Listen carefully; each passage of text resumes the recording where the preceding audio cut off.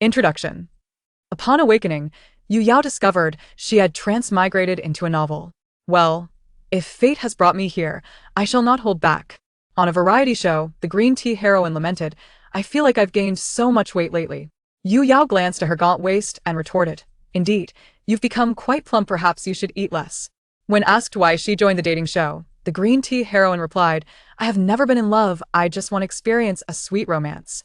Guest 2 interjected, "Of course, we're here to see handsome men and beautiful women." Yu Yao candidly stated, "I'm here for the money, I'm practically broke." Nowadays, stars can openly date. How hypocritical. During a live broadcast, a delicate guest used the affordable cosmetics she endorsed. Yu Yao remarked, "I earn this much, just use cheap makeup? Tomorrow I'll order a few custom sets." When paparazzi caught her getting into the car of the wealthy Fuyu, they queried, "What is your relationship with the billionaire Fuyu? Is there something improper?" Yu Yao called out, "Hubby, say something." That evening, Fuyu unusually tweeted, "Legal spouses. A legitimate relationship," along with a photo of their marriage certificate. Shortly after, Yu Yao tweeted, "Oh dear, my husband. The paparazzi skills are lacking, let me share a few photos." After a frantic series of events, she realized the narrative she had received bore no resemblance to her current situation. Chapter 1. Oh, this damned beauty. In her slumber, Yu Yao stepped into nothingness, jolting awake. "Oh my, what on earth?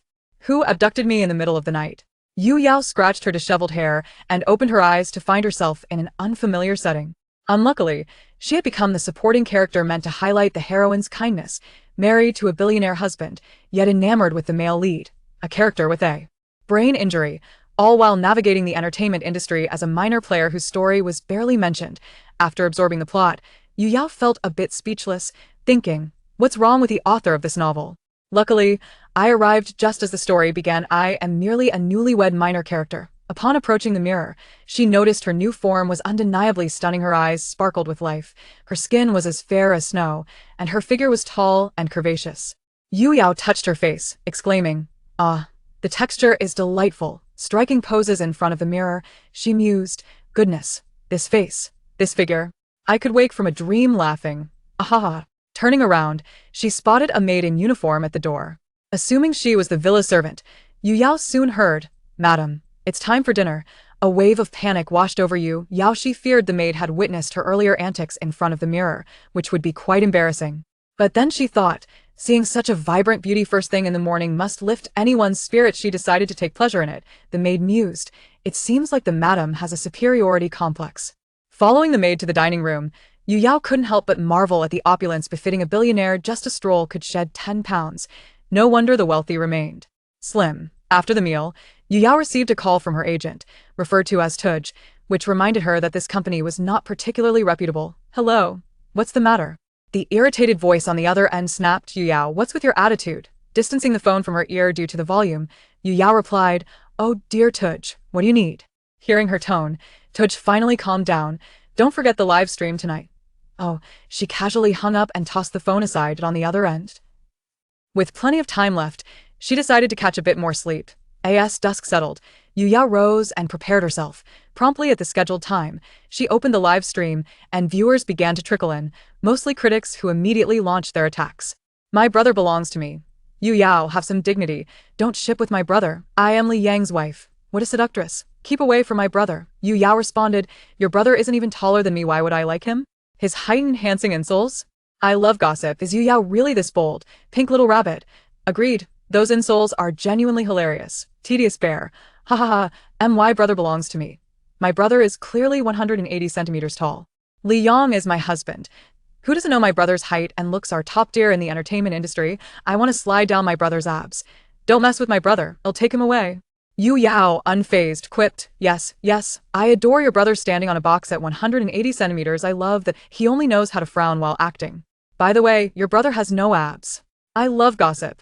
Ha ha ha. Yu Yao should speak more." Yu Yao replied, "All right, dear gossip lover, blue little bear, is Yu Yao going barefaced? She looks stunning." Seeing this comment, Yu Yao beamed, "This blue little bear truly has an eye for beauty. Well done." Her phone rang, revealing another call from her agent, which she swiftly hung up and blocked. The astute viewers noticed. "Pink little rabbit. Who did Yu Yao hang up on?" Yu Yao replied, "The brain-damaged agent." The viewers erupted in laughter. "I want to slide down my brother's abs." Yu Yao, spreading rumors has legal consequences. Yu Yao retorted, "Oh, let him sue me, I'm not spreading rumors.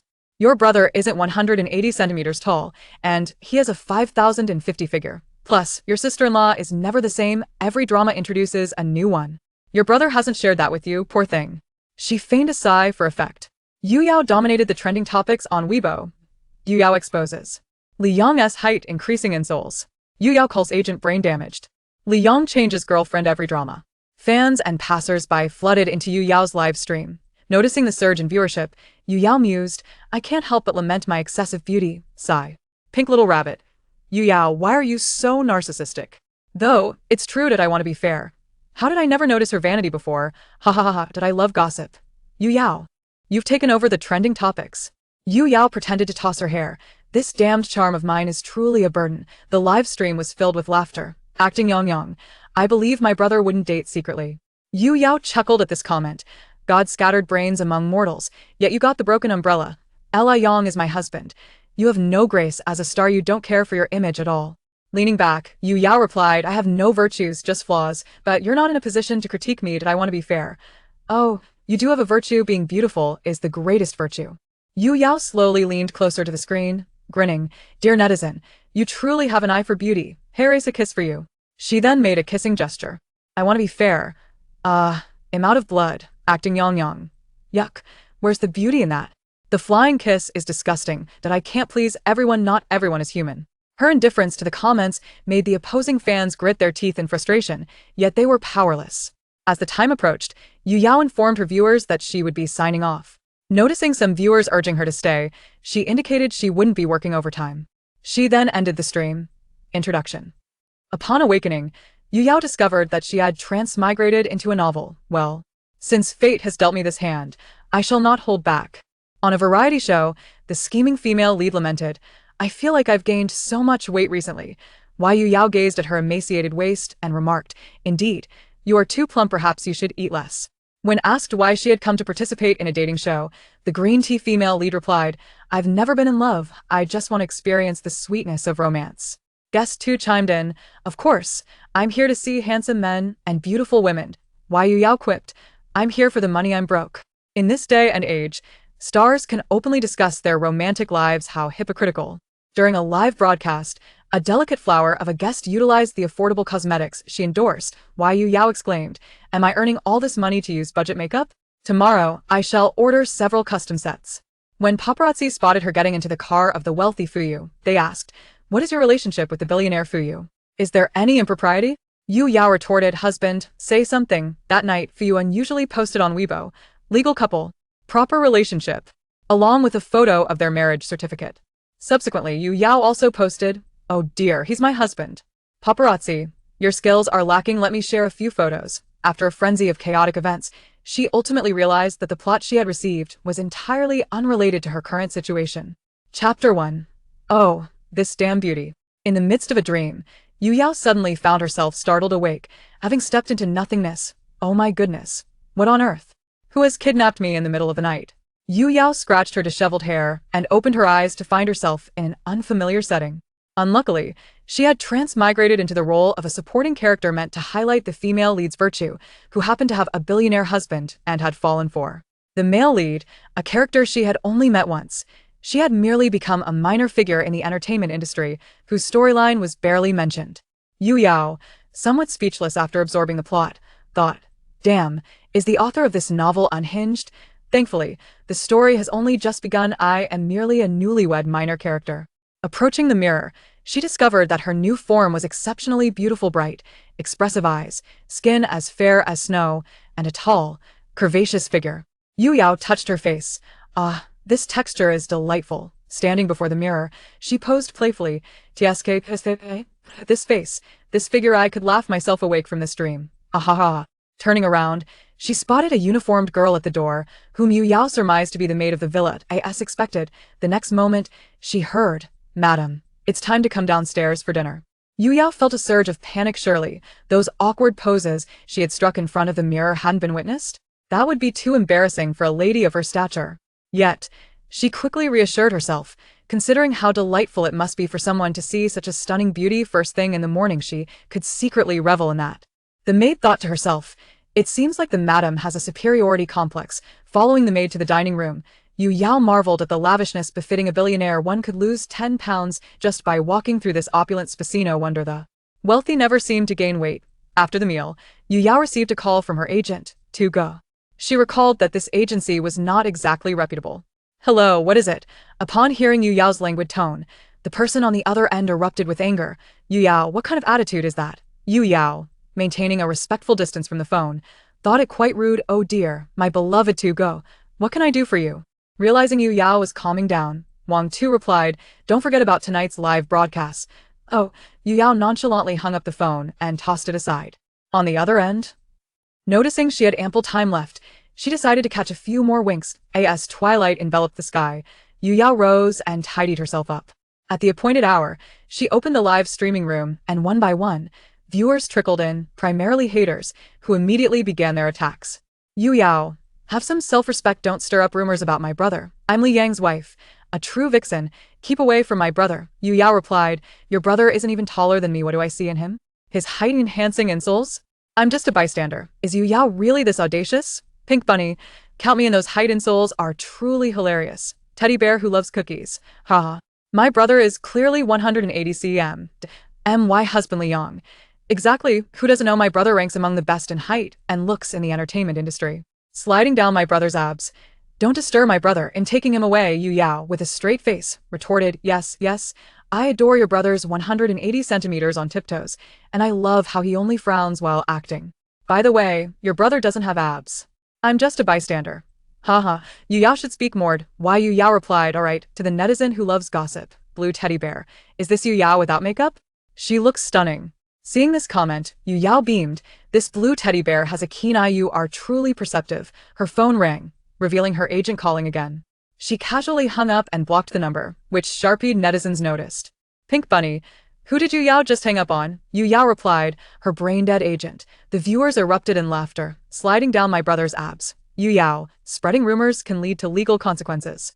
Yu Yao responded, oh, let him sue me. I haven't spread any rumors. Your brother is not 180 centimeters, and his physique is quite average, plus your sister-in-law is ever-changing. Each drama brings a new one. Your brother hasn't informed you, has he? Truly a pitiful soul. She then pretended to sigh dramatically. Weibo's trending topics were dominated by Yu Yao. Yu Yao exposes Li Yang's height-enhancing insoles almost revealed. Yu Yao calls her agent brain-dead. Li Yang changes girlfriend with every drama. Fans and bystanders flocked to Yu Yao's live stream.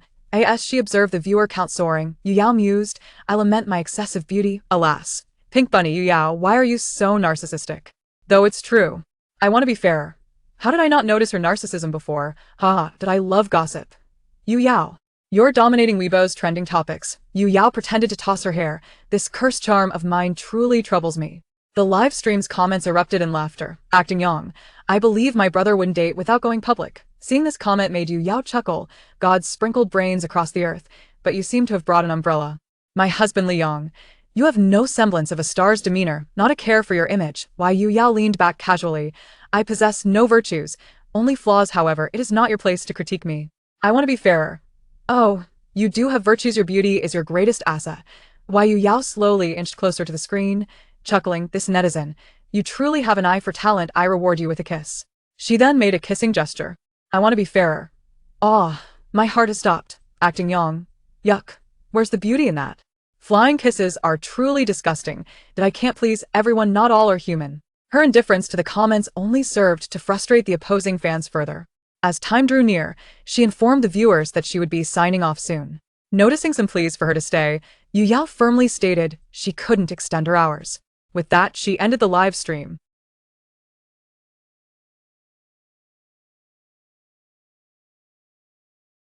Chapter 2. Love You, My Husband. As Yu Yao was about to step away from her computer, she noticed an unfamiliar call coming in, and without a doubt, she knew it was her agent. Yu Yao, look at the trouble you've caused. The roar from the other end startled her before she could even respond. Yu Yao quickly held the phone away from her ear, rubbing it lightly. Your roar is becoming increasingly pronounced. Yu Yao, since the company pays you, you ought to heed their words. What nonsense are you spouting online? Hurry and apologize. With that meager salary, I certainly want you to understand that you get what you pay for. Cheap goods naturally lack quality. Yu Yao leaned back, nonchalantly placing her legs on the table. Her agent, infuriated, gritted his teeth. Fine, Yu Yao. It seems you no longer wish to work.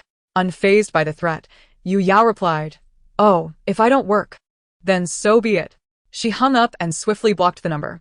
Wong, too, witnessing yet another number being blocked, was so enraged he threw his phone. Meanwhile, Yu Yao stood up and left, thinking to herself that she had a wealthy husband to rely on. What was there to fear? She just wished she had been informed of his age earlier. Surely, he wasn't an old man, right? It would be such a waste of her breathtaking beauty. Ah, where is my husband? Yu Yao mused, thinking he seemed rather polite. She learned from a servant that he was in the study, as expected of a domineering CEO. On her way to the study, she mentally reassured herself. Surely, he wouldn't be an old man. This is a Mary Sue novel. So, he can't be too unattractive, right? But what if he truly is? Well, as long as he has money, it'll all be fine. Standing before the closed door of the study, she fortified her resolve, knocked, and heard a pleasant voice beckon her in. The voice was surprisingly nice. Perhaps he wouldn't be that ugly after all. Upon entering, she saw a man sitting at the computer, clad in a crisp white shirt, impeccably dressed even at home. His cuffs were adorned with sparkling diamond cufflinks, and he wore gold-rimmed glasses perched on his nose. The phrase refined scoundrel floated into Yu Yao's mind. Hearing the door open, Fuyu looked up, his gaze crossing through the lenses and landing on Yu Yao. Stunned by the handsome figure, Yu Yao blurted out, Hey, who are you? Fuyu, taken aback by her question, pondered whether to introduce himself, realizing his new bride genuinely seemed not to recognize him. Hello, I am Fuyu, your husband. After asking her question, Yu Yao noticed a series of question marks seemingly materializing above Fuyu's head. Just as she was contemplating how to ease the awkwardness, she heard him declare himself as her husband. Hello, I am Yu Yao, your wife, she said as she stepped further inside, thinking how fortunate she was. With a husband who is not only wealthy but also incredibly handsome, why hadn't she imagined him earlier today? Sitting across from Fuyu, recalling her earlier conversation with her agent about quitting, she ventured, We are indeed married, correct? Yes, he replied, unsure of what Yu Yao was getting at. Excellent. So, when your wife is in trouble, shouldn't the husband lend a helping hand? Indeed. Well, husband, I've just fired my agent and quit my company, but it seems there's a breach of contract fee. However, I have no money. Since you said we are married, could you help me out? Yu Yao leaned forward with a cheerful demeanor. Hearing such fresh and unconventional words for the first time, Fuyu gazed at her radiant smile and instinctively replied, All right. He then adopted a pitiful expression, Wife, I'm short on cash and I need a job. I'll handle it, he assured her. In an instant, Yu Yao transformed her expression, beaming brightly, leaving Fuyu in a daze, truly experiencing the phrase a woman's mood can change like the weather. Husband, you're so wonderful. Love you. With that, she stood up and walked out. Fuyu, reflecting on her previous outburst on social media, found his little wife, whom he had barely met, to be somewhat silly. Meanwhile, in the room, Yu Yao was engaged in a game, proving that girls can be just as skilled as boys. As she heard a male voice apologizing repeatedly, she felt a surge of indignation. No one could bully a sweet girl. Immediately, she opened her mic with fervor. As a jungler, how can you not join the team? Are you sitting in the bushes giving birth? Do you think you're playing exceptionally well? The opposing male player seemed even more incensed. At least I'm better than you. Look at your 310 record. Are you earning a commission for sending heads to the enemy? Yu Yao retorted coolly, At least I'm not you. Just then, his friend chimed in. Girls shouldn't play games. Aren't games meant for boys? You girls only play to attract us. Yu Yao heard this ignorance and thought, I know you're blunt, but that doesn't excuse your words. Before another male could speak, Yu Yao interjected, Shut your mouth. Playing a game and engaging in gender discrimination while flaunting your intelligence. You two should play Zhuangzhou and live in a dream. And you, what do you mean by attracting you? Let me recite a poem for you. Outside the pavilion, by the ancient path, fragrant grass stretches to the horizon. Don't be a green lotus. With that, she executed a pentacle and led her team to victory, concluding the game. Returning to the main page, she noticed the sweet-voiced girl had added her as a friend. After accepting, she turned to stretch her neck and saw Fuyu standing at the door with his arms crossed and a smile playing on his lips. Noticing Yu Yao's gaze, he entered and sat beside her, observing her bewildered expression. What's wrong? Wasn't your mouth quite formidable just now? Yu Yao, momentarily captivated by his handsome visage, replied thoughtlessly, There are even more formidable ones. Before he could inquire further, he felt a warm touch on his lips. Watching Yu Yao hurriedly retreat, Fuyu shook his head in slight exasperation, thinking, not only is she a bit silly, but she is also somewhat clueless. Standing at the door, he saw Fuyu leaning against the headboard, engrossed in his phone. The room was softly lit by a warm yellow nightlight, casting a gentle glow on Fuyu. Having just showered, his hair was less meticulously styled than during the day, and strands fell charmingly across his forehead. The warm light enveloped him, creating an ethereal ambience. His profile still exquisitely refined. Observing this scene, Yu Yao thought to herself how fortunate she was, though she wondered about his capabilities. Chapter 3. Don't let your mind wander to such matters. She glanced up to see Yu Yao standing at the door, and he raised his hand to beckon her over. Yu Yao felt as though he were summoning a pet, and perhaps due to the atmosphere or her own unclean thoughts, she found the gesture exceptionally alluring. Oh no, Yu Yao, you're about to fall in love. This infatuation is leading you toward the bittersweet trials of love. As she slowly approached the bedside, Fuyu observed how the person who had been cursing just moments ago was now bashfully fidgeting, an odd contrast. Come here, he patted the bed. Here I come. Here I come. Is this the beginning? Should I hold back a bit, perhaps play hard to get? Yu Yao pondered aimlessly until her phone chimed. Picking it up, she noticed someone adding her as a friend, but before she could voice her curiosity, she heard Fuyu say beside her, "This is your new agent, Li Lu." Everyone calls her Sister Lu. After accepting the request, she heard from the other side. "Hello, I am your new agent, Li Lu. I'll send the contract to you shortly. Is my previous company so easy to leave? What's the breach fee?" she asked, bewildered, looking at Fuyu. "After the acquisition, I won't need to pay any breach fees," he replied casually. "Is this the power of capital?" Yu Yao marveled inwardly. "Moments latte." She received the contract and handed her phone to Fuyu. "Could you take a look? I don't quite understand." Without even glancing at it, Fuyu replied, "No need to look. I drafted this myself. Why would I let my wife suffer?" Yu Yao sensed that this company and agent were not ordinary. Glancing at the name on the contract, she quickly searched it online. Starlight Trajectory. It belonged to the entertainment company under the Mixue group, primarily engaged in investment as a multinational conglomerate. While not the most powerful, it offered the best resources. Li Lu had previously mentored several award-winning actors, but she had heard that she had stopped taking on new clients. Didn't Sister Lu say she was no longer taking clients? Deliver the gathered materials to Fuyu. Although there are no people accompanying me, the boss's words must still be heeded. Yu Yao suddenly recalled that Mixue group belongs to Fuyu. Once again, she marveled at the power of capital and resolved to cling to Fuyu's thigh. After all, she often found herself in trouble, and having a husband to clean up after her was quite advantageous. Sister Lu sent a message. "Tomorrow, I will pick you up for a dating show. Sleep early. See you tomorrow," accompanied by a salute emoji. Upon seeing Fuyu reach out, Yu Yao quickly declined. "Not today. I have work tomorrow and need to rest early. Don't let your mind dwell on such matters." With that, she lay down and turned her back. Fuyu's hand hovered in the air, watching Yu Yao hastily turn away from him. What on earth was she thinking? Yu Yao spent the night without dreams, waking to an empty space beside her. She mused that a billionaire is indeed never lazy. Descending the stairs, she found Fuyu already at the dining table.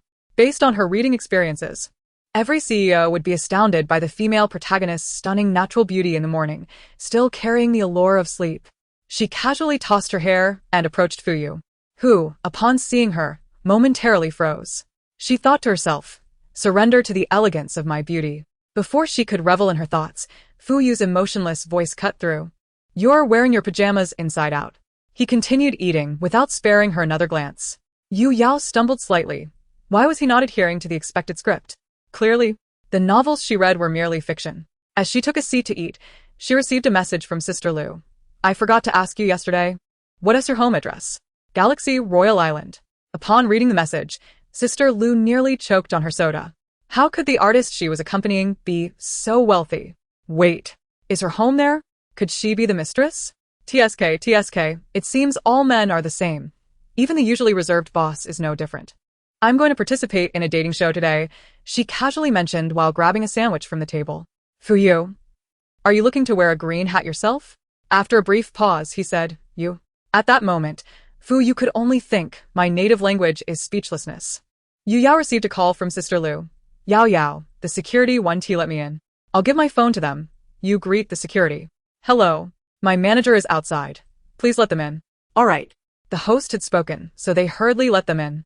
The housekeeper went out to greet them. By the time Yu Yao and Fuyu had finished eating and moved to the living room, the door opened, revealing a capable-looking woman followed by a casually dressed girl. Yu Yao approached to greet, "Hello, Sister Lu, I'm Yu Yao."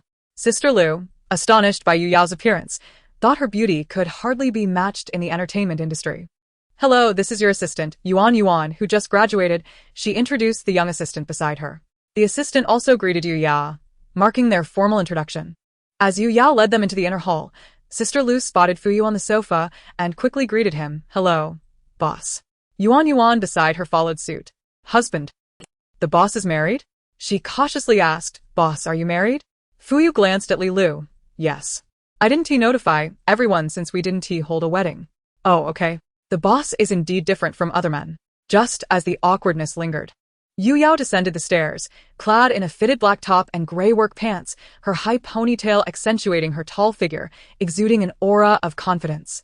A servant assisted in carrying up their luggage, and after saying goodbye to Fuyu, Yu Yao got into the car. Sister Lu explained, "This time, you're going as a mysterious guest since the other guests have already been announced. I only contacted the director after I was informed to bring you." "Understood, Sister Lu." Yu Yao replied obediently. "I watched your live stream yesterday. I just hope you can control your behavior on the show, since it's a live broadcast." Sister Lu earnestly advised Yu Yao. "I'll try my best," Yu Yao responded uncertainly, unsure if she could maintain control. Chapter 4. I am quite introverted. Ah. Yang is so handsome. Schwanger is truly gentle, glowing in her seat. "Lunire, you're on a variety show, you've made it, sob. Kuan, go for it, love you." Though I don't know who the other person is, their looks and figure outshine everyone present. I agree with the above. I heard there's a mysterious guest. Who could it be? Count me in, I'm curious too. As the crowd grew and the comments buzzed with anticipation for the mysterious guest, the director finally cheerfully announced, "Let us welcome our mysterious guest, Yu Yao."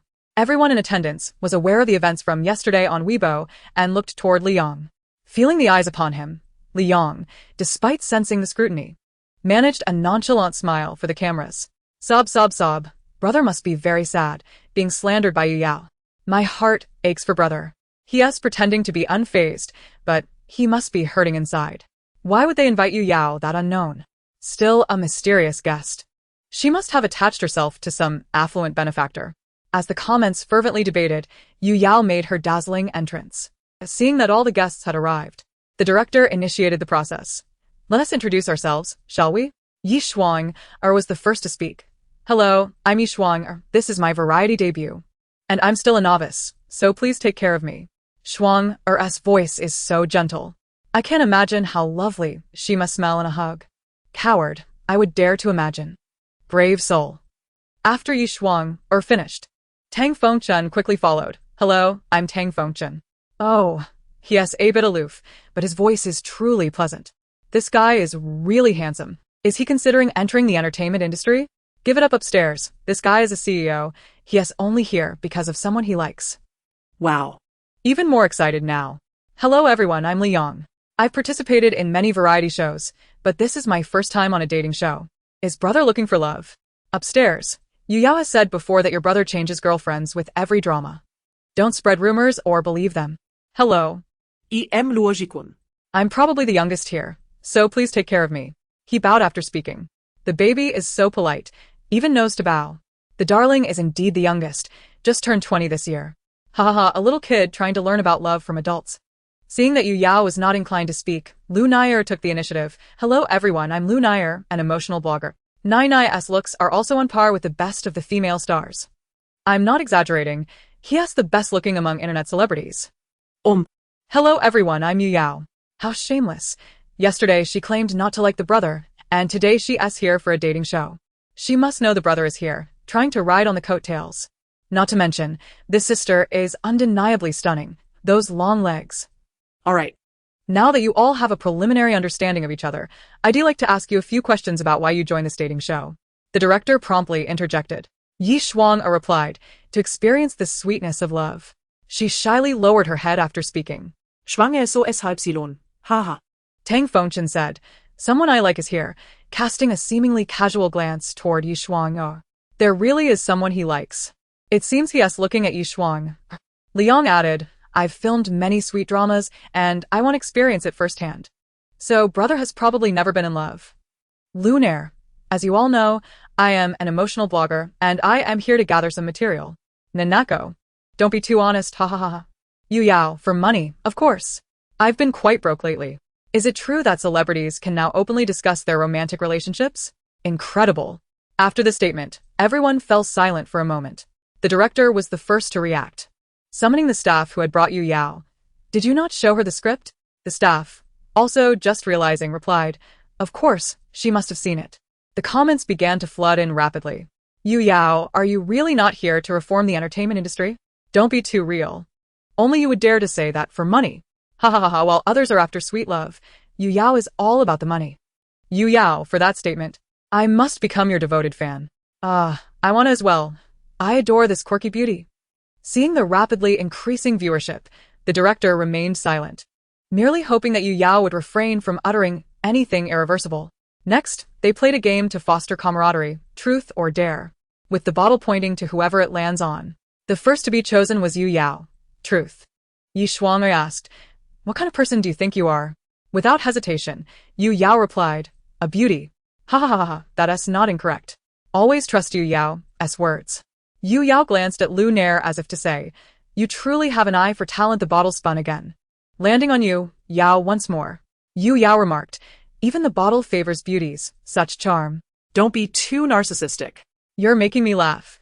What benefit does that bring you? Yu Yao, don't be too infatuated with yourself. This time, it was Luo Zikuan who asked, What do you consider your greatest flaw? Yu Yao astonishingly responded, being introverted. Everyone exchanged glances, seemingly questioning. Are you sure? Indeed. I can't even muster the courage to approach a handsome guy on the street, Yu Yao clarified as she noticed their disbelief. Another moment of silence ensued, but the comments were in a frenzy. Truly introverted. Yes, next time just go for it and overcome your shortcomings. Haha, this is hilarious. Can I inherit your credit? Yu Yao, be bold. If something goes wrong, bear the consequences yourself. I can already imagine Yu Yao making headlines as a rising star caught in a scandal with a young and handsome man. Continuing from above. Is it a decline of morals or a distortion of Yu Yao's character? Ha ha ha. After several spins, the bottle finally pointed to Tang Fengchen. He spoke softly, truth. Liang asked, Who do you like? Tang Fengchen gazed tenderly at Yi Shuang. The comments exploded. Applause erupted, and Yu Yao, seemingly having pulled out a clapping device from nowhere, joined in. After a round of applause, she approached Yi Shuang, using her hands as a microphone. Ms. Yi Shuang, do you have feelings for Mr. Tang Fengchen? Yi Shuang responded, Scoundrel. It appeared that Ms. Yi Shuang also held affections for Mr. Tang Fengchen, and the atmosphere began to shift. I hereby declare, auspicious day and time, a match made in heaven. Let us send them to the bridal chamber immediately. Now. Let us end the live broadcast, she exclaimed, resuming her applause. Lunaire beside her also began to clap along. Chapter 5. Quite chubby indeed. The more Yu Yao looked at Lunaire, the more she liked her. The adorable girl tugged at Yu Yao as heartstrings. Ha ha ha ha. I'm dying in this pink heart-fluttering live broadcast. Yu Yao, get ready to ascend to stardom. A variety show star. How could such a beautiful face come with such a mouth? Don't you all notice how awkward she makes everyone feel, stealing the spotlight? Shut it. I'm exhausted from work every day. What is wrong with wanting to watch a show and laugh? Agreed, you're the main character. Stop being so boring. The director observed the rising viewership with great delight. The more he watched Yu Yao, the more he liked her, akin to a treasure trove. This girl might be a tad eccentric, yet the viewers seemed to relish it. The director remarked, Through the game we just played, everyone has gained a bit of understanding about each other. It's our first day together, so let us enjoy a nice dinner. Everyone, let us head to the dining hall. The director continued, This is our first meal together. Conversation at the table can enhance our understanding of one another. Ha ha ha ha. Yu Yao has been eyeing that dish for quite a while. Yu Yao, why haven't you finished speaking? You're delaying my meal. Not at all like a female celebrity. Don't they attend etiquette classes? If you want to watch, watch. If not, get lost. They all began to eat. Tang Fengchen noticed that Yi Shuang hadn't eaten much, and gently inquired, Shuang, are you haven't eaten much? Are you not hungry? Eating, yet you're still staring at Shuang, he is totally into her. His eyes haven't left Shuang's side the entire time. Shuang I'll take this brother-in-law. Yi Shuang softly replied. I've gained quite a bit recently. Upon hearing this, all eyes turned to her. Lu Nair instinctively pinched her own belly, quietly putting down her chopsticks. With everyone's gaze fixed on her, Yi Shuang thought, hurry and compliment me on my slimness. Li Yang spoke up. Just as he said she wasn't chubby, Yu Yao interrupted, you're indeed quite chubby. Stop eating and go on a diet. As she spoke, she continued to eat. Yi Shuang feeling anxious, replied, I'm currently 86 pounds. I really do need to lose some weight. Yu Yao, what do you mean by that? Sister, you're not chubby at all. Eat more. Don't listen to Yu Yao's nonsense. Don't lose weight, or your fans will be heartbroken. 86 pounds and still chubby? ISNT that just creating anxiety? Why does it feel like a tease? She seems to want everyone to praise her. But Yu Yao didn't. The sister's expression darkened. Tang Fengchen could no longer stand it. Yu Yao, as a female celebrity, can't you control yourself? Hearing this, Yu Yao lifted her gaze at Tang Fengchen. Why should I care about your opinion?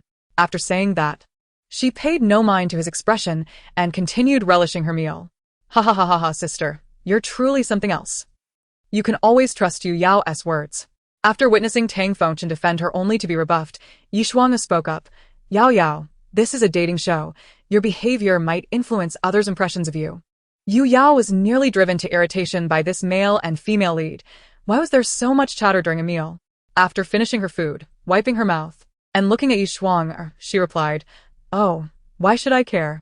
The others, watching Yi Shuang's almost tearful expression. Tang Fengchen shot Yu Yao a fierce glance. Apologize. I'm sorry.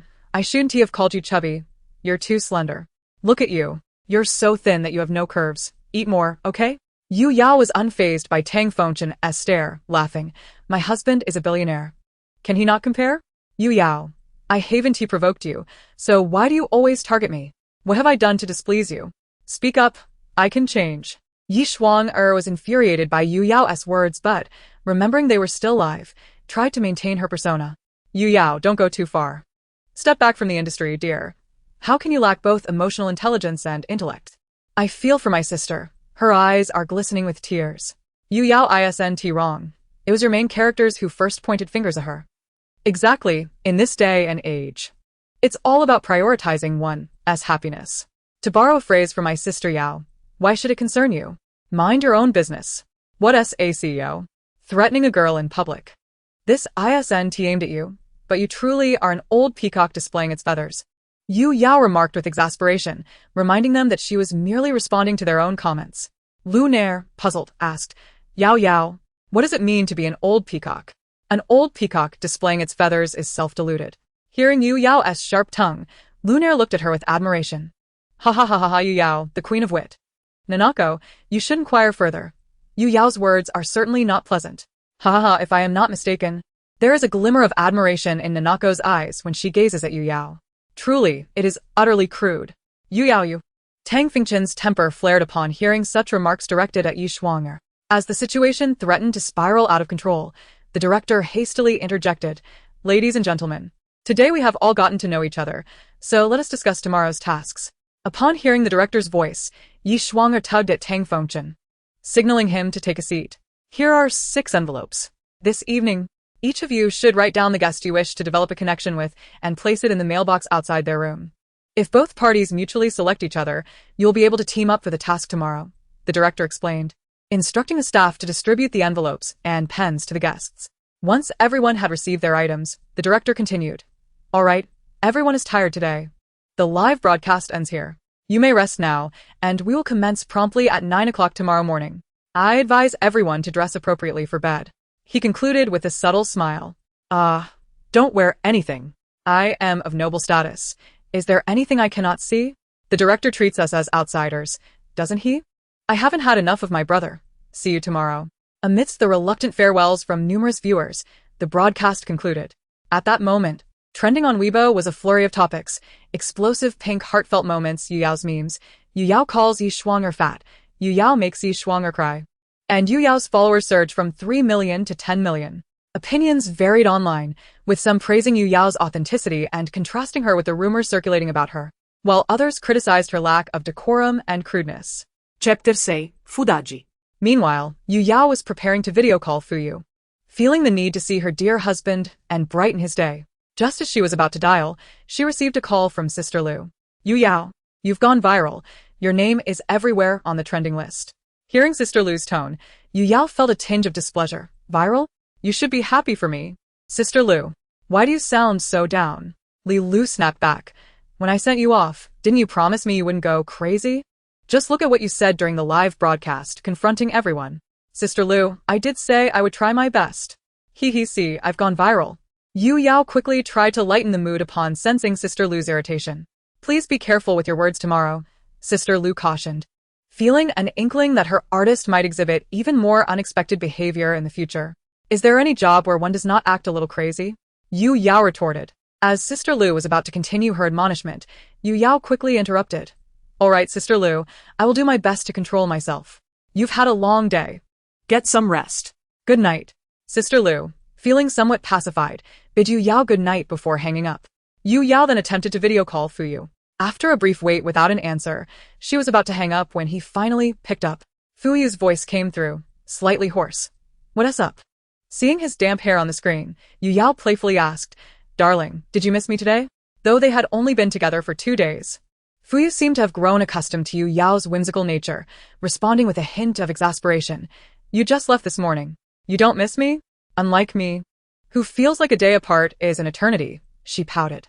I saw you chatting merrily with others during your live broadcast, Fuyu teased, observing Yu Yao's pitiful expression. You saw my live broadcast? You have no idea how terrified I was.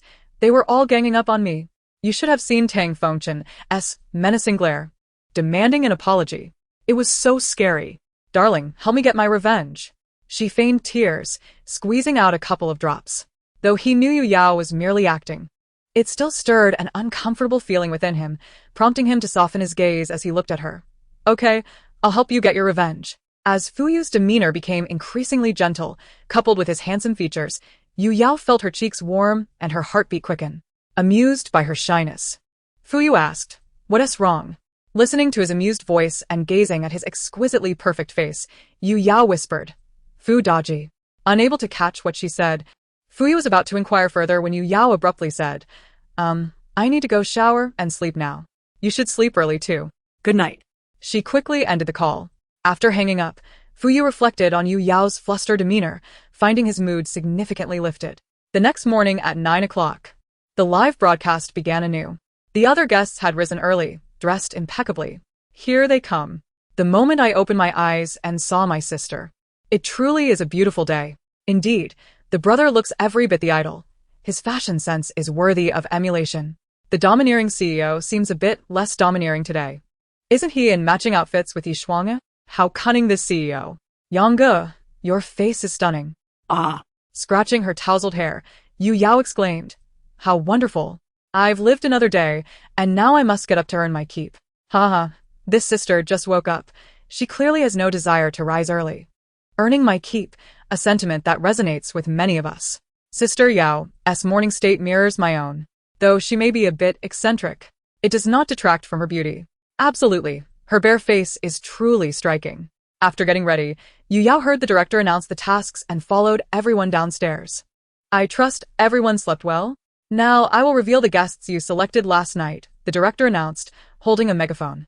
He then had staff bring the mailbox before everyone. All right, I will take them out one by one. As he opened the first envelope, it belonged to Tang Fengchen, who had chosen Yishuang, writing, Do not mind others' opinions. I will always support you. The director hesitated to read it aloud. I told you he loves her. Sister, this is the brother-in-law we want. Is he referring to Yu Yao? The second envelope belonged to Luo Zikuan, who had selected Lu Nair, stating, It was lovely to meet you. Oh. I wish I could be Lu Nair. I bet the brother also chose Lu Nair. Are we not cute? The third envelope was from Liang, who chose Yu Yao. The guests were stunned, as was the director, recalling Yu Yao's statements during the live broadcast. Brother, did you choose Yu Yao out of concern that no one else would, fearing it might be awkward for her? Of course. Brother, how kind-hearted. Even after Yu Yao spoke so harshly about you. The director then asked what Liang had written, which was, Let us get to know each other again. Yu Yao nearly rolled her eyes at his attempt to appear sentimental. What a show-off. Next was Yishuang. The director, noticing her glance at Tang Fengchen, remarked, Who will she choose? Did she just look at Tang Fengchen? Yes, they are both yearning for each other. I'm in tears. As anticipated, the director announced, Yi Shuanga has chosen Tang Fengchen writing. Thank you. What for? Wasn't she defending her yesterday? Finally, the moment everyone had been waiting for, Yu Yao's choice is the director hesitated upon seeing her name. Who? Why does the director appear so hesitant? It feels like it will be quite unexpected.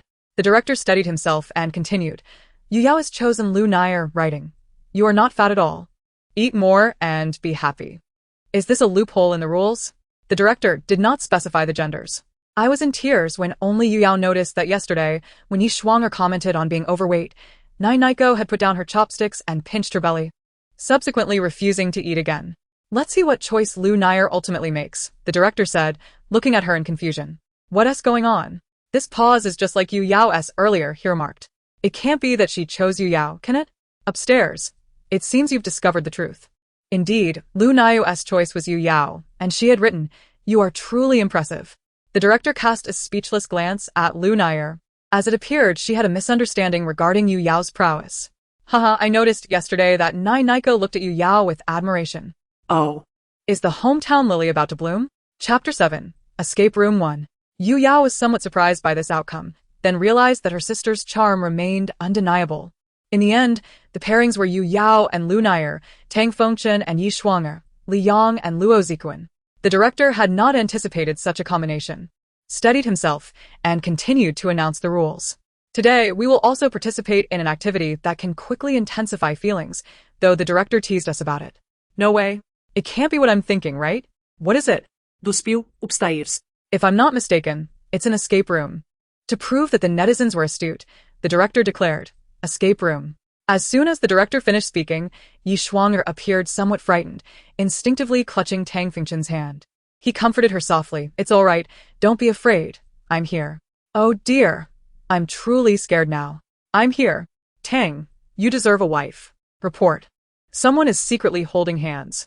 The two boys had little to say, and the director turned to Yu Yao and Lu Nair, who also remained silent. The director thought to himself that a carefree soul paired with an ultimate fan was indeed a rare combination. Seeing that everyone had no objections, the director announced that they would set off after breakfast. Which escape room? I want to encounter something unexpected. Count me in. Is it too late to join now? I want to see Yu Yao get scared. Haha. Upstairs. It seems Yu Yao is more likely to frighten the staff. Upon arriving at their destination, they saw that the director had chosen a traditional Chinese wedding-themed escape room, and the comments exploded in excitement. A traditional wedding? Are we sure this is to warm up feelings and not to scare souls? Haha, director, you're shooting yourself in the foot. The traditional wedding escape room is, in my opinion, the most terrifying of all. I'm scared. I'll leave first. Let me know when this episode is over. Luo Zikuan noticed that Li Yang, who was narrating, looked a bit off and leaned in to quietly ask, Yanga, what's wrong? Are you scared? Li Yang chuckled helplessly. A bit. Mainly because I feel uneasy in dark places. It's all right. I'll protect you, Luo Zikuan assured, patting his chest. Seeing this lively child, Li Yang couldn't help but smile. You look really handsome when you smile, brother. What to do? A seasoned fangirl is about to start shipping. The vibrant younger generation in the entertainment industry is quite appealing. Shipping anything will only harm you. No, shipping everything will only provide me with a balanced diet. Noticing Yu Yao's expressionless demeanor, Lu Nair instinctively leaned closer to her. Realizing someone had come near, Yu Yao looked at the girl who was half a head shorter than her, thinking how could this adorable girl be an emotional streamer? Nevertheless, she softly asked Nai Naiko, Are you scared? Lu Nair nodded in response and asked Yu Yao, Yao, aren't you scared? Yu Yao shrugged. What could be more frightening than having empty pockets right now? Lu Nair pondered for a moment, but still requested Yu Yao to protect her. Indeed. There's nothing scarier than being broke. Alright, from now on in the escape room, I'll have thoughts in my head. Yu Yao, my internet player. As they entered the escape room, the dark environment took them by surprise. After a moment of adjustment, they found themselves surrounded by complete darkness, forcing them to feel their way forward. They spotted a flicker of red light ahead and moved toward it, discovering it was the entrance to a room illuminated by a broken red lantern on the ground. Luo Zikuan took a step forward and noticed something next to the lantern. Picking it up, he found it was an envelope and, using the dim light, read aloud its contents. Hunger, I know your father believes I am of lowly birth and thus unworthy of bringing you happiness. As the eldest daughter, you carry the weight of your family's expectations. Listen to your father, Hunger. Our fates shall part here. It was a tragic love story, indeed. After hearing the content, Li Yang sighed. Is this the tale of a noble daughter and a poor scholar? Oh no, how pitiful. They cannot be together despite their love. That father's actions are despicable. He forcibly separates two lovers. I don't think it's true love. If it were, why not strive for the girl's family's approval? I agree. He gives up just because the girl's father looks down on his background. Yu Yao frowns slightly. This places the dilemma squarely on the girl. What do you mean? Yao Yao? Yunaya asked. The person in front of the monitor remarked. They really guessed right. They haven't played this before, have they? A normal person shouldn't view it as a tragic love story. They turned to the director beside them, questioning, will Yu Yao truly shine in this variety show? The director remained silent, but began to doubt himself upon reflecting on Yu Yao's various actions. I agree with my sister Yao. Yu Yao is quite human when she's not being eccentric. Yu Yao. Thank you. Yu Yao noticed something seemed to be pressed under the lantern. Approaching. She lifted the lantern and found another letter. Opening it to read aloud. Brother Lang, Father just isn't he recognized your worth. I will speak to him again. Wait for me. She finished reading and clicked her tongue in exasperation, love struck. Yi Shuanger slowly rose from behind Tang Fengchen, yet still tightly grasped his clothing. Are we supposed to push open this door and go in? It feels like it will be even scarier inside. Tang Fengchen patted Yi Shuanger's hand, assuring her that he was there, and not to be afraid. As they pushed the door open, they were met with auspicious symbols and red lanterns. Yet the absence of any people made the scene all the more eerie. Continuing forward, they suddenly heard a voice calling, Master. Startled, everyone took a step back as the previously dark room suddenly illuminated, revealing two individuals in conversation. Luo Zikuan encouraged everyone to approach and see what was happening. Inside, a regal lady appeared troubled as she addressed a well-dressed, somewhat portly man seated in a chair, saying, Master, are we truly to allow Hunger to marry that poor scholar? The man, referred to as Master, slammed his cup onto the table, exclaiming, I do not wish for her to marry him. I've found her so many wealthy suitors, all of equal standing. And what does she do? She elopes with that poor scholar, and is now unwed and already pregnant. She has disgraced our family. The more he spoke, the angrier he became, rising to kick over his chair. The lady beside him, aware of her daughter's faults, silently shed tears. The lights dimmed once more. Being unwed and pregnant in ancient times was a grave offense. Oh, the heartache of parental love. What a fine young lady. Reduced to such a life of hardship. I must say, their acting is exceptional. I'm genuinely incensed. Parents are willing to compromise for their daughter. Chapter 8. Escape Room 2. The guests remained silent, with even the normally carefree Yu Yao unusually quiet. Finally, Li Yang broke the silence, so that was an explanation of the wedding's background. Right, their parents must be furious, Lu Nair exclaimed. Well then, let us move forward, Yi Shuanger suggested. Suddenly, beneath Yu Yao and Lu Nair's feet, the ground gave way, and they both fell. A sudden sensation of falling overwhelmed them, prompting two individuals to scream in fright. The remaining four, equally startled, rushed over only to find that the situation had already been resolved. Relieved upon confirming that the two were unharmed, they let out a collective sigh. Yu Yao gestured with a middle finger towards the camera, expressing her disdain for the meager compensation they were receiving. What a shock. It dropped so suddenly. Someone exclaimed, while another chuckled, Yu Yao is always fixated on that pitiful fee. Lu Nair noticed a door ahead and attempted to push it open. But it wouldn't budge. Just then, the sound of footsteps echoed down the corridor, causing Lu Nair to instinctively clutch Yu Yao's arm in terror. Hearing the approaching footsteps, Yu Yao pulled Lu Nair toward the door, only to be startled when a face suddenly appeared, prompting Lu Nair to scream. Without a moment's hesitation, Yu Yao slapped the figure, leaving both girls momentarily stunned, their expressions blank as they exchanged confused glances. Yu Yao quickly apologized. I'm so sorry. It was instinct. Hilarious. Report that Yu Yao just assaulted someone. Someone commented. Is saying sorry enough? Another quipped, while yet another remarked how even Nai Nai was bewildered by Yu Yao's actions. Earning money is truly a challenge, someone mused. As they quietly contemplated the situation, self-doubt crept in. Lu Nair jogged to Yu Yao's side, her eyes sparkling with admiration. Yao Yao, you're incredible. Yu Yao glanced at her hand, then stiffly turned to Lu Nair, asking, will I get penalized for that slap? Lu Nair. taken aback by the question, pondered before responding, I believe the production team should cover that. Yu Yao eagerly turned to the camera, pleading, oh, dear director, you're the best. Surely, you'll grant this humble request, right? Yao Jie fears nothing but losing money, someone joked. Director, please give her a break. She's adorable. Another added. Yao, I'll substitute as the director and grant you permission, came the playful banter from the audience. As the comments rolled in, the director instructed the cameraman assigned to Yu Yao's group to inform her that she wouldn't have to compensate for the incident. Receiving the news, Yu Yao exclaimed her gratitude, her demeanor shifting instantly. Hilarious. Don't change your attitude so quickly. Someone shouted.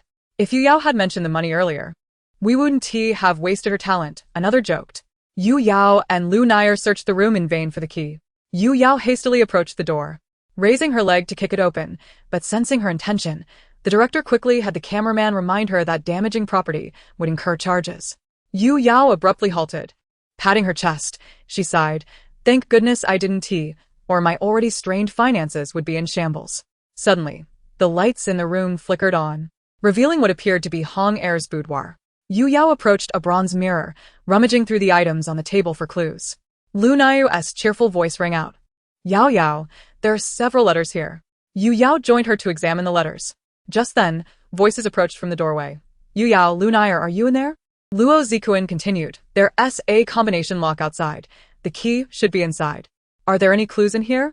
Yu Yao inquired. How many digits is the code? 3. Came the reply. Reflecting on the contents of the room, Yu Yao concluded that only the letters held any significance. The dates on these letters seemed to indicate their first meeting, she deduced. Try 077. Luo Zikuan entered the code, and excitement filled the air when it was confirmed correct. How did you know? He asked, astonished. Yu Yao shrugged. My intellect is renowned. To which the group replied, our native language is silence. As the door swung open, the bemused expressions on their faces prompted Yu Yao to explain, we found several letters in here. Given the decor, this must be a young lady's room. Likely reflecting the time of her first encounter.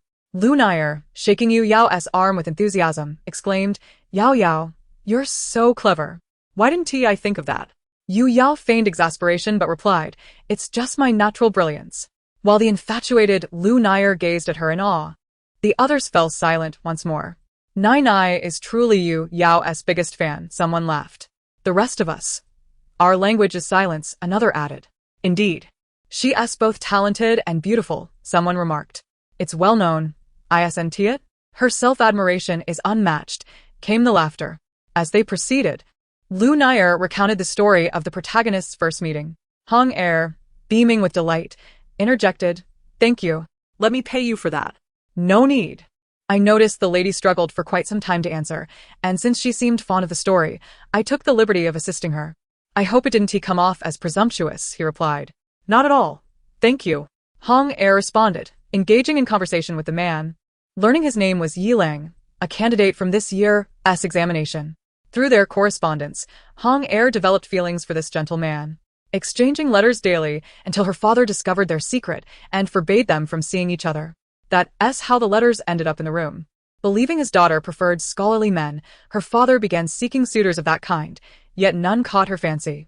Determined to be with Yi Lang, she even contemplated eloping with him. The group, having heard the tale, found themselves at a loss for words. It was a rather cliché meeting.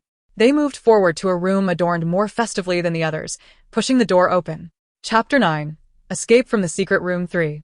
Upon entering, the room's lights illuminated, revealing a scene reminiscent of a wedding, albeit in disarray, as if a struggle had taken place. Shredded paper littered the floor, the bed was unkempt, and the vanity was in disarray, with the bronze mirror lying shattered on the ground. This must be a bridal chamber, right? Li Yong inquired uncertainly. It appears so, but why is it in such chaos? Je schwanger echot, equali perplext. Suddenly, the lights flickered, and the group huddled closer together as silhouettes appeared behind a screen. Yi Lang, you deceiver. Why didn't you tell me you had a wife and child in the countryside? What about our child? A woman cried out, her voice filled with anguish. Yu Yao muttered, what a melodramatic plot twist. Wow, didn't he see that coming? Someone remarked. It seems romance can be quite treacherous, another noted. Better to seek a partner of equal standing. This is terrifying, yet another added. Unfazed by the accusations, The man responded, "What do you think it is?" "Just my right to advance in status." "Why do you think I pursued you?" "I conveniently appeared when you wanted that rabbit lamp." "Truth be told, had it not been for your affluent father, I wouldn't have given you a second glance. Be grateful for his wealth. Otherwise, I wouldn't have looked your way at all." With that, he attempted to leave. The woman grasped his arm desperately, her voice filled with despair. "Do you really see me as nothing more than a means to an end? You don't have any feelings for me at all?" The man shook her off, his tone harsh. Yes. "You, the unreasonable young lady, expect me to cater to your whims while enduring your father's disdain and insults? I'm done with this charade. I had intended to reveal everything to you, but you forced my hand sooner than I wished. Is this truly how you perceive me and my father?" The woman asked incredulously. "After you failed your exams, it was my father who used his connections to help you achieve your current success. Without him, do you think you'd even have enough to eat? You should express gratitude to my father and me. Otherwise, you would still be struggling in obscurity. To enjoy such a stable life, you ought to count your blessings." As the woman continued, her tone grew increasingly fervent. When she struck a nerve with the man, he kicked her away and prepared to leave. However, the woman sat up, wiped the blood from the corner of her mouth, and, clutching her abdomen, spoke in a slow, eerie tone. "Are you off to find your beloved wife and children?" Upon hearing this, the man's tone became agitated as he lifted the woman off the ground. "What have you done to them?" He scoffed. "I thought you had no real feelings. Turns out you care deeply for your dear wife and children. But they should be gone by now. If you hurry, you might catch a final glimpse." He laughed mockingly. The man then hurled the woman to the ground, exclaiming, "You venomous woman, may you suffer a miserable fate. They did nothing wrong." Having been pushed down twice and racked with pain, her complexion began to pale, yet she provocatively retorted, "They did nothing wrong? Then how is it that you hid them so well that even my father could not uncover their whereabouts? How could I have known otherwise? You should never have spoken such words to me while I was pregnant, nearly condemning my child. Then I shall ensure they never come into this world." With that, the man seized a dagger nearby and plunged it into the woman's abdomen. She looked on in disbelief at the dagger embedded in her body as he stormed out. Devoid of any regret, tears streamed down her face as she collapsed into a pool of blood. Wow, such a realistic performance. I'm in tears. I wish I could go in and kill that man. How despicable. How could such a man exist? Not only is he ungrateful, but he also repays kindness with malice. Truly pitiable. Li Yang, startled, cursed aloud. As no one dared to approach, the lights suddenly flickered back on, only to turn off again moments later. Tang Fengshan noticed that the person on the bed had vanished. Where have they gone? A collective gasp echoed as the others turned to the bed, only to find the woman in her wedding gown with her veil lifted, bloodied and shocking everyone with her gruesome appearance, prompting screams of terror. "You scared me to death. Where's the warning for high energy? Director, you are inhumane. You made me drop my phone in water, and my dad gave me a scolding. Though terrifying, I still sympathize with you, for 3 seconds. Is this a dating show or a horror program?" Amidst the fear, Yu Yao stepped forward, casually grabbed a large piece of paper from the table, and wiped her face while commenting, "This makeup is poorly done. Look, it comes off so easily." A netizen guest asked, "Aren't you scared?" As Yu Yao pushed them to find the light switch, the room instantly brightened. She then inquired, "What's your daily wage?" Oh. "That's quite a lot," came the puzzled response. "You make it easy for others to pick a fight. Fortunately, your salary is enough for medical expenses."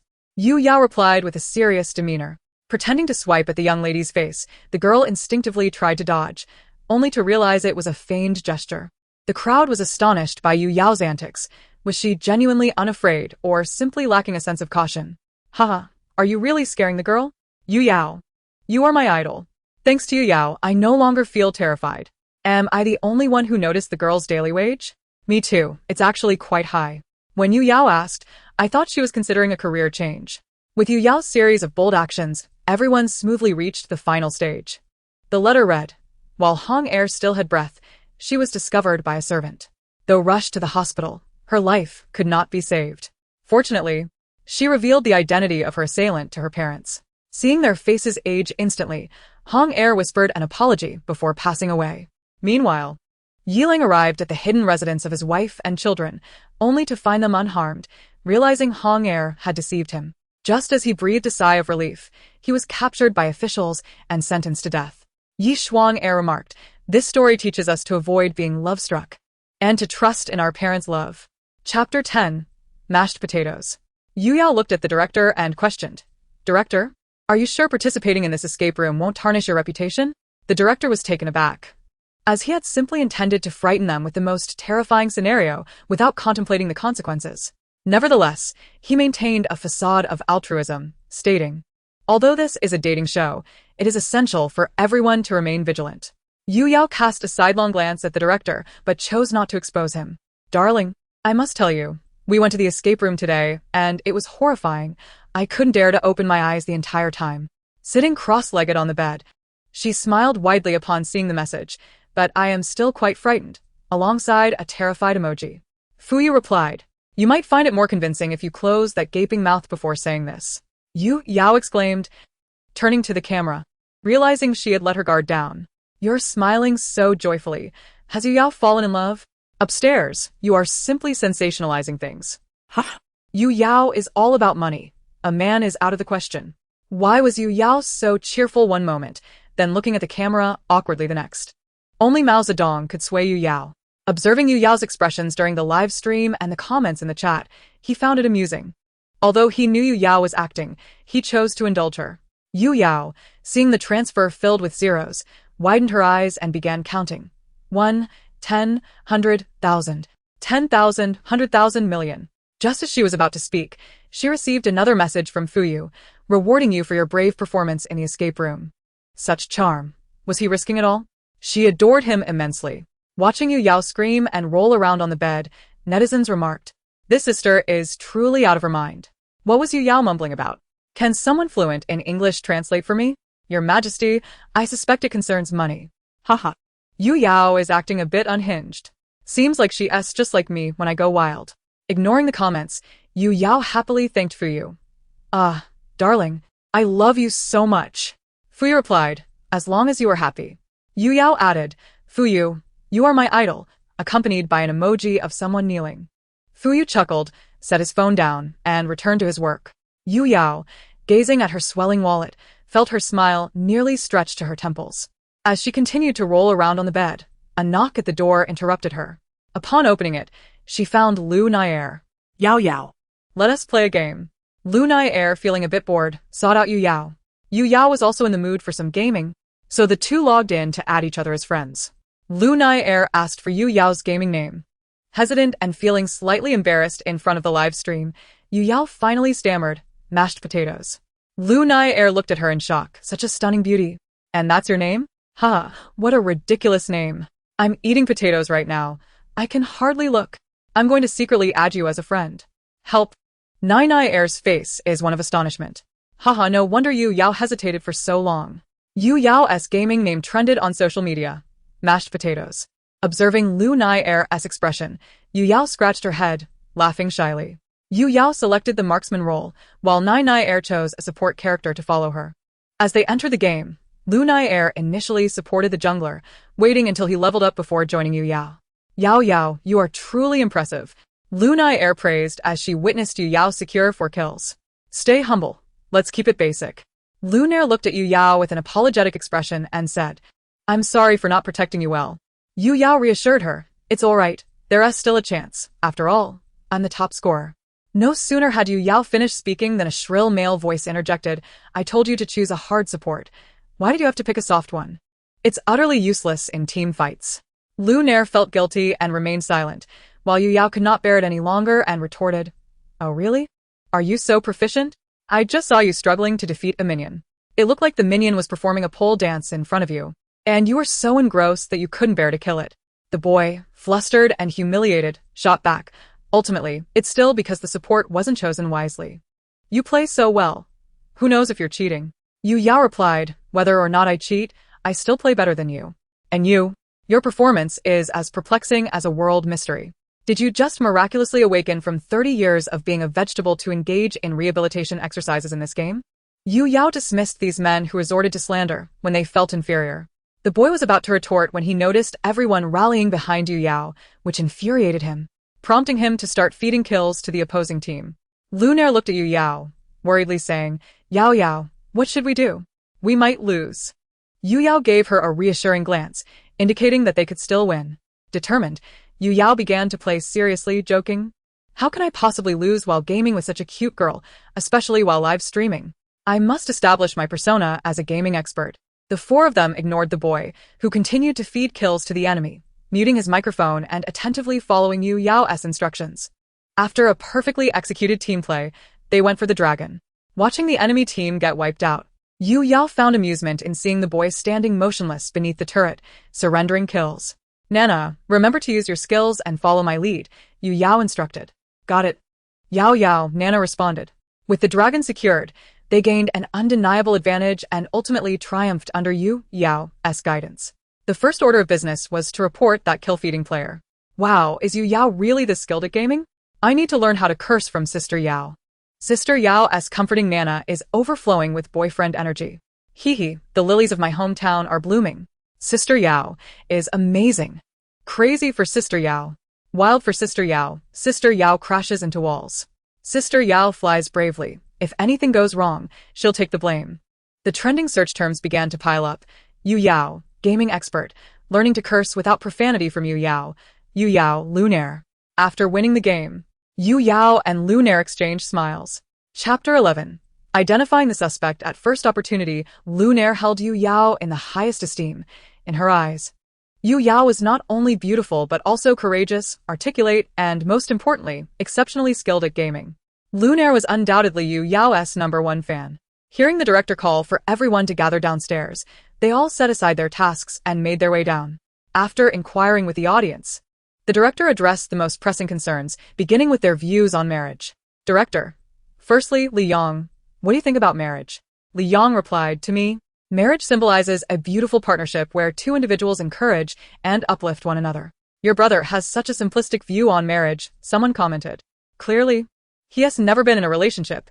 How na vi? Lunaire spoke next. Having created numerous relationship videos, this is the first time I'm truly discussing marriage.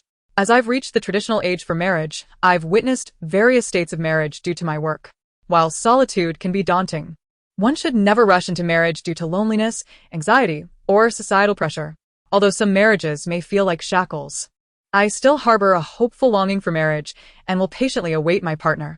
Oh, my marriage feels like a shackle, so we must be cautious, sisters. Another voice chimed in. Yi Shuang added, my perspective aligns somewhat with Li Yong's. A successful marriage requires mutual effort and understanding. I yearn for a suitable companion to share conversations and amusing stories, someone who understands my quirks. Just like the song says, I want to steal the sun and the tides and chat slowly with you. Ideally, there would be a rocking chair to sway in as we grow old together.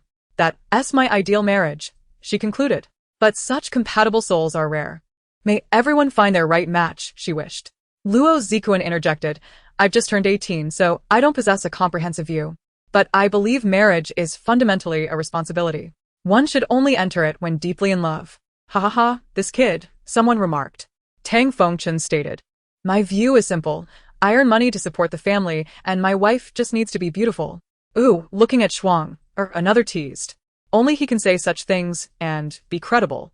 Boss S. Little Darling, someone added. When it was Yu Yao's turn to speak, everyone turned to her, anxious about what she might say. Yu Yao began, of course, I believe in marriage. Upon hearing this, everyone sighed in relief, but what followed was unexpected. Not getting married? Are you out of your mind? If you don't marry, where will you take your grievances? If you don't marry, who will you serve in a household? If you don't marry, who will you raise children with? Not getting married? Are you mad? Just look at those who are married. They get criticized for buying a durian, but if you don't marry, who will scold you? Who will hurt you? Who will abuse you? Not marrying is like a fish without a bicycle. If you don't marry, who will suffer? Should all the world's happiness be yours alone? You've lost your mind. Not wanting to marry? Yu Yao's rapid-fire questions left everyone bewildered. The director wiped the cold sweat from his brow and asked, is there no advantage to it? Yu Yao looked at the director, puzzled. Didn't T.I. mention benefits? What else do you want me to say? After a moment's contemplation, she added, there's one significant advantage. You can identify the suspect at first opportunity. Ha ha ha. Sister Yao, my internet spokesperson. When the director asked Sister Yao about the benefits, her bewildered expression seemed to say, aren't my benefits sufficient? Sister Yao's internet speed is impressive. Everyone should pay attention. They might find her alternate accounts. Clearly, this sister is here for the money. At that moment, Yuan rushed over to Lu Jia, holding her phone with excitement. Lu Jia, Sister Yao is trending again. She has been on the trending list multiple times since joining this variety show. Lu Jia, busy organizing Yu Yao's next schedule, felt helpless upon hearing Yuan's excitement. This child sees trending as a good thing, but every time Yu Yao trends, it's either due to her antics or her sharp tongue. However, the current audience seems to relish this. Perhaps there are few in the entertainment industry who resonate so well with the public. Yu Yao's followers had surged by nearly 15 million in just 2 days, reaching a total of 25 million, prompting Lu Jia to cease her restrictions on Yu Yao. After all, there's always the boss to consider. Fu Yu watched Yu Yao's words during the live stream, lost in thought. He then sent her a message. Am I your primary suspect? Yu Yao, ever diligent at work, naturally did not check her phone. Subsequently, the director activated the living room television, playing the collected videos of netizens sharing their happy moments. The first video featured a newlywed couple snuggling on the couch after work, watching television, and enjoying snacks as the day faded. As they prepared to walk their dog, the girl's gaze lingered on a nearby barbecue stall. The boy smiled and asked, "Craving barbecue?" The girl, turning her head away in feigned indignation, replied, "Not at all. It's the dog who wants it." The second video features a family of 3, with a child around 3 years old. The father prepares a meal and serves it at the table, offering the first delicious bite to the mother. Observing this, the child, during the next meal, also gives the first bite of their food to their mother. In the third video, the granddaughter records her grandparents. The elderly lady appears to be playfully sulking. Every time the grandfather nearly catches up with her, she hastily moves a few steps ahead. They pass by a flower shop where the grandfather discreetly buys a bouquet and, hiding it behind his back, hurries to present it to the grandmother with great delight. Only then does the grandmother permit him to take her hand. Chapter 12. A woman, fierce as an eagle, has no need for envy. The audience responds with laughter and comments such as, "What on earth is a woman fierce as an eagle?" And Yao. "If you're envious, just admit it. Don't force yourself." The director, slightly bemused, notes the recording time is nearing its end and announces the mailbox rules. Tonight, everyone should cast their votes for their preferred person, but only for the opposite gender. Yao immediately protests, saying, "Director, you ought to respect every sexual orientation." She then gazes at the director and slowly articulates, "Monetary attraction." The director, perplexed, mutters, "What nonsense is this?" Realizing the implication, he is rendered speechless. There's nothing wrong. Monetary attraction is indeed a form of affection. Someone chimes in with humor. "I've just diagnosed myself with monetary attraction," another adds. "Me too. Hence I've never been in a relationship," a third remarks. The conversation flows with laughter as they ponder whether a busy CEO would even watch live streams. Yao, with a playful tone, teases a heart thief. Fuyu responds, "You should spend less time online." Reflecting on the portrayal of CEOs in novels as perpetually busy and suffering from stomach ailments, she attempts to bridge the gap between them by asking, "Have you eaten?" Cautiously, she adds, "That's good. Eating on time will help your stomach." Fuyu, bewildered, replies, "Who told you I have stomach issues?" Yao explains, "It's a common trope in novels. Busy CEOs often neglect meals and develop stomach problems." Fuyu, exasperated, asserts, "I'm perfectly healthy. Not a thing wrong with me." Hearing this, he recalls a comment made 30 seconds prior about his health, unsure if it was meant as flattery or sarcasm. Yao, pleased that Fuyu cares about her, acknowledges, "Yes, do sleep early. Good night, darling." After concluding her late-night chat with Fuyu, she contemplates whom to vote for, but none of the males appeal to her. Dang Feng Chen? Absolutely not. She wants to compete for a man with the female lead. Li Yang? Forget it, he's not tall enough. Luo Ziquan? Too hypocritical. She decides against it. After exhausting her options, she resigns herself to inaction, thinking, "I want to vote for anyone. Whatever the director decides tomorrow is fine." As it's the last day. With that resolution, she rises from her bed to wash up and sleep. Meanwhile, on the other side, Yi Shuanger is live streaming. Her gentle voice resonates. "Hello, babies, I've just finished washing up." The compliments flood in. "Shuanger, you look beautiful, and even without makeup, you're stunning." Yi Shuanger beams at the praise, having invested so much in her appearance. "What cosmetics are you using? Can you share with us?" A viewer asks. "Surely they are expensive and out of reach," another quips. Yi Shuanger agrees internally, noting that her products are custom-made, but outwardly she claims they're quite affordable. She then retrieves a half-empty bottle of her cosmetics, showcasing it to the live audience. Babies, this is it. My own endorsed product, which I've been using consistently. Look. It's almost empty. The results are fantastic and very reasonably priced. Seeing that the star uses it herself, viewers rush to purchase, lavishing praise upon her. Sister, will using this make me look like you? Yi Schwanger internally scoffs at the naivety, acknowledging that her beauty is a product of wealth, not mere cosmetics. Every skin type is unique, but I assure you, this is the best among all affordable brands, she replies, her voice soft and laced with humor. As the comments continue, someone queries about Yao, alleging she bullies Schwanger. Exactly. How dare she confront you? The comments echo. Yi Schwanger relishes this, feigning understanding. There's no animosity. Yao is quite alright. Although she is somewhat unconventional, everyone has their quirks. What? Unconventional? She's just being special. Schwanger, you're too kind. This incites a mob of fans to attack Yao, only for her fans to retaliate, igniting a verbal battle. Satisfied with the chaos she's created, Yi Schwanger prepares to enter stream. Alright babies, that's all for today. Sleep early, good night. Following her departure from the stream, she rushes to wash her face, grabbing an unbranded product from her bag, muttering, what a dreadful product. I hope it doesn't ruin my skin. This pathetic company better not disfigure me.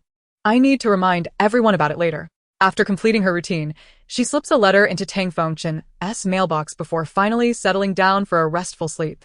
At this moment, the atmosphere on Weibo is anything but tranquil, as fans from both sides engage in a heated exchange. Though Yi Schwanger has more followers, Yao's fans are equally fierce, ensuring the battle remains intense. Chapter 13. None appeal to me. Recording resumes as usual, with Yao waking up before her stream, continuing to earn her meager wage. Did Yao secretly play games last night? One asks. I suspect so. She seems awake yet still in a slumbering state, another observes. Did anyone partake in yesterday's Weibo war? Indeed, I must say, Schwanger's fans are quite brainless. Upon reaching the recording location, the director announces the results. Schwanger and Tang Fengchen have mutually selected each other, while Li Yang chooses Yao again and Luo Zikuan also opts for Yao. Lu Nair picks Luo Zikuan, begrudgingly, as no one can outshine Yao. When the director fails to find Yao's choice, she yawns and states, stop looking. I didn't choose anyone. The director, perplexed, asks, why not? Yao candidly replies, honestly, none here appeal to me. The director, momentarily speechless, holds the microphone, unsure of how to respond. Does Yao have such an inflated ego? She genuinely believes she's exceptionally attractive. With such audacity, one wonders if she's praised for her character or simply lacks sense. Yao, tone it down. I want to see more of you. If you get blacklisted, who will I watch? One fan quips. This sister gives off the vibe that she'll vanish from the entertainment industry by tomorrow. Yao observes the silence, knowing she speaks the truth. None compare to Fuyu's allure or wealth. The pre-live stream host, Lu Jia, shakes her head in disbelief. Fuyu, however, finds Yao's bluntness refreshing, acknowledging that compared to him, the others are indeed unremarkable. Yi Schwanger, noticing Yao's reaction to the ongoing fan conflict on Weibo, suspects Yao is too intimidated to retaliate, realizing she simply cannot contend with her. Yu Yao noticed someone staring at her. When she turned around, she found Yi Schwanger gazing at her with a bright smile, which startled Yu Yao into hugging herself tightly. Yi Schwanger, why do you keep looking at me? You can't possibly like me, can you? Although I know I am as beautiful as a flower, I truly do not fancy girls. You should give up. Yu Yao spoke, as if trying to guide her back to the right path. Suddenly, a shocking thought crossed her mind. You can't be using Tang Fengchen as a shield. Can you? In fact, you like me. Oh no, that's not allowed. How can you harm a boy's delicate heart? Yu Yao genuinely believed that everyone liked her, prompting Tang Fengchen to nearly explode with frustration. He contemplated saying something harsh, but, remembering the warning from Fuyu, opted instead to remind her. Yu Yao glanced at Tang Fengchen with a pitiful expression, which seemed to convey an understanding, infuriating both Yi Schwanger and Tang Fengchen, though they maintained their composure in public. Has Yu Yao developed some delusional disorder? Does she really think she is so desirable that everyone likes her? Yu Yao profoundly illustrated the saying, rather than consuming oneself in internal conflicts, it is better to go mad and harm others. This sister's mental state is akin to mine. Every day I rise early for work, I feel compelled to exchange barbs with the dogs I encounter on my way. The director promptly intervened to halt the farce. Let us discuss today's task, cooking.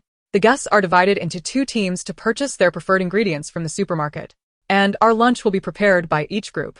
Upon concluding, the director distributed the budget for groceries. Yu Yao felt a wave of relief. Her friends had grown up, and it was delightful not to spend her own money. The director, realizing 2 groups had yet to be assigned, initially intended to let them choose, but upon seeing Yu Yao's demeanor, decided to allocate them himself. The groupings were Yi Shuanger and Tang Fengchen, Li Yang and Yu Yao, and Lu Naier and Luo Zikuan. They headed upstairs to prepare for departure. In the supermarket, each person proceeded towards their respective sections with clear roles. On the way, Li Yang asked Yu Yao, Yao, do you have any signature dishes?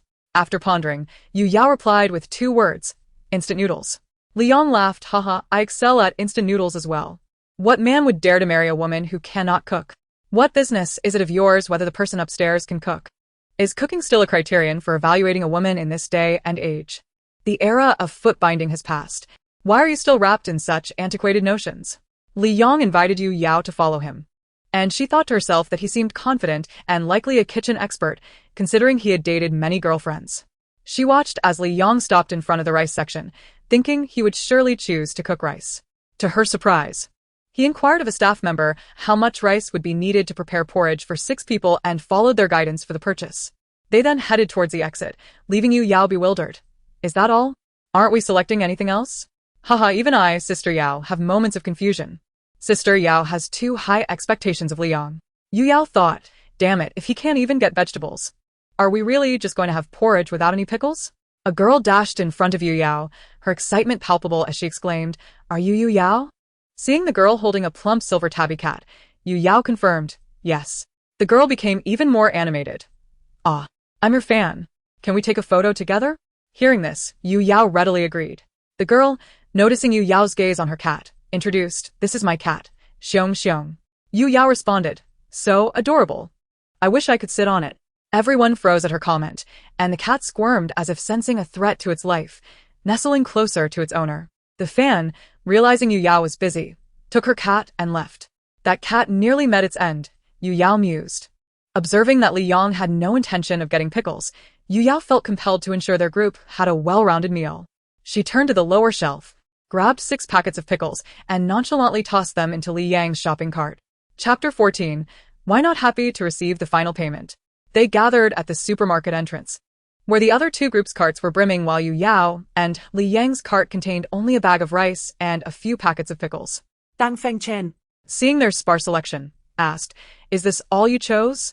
Li Yang explained, I can't cook, and Yu Yao can't either. I figured we needed something to accompany the porridge, so I grabbed 6 packets of pickles. Everyone gets to share. He then showcased the pickles to the group. Tang Fengchen felt they were trying to make everyone else do the cooking, which annoyed him. He began but was interrupted by Yi Shuanger, who said, It's fine. Yu Yao may not cook, but I am an excellent cook and everyone praises my dishes. Shuanger truly embodies the role of a virtuous wife. What a boon for Tang Fengchen indeed. Is Yu Yao here just for comic relief? She expects everyone to cook while she feasts. Is she trying to pull rank here, thinking she is above everyone else? Li Yang can only make porridge. Why is he attacking Yu Yao? Making porridge hardly counts as a contribution. Just add water and let it be. Besides, are we really going to eat such bland porridge for lunch? exactly. Don't mention my dear Yu Yao. Li Yang can't even steam rice, so they're equally matched. Yu Yao thought to herself, yet again being compared to others. It was inconsequential. She had laid her cards on the table. She was utterly useless, and she had accepted that. Lu Naier approached Yu Yao, saying, I can cook too. My best friend is a food blogger, and I've learned a lot. Mentioning her friend made Naier sound quite proud. When the dishes were served, Yu Yao noticed the jarring sight of plain porridge on the table and quickly distributed her pickles to everyone, giving each a packet. Just as the group was enjoying their meal, Yi Shuang's sweet voice chimed in, Today is the last day. I will miss everyone. It makes me a bit sad. Upon hearing this, everyone put down their chopsticks, feigning genuine sadness. Yu Yao, grabbing a piece of her favorite meat, questioned, Why be sad? Today we receive our final payments. Aren't you happy? Is there someone who is unwilling to part with money? Ha ha ha. Today we get final payments. Yu Yao is about to become a little rich woman. Why is everyone poor while Yu Yao can suddenly become wealthy overnight? Upon hearing this, the expression Yi Shuanger had been cultivating began to crack. Ah, this wretched girl always steals my spotlight. The atmosphere turned awkward, but Yu Yao remained oblivious and praised Lu Nair for her cooking.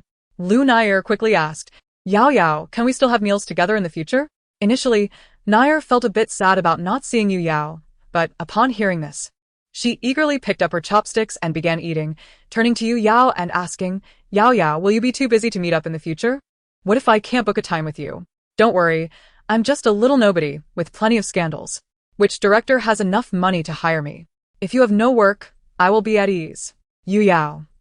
For a moment, she was unsure whether to feel happy or sad. Naya. What are you talking about? Yu Yao. I consider you a friend, yet you wish for me to remain jobless. Sister, Yao has some confidence. Although you are foolish, you excel in beauty. The director called everyone to the living room, and only Yu Yao brought her suitcase down. The director looked at her suitcase with confusion.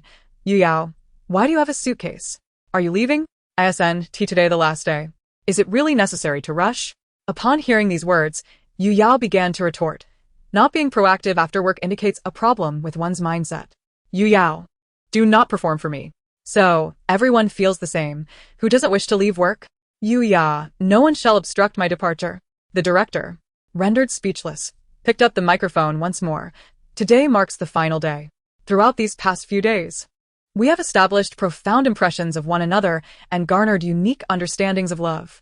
As a parting gift, I have something for everyone. No sooner had he finished speaking than a staff member presented a jewelry box, revealing a golden cupid. The sight of the gold elicited gasps of admiration. Who wouldn't be delighted by a gift? The staff distributed the gifts, and the director added, moreover, Yi Shuanger and Tang Fengchen have a special gift. It was a pair of couple bracelets. Noticing that Yu Yao was about to speak, the director hurriedly interjected, this is a reward for your unwavering choice of one another. Does the director acknowledge their relationship as genuine? I genuinely ship them. No wonder they are so sweet. Ha ha ha. The director quickly spoke up upon seeing Yu Yao ready to comment. When will the official announcement be made? Tagging Yi Shuanger and Tang Fengchen manually. Tang Fengchen accepted the bracelet and personally adorned Yi Shuanger with it. She gazed up at him with a bashful expression before reciprocating, and the love in Tang Fengchen's eyes caused Yi Shuanger to blush deeply. Just as she took a step forward, she heard someone call her name. Turning around, she found it was Li Yang. Yu Yao felt her eyes rolling to the heavens. Interrupting someone at the end of their workday was utterly exasperating. What is it? Yu Yao replied impatiently. She thought him quite bothersome, wasting her time without reason. Thankfully, she was unaware of Li Yang's true feelings, otherwise she would have likely exposed all his secrets. Spotting her manager waiting for her, Yu Yao's belongings were conveniently taken by Yuan. In the car, Sister Lu looked at Yu Yao with concern. Yao Yao, are you alright? Yu Yao, bewildered, responded, what's the matter? Sister Lu pulled out her phone and opened Weibo, revealing trending topics filled with criticisms of Yu Yao, including Yi Shuanger's intentional provocation the day before and today's claim that Yu Yao could not cook. It dawned on Yu Yao that she hadn't checked Weibo since her former manager took control of her account. She explained the situation to Sister Lu, assuring her that she could withstand the pressure. After all, this was not the first time she had been criticized. Chapter 15, Life Lacks Flavor, A Frog Critiques Humanity. Sister Lu returned the account to Yu Yao, suggesting that she post a clarification on Weibo that evening. Upon arriving home, Yu Yao noticed that Fuyu was absent, likely still at work. The servant helped her tidy up her things, and Yu Yao once again marveled at the perks of wealth. With nothing to do, she re-downloaded Weibo and logged into her account. To her astonishment, there were countless notifications awaiting her. Ignoring the messages, she glanced at the trending topics. Yu Yao plays the diva. Yu Yao cannot cook. Yu Yao lacks emotional intelligence. 8 out of 10 trending topics revolved around her, none of which were flattering. Yu Yao shrugged it off. After all, money was in hand, and a few words wouldn't diminish her worth. Remembering she hadn't posted in a while, she composed a tweet and sent it out. Instantly, it surged onto the trending list. Yu Yao's sarcastic Weibo post. An eccentric profile description followed. Sister Lu, upon seeing the notifications, nervously opened Yu Yao's latest post. Hello everyone, I am Yu Yao. I am introverted and shy. Pouting signifies my contemplation, while eye-rolling denotes my disdain. I cherish solitude and favor the colors yellow and red, gold and cash. Most importantly, I adore being called Princess Yao Yao. For as a princess, I neither cook nor intend to learn.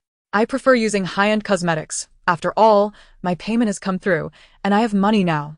Having been slandered by several fools, I harbor a strong aversion to them, so please do not associate with me.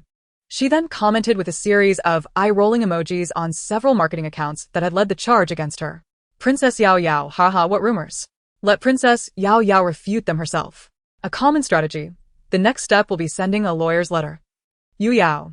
Not at all, after all. I have already spent my payment on cosmetics, I am out of funds now. Shouldn't Princess Yao Yao consider changing her username?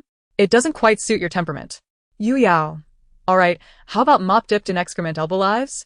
What do you think? So funny, such a tasteless profile. Yu Yao. Life lacks flavor. Afro critique humanity.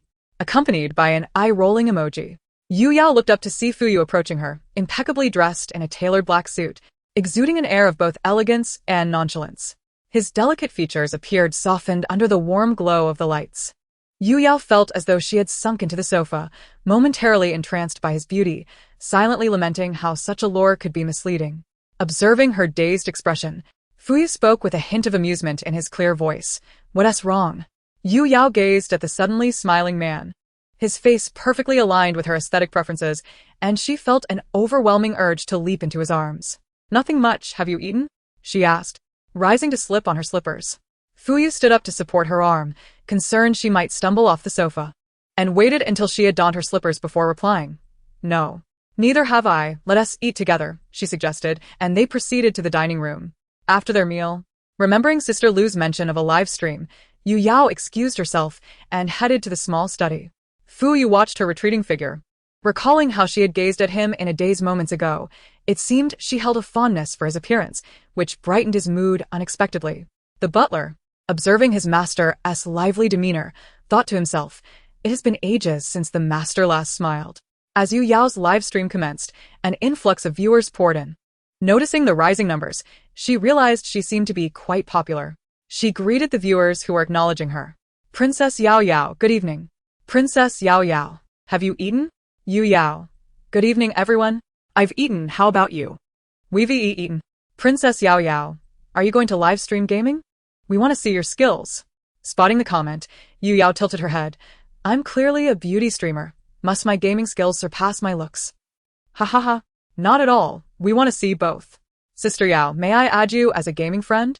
Yu Yao, feigning pride. Not possible. I'm a star. I must maintain a star's demeanor. Finally acknowledging you're a star, huh? Look at how you behaved on the dating show. You hardly resembled a star. Amidst the friendly banter between Yu Yao and her fans, suddenly, dissonant comments began to flood in. Yu Yao, if you like my brother, just say it. Don't play hard to get. Exactly. My brother must be cursed to be liked by you. I truly wonder where you get the audacity to pursue my brother. Are you trying to ride his coattails to elevate your status? You're impatient with my brother. You should be grateful he even speaks to you. I wonder who the impatience is truly directed at. Yu Yao stared at the barrage of comments, bewildered. Was she being criticized again? She hadn't provoked that man on the dating show. And she hadn't even chosen anyone. Realizing these comments were from Li Yang's fans, she felt an overwhelming urge to scream at the heavens. Grabbing a nearby sharp clip, she styled her hair and prepared for battle. Yu Yao. Yes, I am playing hard to get. I adore your brother.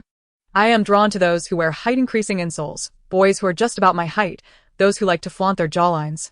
The type who changes girlfriends with every drama, the ones in the entertainment circle lacking culture, yet pretending to be profound, and those with a 50-50 hairstyle. My taste truly is at the bottom, yet I still like your brother. A flurry of questions from Yu Yao left the screen blank, and soon after, the comments began to scroll rapidly again. R Yao Jia, Swit. Yuan Yao gazed at the barrage of compliments directed towards her, and her spirits lifted once more. She scoffed, thinking of those insufferable men. What made them think they were better than her beloved Fuyu? After engaging in conversation with her audience for a while, she ended her live stream. It was evident that her words would soon trend online, yet Yuan Yao shrugged it off. Why pay for trending topics when one could bask in the limelight without spending a dime? Upon returning to her bedroom and noticing Fuyu's absence, she ventured to the study, knocking gently on the door. Once granted permission, she entered, her expression filled with feigned innocence as she looked at him. Darling, someone has bullied me. Chapter 16. I stand by you. Fuyu lifted his gaze and was met with the sight of a small head peeking through the door, adorned with a look of utmost grievance, resembling a forlorn kitten. He beckoned Yuan Yao to come inside. She eagerly trotted over to his side. nonchalantly pulling up a chair to sit beside him. Who has wronged you? Fu Yu inquired, observing the myriad of emotions flitting across her face. Yuan Yao, filled with indignation, began to recount her grievances, her fox-like eyes transforming into wide, pleading orbs. Fu Yu listened quietly, captivated by the animated expressions of Yuan Yao. He mused to himself. It seems she is quite dependent on me. She continued her tirade, her voice rising in frustration. They are simply too much. Yes, they are indeed overstepping. Humph. They bully me because I lack fans to support me. With a sidelong glance at Fu Yu, she gauged his reaction. Noticing her expressive demeanor, Fu Yu couldn't help but smile subtly, choosing to remain silent as he watched her. Yuan Yao, perceiving his silence, became even more agitated. Others have supporters. Yet I am left alone. How pitiful. She cast a furtive glance toward Fu Yu and grumbled in self-pity. With a soft chuckle, Fu Yu found her antics amusing. Yuan Yao pouted. You're not comforting me, and you're laughing at me. I'm truly upset. She stood up in a huff, only to be gently pulled back down by Fu Yu. Do not be angry. I shall support you, he reassured her. Instantly, her mood brightened. I knew you were the best, darling. You are the world's greatest husband. Fu Yu remarked, your mood changes so swiftly. Having achieved her goal, she said, well then, darling, you continue your work. I shall not disturb you. As Fu Yu observed his little wife's cheerful figure skipping away, humming a tune, he shook his head in resignation. That night, the internet was inundated with scandals surrounding Li Yang, with marketing accounts and news outlets abuzz with reports. After all, who wouldn't he want a slice of the pie when it came to a rising star? The headline screamed, Li Yang, the heartthrob, changes partners in every drama. A victim of his own ignorance. Shock? He appeals to all genders. Tax evasion. A barrage of damaging news flooded in, causing Weibo servers to crash. Initially, fans defended him, insisting the allegations were false, attempting to cleanse his image. However, the news from the National Taxation Bureau soon silenced the online chatter. Fresh from her shower, Yuan Yao received a call from Sister Lu. Yao Yao, have you seen the news online? Yuan Yao, still a bit disoriented, wondered what news could have prompted Sister Lu's call, fearing it might involve her again. What news? Please tell me it's not about me again. Sister Lu replied. My dear, it seems Li Yang has offended a powerful figure. His career is effectively over. Upon hearing this, Yuan Yao quickly opened Weibo, her eyes widening as she saw the shocking revelations. There was no privacy left for him. Even his sexual orientation had become public knowledge. Her husband was truly formidable. Sister Lu continued, marveling at how a powerful ally had come to Yuan Yao's rescue, especially since she had faced considerable backlash due to Li Yang.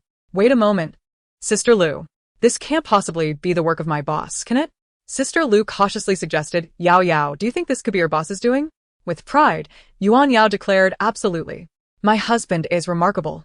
All it took was a quick shower for him to resolve the issue perfectly. Just then, Fu Yu entered the room, overhearing Yuan Yao praise him. He gazed at her, who lay on the chaise lounge, brimming with pride. Yuan Yao hastily ended her call with Sister Lu, feeling as if she had latched onto a golden opportunity. She wouldn't have to handle the situation herself. As Fu Yu approached her, she leaped into his arms, carrying her to the bed. Wait, what is happening? Yuan Yao exclaimed, yet she seized the moment to extol her husband. Darling, you are simply the best. You have no idea how wicked Li Yang truly is. Placing her gently on the bed, Fu Yu observed her joy. Could anyone be worse than you? Yuan Yao gasped. How could I be bad? I watched your live stream. And I followed your Weibo, Princess Yao Yao. Yuan Yao was once again taken aback. Seeing her pitiful expression, Fu Yu felt as though he had wronged her. I shall refrain from scolding you. But next time, please wear shoes. The weather is turning colder. Fu Yu admonished her like a doting father. Yuan Yao pouted, I know. You sound just like an old father. Fu Yu, slightly disgruntled, thought to himself that he was only 4 years her senior. As he headed to the bathroom, Yuan Yao sat on the bed, lost in contemplation. Are we finally getting to the main topic? Who will take the initiative? It shouldn't be me, though I am quite tempted. I must maintain my composure as a lady. Her mind raced with unwholesome thoughts. Emerging from the bathroom, Fu Yu sensed a piercing gaze upon him and turned to find Yuan Yao looking at him with sparkling eyes, as if she wished to devour him. Before he could speak, she chimed, Darling, let me help you dry your hair. Wearing her slippers, she approached him, pulling him back into the bathroom to fetch the hairdryer. However, she quickly realized she could not reach him. Determined, she dragged him to the bedroom, pushing him onto the bed. You are too tall. I can't reach you. Upon sitting down, she noticed the top two buttons of Fu Yu's pajamas were undone.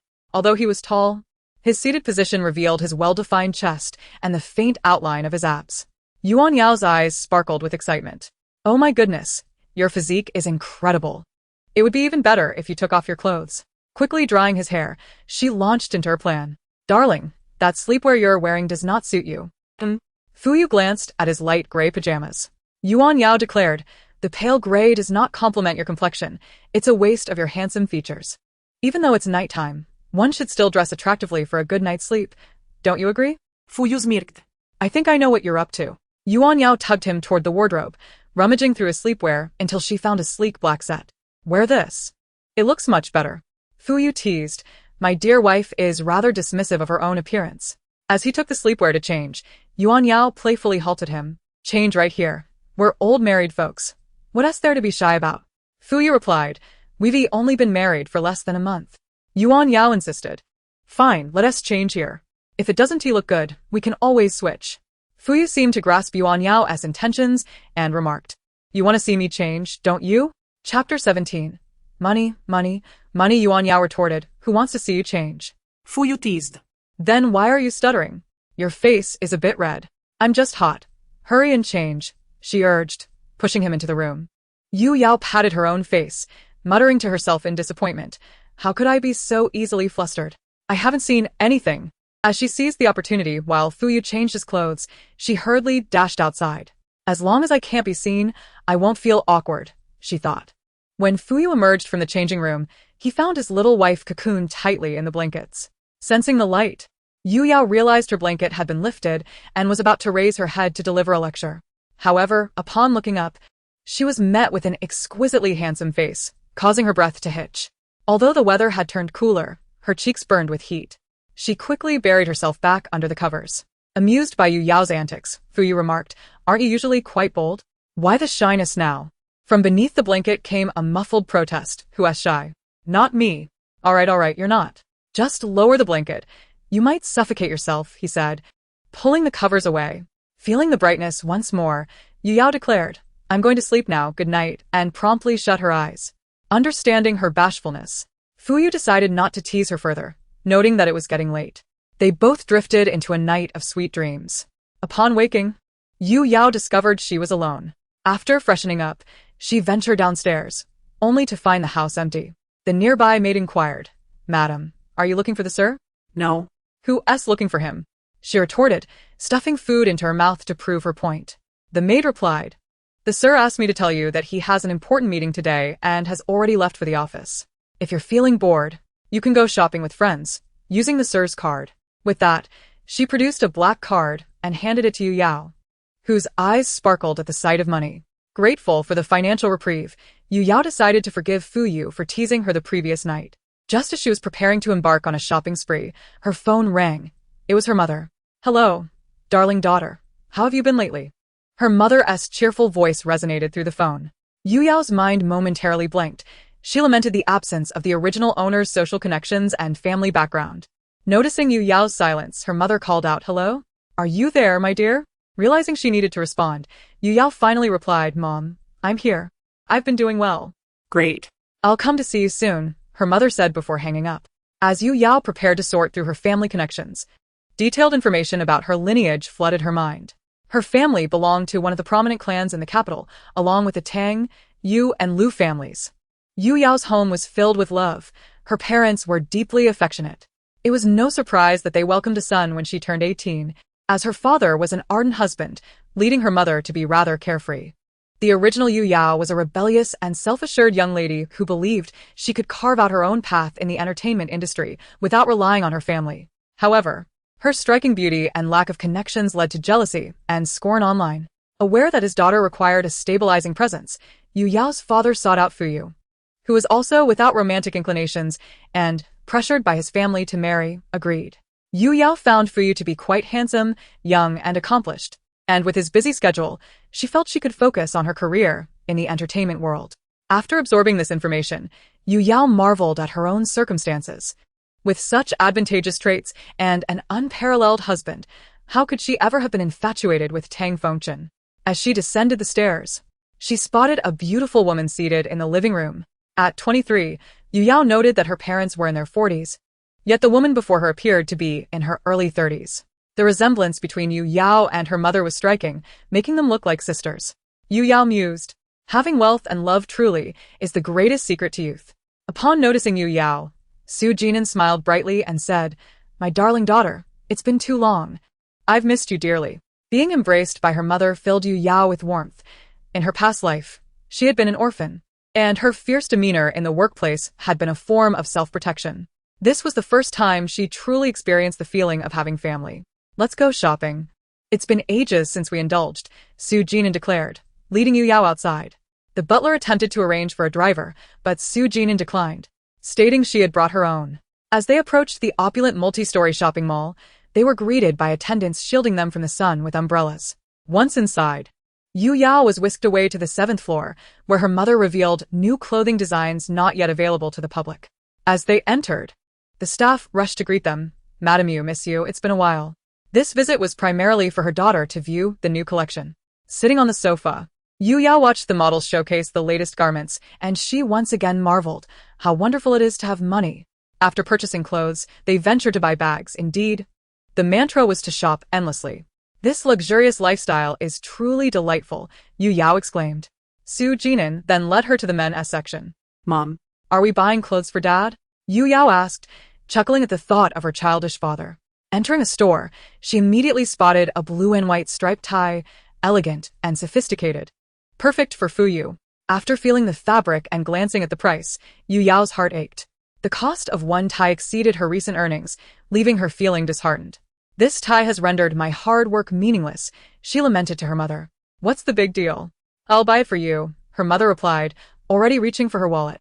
Yu Yao quickly interjected, No, Fuyu gave me his card for this. It's only right I use my own money." Su Jinan looked at her daughter with playful teasing, causing Yu Yao to blush.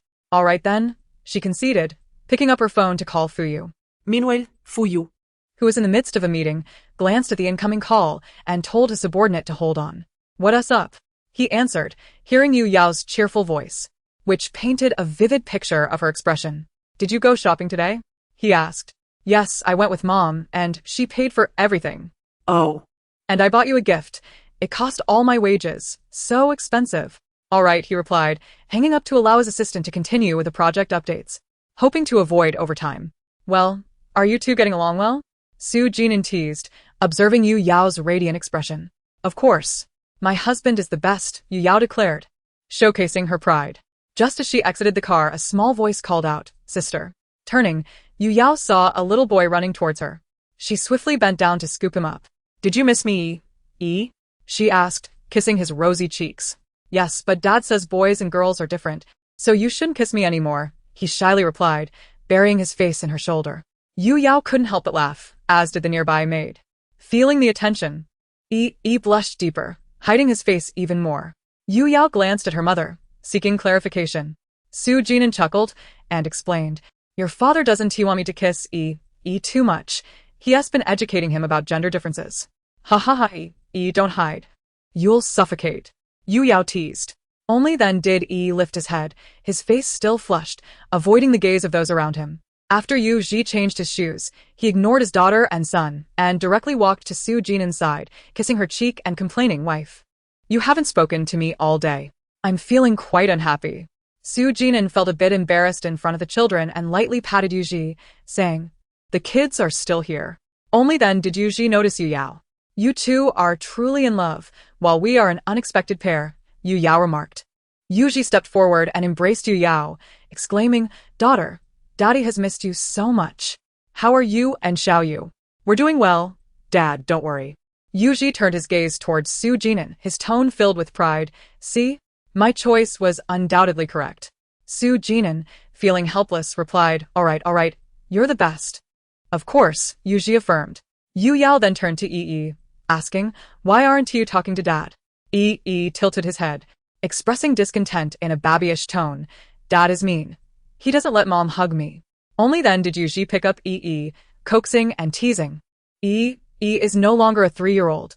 You're grown up now, and it would tire Mommy to carry you. Daddy will carry you instead." Yi pondered this seriously and replied, "It's E's fault. I want to let anyone hug me anymore so that daddy, mommy, and sister want to get tired. It's alright, daddy is strong. Daddy will carry you. Such a good son." Amidst the joyful banter, Fuyu arrived, and everyone stood up to greet him. Fuyu greeted each of them. "Dad, Mom, I'm so sorry. The company has been a bit busy, and I kept you waiting."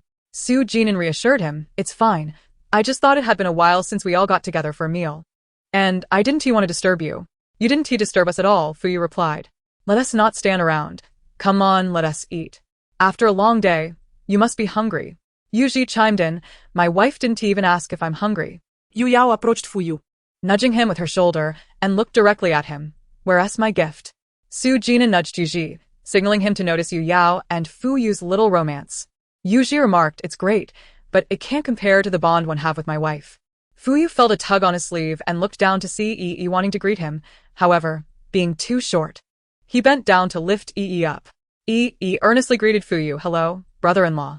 Seeing Yi acting like a little adult, Fuyu smiled broadly, "Hello." Yi. The meal was enjoyed in a warm and pleasant atmosphere. After feasting on delicious food, Yu Yao, feeling overly full, collapsed onto the sofa and received a call from Sister Lu. "What's up, Sister Lu?" she asked, burping. Yao, I've arranged an appearance for you on a popular children's variety show. It's been receiving great feedback." "Okay, Sister Lu. Do you have any children at home? If not, the company has child models available for negotiation." Yu Yao sat up straight and pulled Yi over. Would you like to go on a variety show with me?" Yi tilted his head, confused. "Sister, what is a variety show?" This left Yu Yao momentarily speechless. It's a show that records parts of life. You can play with other children and complete tasks with your sister." Yi's face lit up. "Then I'll go with my sister." Just then, Fuyu emerged from his father's study, and since everyone was present, Yu Yao shared the news with them. Su Jinan still had some concerns, fearing that Yi might not adapt well, but seeing his determination, she chose not to voice her worries. That evening, Yuji contacted the director of the children's variety show to discuss additional investment, greatly delighting the director. "To ease my wife's worries, I'll reluctantly help these two little ones." In Chapter 19, Yi turned 5. Upon arriving home, Fuyu noticed a pair of slim, fair hands reaching out to him, and when he looked up, he saw Yu Yao's eager expression, her eyes sparkling with anticipation. "I'll get it for you shortly," he said, feeling a bit helpless. "Fuyu, I know it's something good." Fuyu retrieved a jewelry box from his suit pocket, and Yu Yao eagerly opened it to reveal a ruby necklace. "Wow, rubies. I've really struck it rich. Why did you buy me a necklace?" she asked, her face full of curiosity. "I thought it suited you perfectly, at first glance." Yu Yao's heart soared. "Say more sweet things." She then pulled out a tie she had bought for Fuyu. "I thought it suited you perfectly, too."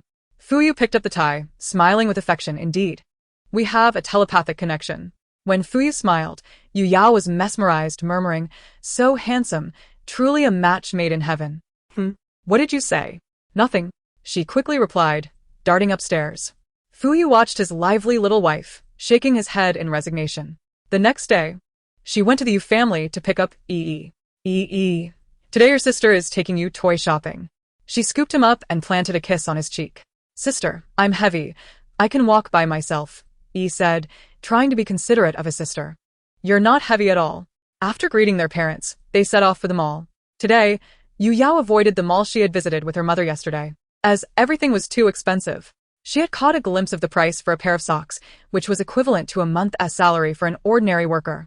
Is it golden feet? Why wear such expensive socks? Placing Yi in the shopping cart, she first headed to the snack section. "Yi, take whatever you want." "Sister, Daddy won to let us eat that. Remember?" Yi reminded her with a serious expression. "Why not?" Yu Yao couldn't recall this. "Daddy said it's too cheap and bad for our health," Yi explained earnestly. "You all are so high-minded." "It's fine, Yi, we can eat a little. Look at these, don't you want to eat them?" Yu Yao began to tempt Yi. Yi shook his little face seriously. "Sister, I'm 5 now. Not a 3-year-old, don't trick me." Yu Yao was unsuccessful. The child was truly clever. Seeing her sister's slight disappointment, Yi generously said, "Sister, go ahead and buy it. I won't say anything, just eat a little less." "Of course, sister will eat a little less." Yu Yao seriously added, "This is delicious. And this one too, and this one." As she was nearly buried in snacks, Yi reminded her, "Sister, put me down." There's no space left in the cart for me. Only then did Yu Yao realize he was barely peeking out. Embarrassed, she set him down and reminded him to hold on tight. Let us go buy toys. No, I already have a room full of toys. While nearby, someone recognized Yu Yao and excitedly approached her. Yao, may I take a photo with you? Of course, she replied, thrilled to have a fan. After the photo, the fan glanced at the shopping cart and asking, Yao, is this your little brother? Girls have an innate weakness for adorable children. Yes, come here. Say hello to your sister. Turning to she said, hello, I'm he said, striking a pose like a little adult. Ah, Yi. You're so cute, the fan exclaimed, squatting down to pinch his cheeks. Since it was Yu Yao's private life, the fan didn't linger and left.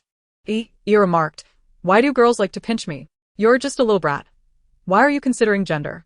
Upon arriving home, they found that the servant had already tidied up EE's space. Let me say it again, being wealthy is wonderful. Su Jinan reminded once more. Take care of your sister.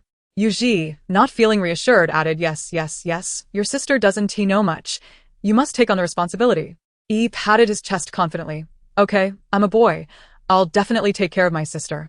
Yu Yao, feeling a bit exasperated, thought, I can manage on my own. Thinking about how her daughter couldn't cook on the show left her troubled, but fortunately, the Yu family's teachings insisted that boys must learn to cook, so could handle simple meals. With her parents' worried gazes upon her, Yu Yao got into the car. The filming location for the first episode was a small village a bit away from the capital, so to avoid being late, everyone decided to arrive nearby in advance. In the evening, after spending some intimate moments with Fuyu, I prepared for bed. Meanwhile, Fuyu gazed at the recording location of the previous 2 episodes, concerned that Yu Yao might not cope well. The following day, I accompanied Sister Lu to the recording site, where she and Yuan expressed their reluctance to part with Yi. This charming little fellow was not only good-looking but also quite articulate. Throughout the journey, he managed to amuse Sister Lu to the point where she almost wished he were her son. Yao, you must take good care of Pay attention to him, Sister Lu instructed Yu Yao with a hint of worry. Aunt Lu, is grown up. He doesn't need his sister's care. Will take good care of his sister. Declared confidently, adhering to the family motto of the Yu family, prioritizing mother and sister. Oh, good Yi. Thank you for your efforts, Sister Lu replied, utterly charmed. However, her gaze towards Yu Yao bore a hint of disdain. Fine, I see I'm considered an outsider. Yu Yao retorted. The recording site was located in a rural area, with uneven paths. Fortunately, Yu Yao preferred not to wear high heels, making the journey manageable. Yet, she remained anxious as she watched who sensed his sister's concern. Don't worry, sister. Can manage on his own, he reassured her, holding her hand closely. Yu Yao thought to herself, how is he so sensible, sharing the same mother as me? In the next moment, Yu Yao questioned, are you certain this isn't a scam? Why are they collecting our phones and everything that connects us to the outside world? Yu Yao pondered, perplexed. But we have already signed a confidentiality agreement, she added, skeptical of the official explanation. What sort of task would necessitate cutting off our communication with the outside world? Surely you aren't truly running a scam, are you? Although my brother and I are quite attractive and could fetch a good price, she mused. The staff member responded, because our task involves finances that you will need to earn yourself, and thus, you cannot use your phones. Yu Yao understood. Oh, I see, she added. Without me, you wouldn't extract any information. You're amazing, sister, praised her. The staff member quipped, how did you manage to get that out of me? The director exclaimed, what a clever little dog. Yu Yao opened one of the suitcases, revealing it filled with snacks. The staff member jokingly asked if we confiscate all the snacks, would you be upset? Bewildered, replied, but these are all sisters. Doesn't eat snacks. Meanwhile, Yu Yao hurriedly stuffed some snacks into her pockets, relieved that her outfit had ample room. The director, noticing her actions, quickly notified the staff to intervene. As the snacks were extracted from her pockets, Yu Yao seized the opportunity to discreetly hand some snacks to away from the camera's view. Thank goodness for my foresight, she thought. Remarked, no wonder sister had me wear this roomy outfit today. He hadn't brought any toys, as his sole mission was to take care of his sister. Everything else was secondary. At last, they joined the other 4 groups and introduced themselves. A striking woman, seemingly the oldest among the guests, exuded a cool demeanor and radiant beauty, Greetings, I am Lu Naixin, and this is my daughter, who is 5 years old. Beside her stood a girl who resembled her, exuding an air of aloofness. Hello everyone, I am Feng Liani. Ah, it's the renowned actress Lu. She remains as beautiful as ever. Liani is still so aloof, just like the actress. Yu Yao gazed at the beauty, captivated. Wow, she is truly stunning. Her name is quite similar to Naixin's. They must be sisters, she thought. Hello everyone, I am Yu Yao, and this is my brother. Hello everyone. I am Yu Ji, and I am also 5 years old, Yi chimed in. Wow, Yu Yao, your brother is incredibly adorable. Could it be that there is a wealthy benefactor behind this show? Just mind your own business. Yu Yao is attractive and engaging. This show is bound to be a hit. Hello, I am Yu Shuanger, and this is my niece Yongning, a gentle voice chimed in. Yu Yao, realizing she had been so focused on the beauties that she had overlooked the delicate flower, responded, I didn't notice the little flower was here. The nearby girl, soft-spoken and timid, introduced herself. I am Yongning, and I am 6 years old. Shuanger is still as beautiful as ever. The little sister seems a bit shy. Hello, I am Injero, and this is my son, Zhou Jinyan, she introduced, her name matching her graceful demeanor. The little boy beside her, robust and lively, stated, I am my mom's son, Zhou Jinyan, and I am 4 years old. Truly the most beautiful host.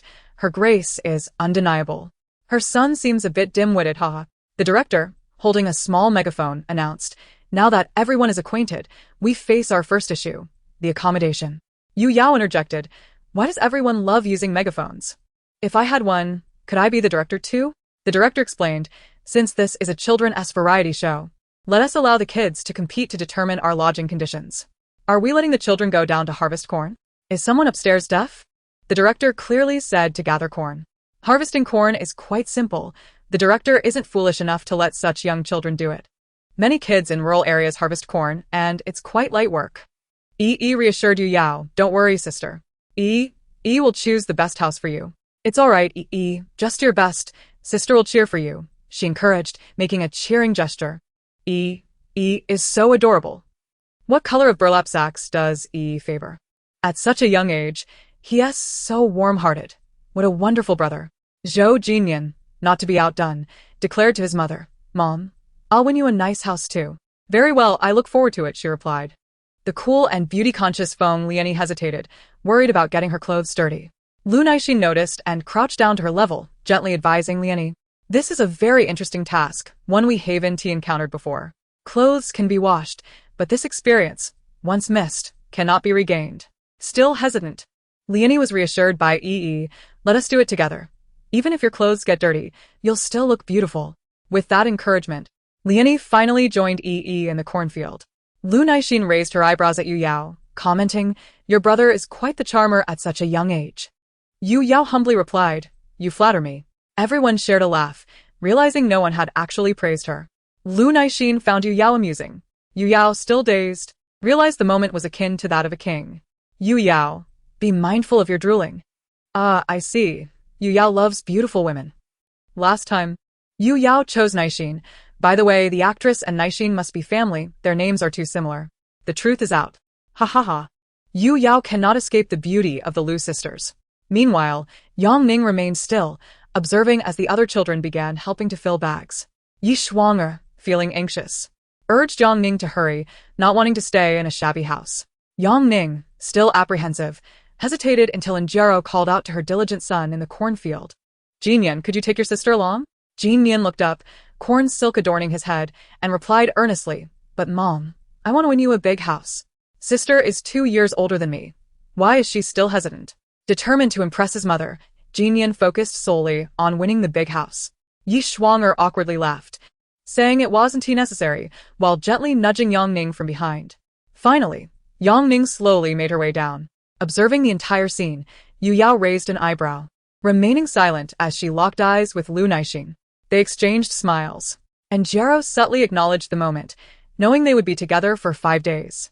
The parents, under the director's arrangement, settled in a shaded area to watch their children diligently fill the corn bags. Bored, Yu Yao pulled out a small pack of chips from her pocket. The director exclaimed, "Who gave her that?" Yu Yao smirked, surprised.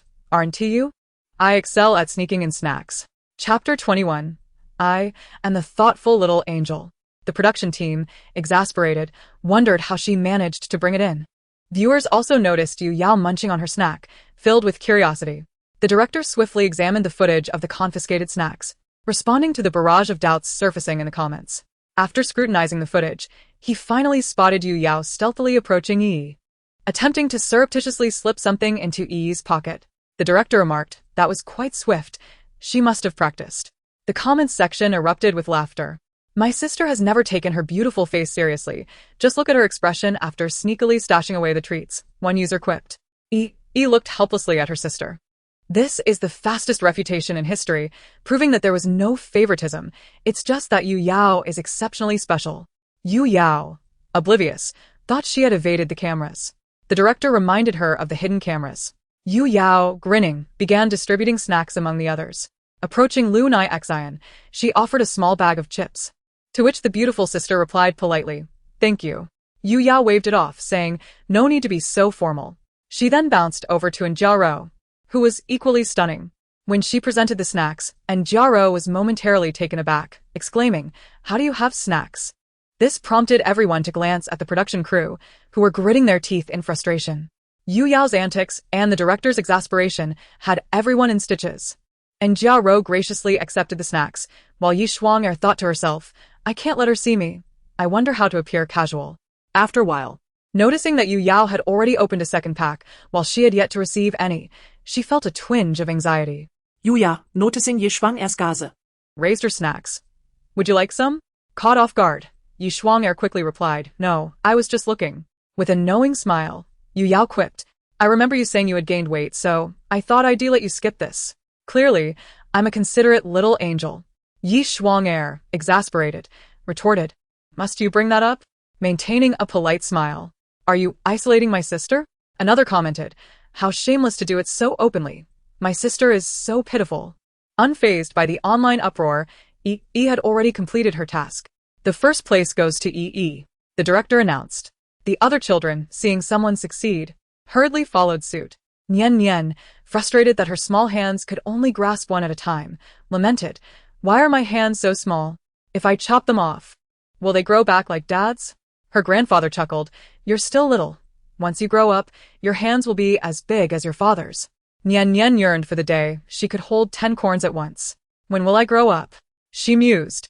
And Jiao remarked, "You little rascal. Thinking of chopping off your hands, why not chop off your head instead?" Yu Yao noted, "Your child has quite the unique perspective." And Jiao replied, "Children often have the strangest ideas." Yi proudly approached Yu Yao, exclaiming, "Sister, I came in first." Yu Yao rewarded her with a candy, saying, "Well done, Yi. You truly are my wonderful little brother." Yi replied, "It sounds like you're praising me, but it also feels like praise for you." The second place went to Lian Yi, who was relieved that her clothes weren't too dirty. "It's a different experience. Seeing my bag full of corn gives a sense of fulfillment." Yang Ning, standing before Yi Shuang'er, cautiously apologized, "Auntie, I'm sorry I didn't come in first." Although a bit annoyed, primarily concerned about her own living conditions, Yi Shuang'er reassured Yang Ning, "It's all right. You did wonderfully." Yang Ning finally smiled.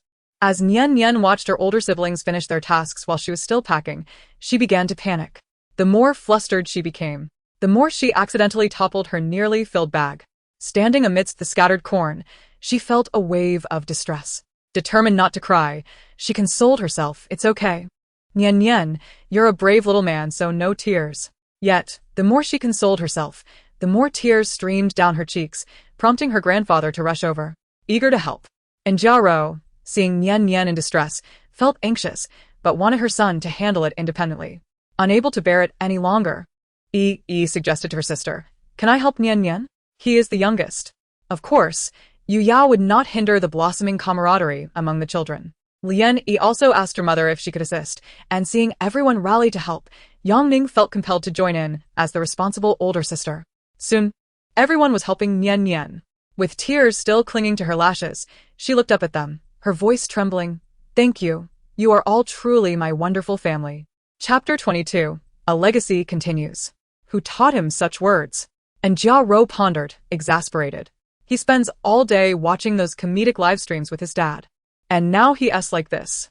With the power of teamwork, they quickly filled the bag again. Yi comforted Nian Nian. It's okay. You're the youngest? So, it's normal to take your time. Yet Nian Nian replied, but Yi, you're not the oldest, yet you pack so quickly.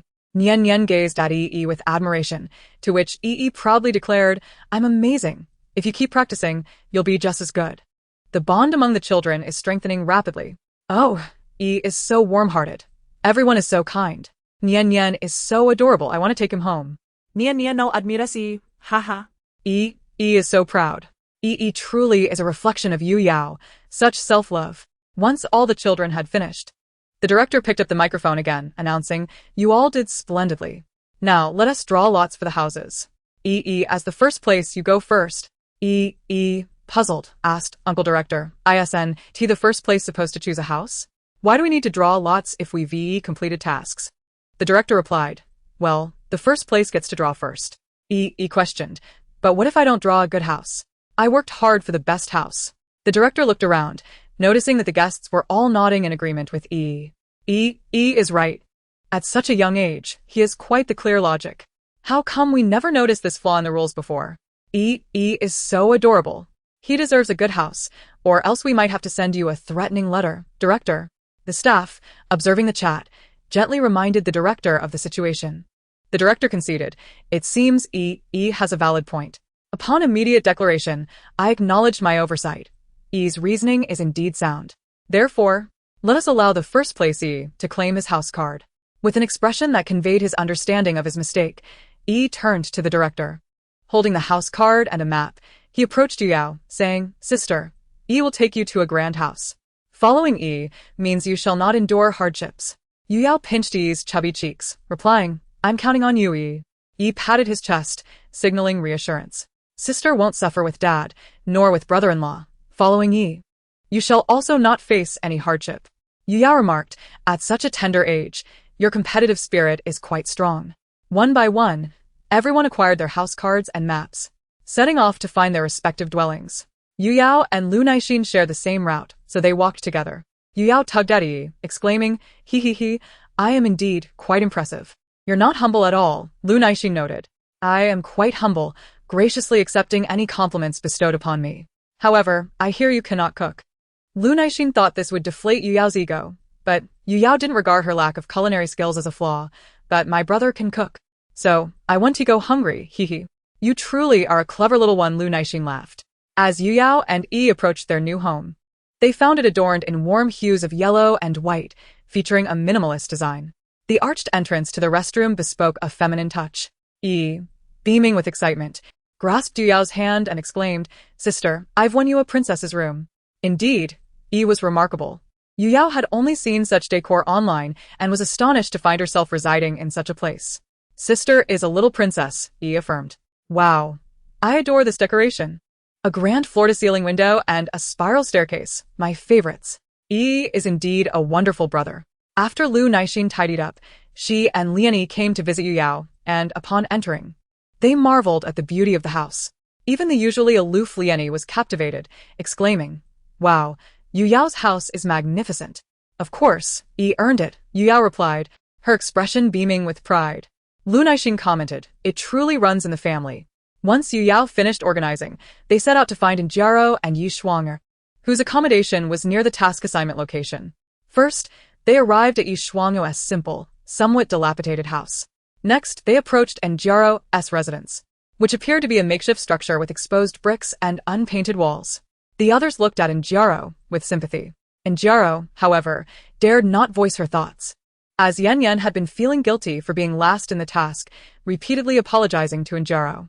Having just comforted Yen Yen, she did not wish to broach the subject again. On their way to the task assignment area, Yi said to Yen Yen, you can stay at Yi's house tonight. We have plenty of rooms. Yen Yan's eyes lit up, momentarily forgetting her earlier disappointment.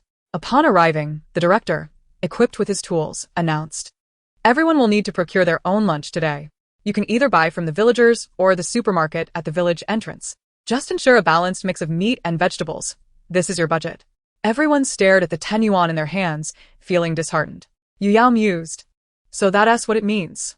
As they were leaving, the director added, remember, no mixing of houses. Yi and Yen Yen whimpered in response. The director smirked. All is under my control. They decided to head to the village supermarket. If we pool our money, 40 yuan should suffice, right? Yi Shuang'er suggested. And everyone nodded in agreement. Yu Yao, as if performing magic, produced a 100 yuan note, declaring, I have money. Feel free to purchase. Her generosity surprised them. Wow, you weren't penalized? And Jiao exclaimed, astonished. The director felt his thinning hair nearly falling out due to Yu Yao's antics. He instructed the nearby staff to collect the money. Yu Yao. Discontent upon seeing her money taken, pouted. Princess Yao Yao is unhappy. Return the money to Princess Yao Yao. Haha, Yu Yao's facing a setback. As they entered the supermarket, they spotted Yu Yao stealthily rummaging for something, only to produce another red note. The crowd gasped. The director nearly dropped his megaphone, shouting, quick, take it from her. She's grabbing money left and right. Before the money had a chance to cool off, it was back in her pocket. Observing the money being confiscated again, Yu Yao thought, I was careless. Yi stepped forward to console her. It's all right, sister. We can cut back on the meat. The other children chimed in, lacking a proper understanding of finances. Believing the director's antics meant their money was insufficient for a meal. Lu Naixin found Yu Yao's predicament amusing, preparing to offer consolation, only to see Yu Yao sneakily slip something to her, revealing yet another red note. Just as she was about to inquire, Yu Yao was already off to slip money to two others. Everyone shared the same astonished expression as Lu Naixin. Where had she hidden all that money? A secret, Yu Yao replied. Observing everything, the director grew increasingly irate. Search thoroughly. If she can hide it so well, see what else she has. Staff members conducted a thorough search, ultimately retrieving 200 yuan. Yu Yao shrugged her shoulders and cheekily gave the camera a middle finger. Haha, Yu Yao is driving the director mad. The director is on the brink of insanity. That final gesture was certainly directed at the director.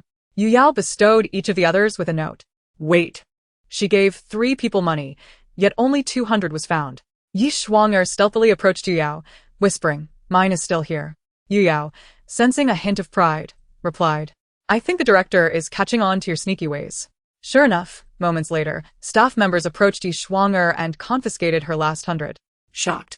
She looked at the staff, then turned to Yu Yao with a pitiful expression. Yu Yao gave her a comforting pat. The lead is not so bad after all. Everyone placed their hopes in Yu Yao, who shrugged and shook her head, indicating she had nothing left. Thus, they began selecting ingredients for the day's meal.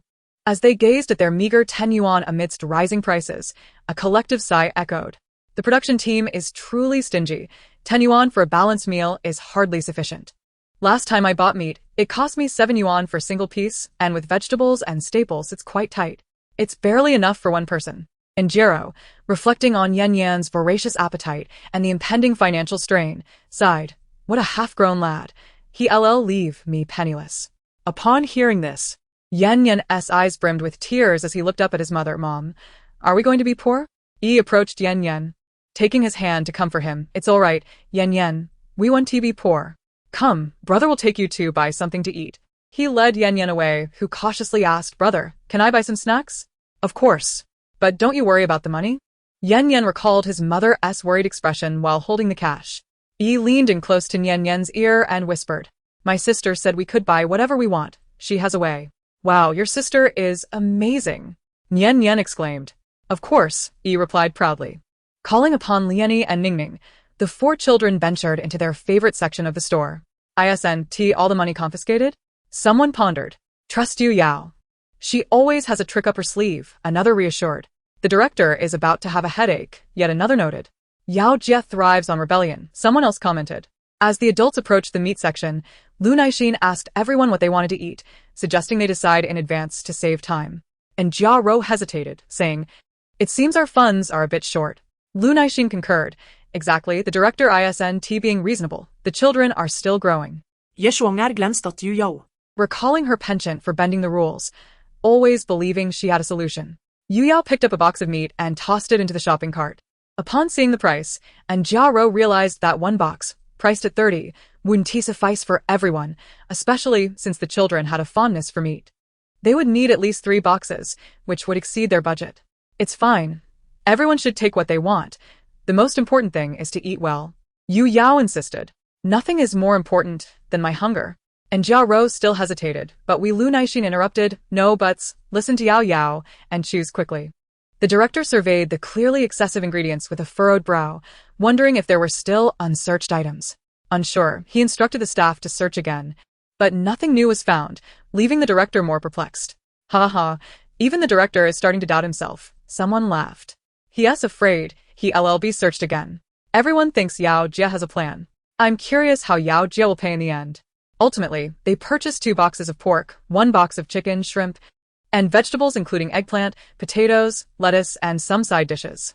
They decided on dishes such as braised pork, sweet and sour tenderloin, spicy dry pot shrimp, sweet and sour eggplant, mincemeat potatoes, and oyster sauce lettuce. Everyone laughed at Yu Yao's confident demeanor, and she felt no embarrassment. Aside from Yu Yao, everyone gasped at the thought of the total cost. Mom, I didn't buy any toys. Am I being frugal? Nian Nian asked, looking at Jiao with a hopeful expression. Jiao, not wishing to dampen the child's spirits, replied dryly, yes, you're amazing. Yi ran to Yu Yao's side, sister, I bought a lot of snacks you like.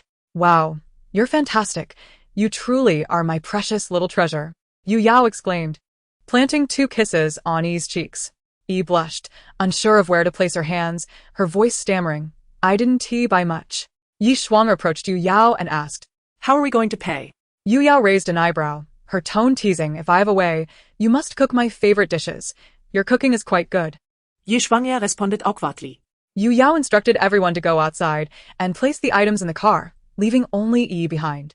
As the group settled into the car and placed the food inside, the cashier asked once more, how will you be paying?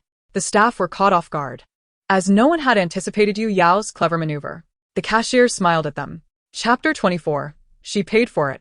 The director, exasperated, slammed the little speaker to the ground. Immediately after, he received a call from the financier.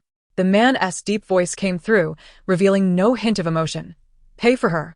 The director, eager to appease, replied, Sure. Just as he was about to call the filming crew to inform them about the payment, another financier's call came in. As the call connected, a furious voice erupted, I've invested so much money, and you let my daughter buy something for just $10? What if she goes hungry? After a tirade, he added, and my son is still growing. What if he doesn't grow tall? Hurry up and pay for them. Don't think of scamming my daughter. With that, he hung up, flashing a placating smile at his wife. Yuji chuckled, I mentioned my son, so my wife shouldn't be angry. The director quickly instructed them to make the payment, wiping non-existent sweat from his brow. He had almost offended the financier. My goodness. Who would have thought Yu Yao's surname was the same as Yuji's? What could her connection to the Fu family be? Surely not a suitor, considering Yu Yao's stunning appearance. Yu Yao possessed beauty, intelligence, and eloquence.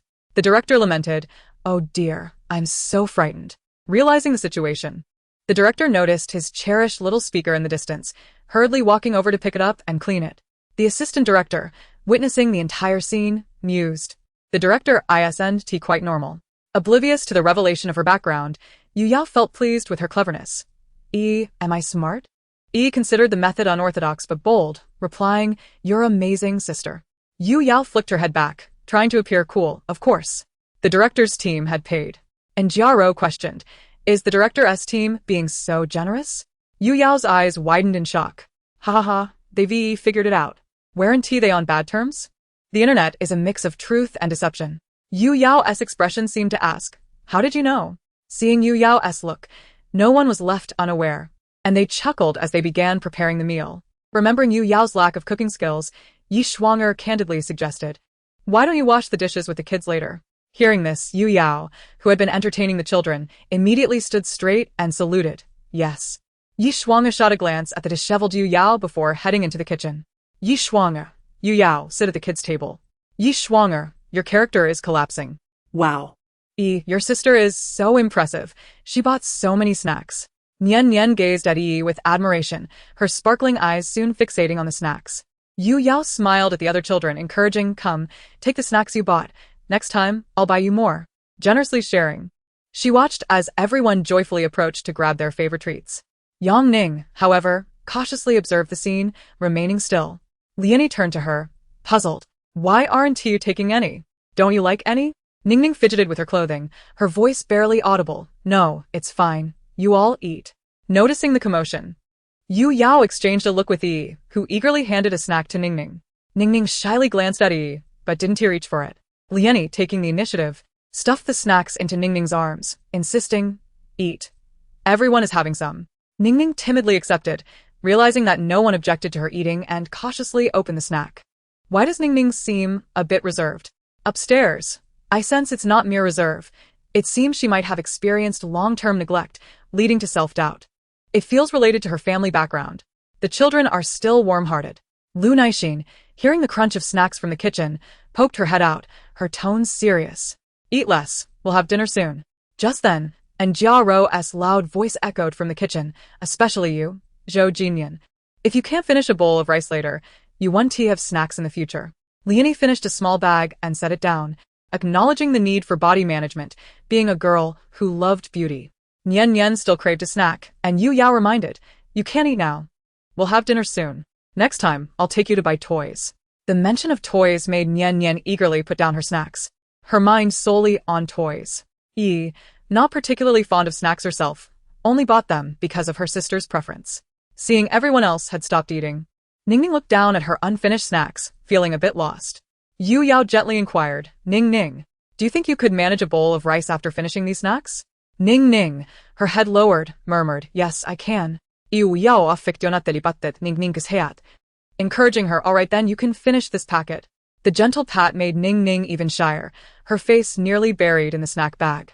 During meal preparation, Yu Yao transformed into the leader of the children, particularly with Nian Nian, whose eyes sparkled with excitement since Yu Yao had mentioned buying toys. Viewing her as a mysterious hero, leaned closer to Yu Yao and whispered, "Sister, do we have money to buy toys?" Yu Yao, matching yi se heige.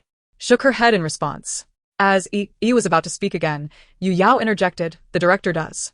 The director humorously remarked, "I must have owed you in my past life." Yu Yao teased, "Don't you wish to receive your investment back?" The director replied, "Oh dear, I owe you indeed. This is my way of repaying you in this life." As dishes were brought to the table one by one, Yu Yao's taste buds were awakened, and saliva dripped in anticipation. She ushered the children to wash their hands, and once the table was set, she found herself seated with the little ones. Yu Yao savored each dish, showering compliments. "Wow, Yishwanger, your culinary skills are as impressive as ever." Yishwanger retorted, "Bomb." "If you can't speak properly, better stay silent," Yu Yao quipped. "Xing Jia, I never imagined you to be so beautiful and your dishes so delicious." Lu Naixing responded with a shy smile. "Ruo Jia, after consuming so many sweet and sour dishes, yours is the best. No wonder Nian Nian is so chubby," and Jia Ruo chimed in. Nian Nian, curious, asked, "Did someone say I'm fat?" Ignoring the comment, he continued to eat. By the time dinner concluded, it was nearly 4 o'clock. After a long day, everyone was exhausted, especially the children, who were dozing at the table. They unanimously decided to take a nap to recharge, although there was still cleaning to do. Seeing the children so sleepy, Yu Yao thought it best to take Nian Nian to her home for a little rest. Upon hearing a knock at the door, Yu Yao opened it to find Jia Ruo, who was cradling a sleeping Nian Nian. And Jia Ruo apologetically explained, "I'm sorry, Yao Yao, but that house is too dilapidated, and I haven't had time to tidy up. The child is too sleepy, so I thought we could come here for a bit." Yu Yao welcomed the idea, saying, "Perfect. Just laid down. You can place Nian Nian with him." In Yi's bedroom, the two children were settled together. And Jia Ruo commented, "Honestly, Ruo's house is in such disrepair. Are you sure it isn't a temporary set built by the director?" She observed Ruo's helpless expression regarding her home. Looks even more adorable while asleep, like a porcelain doll. One can only imagine how remarkable Yu Yao's parents must be to have such lovely children," she mused. Nian Nian was equally charming, resembling a chubby little doll. Once the children were settled, and Jia Ruo, noticing Yu Yao still watching television in the living room, asked, "Aren't you tired after a long day?" Yu Yao, munching on snacks, turned to her, "Not really. I'm just afraid if I sleep now, I won't be able to at night." And Jia Ruo took a seat beside her, watching the latest hit drama on television. As she accepted the snacks Yu Yao offered, her curiosity piqued. She asked, "I recall you are also an actress, right?" Yu Yao, recalling her experience as a supporting character who was mercilessly criticized online, sighed, "Let us not discuss it. I was just a supporting role, and have been ridiculed ever since. I know director Wu Lin. He has a new drama coming up. You should audition." And Jia Ruo suggested, noting her good rapport with the director. She had read the script in advance, and the director had struggled to find a suitable actress for a particular role, believing Yu Yao would be a perfect fit. Upon hearing the name Wu Lin, One of the nation's top directors. Yu Yao's eyes widened in disbelief. Me? Am I even worthy? I lack any exceptional acting skills. And Jia Ruo couldn't help but burst into laughter. Yu Yao, puzzled, paused her snacking to gaze at her. And Jia Ruo, realizing her laughter was inappropriate, tried to suppress it but found Yu Yao's words genuinely amusing, prompting another bout of laughter. Yu Yao remarked, "Your sense of humor is quite peculiar. Indeed. You are more than capable. Your presence alone is captivating," and Jia Ruo retorted, while Yu Yao looked on in exasperation. Suddenly, Nian Nian's loud voice echoed from upstairs, shattering the tranquil atmosphere. "Mommy, where are you?" And Jia Ruo quickly stood, and before taking 2 steps, she spotted Nian Nian barefoot, his hair tousled from sleep, peering down the staircase, with Yi trailing behind him, holding a pair of slippers. Swiftly, she scooped up Nian Nian and thanked Yi for the slippers. Yi replied graciously, "You're welcome, Auntie Ann. At home, my mommy usually walks around barefoot too, and my daddy always chases her with shoes, urging her to wear them." "Oh my, how affectionate your parents are," Yu Yao mused. "It's said that the most beautiful children come from loving parents. It's no wonder you and Yi are so charming." Yu Yao's father joked, "Now everyone knows I chase my wife with shoes." His intention was to instill a sense of modesty in Yi, but the boy wore it as a badge of honor. "Haven't you heard the saying, my dear? Those who spoil their wives will enjoy wealth and prosperity," Yu Ji said to Su Jinan. "What do you mean?" she inquired. "My success is all thanks to you, dear," he declared, his tone playful yet sincere. "Your words are quite flattering," she replied, her cheeks flushing. Besides, Online discussions suggest that children born from loving couples are the most beautiful. Do you think if we had another child, they would also be lovely? Yu Ji whispered to Su Jinan. "You are so unserious," she retorted, playfully slapping him before turning to ascend the stairs. As Yu Ji watched his wife's retreating figure, he felt an overwhelming sense of happiness while glancing at his children's live stream on his phone. Remembering that his wife's hair was still damp, he hurried upstairs to help her dry it. Considering the children's energy levels, the director allowed them to play games freely. Yi took Nian Nian outside, where they discovered a small basketball court nearby. They soon encountered Lian Yi and Ning Ning, whose parents followed behind. The 4 families gathered at Yu Yao's spacious home, which could comfortably accommodate everyone. As they hurried outside, Lian Yi asked, "What are you 2 up to?" "Going to play," they replied. After consulting with Ning Ning, they all set off for the basketball court. The director's team had thoughtfully provided a basketball hoop suitable for the children's height. Yi took a few shots to get the feel of the ball and successfully made a layup. The trio watched in awe, exclaiming in admiration. Nian Nian eagerly stepped forward to try, but missed several shots, nearly hitting others, causing everyone to back away in alarm. observing Yi's moves, Yu Yao commented, "Indeed. Boys of all ages love to show off their skills with a basketball." The others nodded in agreement, recalling their own experiences. Nian Nian, feeling dejected, picked up the ball once more and looked to Yi for guidance. "Brother, how do you make it in? I can't seem to score." Yi took the ball and effortlessly made another shot, explaining, "It's simple. It's all about the parabolic principle. Just apply the right force and gauge the distance." "What's a parabolic principle?" Can I eat it?" Nian Nian asked, completely bewildered. A parabola is defined as the locus of points in a plane that are equidistant from a fixed point and a fixed line. Yet, seeing the bewildered expressions on everyone's faces, Yi paused, assuring them that they would eventually grasp the concept. He opted not to elaborate further. Chapter 26. Thank you for the compliment. Wait a minute.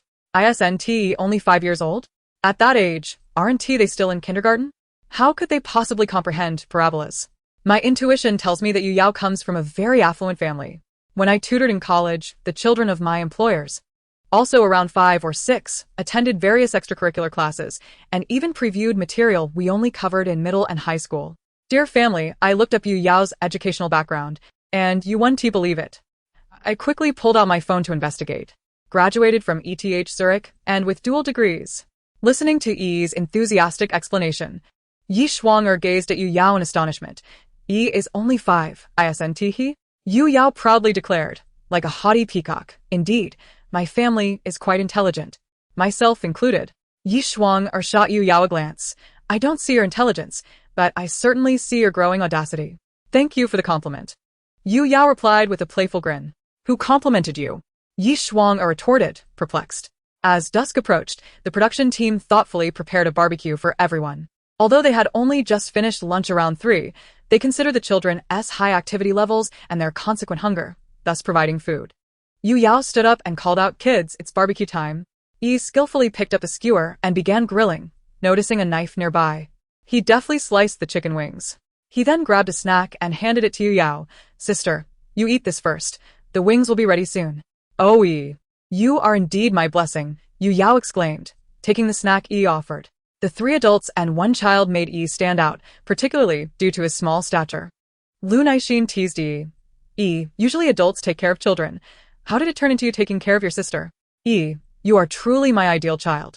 From today onwards, I shall be Yi's godmother." The mode of virtual parenting begins. "Oh, Yi, you truly love your sister. I could cry. So handsome, so considerate. And can cook, Yu Yao, you are enviably fortunate." Yi took the grilled chicken wings, skillfully seasoning them to Yu Yao's taste, and trotted a few steps to deliver them to Yu Yao, who was playing with other children. "Here's a napkin. Be careful, it's hot."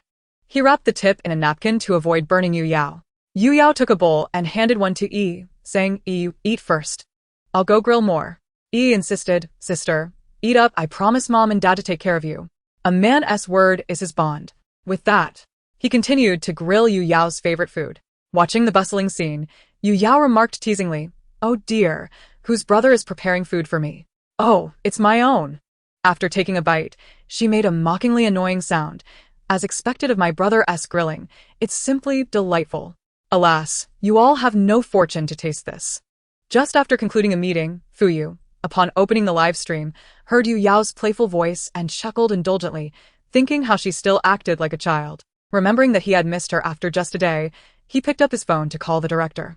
Upon seeing the incoming call, the director jolted, wondering if he had inadvertently put Yu Yao in a difficult position. "Mr. Fu," the director respectfully greeted. "Please send the phones down tonight," Fuyu said calmly. Sure. After hanging up, the director promptly relayed the instruction. The director mused, "Young couples in love are indeed clingy.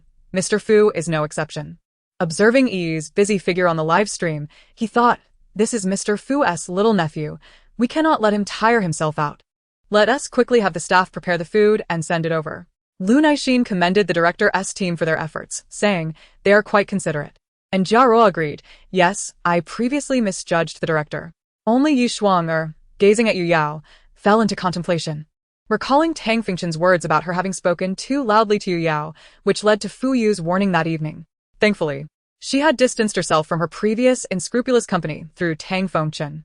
There was no need to oppose Yu Yao, although she could be a bit foolish. Her straightforwardness was rather endearing. While others were busy caring for the children, wary of the skewers, Yu Yao was the one being cared for. Yi delicately removed the meat from the skewer and placed it in Yu Yao's bowl, as if she were incapable of taking care of herself. The fragile, helpless older sister and the capable, handsome younger brother. Yi seems like a concerned father. Yu Yao appears to be enjoying herself without a thought of caring for her brother. Yu Yao had no objections, nor did Yi, while viewers commented, "Yu Yao really lacks awareness. She doesn't know how to look after the younger one." The attentive Lian Yi asked, "How is Nian Nian?" Nian Nian, feeling wronged, replied, "I don't want to live in that house anymore. There are bugs and spider webs everywhere."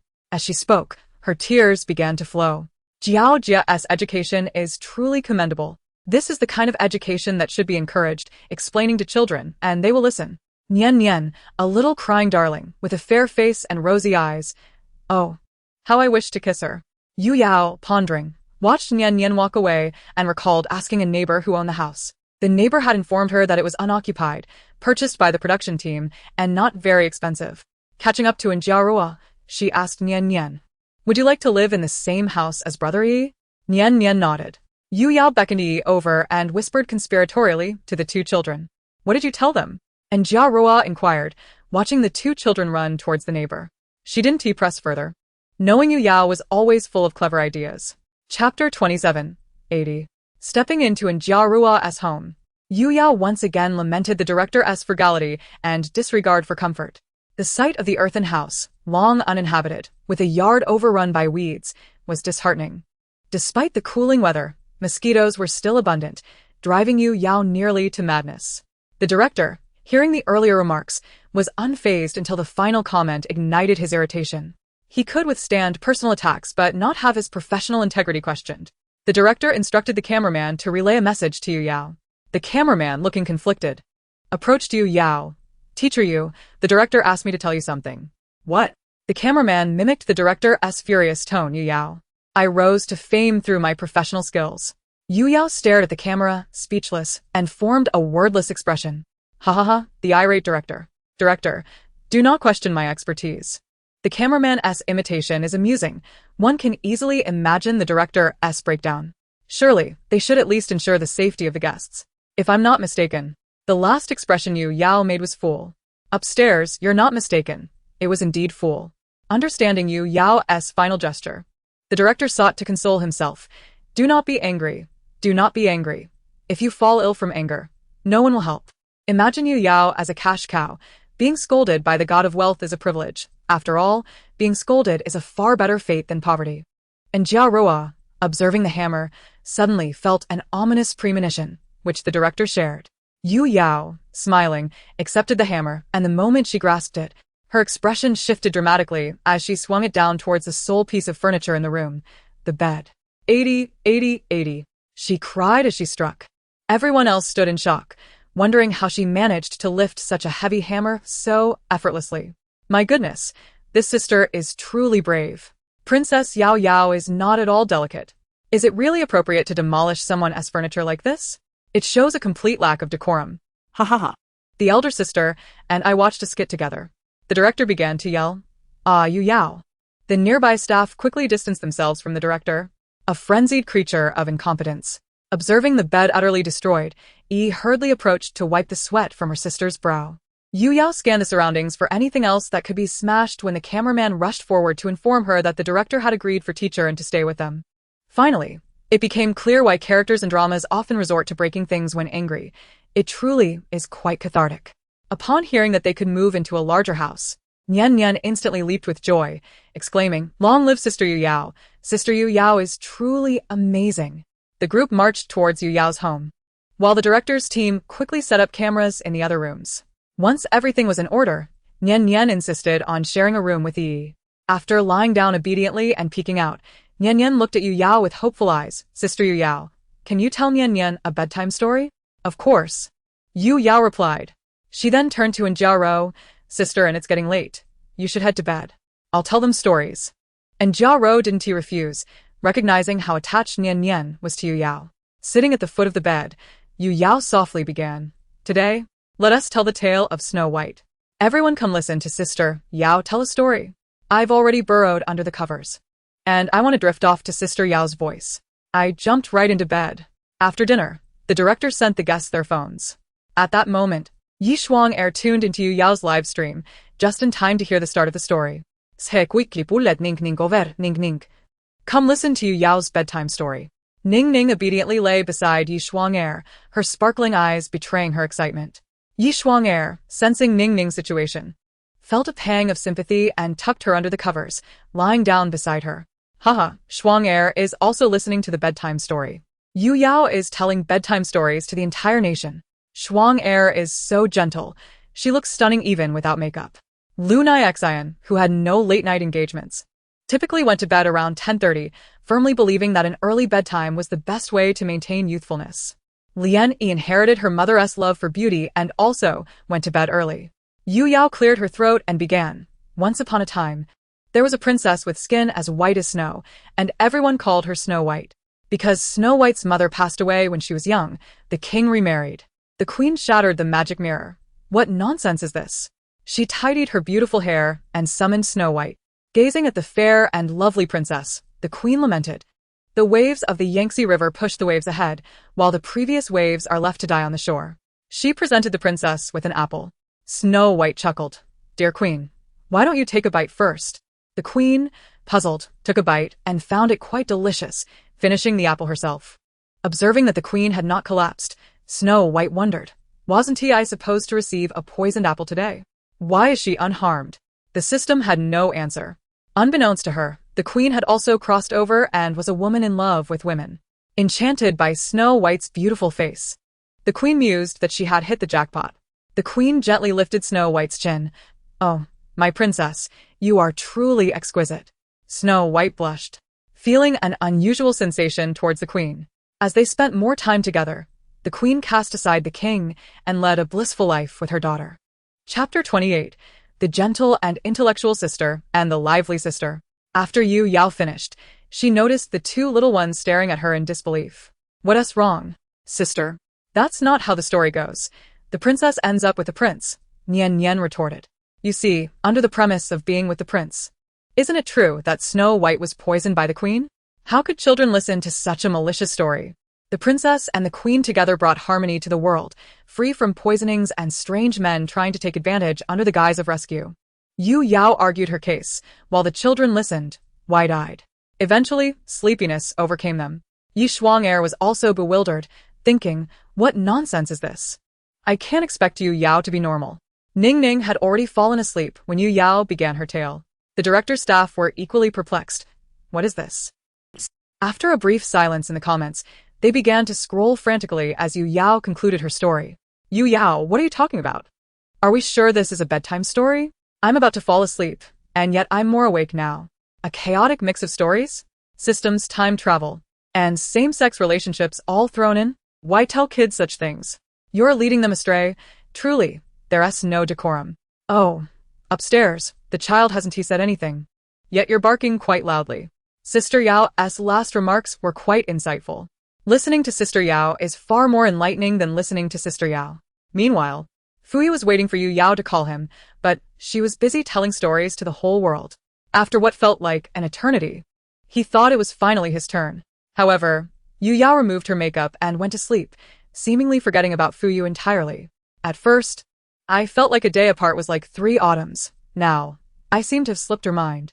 Truly, a woman's words are deceiving. Fuyu decided to unilaterally engage in a cold war with Yu Yao until the following evening. Why evening? Because he feared his wife might call him. My wife no longer loves me. Finally, at 11 o'clock, today's live stream came to an end.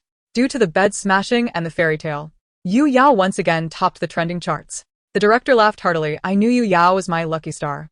The trending topics read, Yu Yao angrily smashes bed. Yu Yao's bedtime story. Yu Yao scolds the director. Yu Yao and Yi Shuang-er's relationship. It was yet another splendid morning. Breakfast was to be collected at the village committee, while the other participants had their parents wake up early to retrieve it. Only Yu Yao's side had Yi go to fetch it, who tiptoed out to avoid waking Nian Nian. As she stepped outside, she was about to call Yu Yao to collect breakfast when Yi quickly stopped her. Annan, no need to call sister. I'll go with you. And Jiaro was somewhat surprised by this. Isn't Yi going to sleep a bit longer? Yi believed her father was right. At home, her mother liked to sleep in, so her father prepared breakfast that her mother enjoyed, hoping that the sleeping mother would wake up to go to work. Yi thought her mother and sister were both beautiful and assumed it was related to their sleep habits. Good morning, everyone. My godson is so considerate. I'm so proud. It's clear that Yu Yao's family favors girls over boys. Haha. Does Yu Yao have to get special treatment by sleeping in? Everyone else is up. Why can't she get up? I'd love to see Yu Yao's parents. Director, please film them in the next episode. And Jiaro took Yi to the village committee, where Lunai Xian asked upon seeing Yi, where Xiao Yao. Yi nodded in affirmation at Ye Shuang-er's question. Breakfast consisted of milk, eggs, and corn. After returning home, the children gradually woke up, but Yu Yao remained sound asleep, as if she were a dead pig, impervious to any disturbance. Fearing that Yu Yao might go hungry, Yi entered Yu Yao's room and gently shook her, speaking in a soft and tender tone. Sister, wake up to eat. If you don't eat, you'll be hungry and that is not good for your health. Yu Yao turned over, but remained asleep, remembering her father and brother-in-law's instructions. Yi was determined to ensure Yu Yao had her breakfast. With her mission at hand, Yi stepped once more onto the path of waking Yu Yao for breakfast. Finally, after the 5th attempt at shaking her awake, Yu Yao slowly opened her eyes, her voice still raspy from sleep. What is it, Yi? Seeing her sister finally awake, Yi beamed with joy. Sister, it's time for breakfast. Initially contemplating skipping breakfast to catch a few more moments of slumber, Yu Yao found herself under the unwavering gaze of Yi, who seemed to declare, if you do not rise to eat, I shall remain here vigilantly. Ultimately, Yu Yao succumbed to Yi's persistent stare and rolled out of bed. Dressed in a luxurious black satin nightgown, she sleepily made her way to brush her teeth. Glancing at her tousled hair, she grabbed a large clip to tame her wild locks. Yi has it tough, haha, she mused. In the early morning, Yu Yao strikes with her radiant beauty. Even without makeup, she looks stunning. I must be a mere fragment of the goddess Nua's clay. Having never faced Yu Yao's wrath, in my next life, I shall wield this visage. After breakfast, everyone prepared for the day's makeup and hairstyles, while the children merely changed their clothes for the group assembly. They listened intently as Nian Nian recounted Yu Yao's valiant exploits from the previous night. That enormous hammer, one I could barely lift alongside brother Yi. Yet sister Yu Yao wielded it effortlessly. She even struck the bed with it, cheerfully chanting 88, 80. I surmised it must be a spell to lighten heavy objects. Perhaps Nian Nian should try it next time. Nian Nian's little mouth babbled praises for Yu Yao. Why did she smash the bed? Asked Lian Yi, puzzled. Because the director uncle was wicked, giving Nian Nian a room filled with grass and bugs, which frightened her. Sister Yu Yao came to the rescue, you know. Nian Nian slept with brother Yi last night in a grand house, hee. Lian Yi and Ning Ning exclaimed, wow, Sister Yu Yao is a heroine, vanquishing the villainous director uncle. Why am I the villain? Protested the director. One by one, everyone arrived. And Yu Yao's outfit mirrored that of Yi Shuang-er in color. Yu Yao wore casual attire while Yi Shuang-er donned a dress, resembling a couple's outfit. Oh. Look at them in matching outfits. Yu Yao, tell the truth. Are you a lily? That makes sense during the dating show. Yu Yao showed no interest in the male guests. Coupled with last night's story, could she be a lesbian? No doubt about it. Yu Yao and Yi Shuang-er make quite the pair. The gentle, intellectual sister and the vibrant, lively younger sister. As Fui watched the comments flood in, he found them increasingly irksome. Not interested in the male guests? Clearly, they cannot compare to me. How could they even be considered a pair? He angrily called the director. Do not allow Yi Shuang-er and Yu Yao to wear matching colors, no. None of the guests are permitted. We must prevent any rumors from spreading. The director stared at the phone, puzzled by Fu Yu's sudden outburst. Chapter 29. The Picture Game. Yu Yao glanced at her clothing and then at Yi Shuang-er's, realizing their similarity only when everyone's attention turned to them. With a playful arch of her brow, she teased Yi Shuang-er, oh, you claim not to like me, yet secretly don matching outfits with me. Seeing Yu Yao's flippant demeanor, Yi Shuang-er gritted her teeth. Yu Yao, you really say anything that comes to mind. When did I ever say I disliked you? Yu Yao chuckled, so you do like me? Yi Shuang-er found Yu Yao's words peculiar and shot her a glare, remaining silent. The director, holding his megaphone, announced, today we shall embark on a unique task.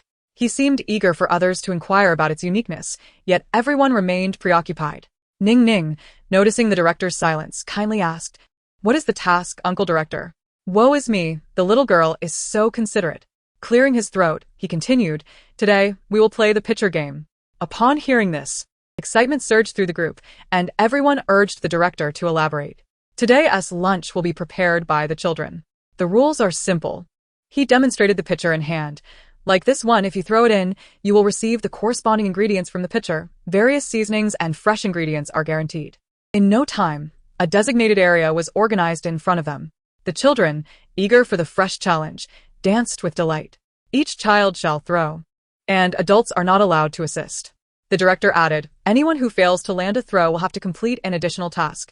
Nian Nian was the first to try, but her small stature hindered her throws. After 2 failed attempts, she approached her mother, looking crestfallen. Mommy, I can't get it in, she lamented, her eyes glistening with unshed tears, resembling a lost puppy. Her mother, and Jia Ro, melted at the sight, quickly comforting her. It's all right, Nian Nian, you'll be able to throw it well when you grow a bit taller. Ha! You can't do it, can you? Teased the director. Lian Yi, witnessing Nian Nian's plight, decided to avenge her, but also missed her throws. Frustrated, she declared, I refuse to believe I cannot land a throw. After several attempts, she finally succeeded. Delighted, she rushed to her mother for praise. Lunai Xian was never stingy with compliments for her child. Wow, Lian Yi, you're amazing. Even mommy might struggle with that. Hearing she surpassed her mother, Lian Yi proudly lifted her chin. The director commented, pure luck. Noticing Yi's inactivity, Ning Ning stepped up. Yi Shuang-er encouraged her. Ning Ning, go for it. Aim for some beef for your aunt. Feeling valued for the first time, Ning Ning beamed and attempted her throw. The first attempt failed, but learning from her mistake, she successfully landed the second throw into the beef pitcher. Yi Shuang-er clapped. Wow, Ning Ning, you're incredible. Ning Ning shyly smiled. What else would my aunt like to eat? She took care to select what she liked, mindful that her aunt shouldn't indulge too much. Alright, I'll do just that. In total, Ning Ning managed to land 7 successful throws, astounding her peers. Everyone gathered around her, exclaiming, "Sister Ning Ning is truly impressive." The director thought, "I underestimated these children's skills." Now it was EE's turn to shine. "What shall I get for you, sister?" "Let us start with chicken wings." Yu Yao had faith in EE's abilities, as her training had not been in vain. EE threw with precision, glancing at Yu Yao for direction. Pork, tenderloin. Good. Crab. Good. Crawfish. Good. And some seasonings. Yi Komplett, landing every trough perfectly. The onlookers were left in awe. Yi seemed capable of anything while Yu Yao appeared utterly inept. "Are the Yu family members here to vex me?" the director exclaimed in disbelief. With her little legs scurrying, Nian Nian approached Yi, her eyes sparkling. "Brother Yi, I'll give you all my throws. Can you get some delicious food for Nian Nian and Mommy?" Yi, finding it an easy task, agreed, realizing 10 throws wouldn't suffice, especially with all the seasonings. After completing Nian Nian's 8 throws, he still had several ingredients left. Seeing her own struggles, Lian Yi also requested EE's help. The director lamented, "Oh no. We're going to face a budget crisis. Had I known, I wouldn't have priced the food so high." Yu Yao smirked at the director. "Director, prepare the ingredients. We're eagerly awaiting them." Her tone was cheeky, leaving the director speechless, knowing he dared not cross the likes of a wealthy benefactor. He instructed the staff to procure the items promptly. The pace was swift, as the seafood was already prepared. Why? Because Fuyu believed the local conditions were inadequate, and the food would not meet his wife's standards. Thus, the moment EE finished throwing, he arranged for a reservation at Yuntinghui. Upon seeing the label on the packaging, the director panicked. "Why did you purchase pre-made food from Yuntinghui? Do you have any idea how expensive those dishes are? It is still seafood, and I am not merely hemorrhaging money. I am risking my very life." The staff interrupted the director's words. "I understand it is quite expensive, but this was arranged by Mr. Fu." Upon hearing Mr. Fu's name, the director immediately fell silent. We even saved some money," the director remarked. The vegetables were prepared by everyone, and they were ready in no time. Looking at the lavish spread, rich in color, aroma, and flavor, Yu Yao could hardly contain her saliva. Lu Naixin took a bite of the lobster and exclaimed, This flavor can only be produced by Yuntinghui. Is the director being so generous?" After sampling other seafood dishes, she confirmed they were all from Yuntinghui. Everyone knew of this hotel, as it was a favored venue for the wealthy to negotiate. A simple dish of bok choy could fetch a staggering price of 2,000. When Yu Yao first visited, she thought anyone who dined there was a fool. After all, the raw ingredients cost mere cents. Everyone was puzzled by the director's generosity, except for Yu Yao, who understood. These were all her favorite flavors. If one dish was a coincidence, the entirety was too much to believe. It must have been her dear husband who placed the order. Chapter 30. I scrub the heavens and the earth, but I cannot vanquish it. That evening, she called her beloved husband. A certain man seemed to have forgotten that he was still in a one-sided Cold War with his wife. "Oh, my family, Ning Ning is quite the enigma. Ning Ning usually timid y surprisingly formidable. I cannot even get involved. My days are a perplexing limbo." Yi. Is she really that impressive? Are we certain this isn't scripted? Godson, your godmother is going wild for you. Once again, I marvel at Yu Yao's good fortune. After a satisfying meal, everyone unanimously decided to go to Yu Yao's house to watch a movie, as her home boasted a projector. They selected an animated film that children would enjoy. A curious child asked, "Who is stronger?" Yi Shuanger chimed in. "Of course, it's the one who doesn't speak." The plot is always the same, and the masters remain silent. With a mouth full of marinated egg, Yu Yao earnestly replied, "He is mute, hence he does not speak." Yi Shuanger laughed. "Haraha, is Yu Yao trying to make someone laugh to death?" "Shuanger, my mother tongue is silence." Yi Shuanger glanced at the snacks in Yu Yao's hands. "Did you not just finish eating? Won't you gain weight eating like that? Does she not know that girls have multiple stomachs? My meal stomach is full, but my snack stomach is still hungry. Besides, I am slimmer than you, haha." She laughed uncontrollably, showing no awareness of her celebrity status. "Yu Yao!" Yi Shuanger shouted. Seeing Yi Shuanger approach her with fierce intent, Yu Yao quickly shoved the snacks into Yi's hands and adeptly climbed to the back of the sofa just before Yi Shuanger reached it. Provocatively, she made a face at her. "Nye nye nye, you can't catch me." Yi Shuanger, spurred by Yu Yao's taunt, reached out to grab her. Yu Yao leaped from the sofa's peak, engaging in a playful chase. Is Yu Yao akin to a monkey? Her agile movements make me suspect she behaves like this often. She chases, she flees. She is as elusive as the wind. Shuang'er's persona is on the verge of collapse. As she ran, Yu Yao called out to the pursuing Yi Shuang'er, I know you like me. Please stop chasing me. Your love comes on too strong. I cannot bear it. Yi Shuang'er, incensed by Yu Yao's nonsensical remarks, retorted, Yu Yao, you truly speak nonsense. Having just eaten, Yu Yao felt a bit uncomfortable and plopped down onto the sofa. Looking at Yi Shuang'er, she extended her hand, feigning grievance. Then go ahead and hit me. Strike the most beautiful and enigmatic baby in the world. Yi Shuang'er was bewildered by Yu Yao's words. Yu Yao, what is wrong with you? The others in the living room were amused by the scene, laughter echoing throughout. Yu Yao, haha, you're truly a handful. Shuang'er is speechless. You've made her resort to insults. They have a delightful adversarial chemistry. Even our most gentle and poised sister Xian has succumbed to laughter. The children, unable to resist their drowsiness, turned to the director. Little director, go fetch the auxiliary room. The director exclaimed, what the heck? Who's the eunuch here? Yet, out of respect for the god of wealth, he complied. The adults began a live broadcast on their official account. The director had let netizens choose the afternoon's agenda yesterday, and everyone opted for a live stream featuring the guests. As the broadcast commenced, viewers flooded in. The beauty filter is overwhelming. Schwanger, Xinye, Ruru. And Princess Yao Yao, greetings. The four of them, Yu Yao and Yi Shuang'er in the foreground, Lu Naixin and Injaro in the background, watched as the screen scrolled wildly with messages. Princess Yao Yao, greetings. Yu Yao smiled broadly. Please, no need for formalities. A fan under Lu Naixin's name asked, Xinjia, did you really introduce Yu Yao to the director for a film?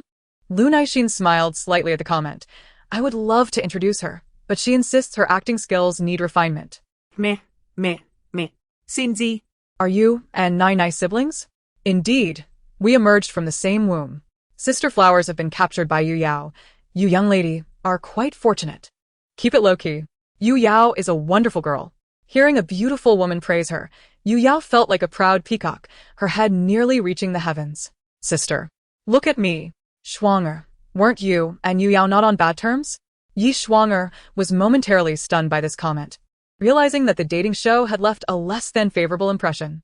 Though Yu Yao could be sharp-tongued, she was fundamentally kind, and this was a perfect opportunity to clarify. There are no hard feelings. Though she can be a handful, she is ultimately a good person. Upon hearing this, Yu Yao glanced at Yi Shuang'er, surprised that she would speak up for her. I have a question for Sister Yao. On the dating show, Shuang'er and Director Tang sparked a romance. What did you spark? Sister, what dance are you doing? What are you doing with your beautiful figure? A rare footage of early humans taming their limbs. The other three laughed heartily at Yu Yao's whimsical dance, particularly Injaro, whose boisterous laughter resonated the loudest. The staff on site erupted in laughter as well. Seeing everyone amused, Yu Yao began to doubt her dance moves, asking with confusion, What's wrong? Am I not on point? Yao, don't bother. You simply can't. Yu Yao, feeling indignant, retorted. Why can't I? I scrub the heavens and the earth. Nothing can defeat me. Fuyu gazed at Yu Yao's graceful movements, lost in thought. Will you be hosting this year's The Voice? Angero's expression dimmed slightly at the mention of this comment, but she forced a smile. Not this year. The host will be a lovely young lady. Netizens offered consolation. Thank you for your support. Chapter 30, When I suspect she has taken quite a few pills. Are you referring to the variety show directed by Luga? Yu Yao feigned ignorance. Indeed. So it was him. Yu Yao decided to maintain an air of mystery. Sister Yao, do you know something? I haven't heard a scoop from you in ages. I beg for your revelations. Noticing the flood of inquiries, Yu Yao seized the moment to divulge. Everyone prepared their snacks, ready to hear the story. She has arrived, bringing the big news. All set. Sister Yao, please commence your discourse. Taking a sip of water, Yu Yao began her performance. To be frank, I initially participated in his variety show and was selected, only to be usurped by someone else. Otherwise, I wouldn't be a mere nobody now. The person who replaced Yu Yao and the one who took Injiaro's place seems to be the same individual. This astute netizen has indeed pinpointed the truth. It is the same person. This individual has a wide-ranging involvement in the industry, dabbling in acting, variety shows, and hosting. Not to mention her foray into the realm of being a mistress. Yu Yao nonchalantly began to unveil the scandal. As soon as the term mistress was mentioned, the netizens erupted in outrage and the comments flooded in incessantly as they began to investigate this third party. Moreover, this director Lu Go is quite adept at manipulating the unspoken rules of the industry. Just because I refused to comply at that time, he replaced me. Don't you think I have reason to feel aggrieved? As a young and beautiful woman in her prime, how could I possibly find that rotund, greasy man appealing? Yu Yao lamented with a face full of grievance, as if recounting an everyday occurrence. How disgusting. I used to think his variety shows were quite enjoyable. Yu Yao, my sole connection in the entertainment industry. Look at the expressions of the other three. They're staring at Yu Yao in shock, ha ha ha.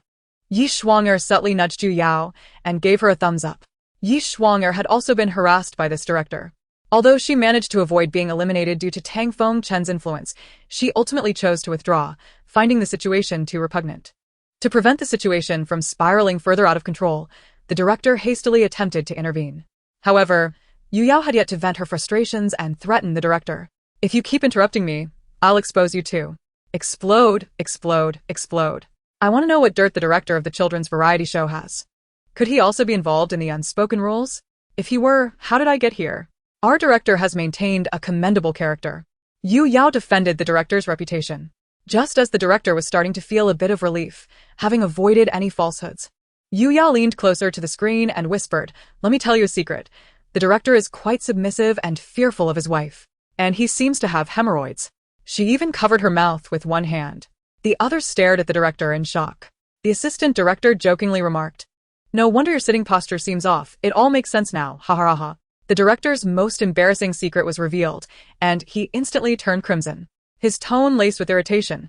"Quick, end the live stream before I lose control." The staff glanced at the trending topics on Weibo, muttering that it was already beyond control. Ha ha ha ha. The director, ha ha ha. Hemorrhoids? I'm a doctor. Let me take a look. I have a quick remedy for that. Before long, the official Weibo account was inundated with private messages about rapid remedies for hemorrhoids. In a fit of anger, the director ordered the operations team to disable the private messaging feature. "This infuriates me," he bellowed, a mix of impotent rage palpable in his voice.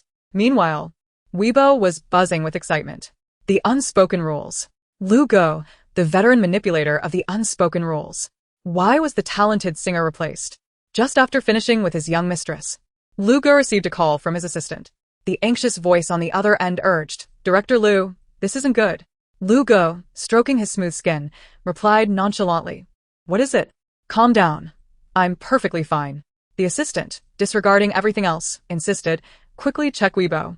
After hanging up, Lu Go, still perplexed, opened his phone. Beside him, Li Yuan, with an overly sweet tone, asked, "What's wrong, Director Lu?" Lu Go relished the sound of the young girl's cooing voice and replied good-naturedly, "They told me to check Weibo. Let's see what's causing such a fuss." The moment he saw the trending topics, Lu Go was taken aback. Who leaked this information? Upon clicking, he discovered it was Yu Yao. Lu Go had a lasting impression of Yu Yao. It was her stunning beauty that had prompted him to consider her for an invitation, only to have her audaciously reject him. Though he felt anger. The entertainment industry was rife with individuals eager to make a name for themselves, with Li Yuan being a prime example. Contacts rushed to clarify. And soon there was a statement from Lu Go circulating online. It read, "In response to Miss Yu Yao's unrealistic claims against me, which have caused significant harm to my reputation, I will be contacting my lawyer to issue a warning." Meanwhile, Yu Yao's live stream continued unabated. Netizens urged her to respond to Weibo, and upon glancing at her phone, she found it rather amusing. Many were inclined to believe Lu Go, perceiving Yu Yao as merely seeking attention. Yu Yao smiled subtly at the screen. "I suppose Director Lu is watching my live stream."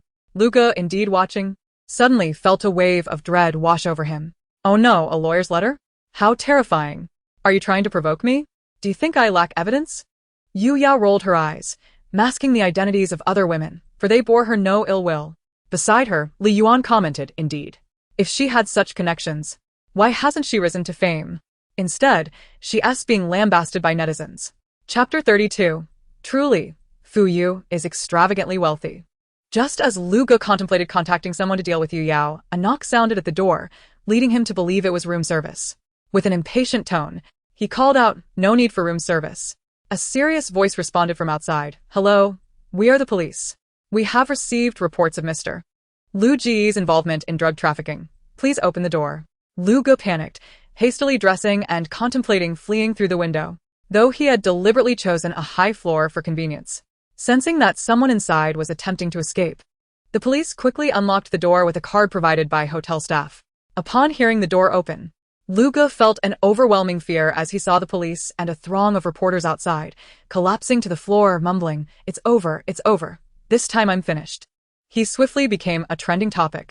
Yao, Lu Ge has been taken away by the police for illegal activities. Deservedly so. He has committed heinous acts and now faces justice. Yu Yao, you're incredible. You managed to expose this and even tipped off the police. Yu Yao frowned. This was not her doing, likely someone else who couldn't tolerate Lu Ji's actions. However, the director had a different perspective. The timing was too coincidental. Just after confronting Yu Yao, he was arrested, undoubtedly due to Fu's intervention. Fu Yu remarked, "Dare to exploit my wife? Off you go." "Mommy, what are you doing?" A soft voice chimed in. "Oh, my darling has awakened. Mommy is live streaming. Would you like to say hello to your older siblings?" Lu Xian gently beckoned her child over. Wan rubbed her eyes and approached, politely greeting, "Hello, older siblings." Ah, Ruan, hello. "Oh, my sweet daughter. So well behaved. Come here for a kiss." The scrolling comments became overwhelming, and she turned to Lu Xian for help. Just then, Nian dashed to the camera, curiously gazing at her own face on the screen. Suddenly, she was met with a close-up from Nian. "Nian, you're so adorable." Just waking up. You look so fresh." "Nian, have you gained a bit of weight lately?" Nian, still unable to read, turned to Yi, who she viewed as capable of anything. What are they saying?" She blinked her large eyes. "They said you've gained weight." Yi only caught the last part. Nian instantly pouted. "Humph. Older siblings are mean. I'm still growing." Yi only said nice things to Nian. "Oh, I can't see my godson's face. Let's shift the focus to him." Just ten ning stomatskrolet. Prompting laughter from everyone as she blushed. "I'm a bit hungry." As the hour grew late, everyone bid farewell, and under the fervent pleas of viewers, Yu Yao resolutely ended the live stream. Noticing there were still many ingredients left from lunch, they prepared a simple dinner. After the meal, the children, invigorated by their afternoon nap, sought a game to expend their energy before bedtime. In the living room, Yu Yao took out her phone, and at the top of her WeChat contacts was a note labeled "Darling Husband." "Yu Yao, husband, I miss you so much." Fu Yu, didn't he realize that? Yu Yao felt puzzled by her husband's unusual tone. "Husband, what's wrong?" "Fu Yu, if you miss me, why didn't you chat with me yesterday?" Remembering his inconsiderate behavior from the day before, Yu Yao felt a surge of annoyance. "Then why didn't you message me first? Do I look illiterate?" Surprised by her message, Fu Yu seemed to realize his error, adhering to the principle that his young wife should not be scolded. He quickly apologized. "I'm sorry. It's my fault." "Yu Yao, what did you do wrong?"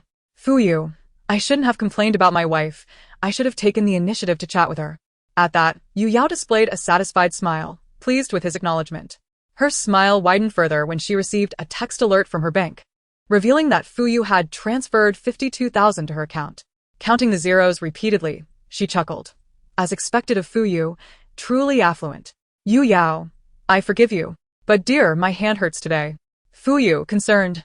"What happened? You should see a doctor." "Yu Yao, doctors are no use. Only holding your hand can cure me." Yu Yao pressed on. "I want to do something else, sending a cheeky emoji." "Fu Yu, I am at your service anytime." Overjoyed, Yu Yao rolled around on the couch, only to accidentally tumble off. "Ouch," she exclaimed. Everyone rushed over to check if she was hurt, but Yu Yao waved them off, assuring them she was fine. "What's got this sister so cheerful? My intuition tells me she's in love. Count me in, just look at her priceless smile." She fell. But is she really okay? Fu Yu, watching the live stream, noticed the commotion. "Are you alright? Why so happy?" Yu Yao could imagine the mischievous grin on Fu Yu's face. "I'm fine. Of course I'm happy. I can eat meat now." She then recounted the events of the day as live stream, learning that Fu Yu had called the police. Upon hearing Yu Yao mention that the greasy man had made similar demands of her, Fu Yu had already dispatched someone to investigate.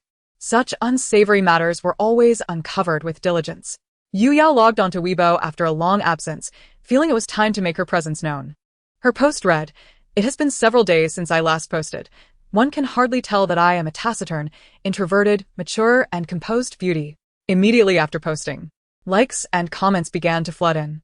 The biggest joke of the day, Yu Yao claims to be taciturn. Princess Yao Yao, I'm here. Do not question Princess Yao Yao's words, haha. Watching the rapid influx of comments, Yu Yao wondered if everyone was glued to their phones. After a brief glance, she decided to sleep, knowing she had tasks awaiting her the next day. Awoken once more by Yi calling her for breakfast, Yu Yao, still drowsy, murmured, breakfast is quite tasty, just a bit too early. Sister, after eating, you need to freshen up. Uncle Director will be hurrying us again. Yi thought to herself how annoying it was that Uncle Director wouldn't let her sister sleep in peace. Director, I'm wronged. Who else records a variety show as humbly as I do? I let everyone sleep until 10. Once ready, they arrived at the recording location. Director, today, we need to handle our own lunch and dinner. Everyone will need to procure supplies and then sell them. The money earned can be freely spent. Here are shopping vouchers worth 1,000. Off you go to the Alien Mall. Yu Yao looked at the voucher. How stingy, not even willing to give real money. Director, I know your little thoughts all too well. If I gave real money, what would we do about today's tasks? Chapter 33 brought an unsettling premonition. Entering Alien Mall, a vast marketplace filled with various goods, they found sections for accessories and clothing. The prices were surprisingly low, making it the largest wholesale market around. They split into pairs. Lian Yi and Ning Ning, being girls, ventured to the accessory section, while Nian Nian teamed up with Yi in the clothing area. The bustling crowd was filled with people carrying large bags filled with food, many of whom were drawn here by the affordable clothing. The garments were indeed quite appealing. And Jia Rou observed the myriad styles in the shops, noting that each store offered a unique selection. True, but our budget is limited. Yu Yao lamented once more about the director's stinginess as she clutched the 1,000 voucher. They began comparing prices, selecting stylish items that were reasonably priced. With the added charm of the two little ones and the celebrity status of Yu Yao and Jia Rou, vendors were more than willing to make sales. Ultimately, they secured 20 pieces of clothing, each averaging around 50. Nian Nian, burdened with bags, complained, shopping is so tiring. Why do girls have to shop? Yu Yao chuckled at Nian Nian, who was straining to carry the items. Nian Nian, you went shopping with your mom as a child. When you grow up, you'll take your girlfriend shopping. The concept of shopping was daunting in Nian Nian's young mind, and she quickly shook her head. Then I won't grow up. But everyone grows up. Then I won't date. Nian Nian asserted, as if it was a wise choice. Yu Yao laughed at Nian Nian's declaration, her eyes crinkling with warmth, illuminated like a celestial being by the light. Nian Nian had always known Yu Yao was beautiful, but seeing her so tender for the first time left her stuttering. If I could be as pretty as Sister Yu Yao, I would still want to date. And Jia Rou, witnessing her son's infatuation, felt a mix of embarrassment and amusement. Freeing one hand to guide Nian Nian forward, declared, no one is as beautiful as my sister. Flattered by the compliment, Yu Yao beamed, her smile radiating joy throughout their outing. Fu Yu, even the children are trying to steal my wife. Meanwhile, Yi Shuang-er and Lu Nai Xian, two young girls, had effortlessly chosen their items. Drawn to the sparkly trinkets, Yi Shuang-er observed Ning Ning happily, selecting accessories with Lian Yi. Noting how Ning Ning's demeanor had evolved from shy to lively in the company of other children. Grateful for the opportunity to participate in the variety show, she felt fortunate to have brought Ning Ning along. Lu Nai Xian also noticed the change, expressing her satisfaction. Ning Ning has become so much more vivacious. Soon, the children finished shopping and gathered to share their experiences. Nian Nian complained about the fatigue of shopping, while Yi remained silent. Lian Yi, brimming with excitement, exclaimed, you have no idea how sparkly it is inside. Ning Ning and I were almost dazzled. I absolutely love it there. Ning Ning teamed in enthusiastically. They set off to find a place to set up their stall, and viewers, informed via the live stream, rushed to the nearby location. I'm so close. I'm on my way. I'm totally skipping work. My boss is chasing after me. How ridiculous.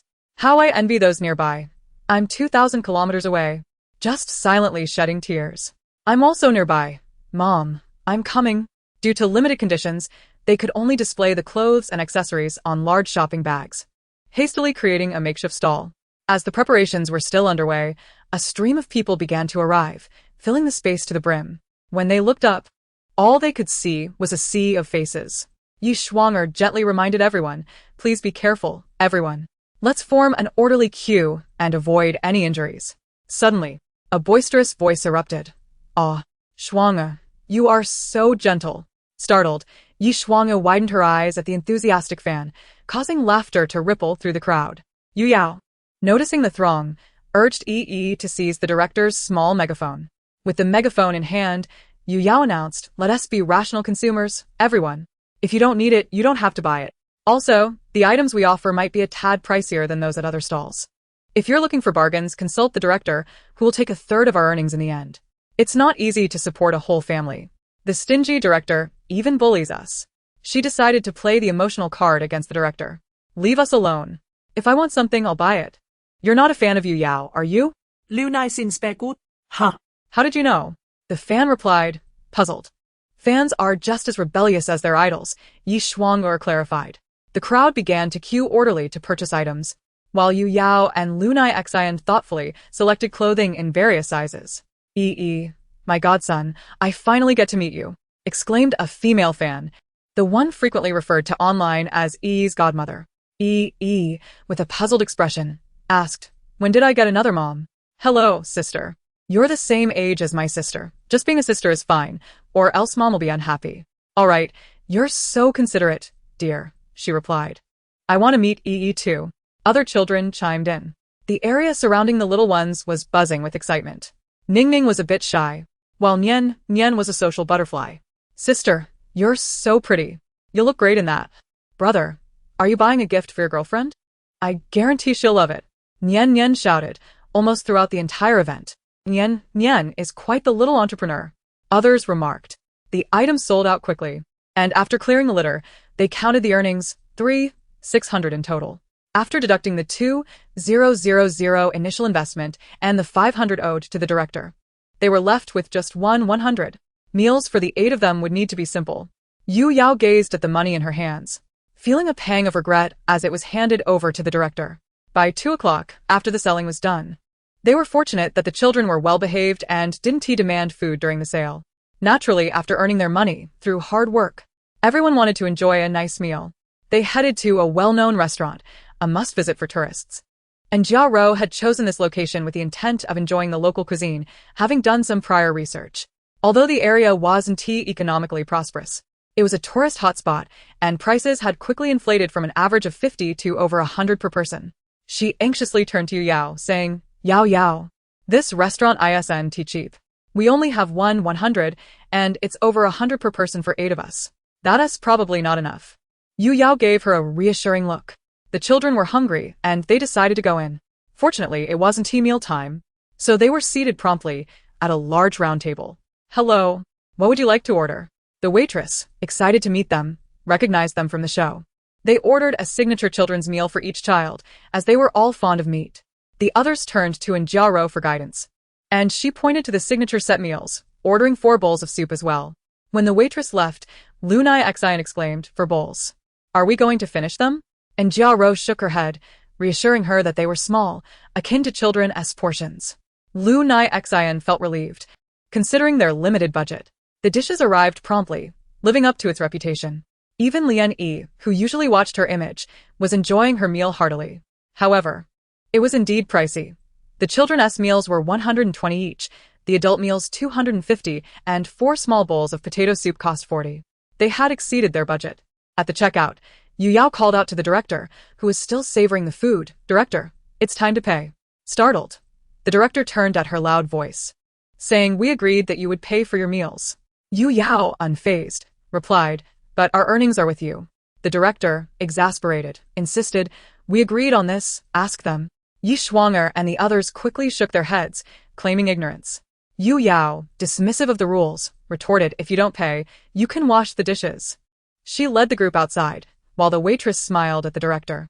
The director, feeling the pressure of the crowd's gaze, grudgingly paid the bill, muttering, "I can't believe Yu Yao was so generous as to give me the money.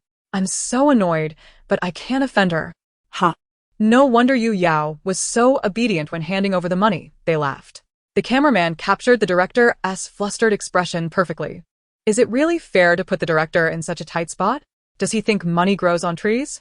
Exactly. Poor guy. Making 3,000 a month while we're spending 3 billion. You're quite something, Yu Yao. Yi Shuang complimented her. Yu Yao simply huffed in response. A staff member informed them they could explore the surrounding area. The locals are quite friendly, Yu Yao noted. Let us go, your planning is finally paying off. Lunai Xian said, patting Jiao on the shoulder. Upon hearing they could play, the children cheered with joy. They soon approached a magnificent waterfall, its thunderous roar echoing from miles away, reminiscent of an army's battle cry. Upon reaching the foot of the falls, the sound intensified. Suddenly, a gust of wind lifted the lower half of the waterfall, scattering droplets like pearls in every direction, splashing onto the crowd. Everyone, usually preoccupied with work, seldom found time to immerse themselves in such nature. They marveled at the grandeur of the waterfall and listened attentively to its sound. The children erupted in excitement. Wow. The waterfall is so cool. We seem so tiny standing underneath it. Nian Nian exclaimed. Oh, look. A rainbow. How beautiful. Ning Ning called out, spotting a rainbow left behind by the wind. Wow, that is stunning. Sister, I truly understand that poem now. Yi whispered to his sister, needing to raise his voice above the waterfall's roar. What poem? She was taken aback by his knowledge. The one that goes, the cascade flows down 3,000 feet, as if the Milky Way fell from the heavens. Well done, Yi. Yu Yao was pleasantly surprised that he could associate the waterfall with such poetry. I've been there once. It's truly breathtaking. Someone else chimed in. You're quite the scholar for someone so young. You're not even 5 yet. Leave some knowledge for the rest of us. Another teased. Seeing the younger generation so capable gives me peace of mind, another admitted. Everyone eagerly took out their phones to capture the moment, culminating in a group photo organized by the staff. Thus, the photos for Weibo were created. As we moved to the next location, dusk had already begun to settle. We were fortunate enough to witness the dazzling light show in the area.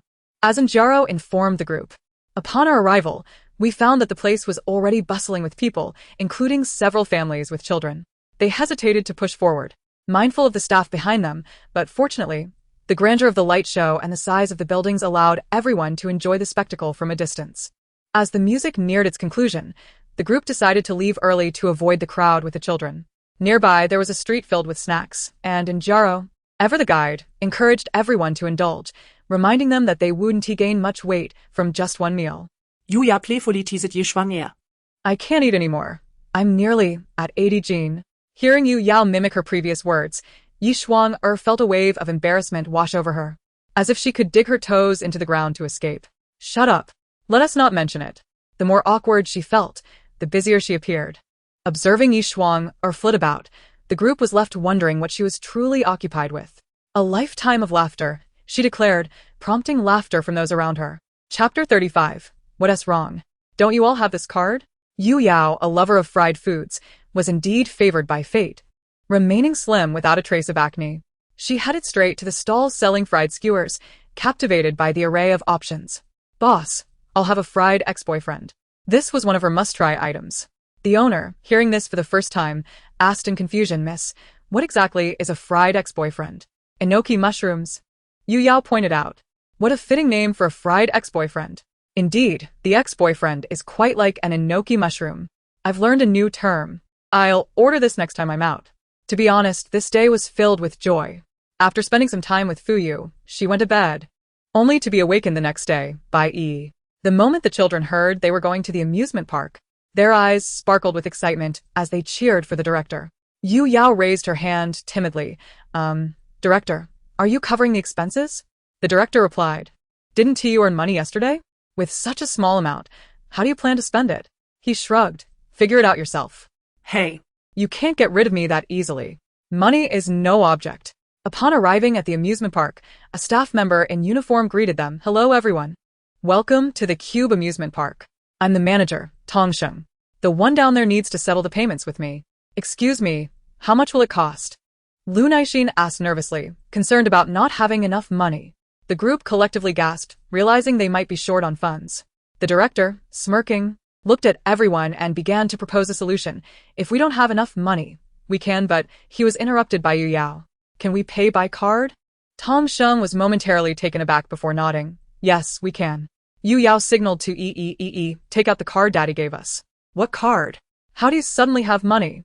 The others gazed at the siblings in shock. Rummaged through his small backpack and, after a moment, produced a black card. innocently asking Tong Sheng, "Uncle, can I use this card?" Tong Sheng was stunned, still processing the sight of such a young child holding a black card. It wasn't until Yi poked him with the card that he snapped back to reality. "Oh, yes. You can use it." He hurried off to fetch the card reader. Yi Shuang's eyes nearly popped out at the sight of the black card, a sentiment echoed by the other guests, including the director and staff. "How come you didn't check thoroughly?" One staff member asked. "If I found something, I wouldn't dare take it. I can't afford to lose it." Wow. A black card. I knew Yu Yao's family was wealthy, but I never imagined it was to this extent. If I'm not mistaken, Yi just casually found that card in the bag. If that card were mine, I'd give it its own bag and pamper it. What difference does it make for the world to have one more wealthy person? No wonder Yu Yao is fearless. Her background speaks volumes. "Thank you, Yi, for letting me witness the black card." Yi, how do you have a black card?" And Jaro asked, swallowing nervously. Huh? "Daddy gave it to me." Why? "Don't you all have one?" Yi looked at everyone with innocent eyes. The others were left speechless. "Do you even hear what you're saying?" Tong Sheng cautiously took the card, swiped it, and handed out the amusement park tickets before leaving. "I can now say I've held a black card in my life." Yi looked at the perplexed expressions of the group, seeking help from Yu Yao. She ruffled his hair, tossed the card back into the backpack, and reassured him. "It's nothing, Yi, they're just poor." The others felt as though they had been struck by 1,000 arrows. Yu Yao shook her head, gazing at the director with a smirk. "Money? I have plenty." The director thought, "I'd love to give her a good whack, but I can't afford to." Meanwhile, this revelation had propelled them to trending topics online. Yi's black card. How wealthy is Yu Yao's family? The appearance of the black card. Yu Yao's Weibo account swiftly gained a surge in followers, rivaling the popularity of today as hottest young stars. The comments section was flooded with messages such as, "Oh no. Sister, I'm so sorry for not recognizing your greatness. My dear sister, could it be I'm your long-lost sister? Sister, are you in need of a sister-in-law? I'll take good care of myself until Yi grows up." No wonder sister can't settle for just any man from reality shows. If I were that wealthy, I'd be looking down on them too. Sister, which family do you belong to? Are you involved in any business marriages? Can I rise to prominence as the second male lead? Princess Yao is truly a princess. She is not just playing around. Sister, I was once a 186 centimeters athletic student with dark skin, but a pandemic transformed me into a sweet girl of 165 centimeters. Sister Lu looked at Yu Yao's Weibo statistics with satisfaction, pleased despite some negative comments, as the power of wealth was undeniably significant. The carousel caught the attention of Lian Li and Ning Ning, who excitedly queued for a ride. Due to her small stature, Nian couldn't partake in many attractions and could only have her mother accompany her on the carousel. Yi wasn't particularly interested. After all, his grandfather had built an amusement park when his sister was young, and his first big toy was a playground. However, he was keen on shooting games and noticed a booth with toy bears to shoot at. It felt as if he were claiming his territory. Yu Yao spotted the largest pink and white bear and decided that would be the one. The stall owner, finding this amusing, laughed heartily. "Little one, here are the rules and corresponding prizes. Can you read?" "I can read, uncle." Yi confidently stood on the stool provided by the owner. "All right, let us see if you'd like me to teach you how to use the gun." The stall owner smiled at Yi. "No need, uncle. Yi knows how to do it," he declared, already preparing for the challenge. His sister had requested the largest toy bear, and he knew he needed to pop all 3 stacks of balloons to win. "No problem," Yi declared. Chapter 36. A man sits at home. A green hat falls from the sky. Yi adjusted his position, carefully controlling the angle of the gun to ensure stability before applying the appropriate force to shoot. The first shot missed, as he was still unfamiliar with the air gun's operation. The boss, observing Yi's honest demeanor, mistakenly believed he would hit the target, only to realize it was merely a child's pride at play. Yu Yao watched the boss's delighted expression and scoffed, anticipating a humorous turn of events. Yi readjusted his stance, tilting the gun slightly, and before the boss could revel in his own joy, a series of popping sounds echoed as balloons burst. The boss was left dumbfounded. Could this child truly be so skilled? A crowd of onlookers gathered, initially intrigued by a child shooting, but soon captivated by Yi's impressive accuracy. The other 6 children, having finished their ride on the carousel, joined to witness Yi's display of prowess. Nian was utterly enamored. "Brother Yi, you are amazing. I adore Brother Yi. I am crazy for Brother Yi." and Jiao quickly covered Nian Nian's mouth, asking, "Who taught you such things?" Nian Nian blinked innocently at her, silently protesting. Softening, and Jiao released him with a warning. "Don't speak out of turn." Nian Nian nodded obediently. Laughter erupted from the onlookers, including Lian Li, who couldn't contain her amusement at the scene. By now, Yi had completed his shooting spree, and according to the rules, he was entitled to all the toys. He generously gifted the large teddy bear to his sister and allowed everyone, except Nian Nian, to choose a toy. Nian Nian desired one too. But Yi insisted that boys do not play with teddy bears, claiming he didn't have one himself. Brother Yi must have his reasons. Everyone thanked Yi for the gifts, while the boss wore a forlorn expression as they departed. Once outside, Yi confided to Yu Yao, "Sister, there is something wrong with his gun." Yi nodded obediently. "Yes. I know, which is why I didn't take all the toys." "So well behaved." Yu Yao patted Yi's head. "What an angelic little darling." Yi is so versatile, knowing to tilt the gun slightly. Through Yi and Yu Yao, I have come to understand the sense of relaxation that the affluent possess. Oh, my versatile little darling Yi, this is the son I dream of having. Will the state ensure that my future children are like this? If not, Primeshan Bieran. After exhaustively enjoying every child-friendly attraction, the parents took turns indulging in the fun themselves. As lunchtime approached, they ate a light meal at the amusement park, and after a brief rest, Yu Yao proposed a visit to the haunted house. Having long been aware of its existence, she was particularly excited, especially as the group was at a loss for what to do in the afternoon. Yes, Huang Er felt a twinge of fear, but, having previously ventured into an escape room with Yu Yao, felt reassured, believing that following Yu Yao would be fine. And Jiao and Lunai Xian were not overly frightened, but were concerned about the children's reactions. However, seeing their eager expressions, they marveled at their youthful fearlessness, hoping there would be no tears. Upon entering, a chill enveloped them, causing Yes Huang Er to shiver and grasp Ning Ning's hand tightly. Ning Ning felt a slight pain in her hand. "Annie, are you scared?" Yes Huang Er feigned calmness. "Who is scared?" Ning Ning stifled a lauk. Recognizing this as the adult version of pride. Suddenly, Yes Huang Er turned to see a face illuminated in a rainbow of colors. "Ah, help!" she yelped, crouching to the ground. Laughter erupted from Yu Yao. "Ha, scaredy cat." Only then did Yes Huang Er realize Yu Yao was using a nearby decorative light to project onto her face. "Yu Yao, you've infuriated me," she exclaimed, storming toward him in mock anger. Yu Yao seized her hand to prevent her from hitting him, pulling her into his embrace. With a height advantage, he leaned in close, whispering playfully in her ear, "Little Huang Er, I will protect you." Yes Huang Er felt a tickle from Yu Yao's breath on her ear, sensing the awkwardness of their position. She quickly stood, intending to retort, but her fear prevailed, and she remained close behind Yu Yao. Lunai Xian and Jiao, witnessing Yu Yao pulling Yes Huang Er into his arms, hurriedly shielded the children's eyes, declaring, "Do not look. Do not look. I'm about to start a rumor." Just the innocent joys of young couples. Yu Yao's boyfriend energy is off the charts. I'm utterly smitten by this height difference.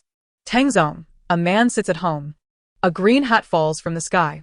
Fu Yu, upon seeing this phrase, felt it aptly described his own situation. The children, now basking in the light, were bewildered by the events unfolding. The group continued onward, encountering ghosts and feeling ghostly touches. Yes Huang Er trailed closely behind Yu Yao, clutching his shirt and trembling. "I swear, this is the last time I will engage with anything scary," Yes Huang Er declared. Even Jiao and Lunai Xian began to feel apprehensive, while Yu Yao remained unperturbed, sometimes teasing the staff, fully embodying Yes Huang Er's description of being ironclad. Due to their shorter stature, the children missed many frightening details. But as they neared the exit, a crawling ghost startled them. A chorus of screams erupted. "Aha!" Yi, feeling helpless, shielded the others behind him and calmly addressed the crawling ghost. "Brother, you scared us." The crawling ghost, a young man, replied in confusion. "Did I scare you? Are you sure?" Nian Nian, observing the approaching ghost, burst into tears. And Jiao quickly scooped her up, but Yi was always a step ahead. Reaching into his backpack, Yi produced a flashlight and approached the crawling ghost, removing his mask. "It's just a brother pretending," he assured Nian Nian. "Everyone here is just pretending, so there's no need to be afraid." With tears still glistening on her lashes, Nian Nian stared at the transformed ghost, nodding in agreement. "Okay, but you mustn't scare me again. I was already frightened. What are you siblings made of?" Yi directly unmasked the ghost. It feels oddly familiar to Yu Yao in the escape room. They truly are siblings. Young man, a life of setbacks. Nian Nian is so adorable. I could just eat her up. The Yu siblings have clearly defined roles. The older protects the younger, and the younger supports the older.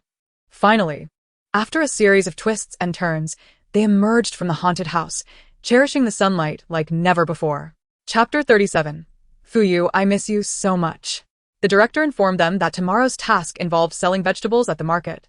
They would need to rise half an hour earlier to join the villagers in harvesting, and then head to the market to sell. The day's meals would depend on their success in selling the produce. To deter Yu Yao from shirking her responsibilities, the director added, remember, you are assisting the villagers, and the money ultimately goes to them. Given the current market saturation, whether you can sell anything will depend on your own efforts. Upon hearing that they were helping the villagers, the children felt an overwhelming sense of responsibility, each vowing to sell the produce. After a long day of fun, combined with the fact that the children hadn't tea-napped, they quickly fell asleep upon lying down, sparing Yu Yao the need to invent stories. Reflecting on the director's words, Yu Yao felt she'd finally discovered her own method, albeit naively. Having witnessed a couple in the haunted house, with the boy protecting the girl, she found herself yearning for Fuyu. As she lay down, she sent him a video. Facing the video screen, Fuyu was still in his study, adorned with a pair of golden-rimmed glasses.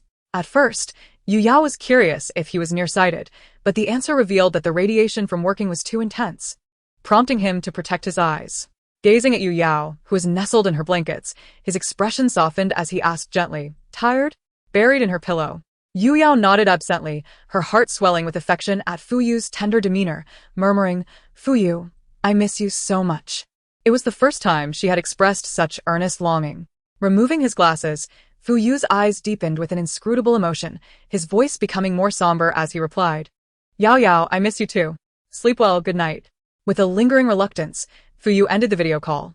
His mind was devoid of any work-related thoughts, consumed only by Yu Yao's words. He shut down his computer and instructed his assistant to arrange a private jet, for he could not wait another 2 days. By the time he arrived at the location where Yu Yao was recording, it was already 11 at night. Due to the lack of a suitable landing spot in the village, the plane had to land in the city, from where they drove to the site. As the director received the call, he began to await Fuyu's arrival, spotting a Maybach and recognizing that Fuyu had arrived. He hurried to greet him, only to be greeted by a vision illuminated by moonlight. A tall figure stood beside the car, exuding an air of elegance in a well-fitted white shirt. As a gentle breeze tousled his hair, the moonlight cascading over his features. The director marveled, is it just me, or does the wind seem to favor good looks? Mr. Fu, greetings. He approached cautiously, feeling the overwhelming aura that made him tremble slightly. Take me to Yao Yao's room, Fu said, his gaze unwavering as he spoke softly. The director led him to a room on the second floor, indicating, Yao Yao's room is on the left at the top of the stairs. Fuyu nodded and gestured for his assistant to follow, entering alone. The director, taken aback, responded, Oh, thank you on behalf of Mr. Fu.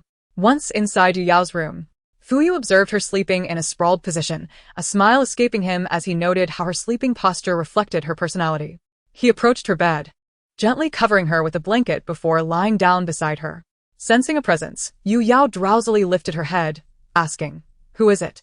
Forcing her eyes open, she relaxed upon seeing Fuyu. What brings you here? Seeing his beloved wife in her sleepy state, Fuyu chuckled softly, I missed you, so I came. Sleep now. I'll watch over you. With that, she closed her eyes again, drifting back into slumber. Exhausted from the day's events, Fuyu wrapped his arm around her waist and quickly fell asleep. The next morning, Yi entered to find 2 figures in the bed. Approaching for a closer look, he rubbed his eyes in disbelief upon recognizing his brother-in-law. Fuyu, waking to Yi's presence, signaled him to remain silent. He hurried into the bathroom to retrieve his toiletries, emerging to find Yi waiting at the door. Amused, Fuyu remarked. Why do both of you like to wait at the bathroom door? Brother-in-law, what are you doing here? Yi eklaymet, ekcitement bublin over. He admired his brother-in-law, who was more impressive than his father. Since he could remember, conversations always lauded his brother-in-law's prowess, and Yi aspired to be like him. I missed your sister, so I came, Fuyu said, tousling Yi's hair. Brother-in-law, you're so shy. My sister is working with me, but I'll take care of her, Yi proudly asserted. Indeed, Yi has been taking great care of your sister? I've noticed, Fu Yu chuckled softly. Meanwhile, the live stream for Yu Yao's segment had yet to commence, and the director was bombarded with frantic messages from fans. The director, feeling the pressure, explained, I can't start the stream. There's someone who cannot be filmed. Yu Yao, awakening to the peculiar silence, soon recognized Fu Yu conversing with Yi, who was so animated he seemed ready to leap. Filled with excitement, she threw off her covers and rushed towards Fu Yu, exclaiming, Ah, husband. Fu Yu caught her effortlessly, you're barefoot. As she watched him put on her shoes, Yu Yao's voice took on a playful tone. I'm just so happy to see you. Yi, covering his eyes, chimed in. It's clear that it's not brother-in-law who misses you, it's you who misses brother-in-law. Sister is shy. In the following chapter, Yu Yao couldn't contain her curiosity, incessantly questioning Fu Yu about his arrival and when he had come. Upon learning he had arrived late the previous night, her heart ached as she caressed his face. No wonder you're looking worn out. Fu Yu grasped her hand, comforting her. It's all right. Sleeping next to you is wonderful. Yu Yao pondered the stereotypical trope of wealthy protagonists suffering from insomnia, prompting her to hesitantly ask, Do you have insomnia? Fu Yu sighed, bemused at how his little wife perceived him as fraught with troubles. Why do you think I have both a stomach ailment and insomnia? Then why did you say sleeping next to me is good? She questioned. Haven't you heard? Sleeping beside the one you love ensures the best quality of sleep, he replied. His words a heartfelt confession rather than mere flattery. Blushing, Yu Yao playfully covered her face. Are you confessing your feelings now? Can we now wash up and have breakfast? Fu Yu asked, initially concerned Yu Yao might be hungry, but she insisted on clarifying everything before eating. After a quick wash-up, they headed to breakfast, wherein Jaro, catching sight of a man exiting Yu Yao's room, gasped in surprise. Yu Yao introduced him. This is my husband, Fu Yu. Husband, this is sister, Anna, a renowned host. Stunned, Jaro stammered, No, I should be thanking Yu Yao.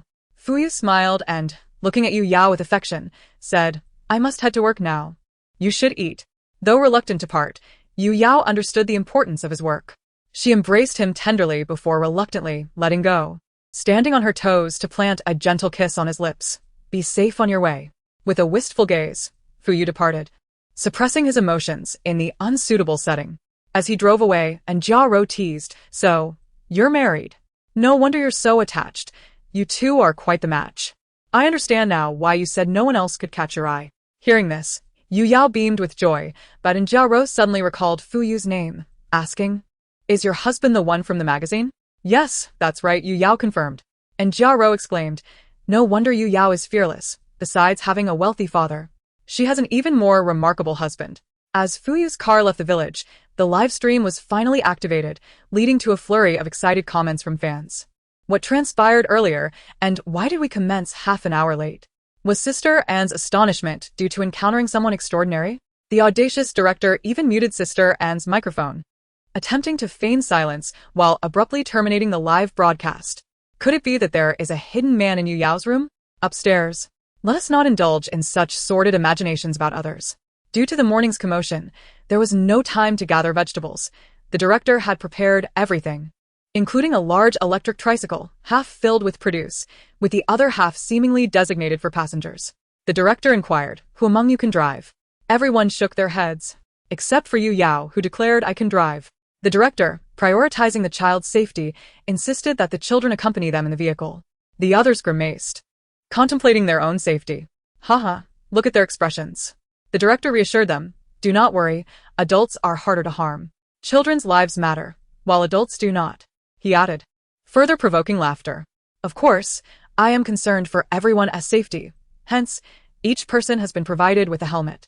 As they donned their helmets, the group looked expectantly at Yu Yao, their eyes conveying a shared sentiment.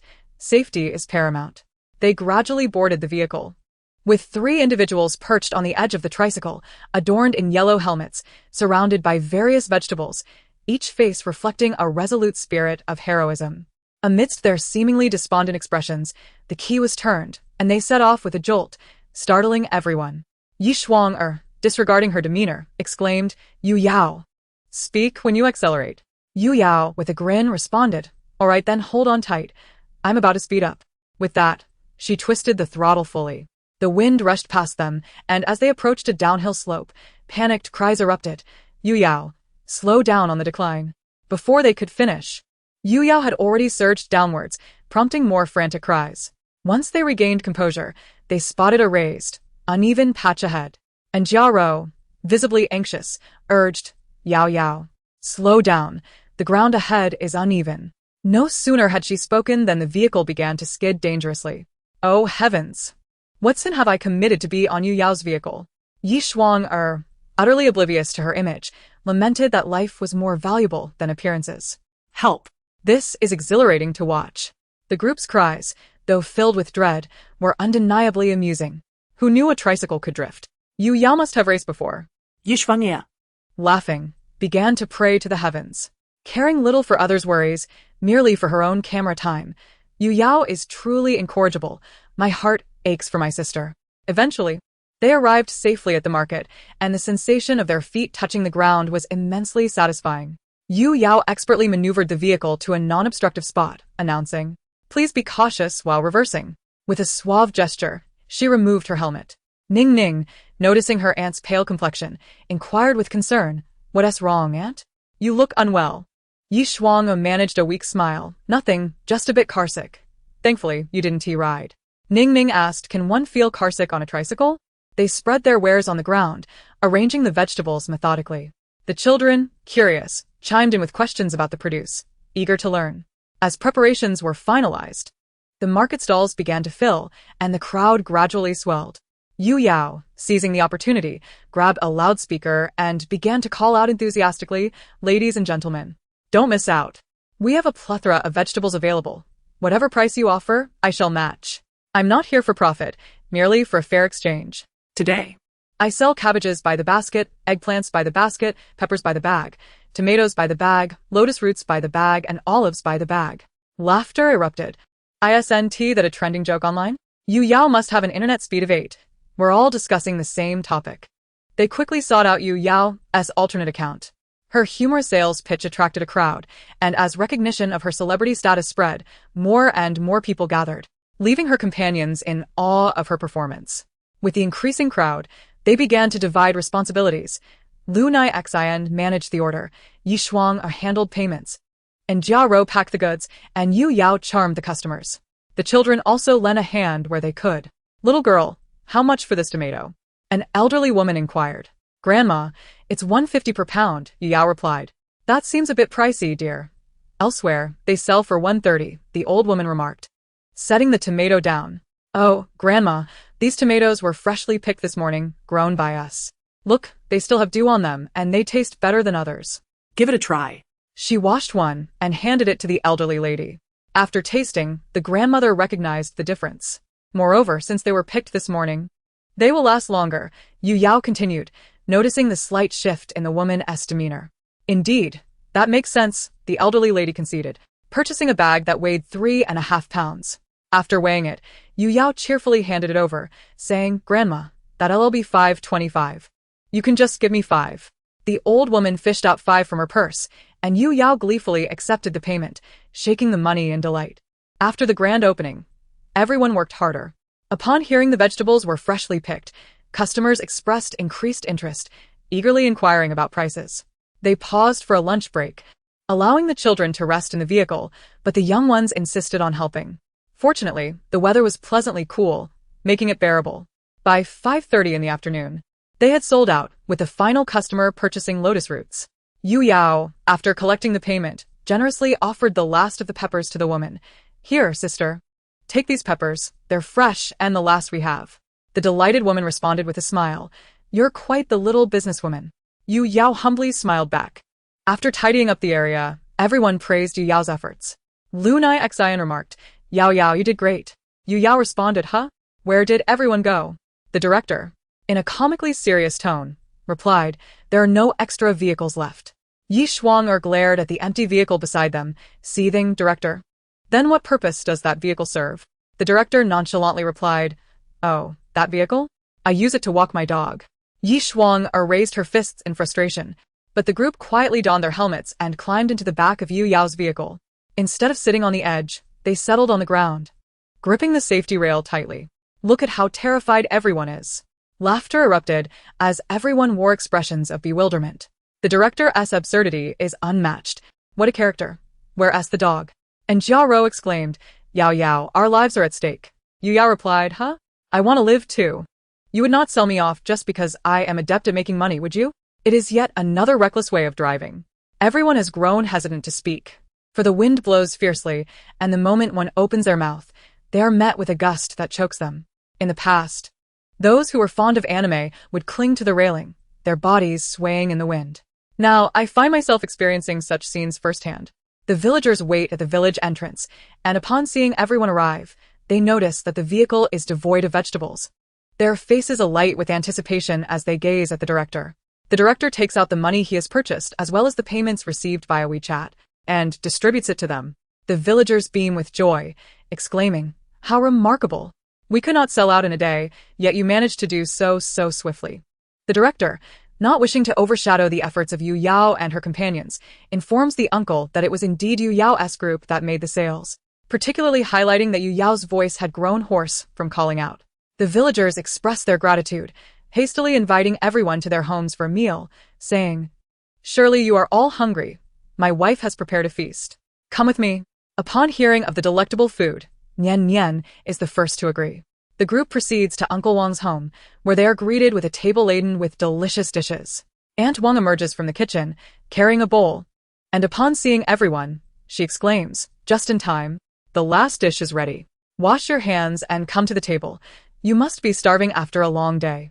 As they wash their hands and take their seats, the children eagerly reach for the sweet and sour pork on the table. This is so delicious. Auntie, your cooking is far better than what we had for lunch, Nian Nian praises with enthusiasm. Everyone enjoys the compliment, and Auntie smiles, placing more meat in front of the children, concerned they might not be able to reach it. Children really know how to speak. If it's good, eat as much as you like. Having eaten their fill, it is the first day of the premiere of Lu Naixin's film on the streaming platform. Due to work commitments, they were unable to watch it in the cinema, yet on its opening day, the box office has already surpassed 2 billion. With Lu Naixin becoming the first actress to achieve over 10 billion in box office sales. Chapter 40, Ignorance is Bliss. Opening the app reveals a purchase requirement of 6 yuan. Yu Yao quips, the wicked capitalists, while she retrieves her phone to make the payment, for the film's theme is indeed quite novel. It tells the story of a girl from a mountain village who is redeemed through superpowers. People often fantasize about saving the world, unaware of the limitations of human strength.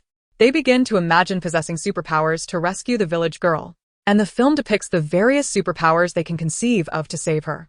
The film captures the moment Lu Naixin's character visits the village, documenting the life of a girl around 14 or 15 years old, with dark skin and disheveled clothing, yet her eyes radiate hope. Every day she studies diligently. When asked by the reporter, portrayed by Lu Naixin, why do you love studying so much? The girl, holding her textbook, responds with unwavering determination. I want to escape this place. Only with knowledge can I avoid marrying and having children at a young age. Lian, somewhat puzzled, points at the girl on the television and asks, does this sister really have to marry so early? She doesn't look much older than me. Lu Naixin patiently explains. In many underdeveloped areas, traditional beliefs persist, and the norm for women is to marry young. Liani nods, somewhat understanding, as Lu Naixin does not expect such a young child to grasp this concept fully. However, with age, she will come to understand it eventually. Yi, seemingly contemplative, remarks. I have been to a place like that. Lu Naixin gently inquires. When did you go? He ponders for a moment about half a year ago. What were you doing there? It was not who ventured there on her own. Rather, her father took her for an inspection of sorts. As a charity foundation named after her sister donated supplies to the children there. Her father said it was a good deed in honor of her sister. Does not fully comprehend this, but her father believes that having experienced the prosperity of the big city, she should also understand the stark poverty of the mountain villages. Upon hearing EE's words, everyone turns to Yu Yao, who shrugs. What can I say? Aside from beauty, all that remains is wealth. Such a dilemma. The others respond with dismay. They lament how Yi's upbringing has led to Yu Yao becoming such a character. I have watched Sister Xian's film twice. It truly moved me to tears. Yu Yao, do not be too smug. I have already set my father to work hard as well. I suddenly understand the difference between children raised in affluent families and those from newly wealthy backgrounds. It all comes down to upbringing. It is evident that Yu Yao's father is not merely a slave to his wife, but also to his daughter. Just 2 days after the interview, The girl is informed she is to be married. The reporter, portrayed by Lu Naixin, wishes to intervene but finds herself powerless. For she is merely a reporter, without any authority. In fact, even those with power are met with resistance in this tightly knit, traditional village. The reporter can only gently persuade the girl's parents, but while they wear innocent smiles, their words are sharp. This is my child. She has reached the appropriate age. The reporter has no further arguments, and at the wedding, if one could call it that, as it merely consists of a red veil atop her head, lacking any solemnity, she can only watch helplessly as the girl, once filled with light 2 days prior, now resembles a marionette bowing to the heavens. Following the girl, the reporter ventures into various backward and feudal locales, where she meets others possessing similar extraordinary abilities. Together, they collaborate to liberate constrained thoughts, and through their efforts, the girls in those areas can read the books they adore and pursue their desires. It is only when a sudden alarm jolts her awake that she realizes it was all a dream. There is no saving the girl, nor the countless others like her. Oh. It truly brought me to tears. The light in her eyes was extinguished. Moreover, it is based on true events. We must remind everyone to refrain from volunteer teaching, as backward areas suffer not only economically, but also ideologically. There are many men without wives there, so please be cautious. And Jia Ro, with tears in her eyes, reflects. Such effort to save the girl. Dreaming of such scenes, I wonder if the reporter will be heartbroken for a long time upon waking. During the making of this film, on-site research allowed for a deeper emotional connection, and she found it challenging to detach from the role, truly wishing for the superpowers depicted in the film. This was her first encounter with such a theme, and she fervently hopes for the prosperity of her homeland. Lu Naixin recalls the feelings from that time, still feeling a bit unsettled. What a grand vision. Xi. Sister Ro, with both strength and tenderness. Sister Lu informs Yu Yao about a live stream scheduled for tonight, as the fan base is rapidly expanding and somewhat unstable. Thanks to prior notice from Yu Yao's studio, everyone is prepared, and as the stream begins, they quickly join in. Good evening, Princess Yao Yao. Oh, even without makeup, you're so beautiful. I must be a mud doll discarded by Nuwa. Yao Yao. Why did your live stream start half an hour late today? Yes, I missed half an hour of my wife's stunning beauty. Yu Yao responds, Ah? I was having a private meeting with my lover this morning. Oh no. Have I been dumped, my dear? Who would dare claim you? I still do not understand why everyone is so fond of you. Yu Yao retorts, if you don't understand, then perish. I find Yu Yao lacking in professionalism. Everyone else has risen, yet she remains asleep. Yu Yao replies nonchalantly, oh. What kind of attitude is that? Someone is kindly reminding you. Yu Yao fires back. You can perish too, idiot. Such a lack of decorum. I truly do not comprehend your upbringing. Yu Yao counters, oh, I am wealthy. Wealth beyond your imagination.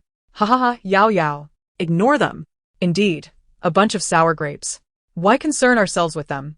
Tend to your own affairs. Do you possess any upbringing? If you do, why criticize others online? Yu Yao was too indifferent to the critics. Let them criticize endlessly, for they must also promote themselves and keep a constant eye on her, a splendid free publicity team. Remembering that she had yet to attend to her skincare, she reached for the products beside her and began her routine in order. Though blessed with innate beauty, quality skincare could elevate her appearance even further. Who wouldn't want to look their best? In Chapter 41, titled Buried Alive, the director, inquiries arose about her skincare brand. What brand of skincare do you use, Yao Yao? I want to possess the same. Yu Yao glanced at the products in her hand, feeling somewhat uncertain. To be honest, I have no idea. This was a gift from my mother. They are all custom-made. Custom-made? That must cost a fortune. When will I ever have the chance to use the same? I know you only use big brands. Even Yi Shuang'e uses alternatives. Yu Yao recalled Yi Shuang'er's audacious remark. What is wrong with using expensive skincare if I can afford it? I'll just order more sets immediately. I truly don't understand how you became popular. Your crudeness is unmatched in the entertainment industry. Yu Yao replied, I bring prosperity. If they want to ban me, let them. I will file a complaint against you. Just wait. Yu Yao retorted, that thing on your head is merely for height. It serves no purpose. Aren't you all just hired trolls? So many of you popped up at once. Indeed, they seem like brainless haters. Princess Yao Yao bravely soars. She bears her own burdens. Yu Yao reflected on how long it had been since she had given anything to her audience. Tomorrow is my last day at work. I am thrilled. Let us hold a lottery with skincare products just like mine. Unsure of how to manage it, she asked Sister Lu to contact the studio. there would be 8 lucky winners. Upon seeing the winners list, Yu Yao requested them to check their skin conditions and allergies and to send her the reports, after which she would have her mother contact an expert for customization. I won. Long live Yao Yao. I didn't win. I'm going to cause a scene. Neither did I, but I still admire how generous Yao Yao is. Yu Yao acknowledged, it is because of everyone that I am who I am today. As time grew late, she concluded her broadcast and posted on Weibo. In the past, travel was slow, and one would never encounter a lunatic in a lifetime. Now, With advanced technology, one can be amused by fools from afar without leaving home. Keep hiring trolls to criticize me. See if I care, you foolish beings. Upon seeing Yu Yao's Weibo post, chaos ensued in a distant makeup room of a film crew. After a brief exchange with Fuyu, she crawled into bed to sleep. The final day of the variety show had arrived, and Yu Yao was particularly vibrant. No need for anyone to call her. Radiantly, she pulled Yi along for breakfast. Oh, you woke up quite early today. Finally, on the last morning of the variety show, Yi Shuanger spotted Yu Yao. Upon seeing Yi Shuanger, Yu Yao recalled the words spoken after her live stream and softly said, I'll send you a set of skincare products later. Yi Shuanger was taken aback. Why are you being so kind? Yu Yao replied, last night during the live stream, fans from other brands knew you were using alternative skincare. It's quite pitiful. She then addressed Tang Fengchen through the camera. Tang, how could you let your girlfriend use alternatives? Tang Fengchen, watching from behind the camera, realized Yu Yao had a point. He had overlooked this and instructed his assistant to order several sets of cosmetics suited to Yi Shuanger's skin type. When Yi Shuanger returned home, she found several sets of skincare piled in her makeup room. What is this? I can't possibly use them all. Tang Fengchen replied, it's fine. If you can't use them up, just use them on your feet. Yi Shuang remarked, so this is what it means to have money with nowhere to spend it. Yu Yao exclaimed, haha, it's rare for Yu Yao to be exquisite while dragging someone into the mud. Yu Yao looks utterly perplexed, The director declared, finally, I can vent my frustrations. Today's task is simple, a mud pit battle. What is a mud pit battle? It is precisely as it sounds. Everyone understood the absurdity of the situation. The objective was to collect as many vegetable balls from the round platform as possible. The team with the most would enjoy a more sumptuous meal. As the signal was given, Nian Nian dashed forward but stumbled, landing face first in the mud. Covered in dirt. He grinned widely, revealing his bright white teeth. Laughter erupted among the others. And Jia Ro rushed to help Nian Nian down the slope, cautious of further slips. Wiping the mud from his face, my silly son. Lian Yi looked at the mud pit with reluctance, while Lu Nai Xin also hesitated. However, Ning Ning eagerly jumped into the pit, turning to Lian Yi and encouraging, it's just a one-time experience. Watching Ning Ning dive in, Lian Yi slowly followed suit. As for Yu Yao and Yi sighed, come on, sister. It's just a bath afterward. I refuse to go in. I want to maintain my exquisite makeup. Yu Yao resisted, wanting to present herself beautifully to her husband. It's all right, sister. We can always reapply later. No. Only a fool would leave work late. Helpless, glanced at the director and whispered to Yu Yao, sister. Don't you want to drag the director into the mud? The director felt an ominous premonition. The mic is on. I can hear you. Yi replied. That's precisely what we want you to hear. Yu Yao's eyes lit up as she quickly approached the director. Seeing her advance, he panicked and bolted away. Thus, a playful chase ensued. She pursued, he fled, and escape was futile. The director, panting, exclaimed, why are you so fast? Yu Yao quipped, perhaps your weakness stems from your hemorrhoids? The director snapped, shut up, don't mention it. Yu Yao, determined, dragged the director into the mud, and he, unwilling to be outdone, grabbed her and pulled her down as well. Now that I'm down here, you better brace yourself. With her carefully crafted makeup ruined, Yu Yao commenced her battle, charging towards the round platform like a bull. After a few unsuccessful attempts to ascend, she cried out in frustration, I'm about to go dark. She then crawled into the mud, showcasing her transformation in a bizarre manner, resembling a mutated monkey, her appearance almost too much to bear. With a darkened gaze, she glared at the director. Will you provide me with food? The director, amused at her plight, replied, earn it through your own efforts. Yu Yao sprang up, splattering mud onto everyone's faces. She lunged at the director, pushing him down and somehow producing a shovel, initiating a mock burial. Let us bury the director alive. The director, alarmed, exclaimed, I'll give it to you. I'll give it to you. Chapter 42. I really don't want to pay the final payment. Yu Yao.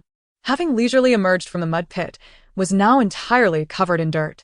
She tousled her hair haphazardly, presenting herself in a disheveled yet vibrant manner, with only her bright, captivating eyes and gleaming white teeth visible through the grime.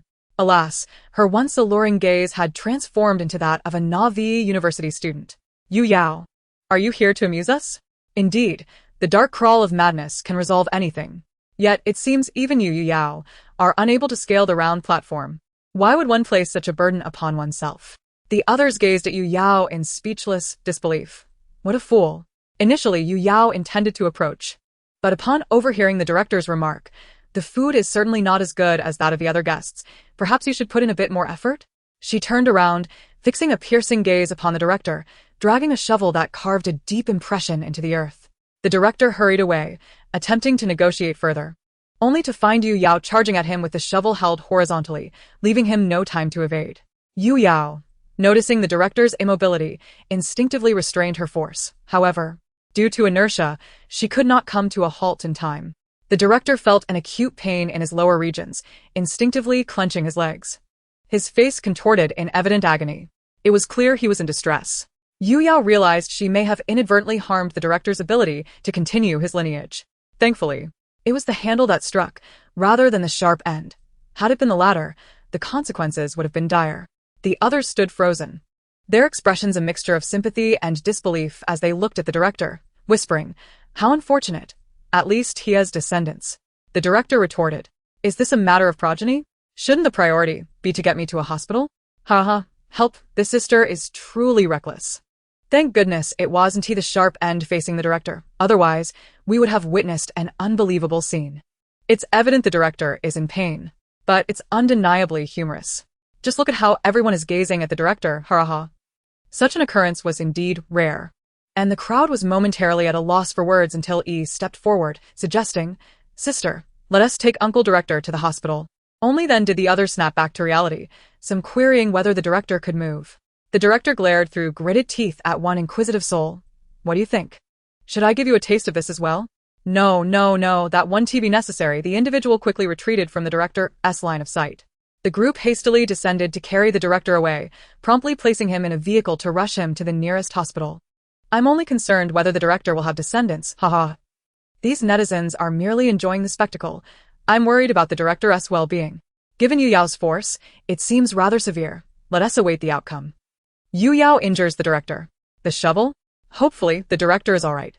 The most unfortunate director in history. After bathing, everyone hurried to eat before visiting the director at the hospital. The director's hospital room was crowded with visitors. The director shot Yu Yao a dark look, while she fidgeted, scratching her nose and glancing around, a clear display of her guilt. Liu Naisin, With concern in her eyes, asked, "Director, are you alright?" Finally receiving some concern, the director felt a swell of emotion. "I'm fine, just a bit of pain. Unable to walk, I'll be okay after some rest." Everyone sighed in relief. Yu Yao exhaled deeply, patting her heart. "As long as you're fine. That's all that matters." Yu Yao solemnly apologized to the director, recognizing the gravity of the situation. "I'm sorry. This was my fault, my recklessness. I will cover your medical expenses." Sensing her acknowledgement of wrongdoing, the director was prepared to graciously forgive her when he suddenly retorted, "What are you talking about?" Yu Yao, with a foolish grin, replied, "As long as you're fine, I'll take my leave now." The director, feeling exasperated, waved her off. Go on. Your presence here only frustrates me." Yu Yao cheerfully took Yi's hand, walked to the door, collected her luggage, and waved goodbye to everyone. Yi, reluctantly, also bid farewell to her companions. The director, believing the luggage was still at the recording site, was surprised to learn she had brought it along, realizing Yu Yao had no intention of staying long. Tears welled in the director's eyes, though he remained silent, observing Yu Yao's hesitance to speak further. The director mistakenly thought it was her way of comforting him, smiling at Yi Shuang-er. "You needn't worry about me. Iem fine.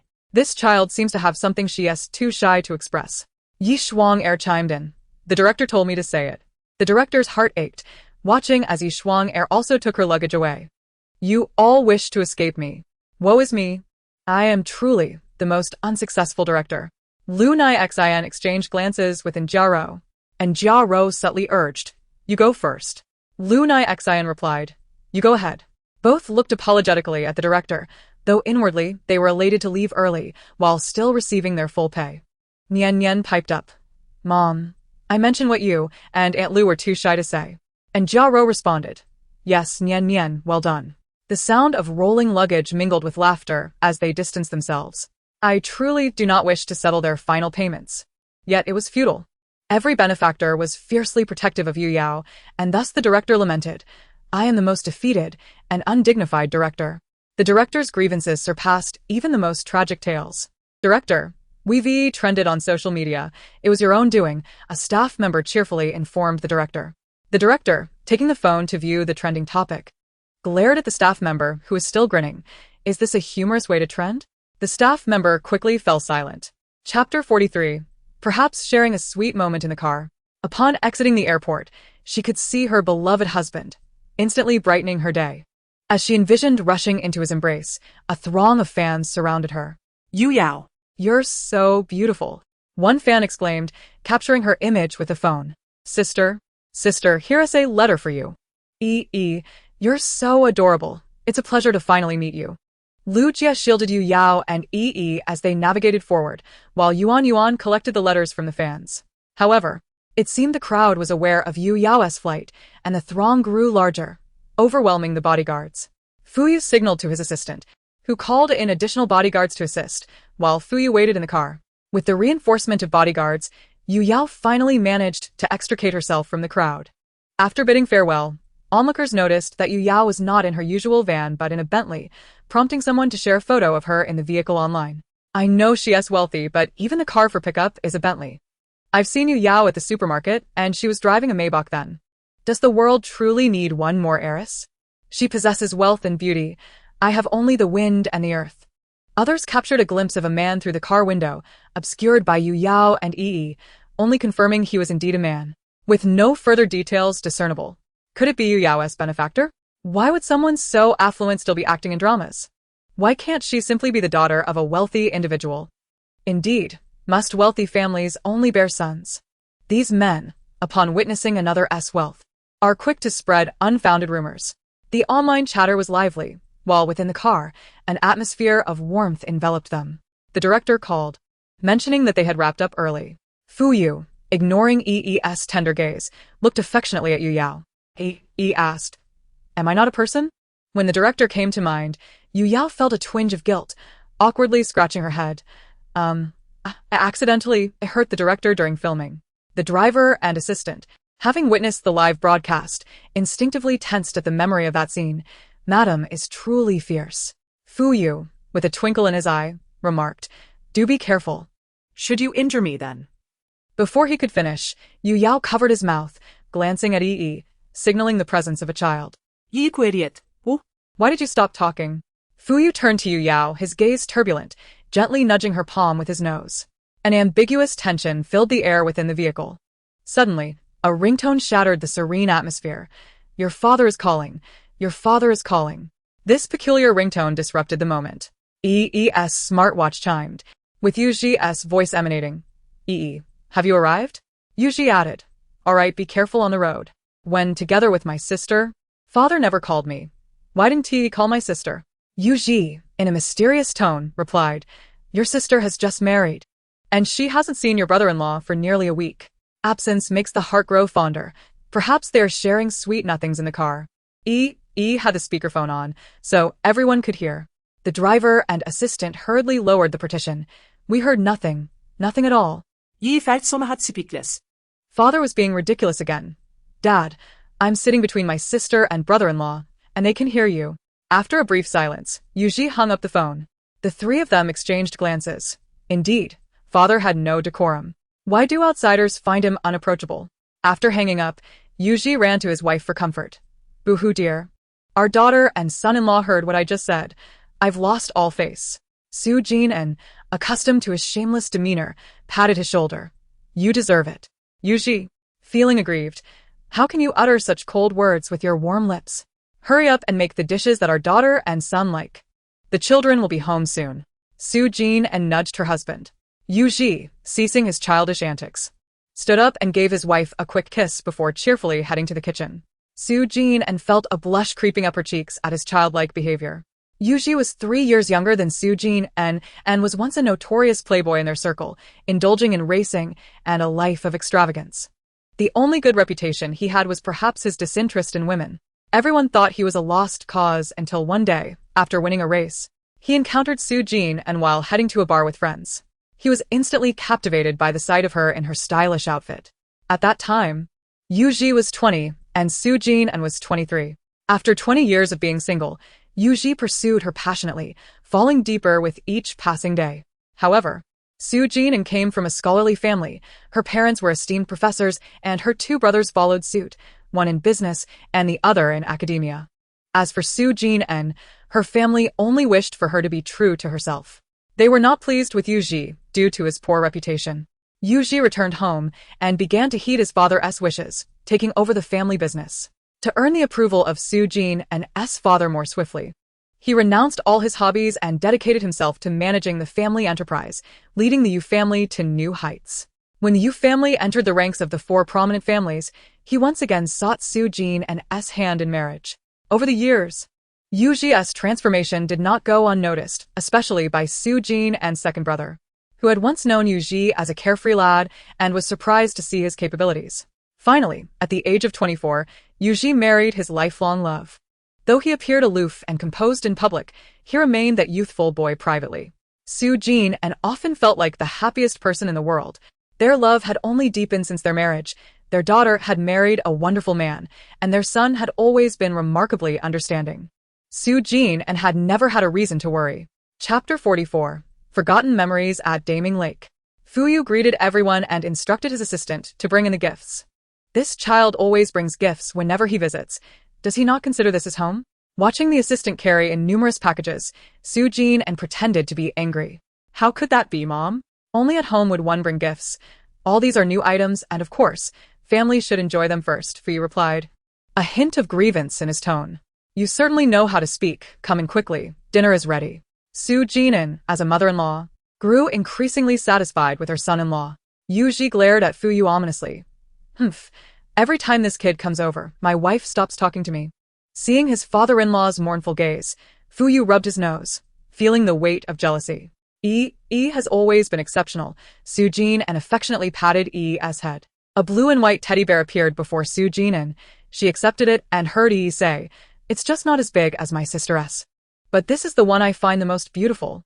Sujin felt deeply touched. Mommy loves this gift very much. Thank you, darling. She bent down and kissed E on the cheek. Just as E was basking in her mother's affection, she sensed a glum gaze. Turning around, she found it was her father. He was indeed quite childish. After dinner, Fuyu took the initiative to suggest staying overnight, as Yu Yao hadn't spent the night at home for quite some time. That sounds wonderful. Tonight. Yuji found Fuyu to be quite likable for the first time. Sister, it's time to update your Weibo photos. Sister, it's been a while since you last streamed. Can you go live tonight? A heartfelt plea for my sister to stream. 2 people. 3 people. Sujin also noticed and smiled, encouraging Yu Yao to fulfill her fans' expectations tonight. Mom, I'm borrowing Dad's computer and study for a bit, she said, rushing upstairs. This child is still so impulsive, Sujin thought, watching Yu Yao's hurried figure with some concern. Why was Yu Yao in such a rush to stream? Primarily because she wanted to engage in some unmentionable activities with Fuyu that night. Seeing but not being able to touch was quite unbearable. Upon entering the study, she found her father sitting across from her husband, seemingly discussing business matters that Yu Yao didn't understand. Seeing trying hard to comprehend, Yu Yao couldn't help but chuckle. The 3 turned to Yu Yao, who shyly smiled. Dad, I came to borrow the study and your computer. If you two have matters to discuss, I can go to the small study. Yuji nodded and handed Yu Yao a notebook. Yao, use this. Yu Yao accepted it and looked at the puzzled yet earnest Come stream with your sister. Eager to escape the tedious conversation, agreed. Okay. Fuyu chuckled. Yuji remarked, My son-in-law is the most detestable person in the world. Yu Yao loved streaming on the computer.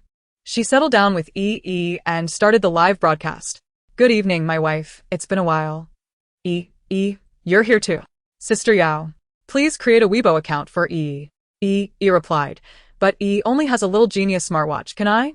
As she spoke, she showcased the watch on her wrist. Haha, it turns out even wealthy people use the little genius. Wait, I finally remember where I've seen Yi before. Where was it? I saw Yi at a parent-teacher meeting when I went to meet my nephew. Both his parents were there, and his father seemed to be Yuji. Yuji? The Yuji from the financial news?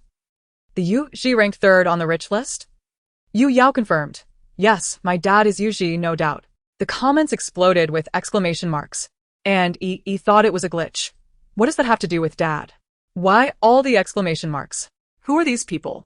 Yu Yao explained. I didn't expect dad to be quite famous. These people? They are our fans and possibly your future colleagues. Though Yu Yao is not wrong. Sister, I'm taking the college entrance exam this year. What qualifications do I need to join your company? I'll work hard. With such a handsome dad and a beautiful mom, it's no wonder you and Yi are so good looking.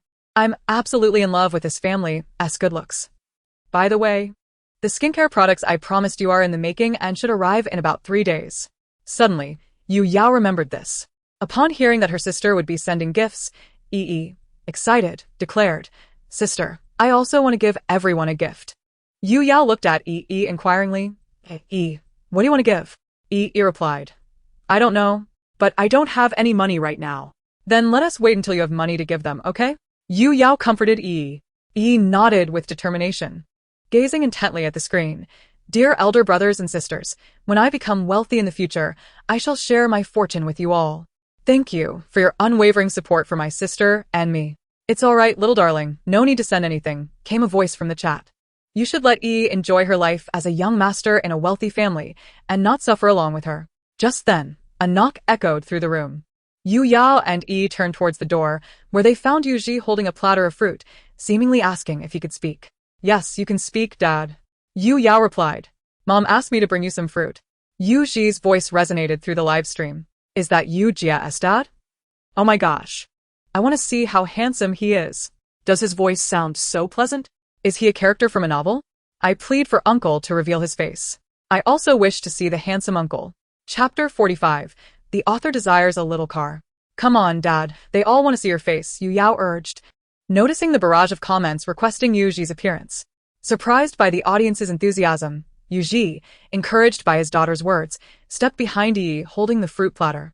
Due to his height, only his neck and torso were visible. Clad in a shirt and slacks, he had not yet changed his clothes. Those broad shoulders and narrow waist. You dad must be at least in his 40s. He clearly works out often. Wow, I'm swooning. Observing the suggestive comments flooding in, Yu Yao felt her father was being subjected to unwarranted attention. As Yuji slightly bent down, his entire face was revealed on the live stream. Wow. Is he really over 40? Yuji saw the comments. I'll be 50 in a year. Uncle, you truly look so youthful. Not at all like someone nearing 50. No wonder you Jia and Yi are so good-looking. It's inherited from you, Uncle. Yuji replied, mainly from my wife. She's exceptionally beautiful, even more so than Yao Yao. Yu Yao's mouth twitched. Dad, are you here to show off your affection? Ha ha ha. Listening to Yi during the live stream, one can tell Uncle is very much in love with his wife. I thought Yi was exaggerating, but seeing this, it seems Yi has indeed been modest. Uncle, wishing you and Aunt a long-lasting love. Yuji relished the compliments about him and his wife. You all have great taste. Where are the photos? Can you send them to Yao Yao? Of course, I'll message Yao Jia right away. Yu Yao handed her phone to her father. And Yuji was pleased with the photos. These were well taken. You all chat. I'll step out for a moment. Goodbye, Uncle. Guess Uncle is off to find his wife. Feeling that the live stream had reached its conclusion, Yu Yao bade farewell to the audience. From the second floor, she observed her father proudly showcasing the photo to her mother, who must have complimented him, as he smiled as if he were the most valuable treasure. Yu Yao thought. Such a lovesick puppy. Upon entering her room, she was greeted by a vision of a handsome man emerging from the bath. Yu Yao playfully whistled at Fuyu.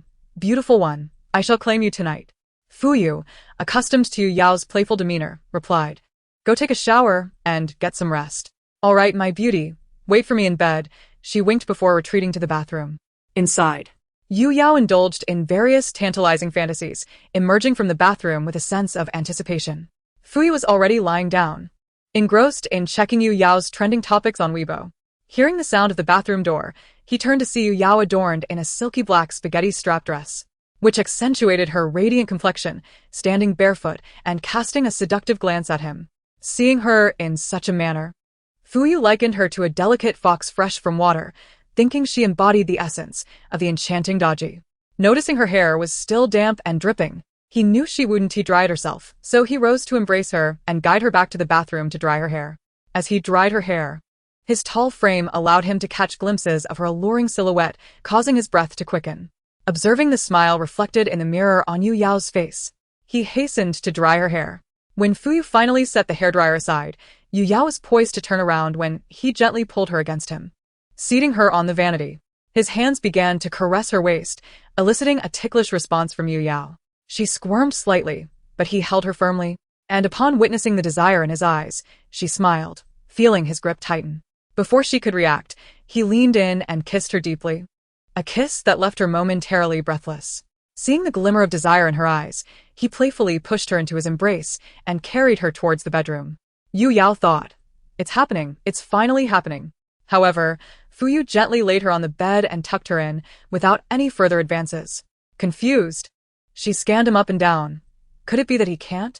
Watching Yu Yao drift off to sleep, so carefree, Fuyu realized he was destined for a sleepless night. After a brief rest, Fuyu decided to take Yu Yao to try on formal attire. "What's going on?" Yu Yao inquired from the car, still puzzled about the need to try on dresses. "There's a banquet tonight. I want you to accompany me," Fuyu said, playfully toying with her hand. "But I really don't want to go," Yu Yao replied lazily. "But everyone else has their wives with them. And here I am all alone," Fuyu lamented, his eyes pleading.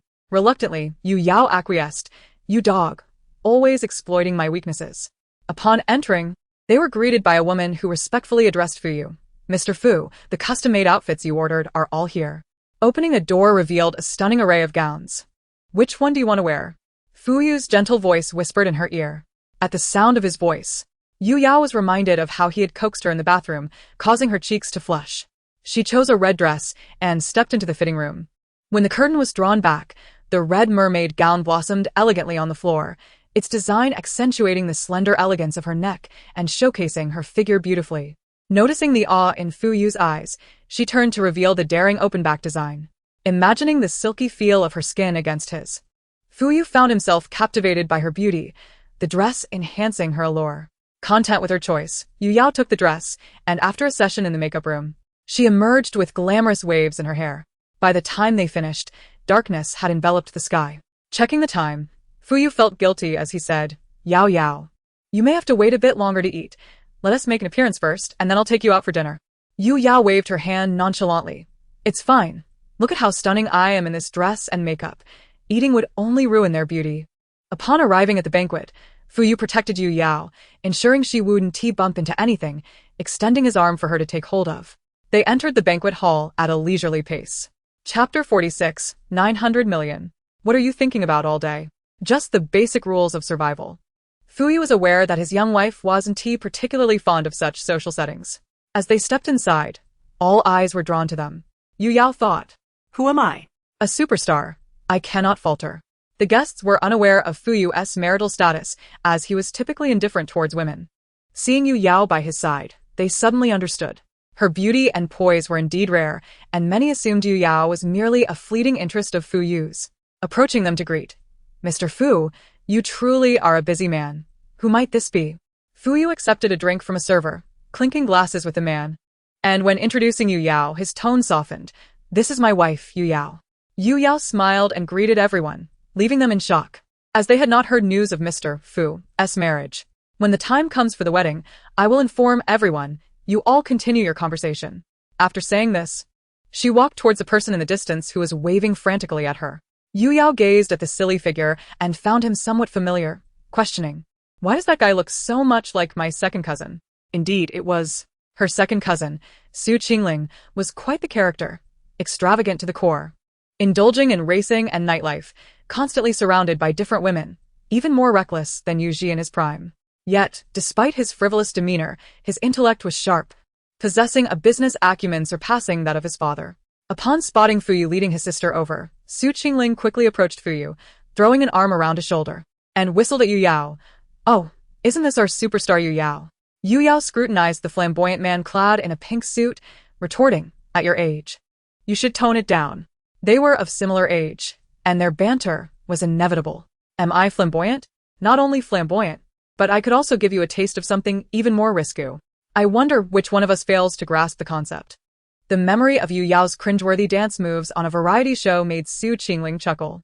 My dear sister, how can you speak such frosty words with a mouth that's a warm 37 degrees? Fool. Not wanting to engage further, he added, I have some business to discuss with my brother-in-law. Why don't you go have some snacks? Realizing the importance of the day's agenda, Su Qingling ceased teasing Yu Yao. Then I'll head over to my second cousin. You should take a break and grab a bite, but don't overindulge, as we still have dinner later, Fu advised. A hint of concern in his voice. All right, and you should drink less, she replied. She's grown up. She can take care of herself. Su Qingling rolled his eyes at their affectionate exchange. After they departed, Yu Yao made her way to the snack area, grabbed a few bites, and found a place to sit. She mused, I hope no one comes to stir trouble. As if summoned by her thoughts, a woman in a pink gown approached her. Hey, are you the woman brought here by Fuyu? Damn it. Why can't I catch a break? Yu Yao sighed. She looked up at the woman, yes. Is there something you need? The woman, recognizing Yu Yao's beauty, understood why Fuyu would bring her along. Yet, she found her somewhat familiar. Reminiscent of a recently popular star. You're that star, Yu Yao? Yu Yao, surprised that someone recognized her, replied, Am I that famous? Even the young lady knows me. The woman looked disdainfully at Yu Yao, realizing her arrogance stemmed from relying on Fuyu. So, how much for you to leave Fuyu? Yu Yao responded playfully. If you insist, shouldn't you be writing me a check to fill out? She gazed intensely at the woman. I don't have a pocket to hold a check for you, but feel free to state your price and I'll consider it, the woman replied. Clearly motivated by money. How can you ensure that you'll actually pay me? Yu Yao laughed, thrilled at the prospect of receiving money. The woman called over a nearby waiter, instructing, Take out your phone and start recording. Turning back to Yu Yao, she said, With this recording, I will give you money once I leave. Yu Yao nodded. The recording went as follows. I, Julie, promise to give you Yao a sum of money, no matter the amount, and this recording serves as evidence. Yu Yao thought, is she really this foolish? I haven't even stated how much. Julie looked at Yu Yao with disdain. Are you satisfied now? So, what is your price? Yu Yao articulated clearly, not much. Just 999,999,999 yuan and 9 jiao. You're asking for too much. Julie exclaimed in disbelief. How can you be so generous without money? Fool. Yu Yao casually took another bite of her snack. Why do you still insult people? It cleanses the palate. Yu Yao rolled her eyes. The waiter, overhearing their exchange, was taken aback. What should I do about this? Gazing at Yu Yao's friendly smile, the waiter was left bewildered and hesitated before leaving. Zhu Li's face flushed with anger. Yu Yao, you're asking for too much. I can give you a maximum of 2 million. Yu Yao found her amusing. You can't even offer a proper amount. 2 million is merely a fee for one of my appearances, and with Fuyu, I could get much more. Having said that, she turned to find Fuyu, thinking their conversation should be wrapping up. Sure enough, she spotted Fuyu approaching her. If one ignored the goofy figure beside him, they made a striking sight. You didn't eat much, did you? Fuyu wrapped an arm around Yu Yao's waist. Just a couple of bites. Have you finished your discussion? Yu Yao assumed a demure demeanor around Fuyu. Let us go eat. You must be hungry, he said, guiding her forward. Yu Yao glanced at Su Qingling, who was tagging along. Why are you still here? Are you a third wheel? Naturally, Su Qingling followed them into the car. Meanwhile, Yu Yao's trending topic online exploded. People were becoming desensitized to her trending searches, but this time felt different. At dinner, Yu Yao recounted the incident to Fuyu, lamenting, It seems I'm going to lose some money today. Seeing Su Qingling, who was interrupting their romantic dinner, she quipped, You can't come up with anything either? You really are useless. She still held her husband in high regard. Su Qingling was taken aback, listening to Yu Yao's sarcastic remarks. Yi Shuanger regretted calling her. Reflecting on the trending topic, she added, Oh, no wonder Yu Yao is so arrogant. It turns out she is Fuyu backing her. Yu Yao was surprised. She hadn't publicly mentioned Fuyu before. Gold Master? If my husband counts as one, then sure. Where did you hear that? Being Tang Fingchen's girlfriend, Yi Shuanger had some insider knowledge, but since neither had officially announced anything, she kindly informed Yu Yao, You've trended. Go check it out. Just after hanging up with Yi Shuanger, she received a call from Lu Jia, who sounded anxious. Yao, you've trended with your boss. Are you considering going public? Yu Yao sensed the gravity of the situation and reassured Lu Jie, "No need to worry, I'll handle it." After ending the call, she sighed and turned to Fuyu. "Our affair has been exposed." Fuyu playfully tapped Yu Yao on the head. "Stop talking nonsense." He pulled out his phone to check the trending topic. Yu Yao's gold master is him. Rumors say that Fu is young and talented, not interested in women. No wonder Yu Yao is so boastful. Fans in the comment section were defending her. Please, she is the daughter of the Yu family. Exactly. She can't be that shameless to rely on a gold master. Why can't they just be boyfriend and girlfriend? Don't be naive. Fu has never had a girlfriend. We all know that, and while the Yu family is wealthy, the Fu family is on a different level. Go check for yourself. What if Yu's father sold his daughter for fame? Yu Yao passed her phone to Fuyu, while Su Qingling leaned in curiously. Seeing Fuyu reaching for his phone to make a call, Yu Yao stopped him. This is the perfect opportunity for an announcement. It was bound to happen. Su Qingling chuckled at the comment about Yu's father selling his daughter, finding it utterly ridiculous. Knowing how much her uncle adored her, he would never dream of selling Yu Yao. As Fuyu got into the car, he waved at Su Qingling, who was left inhaling exhaust fumes, gritting his teeth as he watched their vehicle drive away. "Am I not your real brother?" Su Qingling complained. "No, you are her cousin," came the retort. A supercar came to a halt before Su Qingling, revealing a woman with sleek short hair, possessing an exquisite beauty that was quite different from Yu Yao's vibrant allure. She exuded a seductive charm, her enchanting peach blossom eyes captivating anyone who met her gaze. "Tang Wu, what brings you here?" Su Qingling was deeply impressed by Tang Wu, whose appearance perfectly matched her preferences. The girlfriend she had sought was merely a lesser version of Tang Wu. This woman, playful yet aloof, unknowingly stirred Su Qingling's heart. "Just came to grab a bite. I happen to see you abandoned. Would you like a ride?" Tang Wu's eyes sparkled with mischief as she looked at Su Qingling. Feeling a delightful shiver at her gaze, Su Qingling thought, "Goodness, does this woman possess some sort of enchantment?" Unable to resist, she climbed into Tang Wu's car. As Tang Wu leaned closer, clad in a revealing black dress, Su Qingling's eyes darted away, stammering, "W, what are you doing?" With a playful click, Tang Wu replied, "Just fastening your seatbelt. What did you think I was doing?" Her gaze held a teasing spark as she looked at Su Qingling, with a flush creeping onto her cheeks.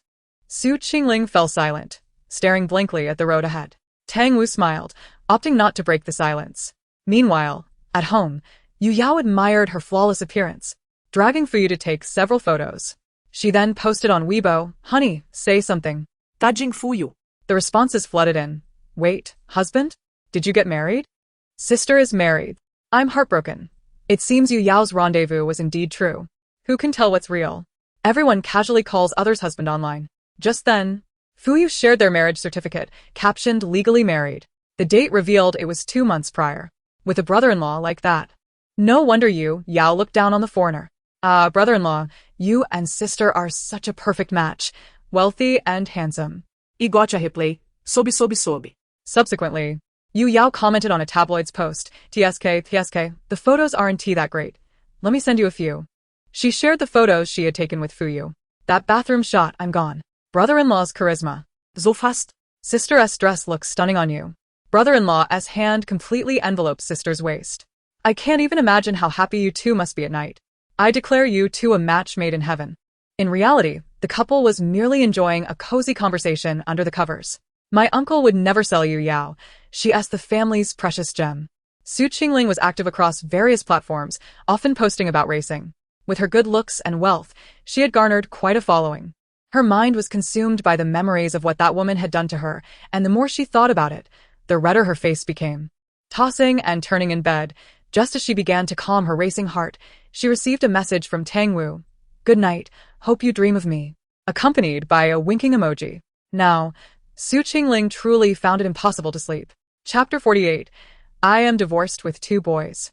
At this moment, the trending topics included Yu Yao's marriage, husband is actually Fu Zong, and questions about whether it was a marriage of convenience or true love. Yu Yao, however, was too preoccupied to pay attention to the online chatter. Her sole focus was on securing Fuyu, whom she had long desired. If she could not have him, she would be utterly despondent. She refused to admit that her sense of loss stemmed from the online gossip about her supposed vibrant nightlife, which was far from the truth. With a hand brushing her hair behind her ear, she approached Fuyu, pushing him onto the bed, straddling his legs, gazing at him with sultry eyes. Her tone was softer than usual. Darling, with such a lovely evening, shouldn't we engage in something fitting for the occasion? Fu Yu. Captivated by Yu Yao's newfound allure and the unique fragrance wafting from her, felt a surge of desire. His voice husky. My lady, you are rather audacious today. Yu Yao responded with a playful hum, leaning down to plant a kiss on Fu Yu's lips. He steadied his breath, pulling her waist closer and gently biting down on her shoulder strap before turning off the bedroom light. Yu Yao had always dismissed the notion that men with high noses and strength were exceptional, but now, she found Fu Yu embodied that saying perfectly. After a long night, Yu Yao slept until noon, awakening to find Fu Yu already up. As she got out of bed, she noticed the remnants of her torn dress had vanished, clearly tidied by Fu Yu. Her legs still felt a bit sore, yet much improved from the previous night. The memories of their passionate exchange flooded her with embarrassment. Indeed, men should not be provoked, especially those inexperienced in such matters. Opening the door, she found Fu Yu standing with breakfast. Awake? I was just about to bring this to you. Yu Yao quickly shut the door. No need, let us eat in the dining room. Her gaze wandered, avoiding his eyes, but Fu Yu remained fixated on her. Why are you looking at me? My wife is beautiful. After last night, Fu Yu learned the importance of sweet words to gain what he desired. Yu Yao felt a warm flush. His words were dangerously charming. After breakfast, Fu Yu prepared to leave for work. As he stood at the door, Yu Yao questioned, "What's up?" Fu Yu pointed to his lips. Other husbands share kisses when they leave. Why am I left out? Yu Yao paused. A kiss goodbye on an empty street? Before she could finish, he leaned in and pressed his lips against hers, exclaiming, I guess I still can't keep up with your thoughts. I'm off to work. If you're bored, go out with friends. Yu Yao thought. This old man is getting craftier. She realized she'd need to visit him a couple more times to acclimate. With no intention of napping, she opened a game. Having fallen behind in ranks due to her long absence from play, Yu Yao messaged, are we going or not? Yes, replied Yi Shuanger. She then contacted Lu Nai, free tonight to grab a bite? After confirming with her friends, she headed upstairs to change. Opting for a simple off-shoulder white top paired with jeans and sneakers, she arrived at their meeting spot to find everyone arriving simultaneously. No way, Mrs. Fu. Are you treating us to street food? Yi Shuanger teased. Exactly. What else with the newfound stinginess? Yu Nai chimed in. Wow, Nai. You've picked up bad habits from Yi Shuanger. Yu Yao playfully pinched Nai's cheek, relishing its familiar softness. As the food arrived, the girls indulged in gossip. Yu Yao and Lu Nai are teasing Yi Shuanger about her past green tea persona. Wow, you really put on an act. I can't believe you said you wouldn't eat when you were over 80 pounds. Yi Shuanger stuffed skewers into their mouths. Just eat. Don't talk about it. I could even scrape together enough to build you both a magical castle. She then reminisced about her previous company. That persona was crafted by my former workplace. You wouldn't believe what I endured for money. I had to play that role, but ultimately, I couldn't compete with capital. Thankfully, Tang Fengchen helped me out. You know, capital does have its ways. Yu Yao shared her own grievances about her previous job. Lu Nai laughed at their stories, relieved she hadn't signed with the company. Just as their banter reached a peak, a man in his 30s approached their table, leering with a smirk. Hello, lovely ladies. Mind if I join you? I've noticed you for a while. Just as Yi Shuanger was about to decline, Yu Yao interjected, hello there. How about we share a drink? The man gestured toward their glasses, shall we? What? I don't drink. Yu Yao blinked innocently. Then what are you drinking? She pointed at the large beer mug in Yu Yao's hand. This? It's urine. Drink it for beauty. Would you like a sip? As she spoke, she nudged the mug forward. The man stepped back 2 paces, exclaiming, what a playful beauty. What line of work are you in? Yi Shuanger and Lu Nai struggled to suppress their laughter at Yu Yao's words.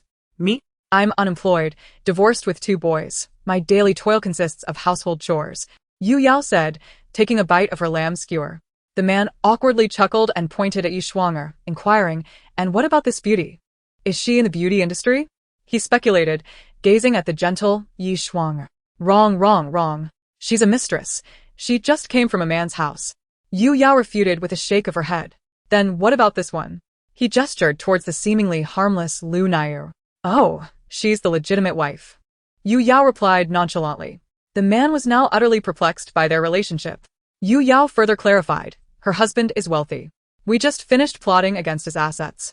If all goes as planned, he will meet an untimely demise tonight. Each of us stands to gain over 200 million. The man, realizing he had stumbled upon a grave secret, hurriedly retreated another 2 steps, exclaiming, "I'm so sorry to disturb you." Chapter 49. The Vitality of Youth. Yu Yao teased, "Are you really serious about taking half a step back? Such a timid fellow." Both men were bewildered by Yu Yao's audacious antics, raising their thumbs in admiration. What once seemed like nonsensical ramblings unbefitting a star began to make sense to them after spending time with Yu Yao. The trio occupied a small corner for their meal, and just as they were about to leave, a group approached the adjacent table. One girl, upon seeing the 3, exclaimed, "You look so familiar." She walked over to Yu Yao, leaned in, and gasped, "Yu Yao. You are Yu Yao." Her shout attracted the attention of those around them, and noticing the people were getting up, Yu Yao quickly grabbed the 2 and fled. That scared me to death. They ran to a less crowded area and paused. Suddenly, Lu Nair exclaimed, "Oh no, it seems we forgot to pay." They hurried to a shop, bought masks and hats, and donned Lu Nair's coat. Fully disguised, they stealthily returned to the barbecue restaurant and approached the cash register. "Hello, we forgot to pay for our meal earlier. Could you please tell us how much the bill for table 18 was?" The cashier, recognizing the table's celebrity status, had expected they might cover the costs, but was surprised by their return. "That LLB 356 yuan. You can scan here to pay." After settling the bill, Yu Yao reunited with her companions, who waved her over. At that moment, the back window rolled down, revealing a charming face that greeted Yi Shuang. "Hello, sister-in-law." Yi schwanger SHYLY replied. "I told you to call me sister. I'm not married yet." Tang Wu chuckled. "That's only a matter of time. Look at my brother. He is hardly worth anything." Yi Shuanger glanced at Tang Fengchen, who indeed appeared amused, and then blew a kiss towards Yu Yao. Yu Yao remarked, "Oh, I know my second brother. What merit does that good-for-nothing possess?" Su Qingling, upon recognizing Tang Wu from a picture, quickly asked, "Where is she?" Yu Yao, surprised by her ability to identify her from just an arm, responded, "Impressive. You recognized her just like that." "Less chit-chat. Where is she?" "She left with a man." Yu Yao thought it best not to disclose the truth to her second brother, wanting to annoy him instead. After sending her message, she ignored the matter, just as the driver arrived to pick her up, first taking Lu Nair home. At that moment, she received a message from Fuyu. "Dear, come pick me up. Everyone else has their wives here, and I'm left alone." Yu Yao facepalmed. Where did this man learn to act so spoiled? She turned to the driver and instructed, "Let us go find Fuyu." Upon arriving at the restaurant, she spotted Fuyu surrounded by a crowd, admiring his beauty from a distance. He was always the center of attention. Before she could approach, Fuyu noticed her, his eyes lighting up as he strode over. "You arrived so quickly. Is it cold?" The early autumn's temperature varied greatly between day and night, and Yu Yao, clad in an off-shoulder top, felt a chill as Fuyu touched her shoulder, sensing the coolness. He shed his suit jacket and draped it over her. "It has a bit of a scent. Don't mind it." Yu Yao donned Fuyu's oversized suit. Resembling a child playing dress-up, her arms tucked into the sleeves, hanging down as she made a face at Fuyu. He affectionately ruffled her hair and introduced her to the others. "This is my wife, Yu Yao." Everyone greeted Yu Yao warmly, initially thinking it was a marriage of convenience, but were taken aback by the reality. They discussed encountering Tang Wu. "Do you know that girl's name?" "She is Tang Fengchen's sister, Tang Wu." "There's a bit of a story there," Fuyu deduced from Yu Yao's description. "Your second brother is quite the charmer. He has managed to catch such a beautiful girl." Yu Yao exclaimed in frustration. "Your second brother can hardly compare to Tang Wu. He indeed has an interest in her. But the girls he dates always have a hint of Tang Wu's essence. Whenever he sees Tang Wu, he turns into a blushing youth, stammering," Fuyu remarked. Though he wasn't particularly interested in gossip, he was willing to listen to Yu Yao's enthusiastic recounting. "Is this what they call a substitute narrative? Though I cannot possess you, the women around me all bear your likeness," Yu Yao mused, envisioning a tale of unrequited love. "Not exactly. Your second brother simply favors that type, but they always seem lacking until he met Tang Wu," Fuyu clarified. "You seem to know so much," Yu Yao noted. "After spending so much time with your second brother, there's little I don't know," Fuyu replied with a hint of exasperation. By the time they reached home, it was already 11 o'clock. As Fuyu prepared to enter the bathroom, Yu Yao quickly closed her eyes, feigning exhaustion. Fuyu chuckled as he picked her up and carried her into the bathroom. Yu Yao had intended to sneak a peek, but they were already inside. As he filled the tub, he placed Yu Yao in it, and everything unfolded quietly. "Oh, dear." Yu Yao was carried out just before midnight. Feeling the weight of Fu Yu's embrace, he had no regard for her comfort, leaving her arms red from his grip. A night devoid of dreams ensued.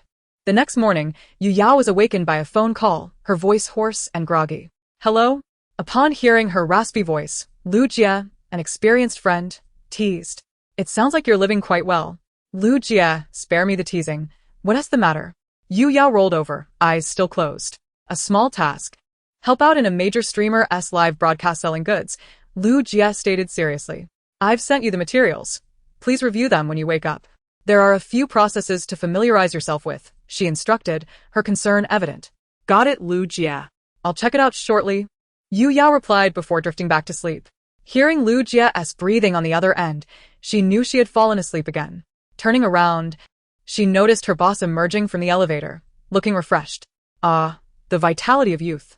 Luyera Market. Chapter 50. Keep your distance. You're a married woman.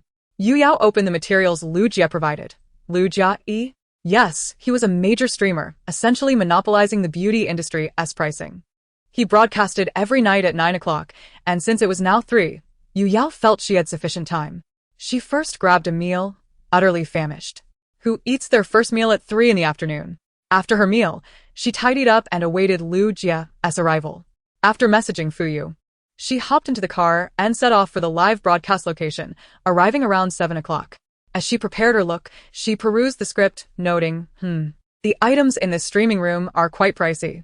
At 8:50, she waited backstage until Lu Jie concluded his opening remarks, followed by, now.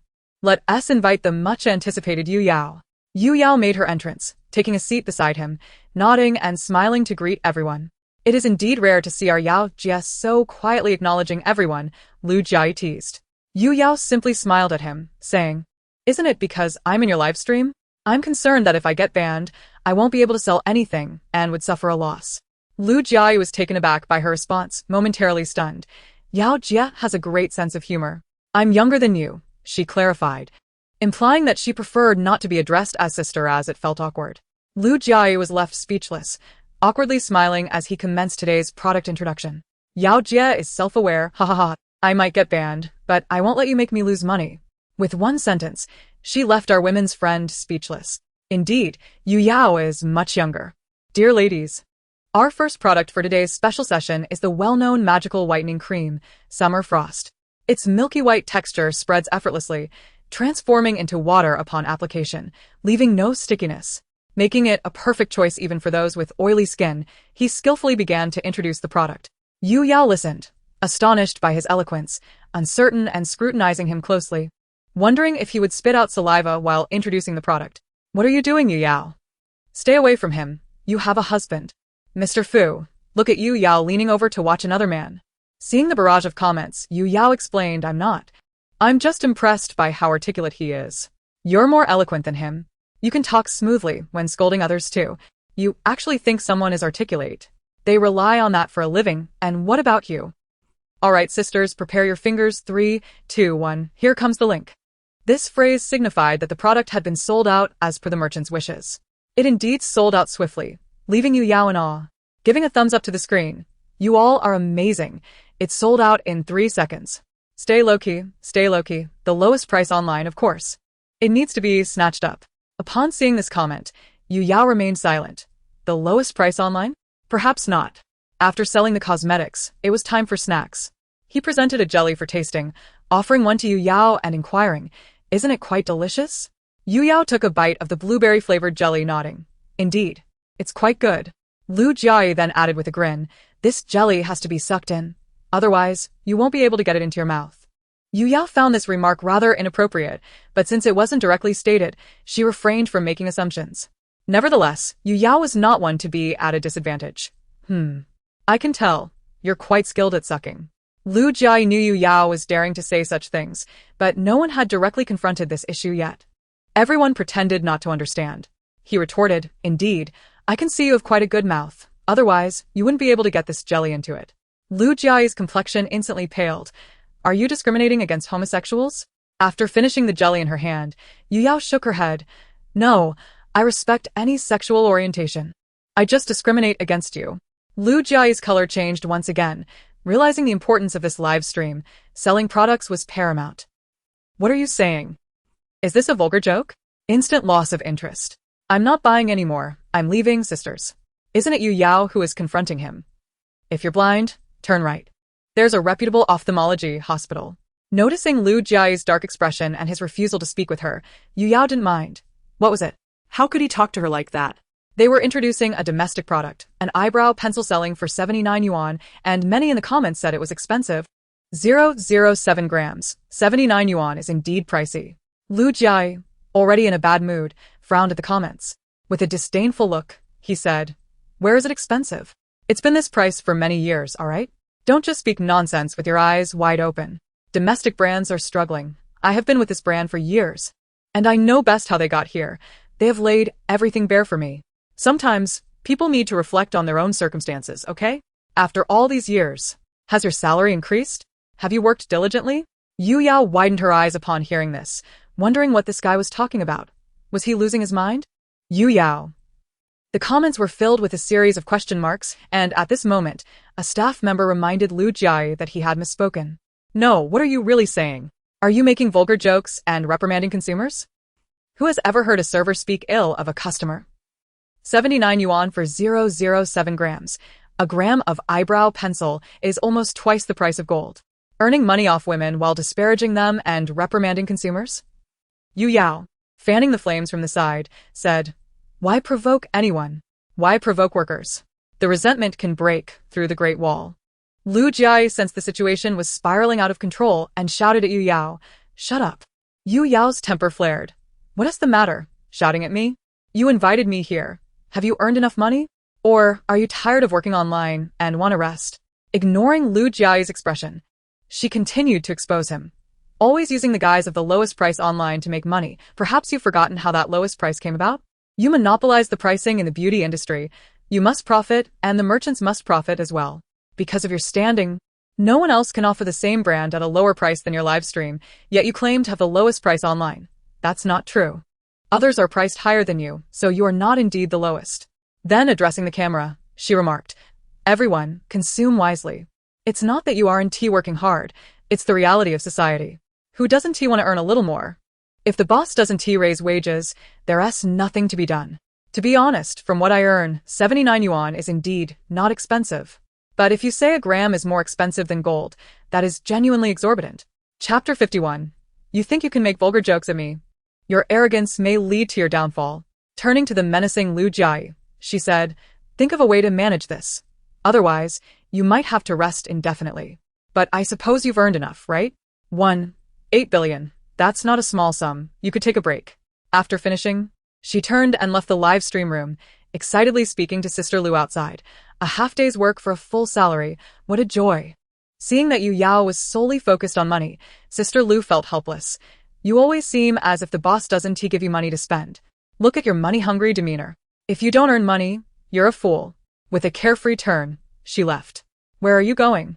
Sister Lu watched Yu Yao's carefree figure. "But you don't have enough hours. You won't get enough pay." Sister Lu touched upon a sensitive topic for Yu Yao. "No, Sister Lu, this live stream won't give me the full announcement fee." Yu Yao began to complain, her tone filled with grievance. Sister Lu observed Yu Yao's rapid change in expression, marveling at how someone who could become the president's wife wasn't an ordinary person. Here was a prime example of someone who could change faces. "I'll give you."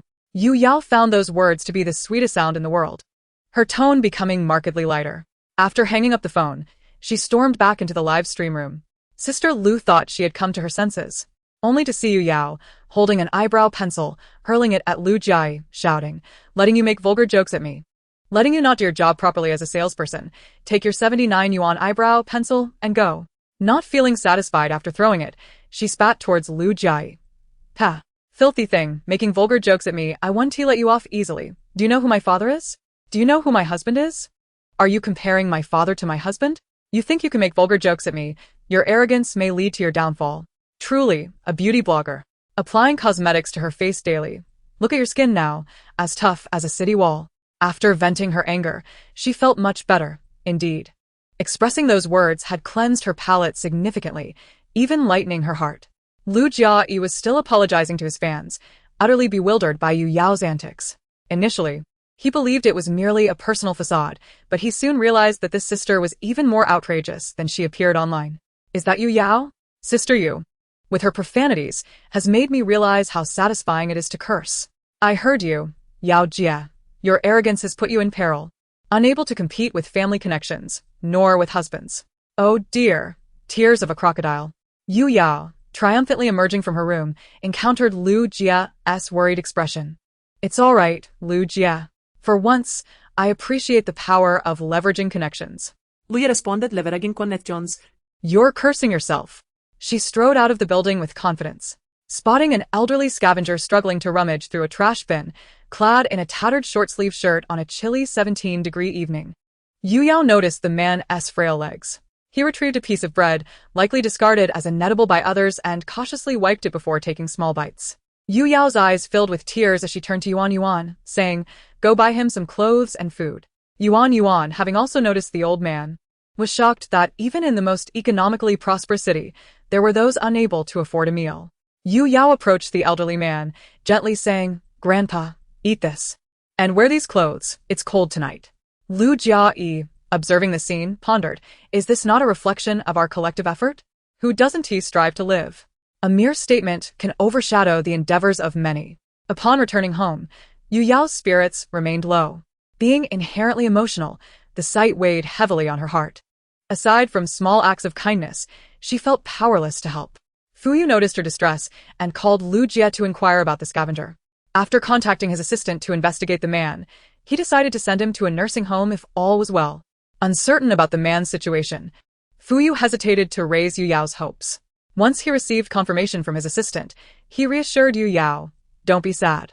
The old man has been sent to a nursing home. His life will be easier now."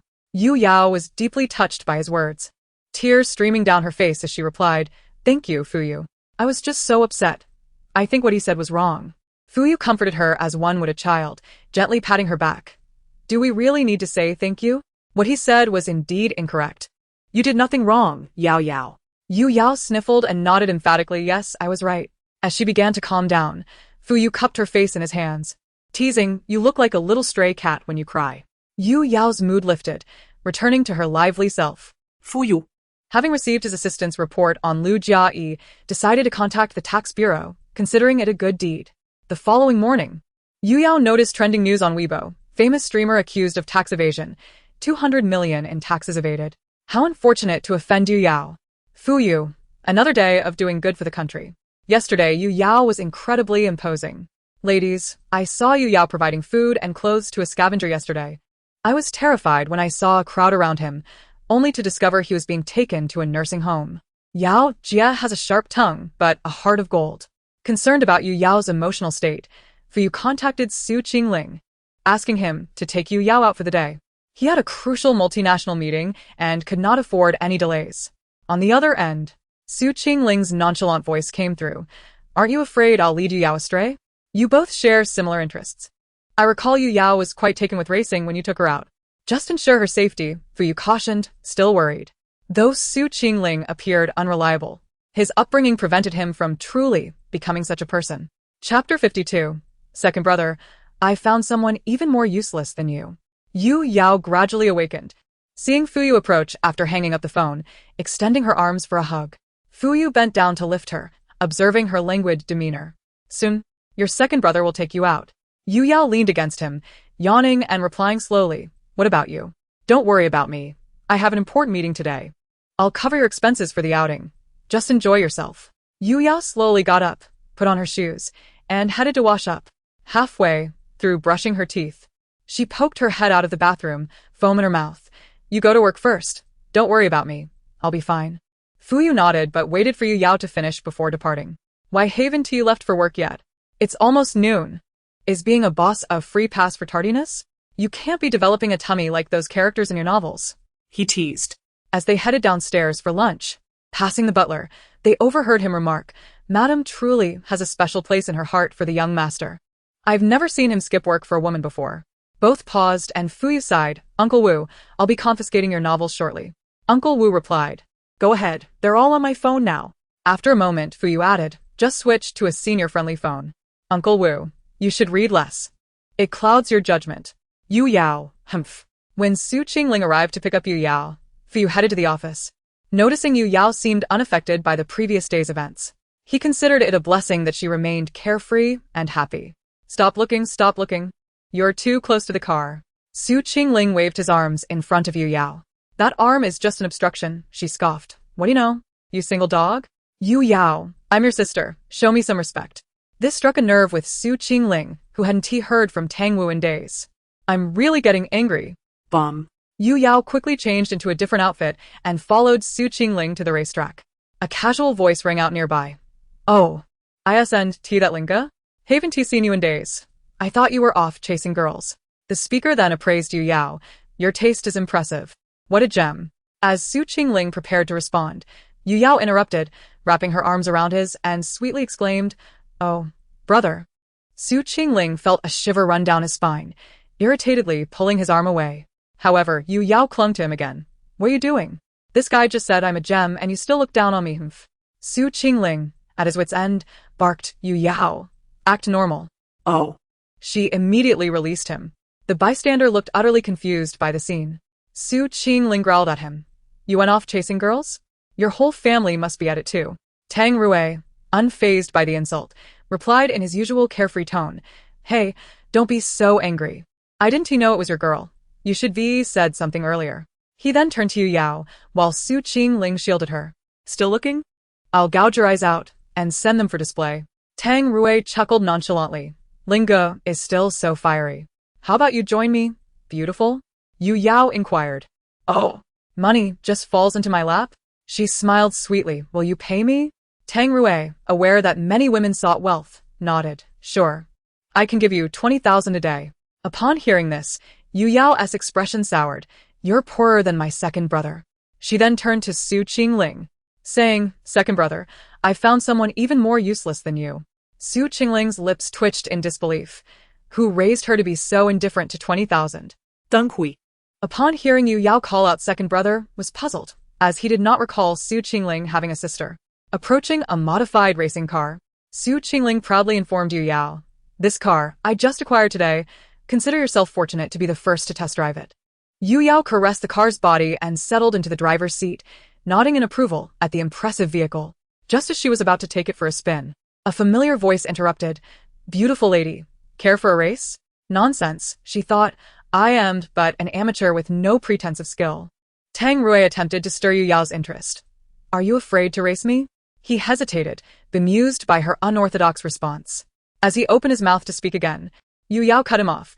Go ahead and play by yourself. Don't you have any friends?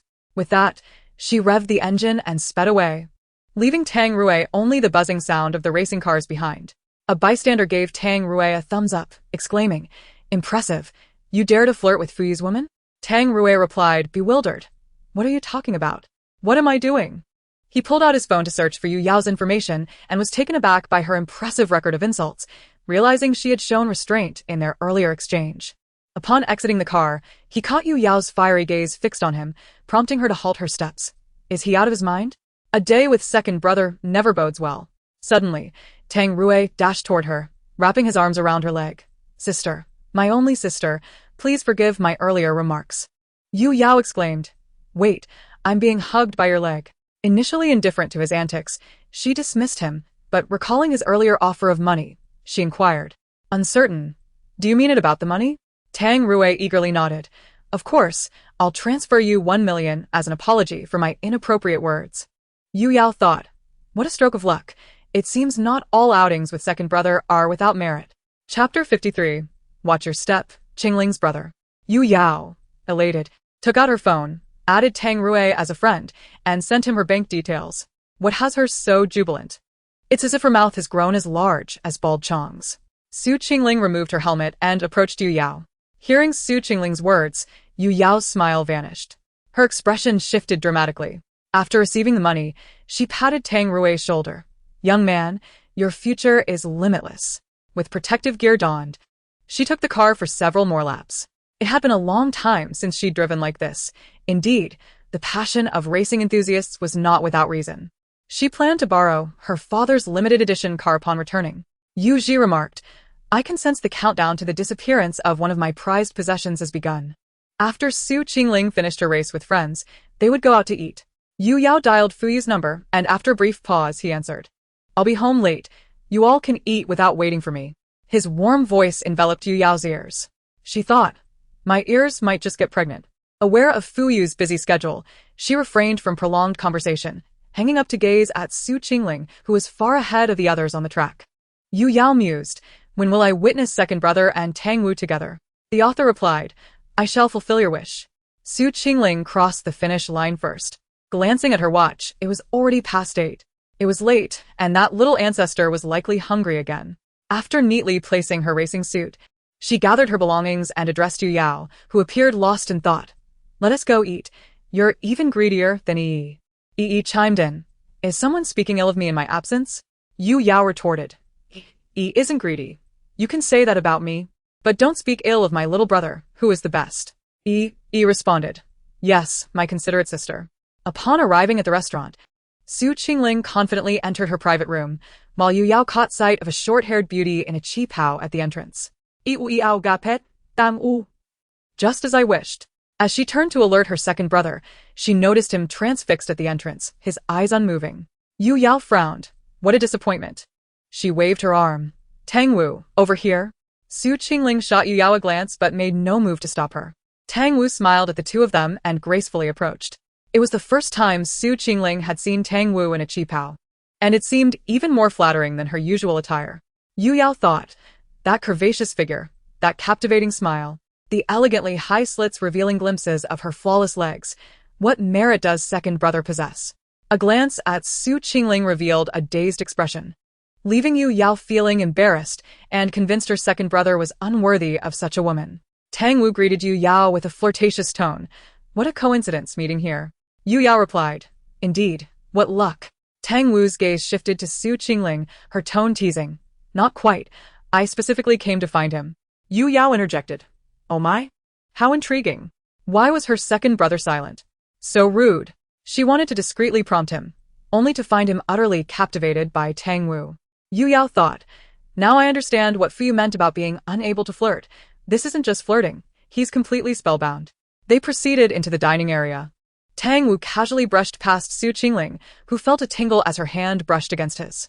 With slightly bent fingers, she turned to enter, catching Yu Yao's eye as she signaled for her to sit closer to Tang Wu. Su Qingling shyly walked over, the enchanting scent from Tang Wu enveloping her, causing her ears to flush with embarrassment. Yu Yao remarked, I stand corrected. This is entirely being led by the nose. Qingling, you know what I want to eat. Just order for me. Tang Wu, noticing Su Qingling's reddening ears, reached out to touch them. As Su Qingling was ordering Tang Wu's favorite dishes, the cold touch sent a shiver through her, and she looked at Tang Wu in disbelief, only to find her smiling back. Now not only her ears but her entire face was aflame. Why won't you speak to me, Qingling? Is it because I haven't sought you out these past few days, or is it because of what happened that night? Tang Wu always lingered on the final syllable of Su Qingling's name, making her shiver with anticipation. Hearing mention of that night, Su Qingling shot Tang Wu a pleading look to silence her. However, the look lacked any authority, resembling that of a bullied boy seeking sympathy. Yu Yao sat up straight, her gaze flitting between the two, wondering what had transpired that night. Once in Tang Wu's car, the evening chill enveloped them, and Tang Wu, clad in a tank top, drove the convertible. Su Qingling awkwardly suggested, maybe close the roof, it's cold. Tang Wu's languid voice replied, you cover other girls with your coat, but when I'm around, you want me to close the roof? How heart-wrenching. At a red light, Su Qingling draped his jacket over Tang Wu, muttering, I haven't covered anyone else. Tang Wu turned, flashing a lazy, alluring smile. The ride continued in silence. Upon reaching home, just as Su Qingling was about to exit the car, Tang Wu stopped him. In such a hurry to leave me? She asked, her tone tinged with feigned sorrow. Su Qingling hesitated, then felt compelled to explain. No. I just thought it was too late. You didn't even invite me up for a glass of water. How unfeeling. Listening to Tang Wu Jiao's playful tone, Su Qingling was rendered speechless, his gaze fixated on Tang Wu. I won't tease you any longer. Here are your clothes, she declared, handing him the garments. As Su Qingling reached out, Tang Wu seized his wrist, pulling him closer. Before he could react, a kiss brushed against his lips. Su Qingling's eyes widened, a feeling of something uncontrollable surging within him. Tang Wu, amused, glanced at Su Qingling's trousers, her hand sliding down to his thigh, playfully tapping it twice, teasing.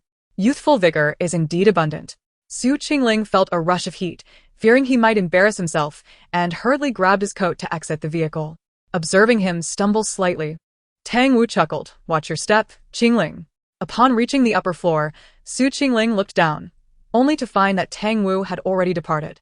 Disappointed by his own lack of composure, he turned and took a cold shower. Still preoccupied with clearing up the misunderstanding involving Yu Yao, he received a message from Tang Wu, and that night, his dreams were filled with her presence. Chapter 54. Only the rear. The server's voice interrupted Su Qingling's thoughts. "These are all my favorites. Thank you, Qingling," Tang Wu exclaimed, marveling at the array of dishes on the table. Yu Yao glanced over and noticed one dish she adored. Thinking to herself, having a wife means forgetting about my sister. "Fortunately, I'm not picky," she remarked. Observing Tang Wu's hair cascading down but unable to style it due to its short length, thus using one hand to hold it back while eating, Su Qingling retrieved 2 hair clips from his coat pocket and offered them to Tang Wu, saying, "Clip it up. It'll make eating easier." Tang Wu stared at the clips, momentarily taken aback, as she hadn't seen them in ages and assumed he had discarded them. These clips were remnants from their first meeting, which she had inadvertently left in his car, not knowing why she had chosen to keep them. Su Qingling felt a flutter in his chest as he awkwardly placed the clips on either side of Tang Wu's hair. Yu Yao, enjoying her meal, observed their interaction and suddenly felt that her brother was quite considerate, though she thought he seemed a bit foolish in front of Tang Wu. Fearing that she might leave him, "Do you find it pretty?" Tang Wu asked, her eyes sparkling as she looked at Su Qingling. He swallowed hard and softly replied, "It looks nice," silently adding in his mind, "You are beautiful in every way." Noticing the way Tang Wu gazed at her second brother, Yu Yao felt that she might soon have a sister-in-law, pondering when her elder brother would find someone, as he was nearing 30. Su Qingling met Yu Yao's cunning gaze and was momentarily taken aback, having forgotten that she was still present. "Just pretend I'm not here," she said. As the evening drew to a close, Su Qingling received a call from an unknown number, his brow furrowing in confusion. "Hello?" he answered, only to hang up immediately, thinking, "You won't fool me." Who is it? Yu Yao inquired, wiping her mouth. "Are scammers now targeting their own?" she continued, excitedly recounting a time when she received a call from someone claiming to be a stock analyst, asking about her stocks in a rather standard Mandarin. "What did you say?" Tang Wu asked, intrigued by how Yu Yao would handle such a scam. "Ha, Yu Yao, you never disappoint," Su Qingling chuckled, feeling less awkward now. Tang Wu also laughed, finding Yu Yao to be quite an entertaining young lady.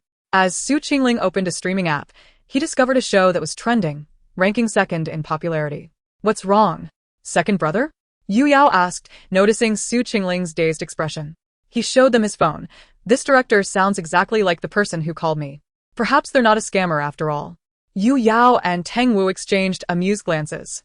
"Check your Weibo DMs. They might have messaged you," Tang Wu suggested. Who would have thought a director could have such poor Mandarin? Su Qingling replied, slightly exasperated. Yu Yao opened her phone, read the show's description, and found it intriguing, exclaiming, "Second brother, you should participate. It looks fun. Didn't you join that survival show before?" "That sounds great. We could be companions," Su Qingling replied, genuinely pleased. As Tang Wu listened, she occasionally glanced at Su Qingling. Just then, Fuyu arrived to pick her up, and before leaving, Yu Yao shot a knowing look at her second brother. This left Su Qingling feeling increasingly uneasy. It was Tang Wu who finally suggested they could leave. Noticing that Tang Wu was still without a coat and seeing her high-slit cheongsam revealing her legs, he glanced outside at the current temperature and graciously took off his jacket to drape it over her. Tang Wu turned to him, blinking, "Thank you, Qingling." He observed her in his gray sportswear as she donned his coat, leaving him in just a white shirt. Looking at their outfits, Tang Wu thought of a popular phrase online. When your partner dresses like a high school student, you feel like you're taking your son out. With a playful smile, she said to Su Qingling, "You dress so youthful. It makes me seem much older." Su Qingling frowned at his own attire. "It's fine. It only highlights your wealth," he reassured her. Tang Wu remained silent. From that day forth, whenever accompanying Tang Wu, Su Qingling never wore casual clothing again. Meanwhile, Yu Yao, delighted after a day without seeing her husband, hopped into the car and immediately began recounting her day to Fuyu. She shared the peculiar incident of unexpectedly receiving 100,000 and narrated how it happened. Fuyu pondered, Finding it indeed odd, however. He soon realized it was likely because they recognized Yu Yao. After tidying up at home, she lay on her bed and remembered the show. Alright. I start working soon. I've signed up for a wilderness survival show. Fuyu considered how his little wife had taken on so many programs, wondering why she hadn't thought about acting in a drama. He hadn't anticipated Yu Yao would express such a desire. I'll find you a school to study acting, he remarked, understanding her initial intentions for entering the entertainment industry. As he tucked her in, gently patting her back, he said, "Sleep well." Turning off the nightlight, he pulled Yu Yao into his embrace and soon drifted into slumber. Chapter 55. Officially recognized Yu Yao. The following day, while surfing the internet with her alternate account, Yu Yao received a notification from Sister Lu, informing her that she could now create a verified account. Swiftly, she set about creating one, and soon, an officially verified Yu Yao emerged. "Is this a real account?" one comment queried. "With official verification, it must be genuine," another responded. "I was searching for Yu Yao's alternate account online." Someone else chimed in. Yu Yao raised an eyebrow at the comments. "You won't find it. It's impossible to locate." Sister Lu encouraged Yu Yao to record a video to greet her followers. Yu Yao, having long wanted to film a video, glanced at Fuyu. Seeing her gaze, Fuyu instinctively knew it would not be a simple request. She approached him with a bright smile, her tone sweet. "Honey, will you help me with this video?" Fuyu, witnessing her enthusiastic demeanor, heard her powerful voice in the video. "My surname is Sure." Then he saw the quirky effects and her playful movements. "Am I the one in front, or the one in the back?" he tentatively inquired. Yu Yao confidently replied, "You're obviously the one in the back. It's my introduction, not yours." Fuyu genuinely wished to decline but found it difficult to voice his refusal when Yu Yao wore a pleading expression. Just as he contemplated how to respond, the cheerful voice of Yi echoed from the doorway. Fuyu instinctively relaxed. Yi, now in slippers, scampered over to Yu Yao, excitedly asking, "Sister, did you miss me?" Yu Yao, noticing Fuyu's visible relief, realized he didn't want to film with her. How fortuitous that Yi had arrived just in time. "I was just thinking about playing with you today. Could you help me film a video?" Yu Yao handed her phone to Yi. Yi eagerly accepted without even seeing the video, but upon viewing it, she exclaimed, "My hair. I'm still just a." Yi felt that her image was at stake and, embarrassed, wanted to refuse, but then she caught sight of her sister, whose eyes sparkled with excitement. Yi glanced at Fuyu, who cleared his throat and said, "Well, you two siblings chat. I have some work to attend to." With that, he hurriedly left. Yi watched her brother-in-law's retreating figure and then looked at her sister. With a sigh of resignation, she said, "All right then. Who asked you to be my sister?" Yu Yao beamed with joy, eager to teach Yi how to dance, instructing her to start moving whenever she saw the camera capturing her. Yi memorized everything. And once she was sure Yi had it down, Yu Yao found a fun head effect to begin recording. She chose a piece of music that matched her surname and pressed start. A resounding voice echoed through the living room, startling the servants as Yu Yao exclaimed, "My surname is Yu." Realizing she had forgotten to adjust the sound, Yu Yao sheepishly remarked, "I forgot to turn down the volume."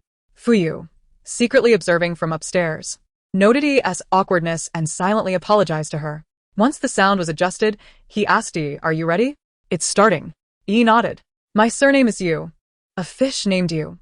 Breaking through this conundrum, loving you eternally and unwaveringly, a challenge to begin."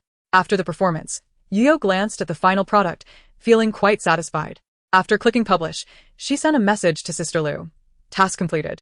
Sister Lu, puzzled by Yu Yao's compliance that day, opened the video. As expected, even without official certification, "I know this is Yu Yao's account. Sister, who taught you to shoot videos like this?" She even specifically chose a song with her surname. "I'm genuinely moved." Yi in the background is laughing heartily. Sister knows her dancing isn't appealing, so she had Yi dance, right?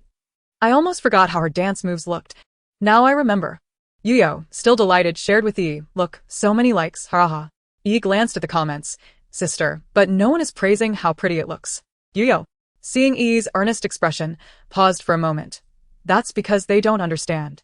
Yi, not entirely convinced by her sister's words, remained skeptical. Just then Fuyu descended, feigning nonchalance. "Have you finished filming?"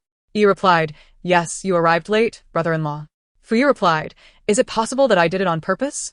Yi recalled the reason for her visit and pointed to the items on the floor, introducing them to Yu Yao one by one. "Sister, this lamp is specially bought for you. It lights up like daytime, so you needn't fear walking at night.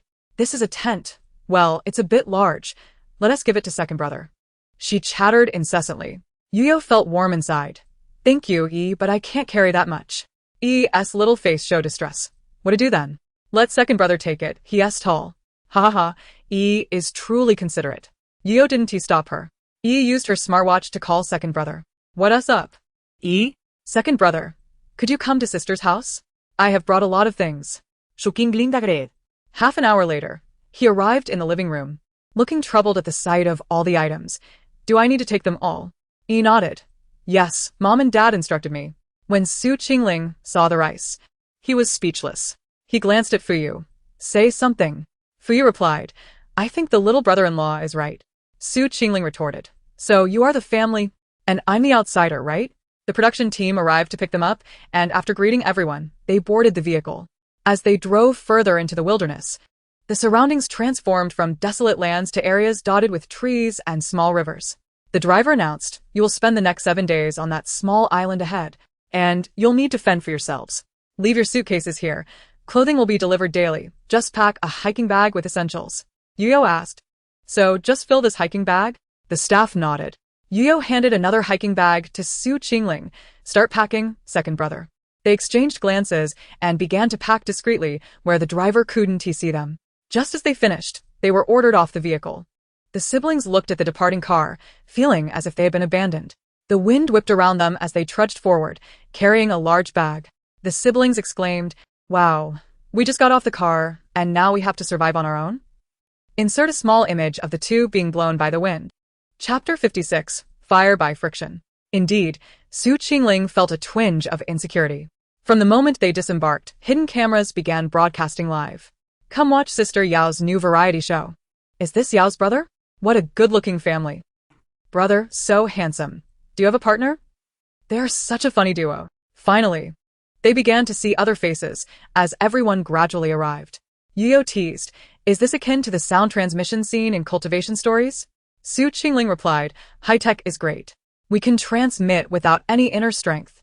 The others asked, what are you two talking about? After introductions, a young actor named Chongsheng said, hello everyone. I'm an actor named Chongsheng, pleased to record this variety show with you all. Wow, a new generation actor. His acting is quite good. Everyone should pay attention. He resembles someone I used to know. Yu Yao thought the boy looked familiar. Wasn't he just the upgraded version of that person? Tall, and not greasy. The replenishment speed is indeed impressive. Yuan, you are so adorable. Yuan is talented in various fields. Yu Yao thought, ISN, this the person who tried to take my resources? Li Yuan smiled at Yu Yao. I suppose everyone knows me, right? I must have done something worthwhile over the years, said a well-dressed woman. Sister Lan is an adventurous spirit. I even saw her in a terrifying escape room recently. E. Reminded of her favorite show, thought, I'm Dora the Explorer. Though her father disapproved of her childish interests, E found joy in mindlessly watching it. Hello, everyone. I'm Su Qingling, Yu Yao's brother. He introduced himself awkwardly. Li Yuan noticed Su Qingling's handsome features and the expensive watch on his wrist, and started a conversation. I hadn't heard Yu Yao had a brother. Are you her cousin? Su Qingling replied nonchalantly, no, I'm her boyfriend. Su Qingling added, I know you're trying to take advantage of my sister. Everyone was momentarily confused by Su Qingling's mention of boyfriend, considering Yu Yao was married, and everyone was online savvy. What was this boyfriend business? Hello everyone, I'm Yu Yao. Forget that nonsense about boyfriend. I wouldn't look at him that way. He is my cousin, my actual cousin. Yu Yao did not want to be seen as Su Qingling's romantic interest. Who would want to be your boyfriend anyway? There were 5 of them in total, and they grabbed their backpacks and set out to find today's treasure. Li Yuan sidled up to Su Qingling, her tones sweetly pleading, can I walk with you? I'm a bit scared. After saying that, she dragged Yu Yao forward. Yu Yao thought, oh, a low-budget version of Yi Shuang. Wait, is being handsome a ticket to speak to girls like that? Instantly turned off. Li Yuan is trying to take Yu Yao's resources, as her brother. What is wrong with that? Sister Lan preferred to act independently, shouldering her backpack and moving ahead. Chongsheng noticed Li Yuan standing awkwardly and approached to assist. Yuan Jia, why don't we walk together? Li Yuan, recognizing his kindness, smiled and agreed. Yu Yao reached for her pocket to grab her phone, only to remember she had surrendered it. Why does everyone like to collect phones? Su Qingling glanced at his watch. It was noon, and they should find something to eat. The production team had confiscated all the food, leaving them to fend for themselves. Oh no? The watch on this gentleman's wrist is a Richard Mille. One can search for Su Qingling on Weibo, a wealthy young master with a passion for racing. Indeed. There are no impoverished individuals surrounding Yu Yao. Yu Yao retrieves a pair of squashed rain boots from her backpack, remarking on their poor quality, yet resolves to make do with them. Su Qingling glances at the pair of shoes that cost merely a few dozen yuan online, pondering their simplicity. She hands them to Su Qingling, expressing her desire for fish. Reluctantly, he accepts the shoes and dons them to wade into the stream in search of fish. Old M.O. I wish to eat fish, she declares, sporting the same rain boots as Yu Yao. Isn't Yu Yao the most down-to-earth among us? At last, Su Qingling manages to catch a fish. Observing the effort his brother is exerting, Yu Yao produces another pair of shoes and descends into the water. Little fish, come quickly to my branch, she chants, resembling a spell. As she speaks, she deftly catches a fish, leaving Su Qingling irked, while I am struggling to catch one. How can you manage it? This makes me look foolish. Yu Yao, in a moment of self-adoration, replies, perhaps it is due to my beauty. With that, she emerges from the water, having caught 2 fish sufficient for their meal. She begins to scale the fish with a small tool from her bag. Isn't this equipment a bit excessive? Another observes. Can that bag really hold so much? Their bags look quite full. Is Yu Yao the type to follow rules? Someone chuckles. Second brother, you take care of that. I see some wild fruit in the tree. Yu Yao spots the fruit and muses. How will you reach it? Shall I hold you up to pick? No need, she says, approaching the tree to assess where to place her first step. Su Qingling, initially thinking she is hesitating, is taken aback when she skillfully climbs the tree. How adept, he exclaims as she tosses down several fruits. Such audacity? Someone remarks. Ha! How skilled. She must be born in the year of the monkey. While this group feasts, others have yet to find food. Su Qingling catches the fruits, preparing to assist Yu Yao, only to see her retrieve a small box from among the leaves. Second brother, I found a treasure chest, she exclaims, climbing down with the box in one hand and clutching the tree trunk with the other. Why are you standing there? Come and see what wonderful item I have. Yu Yao beckons Su Qingling over. They open the box, their anticipation high, only to find a note that simply reads empty. How can there be an empty box? Are the directors playing tricks on us? Su Qingling fumed. Shouldn't we have noticed Yu Yao's remarkable tree climbing skills? She came down single-handedly. Yu Yao inspects the box, considering it could be used for holding fruit. Finding a spot by the clear river, she rinses the fruits and hands them to Su Qingling. After tasting one, she remarks, not bad, a bit tart. Noticing Su Qingling hesitating to take a bite, she urges, eat up. If you don't, you might fall ill. Can I really? If the illustrious Su family heir, were to end up in the hospital due to these fruits, it would be the talk of the town. Su Qingling retorts, brimming with pride. With that attitude, it's no wonder you haven't won over Sister Tangwu, Yu Yao teases, popping another fruit into her mouth and rolling her eyes at Su Qingling. Oh, you are so bashful around her. Your face and ears turn crimson. Su Qingling, feeling the sting of her words, awkwardly protests, who turned red. I was merely being a gentleman. A gentleman, indeed. Keep playing the single game, Yu Yao replies dismissively. Frustrated, Su Qingling bites into the fruit in defiance. I feel like I'm going to be heartbroken, he laments. Who would have thought the young master could blush and be struck speechless? Does the young master truly fret over love? To be honest, there is something endearing about your vexed demeanor. The duo sets to work cleaning the 2 fish, with Su Qingling taking on the task of grilling while Yu Yao builds the fire. She finds a sturdy log to place beneath and gathers dry grass to ignite it, then grabs a small stick to begin the arduous task of friction fire. As Su Qingling prepares the fish, he notices Yu Yao bent over, diligently rotating her stick. Are you truly embracing the life of a castaway? He remarks. Do you even hear what you're saying? A director of the variety show comments. Yu Yao, do you have a misperception of your own abilities? The expressions on the brother's face are priceless, another adds. After a moment, Su Qingling observes smoke rising and gradually, red flames emerge. By the heavens, this is truly an astonishing feat, he exclaims. Observing the live stream, a director notes. It seems she isn't as rebellious as others have claimed. She appears rather obedient. I am merely an unremarkable little genius, second brother. Let's catch some fish, she says, wiping the soot from her face, inadvertently smearing it like a little kitten. Su Qingling stifles laughter but refrains from informing Yu Yao. Capture this moment. Fu urges. Sprinkling barbecue seasoning from a small pouch onto the fish. The aroma wafts through the air as the fish cook, and the pair finds a relatively clean stone to sit and eat. You both seem to have dined rather quickly, Blue Sister comments, emerging from the thicket. Yu Yao praises her brother's culinary skills, then looks up to see Blue Sister. Would you like some? Oh, you are simply adorable. Enjoy yourself. Eat well so you can search for more food later, she replies, wandering off. She called me cute. Yu Yao exclaims, pleasantly surprised by Blue Sister's demeanor, which contrasts with the online rumors. Su Qingling observes the disparity between Blue Sister's online persona and her real self. Brother, don't trust the rumors online. They even claim I am a gold digger. Do I look like I would do that? Su Qingling ponders. Even if you wanted to, no one would dare approach you. Who said that? Fu Yu is interested in me, she counters. Only he is foolish enough to look your way. Remembering Fu Yu's clingy demeanor, Su Qingling shakes his head. Blue Sister has a good temperament. Don't listen to the marketing accounts. Yu Yao makes a valid point. Online rumors are often untrustworthy. It's acceptable to speak about me, but not about my husband, she quips.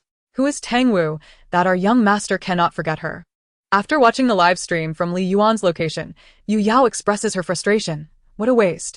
She does nothing and acts like a princess, leaving everything for Chong Sheng to handle.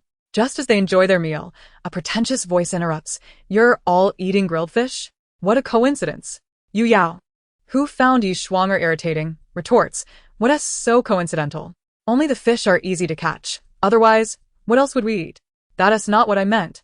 Yu Yao, please don't misunderstand. You always misinterpret my words, Li Yuan replies, feigning victimhood. Yu Yao rolls her eyes. Are you trying to follow in Yi Shuanger's footsteps? But she is far more attractive. Thank you for your praise.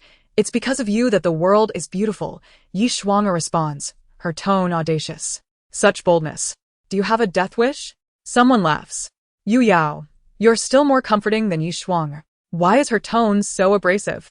She hasn't said anything particularly offensive, comments another. It is widely known that Yu Yao holds grudges, as Li Yuan had previously taken numerous opportunities from her. Yu Yao has a point. Indeed, Yi Shuanger is somewhat more beautiful. Yao Yao, have I wronged you in any way? Why do you harbor such animosity towards me? Li Yuan's eyes glistened with tears, presenting a pitiful countenance. Are we truly that familiar? I hold grudges, after all. You have snatched my resources more than once. Haven to you? What resources have you taken this time?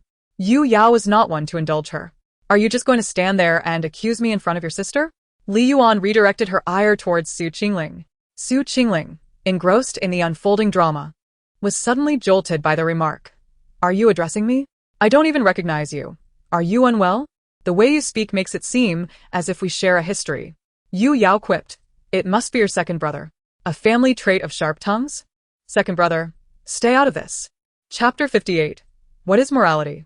It is something one is born without. Li Yuan was left speechless. Everything was deviating from the script. At the very least, an older brother should defend his sister, especially while filming a variety show. My apologies, Yu Yao. I shouldn't have taken your resources, yet you cannot claim I did. Perhaps the director deemed me more fitting for the role and replaced you. Here, I sincerely apologize, hoping you can find it in your heart to forgive me. Her tone was choked with emotion, and she even bowed slightly to Yu Yao. Yu Yao scoffed. Is this your approach? You wouldn't dare attempt to morally compel me to forgive you, would you? Yu Yao feigned surprise. I wouldn't. I merely hope we can become good friends. Li Yuan continued to feign innocence. Don't attempt to morally bind me. I have no interest in that. And we cannot be friends. Farewell. With that, she picked up her backpack and departed. Su Qingling hurried after her. It must run in the family. My sister certainly has a way with words. Yao Jie, when it comes to rhetoric, you're unmatched. Yao Yao, what is morality? It is something one is born without. Truly a green tea type. I can practically smell the tea from home. Yu Yao must be using her wealth to bully Yuan. That's impolite. She has already apologized. What more do you want? Yao Jie's words are for you. Don't think you can morally bind me. Halfway through, Yu Yao suddenly remembered her older brother hadn't he come along. Was he being ensnared by that little enchantress? Just as she was about to turn around, she saw Su Qingling had already caught up with her. What's the matter? Su Qingling inquired as Yu Yao paused. I was worried you might be lured away by that little enchantress, Yu Yao retorted sarcastically. What enchantress? Am I that type of person? Besides, she hardly qualifies as one. Su Qingling dismissed. She wasn't blind. Tang Wu was the true enchantress, making her lose her senses every time they met. Who was it that once embraced both sides in a bar, living so freely? That was a long time ago. I have since turned over a new leaf. Besides, I was merely playing along. I never took it seriously, Su Qingling quickly clarified, not wanting Tang Wu to misunderstand. How do you prove that you're still the same? Yu Yao's gaze drifted towards Su Qingling's lower half. Su Qingling replied, Where the hell do you think I'm looking? Prove it? Being part of the Su family is proof enough. Yu Yao considered this and agreed. Given her grandfather's temperament, anyone who misbehaved would be expelled from the family. Yu Yao then resumed her treasure hunt. Yao Jia, mind your own eyes. If anyone should be looking, it ought to be me. Gray pants, Not bad. I've wanted to say for a while, your second brother does have a formidable presence. Ha ha ha. Why did no one tell Yao Jia about the gray on her face? You can tell these two are siblings who love to clash. There's no love here. It's all conflict. Halfway through, Su Qingling offered Yu Yao a bottle of water from her bag. Have some. After all this walking, aren't you thirsty?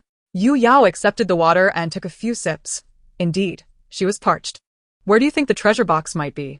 Su Qingling gazed into the seemingly endless island. I suspect it's hidden in an unexpected place. I find that large rock ahead quite appealing. Shall we take a look? Yu Yao suggested. The two made their way towards the rock. The director remarked, Have you truly not seen the script? How did you come to know? Impressive. How did she guess? Su Qingling was genuinely impressed. There's no grass around this rock. And it's cleaner than the other areas. Look at this mark. It appears to be where the rock originally was, Yu Yao pointed out, indicating a trace on the ground. I didn't see that. You're quite clever. Of course, my education wasn't for naught. Yu Yao beamed at the compliment. As the daylight began to fade, the two hurried to set up their tent. Yao Jia possesses a notable intellect. Which school did Yao Yao graduate from? Indeed. Children of wealthy families often feign ignorance. I am the only true simpleton. If I'm not mistaken, that tent of theirs must cost over 100,000. You're not mistaken. It's indeed 72, definitely over 100,000. I'm in tears. After setting up their tent, they opened the treasure box to see what lay within. Su Qingling expressed her hope. Let us hope it's not empty. If it is, I'll truly be upset. Inside was a card for lunch the next day, a well-balanced meal. Judging by the image, it looked quite appetizing. They need not search for food tomorrow. Yu Yao stretched lazily, remarking, Tomorrow we need to find food, but today we must. Su Qingling, feeling a bit hungry after their long trek, recalled that they had only eaten a fish for lunch. Noticing no one around, Yu Yao called Su Qingling over, conspiratorially revealing 2 rice meals she had stashed in her bag, still warm in their insulated containers. You truly are resourceful, Su Qingling remarked, once again questioning Yu Yao's adherence to the rules. The director wondered, How did you manage to bring that in? Didn't we search you? A staff member confirmed, We did indeed search the bag thoroughly. Yu Yao explained, The price of this bag isn't solely for its capacity, it has many hidden functions. The two sat on the ground and began to eat. After satisfying their hunger, the night had fully descended and the stars twinkled brightly. I haven't seen stars so luminous in ages, Yu Yao mused, feeling that the stars were particularly radiant tonight. Su Qingling looked up, agreeing, indeed, in the city, the brightness of neon lights obscures the stars. I wondered why Yao Jia was so compliant with the rules. Now I understand. Ha ha ha. The director must be utterly baffled. How did they manage to evade the director's search? This pair of siblings acting serious is quite unusual. Perhaps they enjoy recording variety shows because of the freedom it affords, allowing them to witness sights they typically wouldn't. Freedom is a privilege of the wealthy. I am but a weary worker. Others chimed in, I don't care what you think. I care about what I think. The first thing Yu Yao did upon receiving her phone was video call Fuyu. Yao Yao, it's a bit dark there. I can't see you. Fuyu's gentle voice came through, as if afraid to startle Yu Yao. Beside her, Su Qingling remarked, You two are so clingy. Yu Yao retrieved the flashlight Yi had given her and turned it on. Is it daytime? Su Qingling exclaimed. Yu Yao finally understood what Yi meant by the light is as bright as day. Chapter 59. I have someone I like now. The director exclaimed, Oh my. Just as the light illuminated, Yu Yao was preparing to admire Fuyu's visage through the lens, only to notice the smudges on her own face. She turned to Su Qingling, shouting, Su Qingling, I've been sporting this all day and you didn't say a word. Su Qingling shrugged. It wasn't tea all day, just the afternoon. I've been arguing with others while looking like this. It's utterly lacking in intimidation, she exclaimed as she attempted to swat Su Qingling. Su Qingling dodged while addressing Fu Yu on the phone. Handle your wife, she's quite fierce. Fu Yu chuckled softly. She's rather endearing. Su Qingling ceased her retreat, moving beside Yu Yao, gazing at the screen where Fu Yu wore a broad smile. Her tone turned uncertain. Isn't your perception of her a bit too lenient? Yu Yao playfully swatted Su Qingling, her expression fierce. Then Su Qingling observed as Yu Yao, like a master of disguise, turned her head and playfully chided Fu Yu, saying, "Second brother, you're so mischievous, always spreading rumors about me. Am I really that kind of person? I am quite gentle, aren't I?"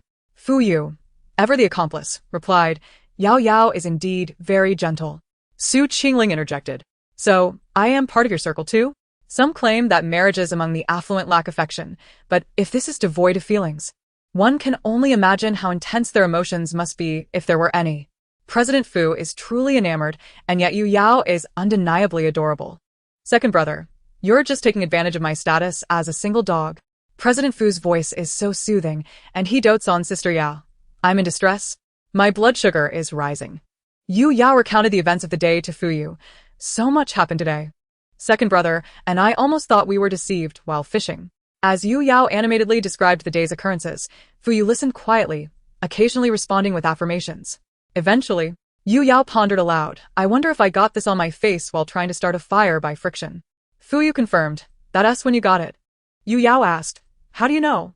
Fu Yu replied, "I watched your live stream today. Have we changed formats? So our conversation was recorded?"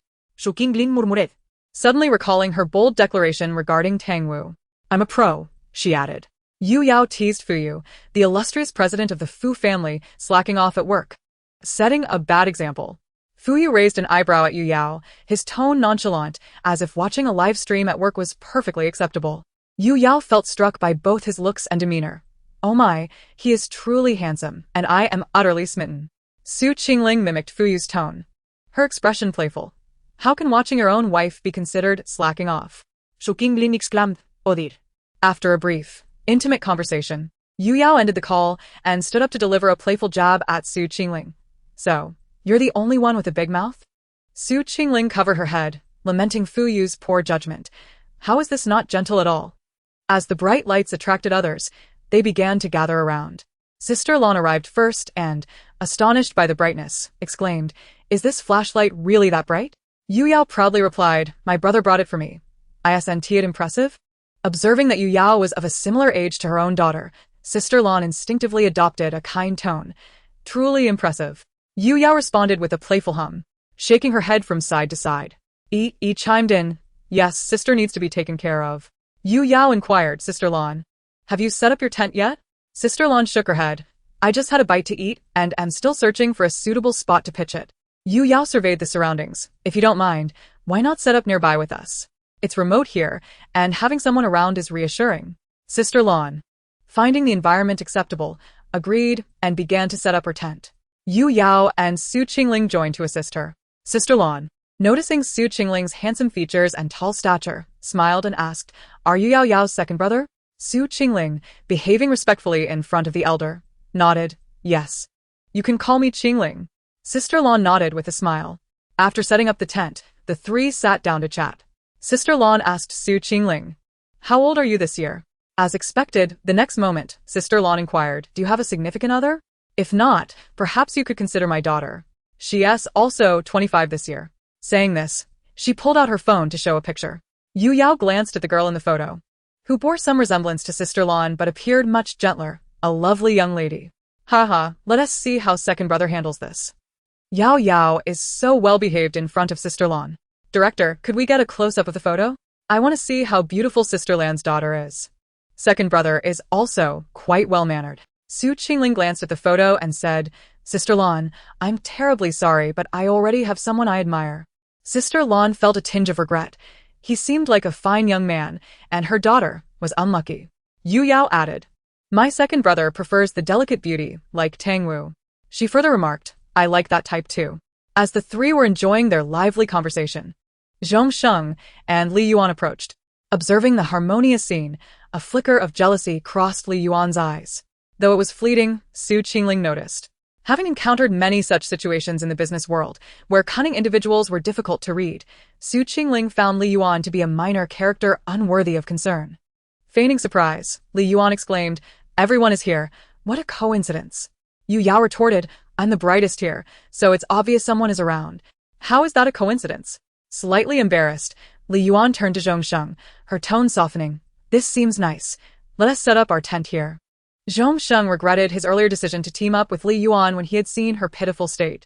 Li Yuan smirked at Yu Yao, her gaze seemingly saying, "See, I can set up a tent here too." Yu Yao was uninterested in engaging with this foolishness. It was public land, so why not set up? Zhongsheng worked alone. And Li Yuan didn't offer to help, prompting viewers who had been watching the live stream all day to express their frustration. What is this sister trying to achieve? Is she treating Zhongsheng like a servant? The poor guy is too polite to say anything. Doesn't she have any self-awareness? Damn it. Just set it up yourself. What are you doing standing around? She's infuriating. Chapter 60. A clown indeed. The entire barrage of comments was filled with criticism for Li Yuan. She was trending for her pretentiousness and for stealing resources from Yu Yao. Seeing the uncontrollable backlash online, Li Yuan's manager quickly called her. "Hello, what is going on?" Confused by her manager's call, Li Yuan listened as the manager spoke harshly. "You need to help Zhongsheng. Can you do something? This show is about self-sufficiency, and if you do nothing, you'll be mercilessly criticized online." Li Yuan was taken aback by her manager's words, and only realized the call had ended when she heard the dial tone. She hurried to assist Zhongsheng. The manager, throwing the phone onto the table, watched the uncontrollable insults online, muttering, "Fool. If it weren't for the vice president asking me to take her along, I wouldn't want to deal with her. She's foolish and troublesome, lacks talent and looks, and aside from her ability to entice men, she has nothing to offer." Li Yuan approached Zhongsheng with an overly eager demeanor. "Let me help you." Zhongsheng, irritated by her words, snapped. "What do you mean by helping me? Aren't you going to set up your own tent? If you can do it yourself, then just go ahead. Mine's still isn't done." He then handed her half-assembled tent and moved to set up at a distance from her. Li Yuan stood frozen, stamping her foot, her arm flailing as she muttered, "What's up with him? I can do it myself. Helping you is a privilege." However, staring at the tent, she realized she truly didn't know how to set it up. After a while of studying, she resorted to searching for tutorials online, following along step by step. Once Zhongsheng finished his setup, he noticed Li Yuan still struggling with the tutorial and decided to dismantle the half-assembled tent he had given her. Initially wanting to help her out of pity, he reconsidered upon recalling her behavior. "Li Yuan, what are you even saying? What do you mean by helping? Isn't that your tent? Honestly, can't this girl just leave the entertainment industry? Who is even supporting her?" "Zhongsheng, just let her be. She can handle it herself. What a nuisance. So foolish. What is she even mumbling about? Is she incapable of cursing?" Zhongsheng shook his head and walked over to Yu Yao and the others. Introducing himself humbly, he said, "I didn't get a chance to properly introduce myself earlier. I'm Zhongsheng, just a year into the business. You are all my seniors. I hope to receive your guidance in the future." Sister Lan has a fondness for humble and low-key individuals, her tone laced with a hint of amusement. "I have watched your performances. Your acting is quite commendable. Keep up the good work." Zhongsheng, taken aback by the praise, responded, "Thank you, Sister Lan. I still have a distance to cover compared to you. Every industry requires newcomers, and progress comes gradually." Sister Lan indeed holds a deep appreciation for this young talent. Turning her attention to Yu Yao, she inquired, "Yao Yao, have you ever considered acting?" Yu Yao was engrossed in counting the ants on the ground and, momentarily bewildered, looked up at Sister Lan. "Me?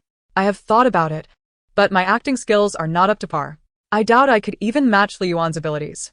Sister Lan chuckled at Yu Yao's candidness. Meanwhile, Li Yuan, who was busy setting up a tent, heard the laughter and felt a pang of resentment. No one came to assist her. Was she being isolated? Sister Lan, as an elder, should have kept the younger ones in check. Yu Yao, oblivious to the reason for Sister Lan's laughter, wore a confused expression in her alluring eyes. Suddenly, Su Qingling's phone rang, with a special tone designated for Tang Wu. Surprised, Su Qingling thought, "Is she reaching out to me?" Upon answering the video call, he found Tang Wu just out of the shower, her bathrobe loosely tied. Tang Wu's slender waist became apparent as she dried her hair, her shoulders gradually slipping free. Su Qingling watched intently, realizing that if Tang Wu moved a bit more, her robe would fail to conceal her form. As her delicate shoulders were revealed, Tang Wu slowly tugged the robe back up.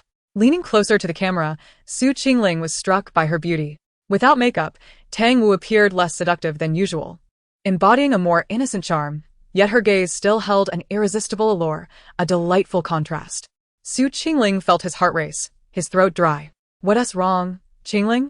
Tang Wu asked, amused by his dazed expression. Coming to his senses, Su Qingling composed himself and replied, "What made you think to call me?" "I missed you, and wanted to see you," Tang Wu admitted, genuinely. Her hesitation in quickly agreeing to Su Qingling stemmed from her reputation. She feared that a rapid acceptance would lead to annoyance, a common occurrence in her circle. Moreover, she had heard that she bore some resemblance to the women Su Qingling often surrounded himself with, and she had no desire to be a mere substitute. However, Tang Wu overlooked the strict upbringing of the Su family, known for their scholarly background and rigorous values, as well as the countless glances that Su Qingling directed towards her, filled with unmistakable affection. Yu Yao, having overheard this exchange, was wide-eyed with curiosity, abandoning her ant counting to observe her elder brother's expression. Indeed, he wore that typical unremarkable facade. Wasn't he reputed to be quite the charmer? Why was he always rendered speechless in front of Sister Tang Wu? Fuyu simply smiled. "Yao Yao, don't you understand the truth behind your brother's reputation?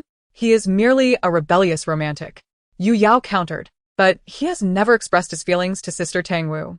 Fuyu replied, "Yao Yao, sometimes love isn't merely spoken. Observe your brother's eyes more closely." At that moment, Su Qingling found himself utterly speechless. Tang Wu had just expressed her longing for him. He swallowed hard, having prepared himself mentally for this moment, finally confessing, "I miss you too." Tang Wu paused, then broke into a smile. Su Qingling gazed at her through the screen, her damp hair framed by the soft glow of her bedroom light, resembling a radiant rose in full bloom, her eyes reflecting a myriad of emotions. Su Qingling felt as if the enchanting spirit from his childhood had come to life before him. "Wow. Is this who my brother likes? Her voice is so delicate. Now I understand why Yao Jia said my brother always turns red. At this rate, it seems my brother will soon have a partner. I approve." Just hearing her voice reveals she's a beauty. Yao Jia has completely abandoned her ant counting, eyes sparkling with gossip. "Point the camera at my brother's phone. I want to see what the beautiful sister looks like. What did my brother see to make him so dumbfounded?" Yu Yao, having glimpsed Tang Wu, felt a rush of affection. Sister is so beautiful. Finally, Li Yuan completed her tent setup and approached Su Qingling, who had just ended the video call, noticing someone sitting beside him, staring intently. Su Qingling sprang up, distancing himself. "What a joke. I've just made progress with Tang Wu. I can't let her see this." Tang Wu watched Su Qingling's demeanor on the live stream, her face full of mirth, then turned her icy gaze towards Li Yuan. "Just a mere clown." Chapter 61. Opening up to you. Li Yuan, feeling infuriated by Su Qingling's avoidance, thought of the older men she had previously entertained, all lacking in various aspects. A young, handsome, and wealthy individual like Su Qingling was a rare find, and she was determined to capture his interest. With a confident wink directed at him, Su Qingling felt a chill run down his spine, as if something unclean were watching him. Zhong Sheng suddenly asked, "Has anyone found the treasure chest?" This reminder brought to mind the day's task, and Sister Lan shook her head. Yu Yao chimed in from behind, "I found it. The production team is quite clever. There's even an empty one." Sister Lan, intrigued, asked, "What's inside?" "Tomorrow's lunch. This will save us a lot of trouble," Yu Yao exclaimed with delight. Once inside the tent, all cameras were turned off, granting the guests their privacy for the night. Inside, Yu Yao was on the phone with her family, reporting her safety, while gossiping about her brother. She suddenly received a call from him. Confused, she wondered why he was calling so close by. "What's up?" Before she could finish her sentence, her brother's voice came through, hushed and tinged with fear. "Yao Yao, I think there's something unclean outside my tent. You need to come save me," Su Qingling remarked. "No wonder I felt such a chill tonight. It turns out there really is something unclean." Yu Yao put on her jacket and stepped outside the tent, spotting a figure lurking near her brother's tent. Approaching with her flashlight, she discovered it was Li Yuan. "What are you doing here?" Li Yuan, sensing trouble as the light shone on her, attempted to leave, but was already caught. Hearing Yu Yao's voice, Su Qingling rushed out, relieved to find Li Yuan instead of something sinister. Yu Yao moved next to Su Qingling and calmly asked Li Yuan, "What are you doing here?" Li Yuan fumbled for an excuse. "I needed to use the restroom." "The restroom? Does my brother's tent look like a restroom to you?" Yu Yao dismissed Li Yuan's flimsy excuse, suspecting she was merely after her brother's wealth. Not wanting to escalate matters since everyone was resting, Yu Yao warned, "You might find this even scarier. Brother, she has her sights set on you. Just wait and see." Due to everyone's exhaustion the previous day, the variety show allowed the guests to manage their own time, resulting in everyone waking up late. Zhong Sheng thought he was the first to rise. Surprised to see Sister Lan awake. "Sister Lan, you're up so early." Sister Lan smiled. "I'm getting older. My sleep has diminished, unlike the youth." Sister Lan jested, but she hardly looked old. Zhong Sheng spoke truthfully. At nearly 50, Sister Lan appeared no older than 40. People in the entertainment industry maintain their appearances remarkably well, making it hard to discern their true ages. Had he not seen a photo of her 20-something daughter the night before, he would never have guessed Sister Lan had a child of that age. Sister Lan simply thought her child was flattering her. Yu Yao, with her wild sleeping posture, emerged from the tent looking disheveled, yawning and entirely oblivious to her status as a celebrity. "Yao Jia, if it weren't for that face of yours, you would have been criticized long ago." Every time Yao Jia wakes up with that messy hair, one can only imagine how carefree her sleeping posture must be. Although I'm used to seeing Yao Yao without makeup, I still find myself drooling each time.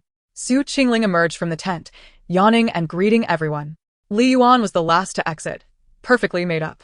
Yu Yao's drowsiness vanished instantly as everyone turned their attention to Li Yuan, wondering how early she must have risen. The two exchanged knowing glances, deliberately ignoring her, and organized their belongings.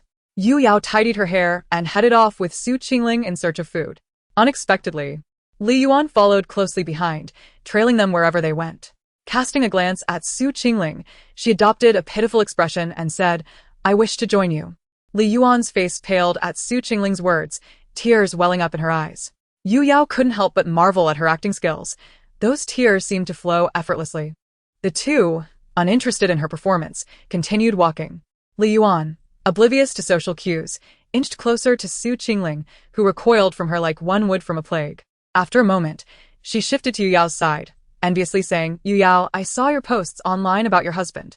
He treats you so well." Yu Yao replied flatly, "Thank you," thinking to herself that if he didn't treat her well, he wouldn't treat anyone else well either. There's a saying that a man's love is where his money is. Li Yuan continued, feigning envy, "I wish someone would be so devoted to me." Her gaze frequently darted towards Su Qingling. Hearing this, Yu Yao stopped and looked directly at Li Yuan, saying, "Why not go to Myanmar? There, everyone will be devoted to you." Seizing the moment, Yu Yao grabbed Su Qingling's hand and fled, exclaiming, "Our lives are at stake. Let's run." Li Yuan stood there, bewildered. Once they could no longer see her, the two finally stopped. Su Qingling was exasperated, remarking, "How can someone be as clingy as a stubborn adhesive plaster?" Yu Yao appraised Su Qingling from head to toe, commenting, "I've never looked at you closely before, but now I see you're quite handsome, especially compared to those greasy men she usually hangs out with."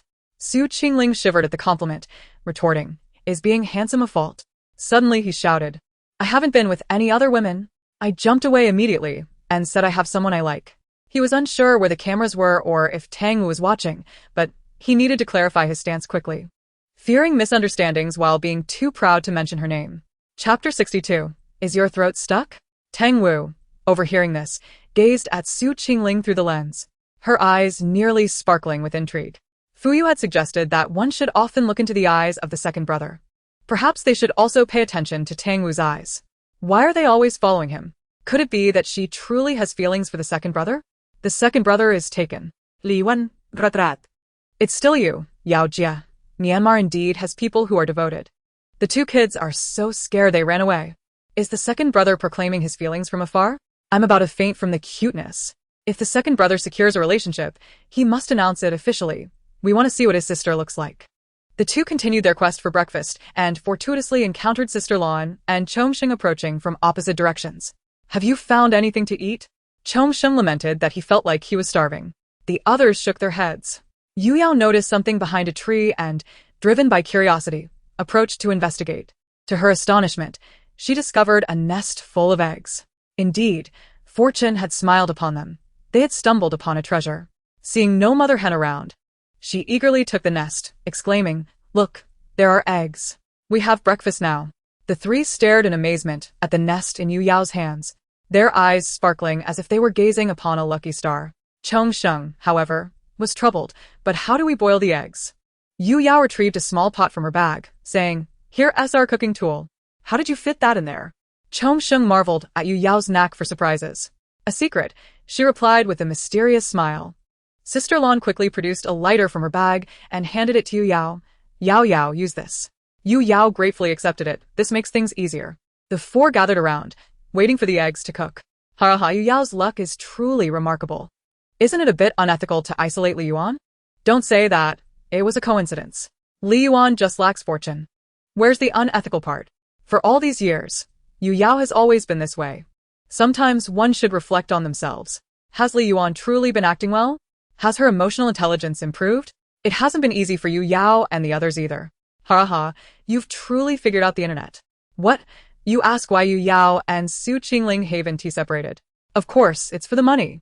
Yao Yao, where do you think the treasure chest will be this time? Su Qingling mused, thinking Yu Yao was a living embodiment of good fortune. I don't know. Let's take it step by step. Yu Yao was equally unsure but speculated that after the events of yesterday, the production team would likely hide the treasure chest in an even more unexpected location. Meanwhile, Li Yuan was feeling ravenous, yet accustomed to a pampered life. She lacked the ability to fend for herself in such a desolate place, requiring others to provide her with food. What on earth is she doing? Which wealthy benefactor is backing her? I can't bear to watch any longer. Leaving her live stream, let us check on the Yu Yao siblings. Instantly, the number of viewers in Yu Yao's stream surged. What was Yu Yao doing at that moment? Oh, she was fishing for treasure chests in the river. Su Qingling looked at her in confusion, questioning if she was truly in her right mind. Yu Yao, having searched the river thoroughly without finding anything, finally returned to shore. The production team remarked, "Do we look foolish to you?" Next location, set off. Yu Yao grew bolder with each passing moment, while Su Qingling, a mere bag carrier, trailed behind her. Viewers were commenting, "Useless grandson, drop it, drop it." Yu Yao began searching blindly, truly at a loss. Exhausted from jumping around, she sat on a rock to rest. Opening her lunchbox revealed a rich assortment, a piece of pork knuckle, some chicken, and 2 servings of vegetables. As she spoke, her gaze drifted towards Su Qingling's lunchbox. Noticing her hungry stare, he quickly devoured a piece of meat in one smooth motion. "Did you forget to shift gears? You just swallowed that whole." Yu Yao exclaimed, lamenting how large Su Qingling's throat seemed. Su Qingling nearly choked, casting a resentful look at Yu Yao. "You almost made me choke. Do you even know how to speak? What do you mean by not shifting gears?" Yu Yao ignored him, focusing on her meal. "Don't be angry. It's just a sister," Su Qingling urged calmly. "Yao Jia, what kind of nonsense are you spouting?" The second brother's expression, wanting to scold but holding back. The second brother must sense that if he doesn't eat, he won't get any. "Yao Jia, where did you learn those internet catchphrases? Teach me." Everyone, go check on Chong Sheng, it's hilarious. Meanwhile, Chong Sheng had spotted a hen, the very one from which they had stolen eggs that morning. He planned to ambush it while it was distracted. As he crept up behind, the hen nimbly evaded him, causing him to tumble to the ground. Just as he tried to get up, the hen charged at him, ready to educate him on maternal love. Chong Sheng scrambled to his feet, fleeing from the furious hen. The hen thought, "You must be the one who stole my chicks. I'll peck you." As Chong Sheng turned to see the hen flying toward him, he barely had time to cover his face, his hair becoming a chaotic mess adorned with feathers. "Let it end," he exclaimed. Picking up a stick from the ground, he prepared to poke the hen. It was a standoff. Who would yield first? He poked and she pecked back. Chong Sheng's competitive spirit ignited, and he rolled up his sleeves to engage in battle. Eventually, after a fierce struggle, he emerged victorious, ready to prepare the chicken for lunch. Li Yuan emerged from the shadows, feigning concern as she approached. "What troubles you, Zhong Sheng?" Zhong Sheng replied, "I suppose I am simply unfortunate, as you can see." Li Yuan squatted down, her tone coy. "Let me assist you with this." Zhong Sheng, not one to be easily fooled, turned away to keep her from touching the chicken. "Thank you, but it's unnecessary. I can manage on my own." Li Yuan's hand hovered awkwardly in the air as she maintained her gentle tone. "But look at this large chicken. You cannot possibly finish it alone. We could handle it together and share a meal." Zhong Sheng turned to face Li Yuan. "I saw you earlier, watching from the sidelines while I caught the chicken. Now you wish to reap the rewards? Chapter 63. I haven't flicked any boogers your way. Li Yuan was taken aback by Zhong Sheng's remark and momentarily at a loss for words. Zhong Sheng realized that further assistance would make him appear foolish and, clutching his belongings, he departed with the lifeless chicken in hand. Distance yourself from all that brings you unhappiness. Indeed, that's the spirit, Zhong Sheng. Awaken, my Zhong Sheng. That devious green tea, Zhong Sheng sees through your tricks. Why did you not act sooner? Yu Yao once again expressed her disdain for her second brother as she observed him devouring his food.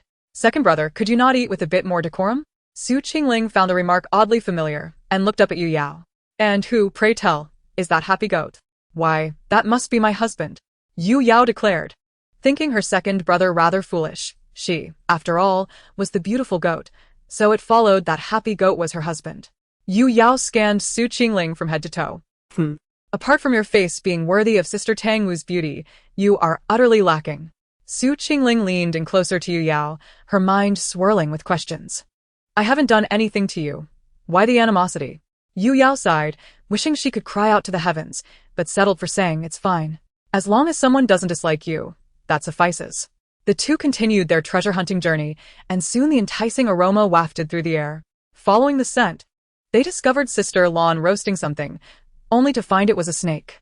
The siblings exchanged glances. Impressive. Sister Lan, hearing their footsteps, turned to see Yu Yao and her companion and breathed a sigh of relief. As long as it wasn't Li Yuan. Have you eaten? Sister Lan asked kindly. Her gaze remained fixed on the snake, mistakenly believing Yu Yao desired to eat it. She offered it with a generous tone. Go ahead, there's nothing to fear. Yu Yao recoiled at the sight of the snake, shaking her head vigorously and stepping back. Sister Lan is remarkable. She catches snakes with her bare hands. It seems Sister Lan once raised snakes. She is truly a heroine. I have always admired those unafraid of snakes. Yu Yao, are you serious about taking a step back? Ha ha ha. It seems you have your fears too. Sister Lan, finally realizing most young ladies harbor a fear of snakes, understood Yu Yao's retreat. Yu Yao wasn't truly afraid. She simply found the slippery texture rather unpleasant. The two chose not to disrupt Sister Lan's meal. Second brother, where exactly is this unexpected place? In such a vast area. Does the director not fear we might not find it? Su Qingling surveyed their surroundings.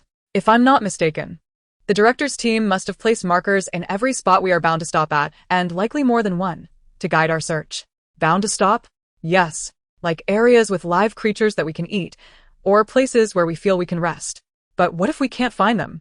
Yu Yao still felt puzzled about how the director's team could be so certain they would be there. Su Qingling patted her head.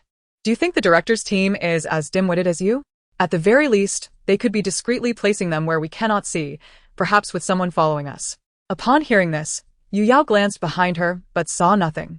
A staff member hid behind a tree. That startled me. I almost got caught. The director exclaimed.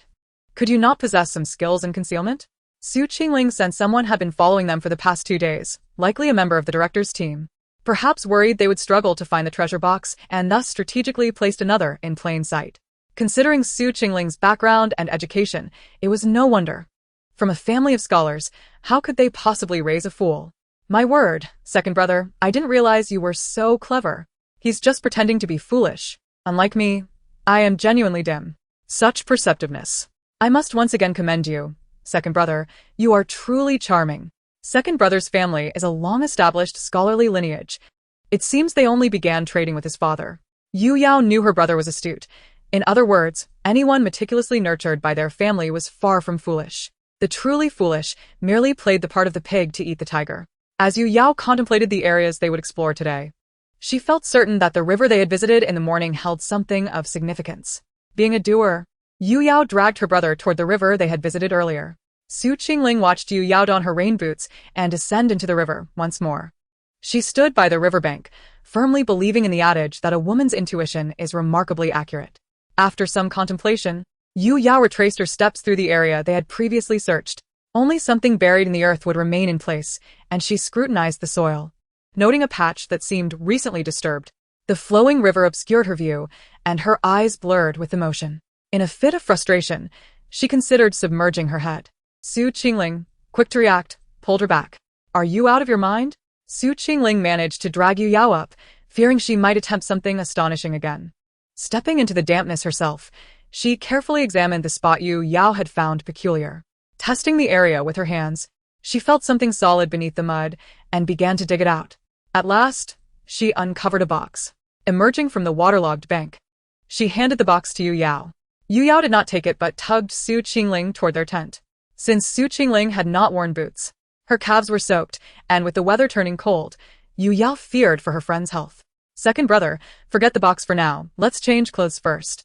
We mustn't catch a cold, Yu Yao insisted as she pulled Su Qingling along. Su Qingling complied with a smile, saying nothing. Yu Yao, you play me. The last time I tried cooking, I was so frustrated that I threw the pot on the floor, splattering rice everywhere and burning myself in the process. It was oddly cathartic. Last time, I was so tired from doing homework that I couldn't help but fall asleep, and in a fit of anger, I slapped myself twice. Second brother is so indulgent. He swiftly lifted Yu Yao. What long legs! That one giant stride.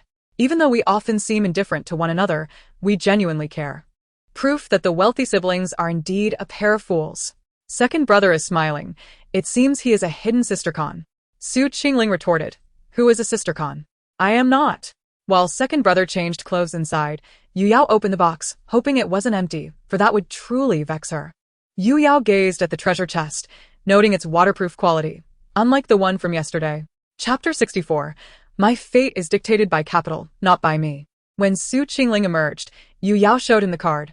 Su Qingling tucked the card away, gazing into the distance as the sun hung low in the sky. Resembling a radiant disc. Its light shimmered on the water's surface, transforming the river into a glistening expanse, bestowing new life upon it. The leaves, too, were bathed in the golden hue of the setting sun, and Su Qingling could not help but think of Tang Wu. Reflecting on the year that had passed since their acquaintance, he pondered whether Tang Wu had genuinely liked him or merely toyed with his affections. He resolved to inquire of his uncle how to pursue his aunt, determined to win Tang Wu's heart before the year's end. Yu Yao quietly stood beside her second brother, watching him gaze into the distance, lost in thought. Having been immersed in this book for half a year, the narrative diverges significantly from the messages I received. Nevertheless, I find myself fortunate to be surrounded by loving family and a devoted partner. Why have they both turned melancholic? The silence feels somewhat unsettling. Yet, as they stand there, the sunset casting a glow upon them, oh my, they appear radiant. Hey, Blue Sister, have you found the treasure box as well? Yu Yao inquired with curiosity. Yes, you too? Blue Sister responded, intrigued by the inclusion of two in Yu Yao's question. They both revealed their respective boxes. What does your card say? I haven't had a chance to look yet. As she spoke, she opened the treasure chest and extracted the card, which read, Breakfast for tomorrow. Yu Yao turned to her second brother. Indeed, that is quite accurate. Gazing at the chicken, she recalled the eggs from the morning. Are we consuming the offspring now? And later the mother? Su Qingling tore off a piece of meat and glanced at Yu Yao. Then you shouldn't eat? No, no, no. I shall see this through and allow them to reunite, Yu Yao declared, unwilling to forgo a delicious meal. Li Yuan observed the group's cheerful camaraderie, reflecting on how Chongsheng had not shared anything with her today, opting instead to enjoy time with others, which irked her to the point of stomping her feet. Her audible frustration went unnoticed. Undeterred by the lack of response, she approached. Is everyone eating? Ignored, she shifted her gaze to Blue Sister, thinking, how could anyone not give Blue Sister some respect after all these years in the entertainment industry? She hoped Blue Sister would intercede for her. But Blue Sister didn't even spare her a glance. Turning her attention to Yu Yao, she found him munching on a chicken wing. Huh? Not eating but dancing? Can you see that? Li Yuan, no. Blue Sister and Chongsheng suppressed their laughter, given they all belonged to the same circle and ought to maintain some decorum. However, Su Qingling had no intention of being polite and burst into laughter. Dancing? Ha ha ha, if your eyes are that bad, perhaps you should donate them. Li Yuan, unwilling to endure any more humiliation, contemplated leaving but decided against it, opting instead to feign camaraderie with Su Qingling. Qingling, you certainly have a knack for humor. I was merely inquiring.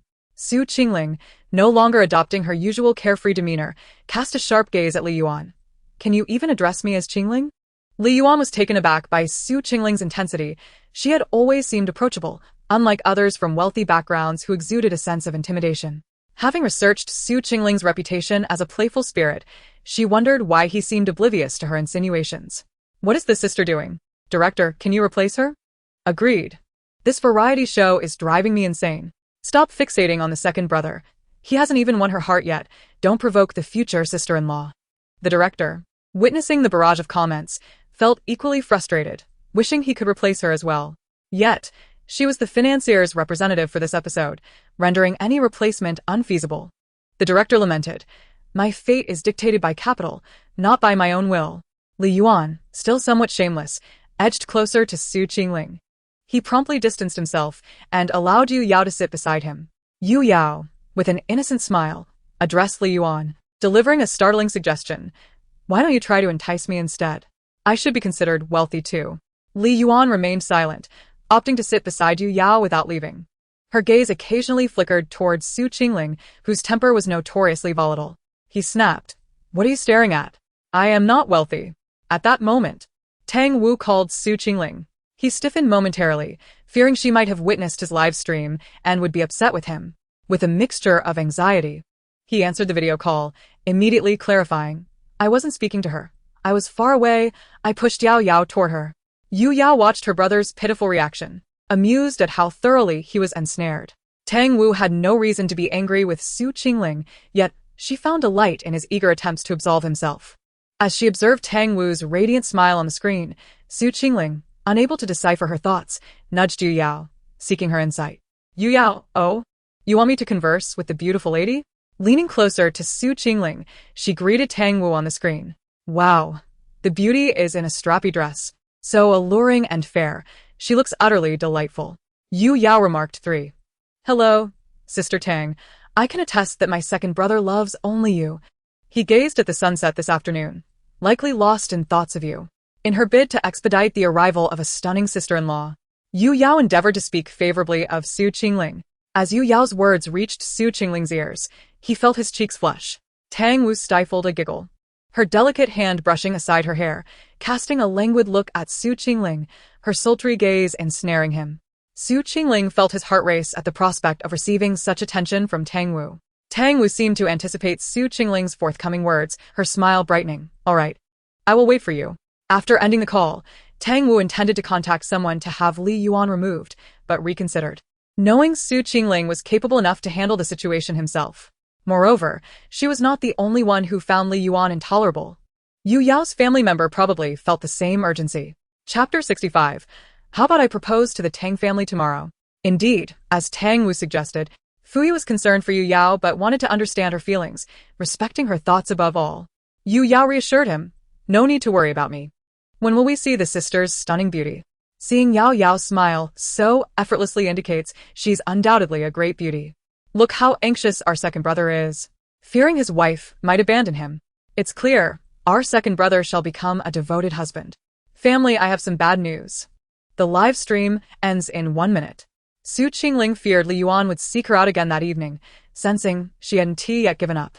Thus, she exchanged tense with Yu Yao. Sure enough, that night, Li Yuan approached Su Qingling's tent, softly calling, "Qingling, Qingling, are you there?" Yu Yao, engrossed in affection with her husband, found the interruption irksome, exclaiming as she flung open the tent flap, "What do you want? Is there something you need?" Li Yuan pausa. Momentarily taken aback by Yu Yao's presence, yet her loud voice made her anxious about attracting attention. Yu Yao sneered, her volume escalating. "Oh, you don't intend to come here in the middle of the night to flirt with my second brother again, do you?" Her voice boomed, prompting Li Yuan to attempt to cover Yu Yao's mouth, but with a swift turn, Yu Yao evaded her grasp. Yu Yao's voice grew even louder, determined to rouse everyone from their slumber, noting that it was well past bedtime. Observing Li Yuan clad in a revealing outfit, she quipped, "Aren't you cold wearing so little? It's only about 10 degrees outside at this hour." Realizing the situation was spiraling, Li Yuan attempted to flee, but Yu Yao seized her, grinning. "You haven't been seen by everyone yet. There's no chance I'll let you go." As anticipated, the others emerged from their tents, drawn by the commotion. Li Yuan, seeing the approaching lights, struggled desperately to escape Yu Yao's grip, but to no avail. Her strength was astonishing. Su Qingling was the first to arrive, spotting Li Yuan once again seeking him out at night. Li Yuan feigned innocence. "I merely stepped out to use the restroom, and your sister wouldn't let me go. My wrist is quite sore." Su Qingling was unimpressed by her act, retorting sharply, "You used that excuse last night." Li Yuan's attempt to use the restroom in front of my second brother while dressed so skimpily was utterly embarrassing, as she pretended to shield her nose with one hand. Li Yuan hurriedly explained, I did not relieve myself inappropriately. Yu Yao teasingly remarked, look at you, so dishonest. Just a moment ago, you told my second brother that you were going to the restroom. Su Qingling chimed in. Indeed, you just told me you were headed to the restroom. What? Have you already finished? She quickly stepped back, wrinkling her nose. Yu Yao, keep your distance, lest you carry that unpleasant odor with you. After 2 seconds of exchanging glances with Yu Yao, she quickly retreated to Su Qingling's side. No wonder you wanted to leave as soon as I came out. It turns out you were already done. I thought I caught a whiff of something foul. Li Yuan was exasperated by the banter of the siblings. I told you I didn't tea. You two are just ganging up to spread nonsense. Yu Yao pulled out her phone, revealing a recording sent by Fuyu just before their call ended. He had recorded the conversation out of concern for her. The device echoed Li Yuan's whiny voice. I just went out at night to use the restroom. Li Yuan, caught off guard by Yu Yao's recording, quickly clarified. I was looking for Qingling. Su Qingling, hearing Li Yuan refer to him in such a manner, felt a surge of anger. That nickname was reserved for Tang Wu. Call me by my name. Qingling is not something just anyone can use. Li Yuan was unaware of Su Qingling's irritation, as she was quite confident in her appearance. Yu Yao apologized to the group, sorry for disturbing everyone's rest. Just as Su Qingling was about to speak to Yu Yao, his phone rang. It was his grandfather. He answered nervously, hello, grandfather. Su Qingling glanced at Yu Yao for help. Yu Yao took the call, cheerfully greeting, Grandpa, it's me. No one can bully me, Grandpa. She reassured him, glancing at the clock, realizing it was nearly 11. Why are you still awake? Oh, I've had less sleep, the old man replied. Due to his background in teaching and academia, he had developed the habit of staying up late, often until midnight. You're just joking, Grandpa. You should have rested better when you were young, Yu Yao said in a playful tone. The old man chuckled, his spirits undampened by fatigue. By the way, Yao, does your second brother have someone he likes? Yes, her name is Tang Wu, and she is quite a beauty, Yu Yao responded. Tang Wu? The girl from the Tang family? Grandpa Su recalled her fondly, having met her a few times. The young lady was poised and well-spoken, and she was certainly one of the most attractive he had seen. So, what do you think about me going to propose to the Tang family tomorrow? His bold suggestion surprised Yu Yao into silence. Grandpa, you still know how to surprise us, Su Qingling said, taking over the call. That's rather forward of you. Let me win her over first, and then I'll tell you. Now, please get some rest. Chapter 66, Ibita. As usual, everyone engaged in their own activities, eventually embarking on their adventures. However, after a long wait, Li Yuan's tent remained silent. Sister Lan, fearing something was amiss, called out to her from outside. Li Yuan appeared disheveled, as if she hadn't slept a wink. I was just about to call you. You were the earliest of us all, Sister Lan remarked before turning to leave. Li Yuan, truly exhausted, crawled into her tent to sleep. The others exchanged glances, particularly Yu Yao, whose inquisitive expression was obvious even to the slowest among them. I need to eat. It feels like I'm fleeing a famine, with meals scarce. Su Qingling lamented. Yu Yao looked at him with confusion. Am I the reason for your hunger? Su Qingling replied. Are you implying I'm your little delicate wife? Yu Yao, embracing her domineering persona, vowed not to let Su Qingling go hungry. I'll take care of my brother myself. No one else is allowed to lay a finger on him. She dragged Su Qingling behind a tree and mysteriously produced a bag of bread from her backpack, offering it to him. Where did you get this? I told you. I'm a fairy descended from the heavens. Do you believe me?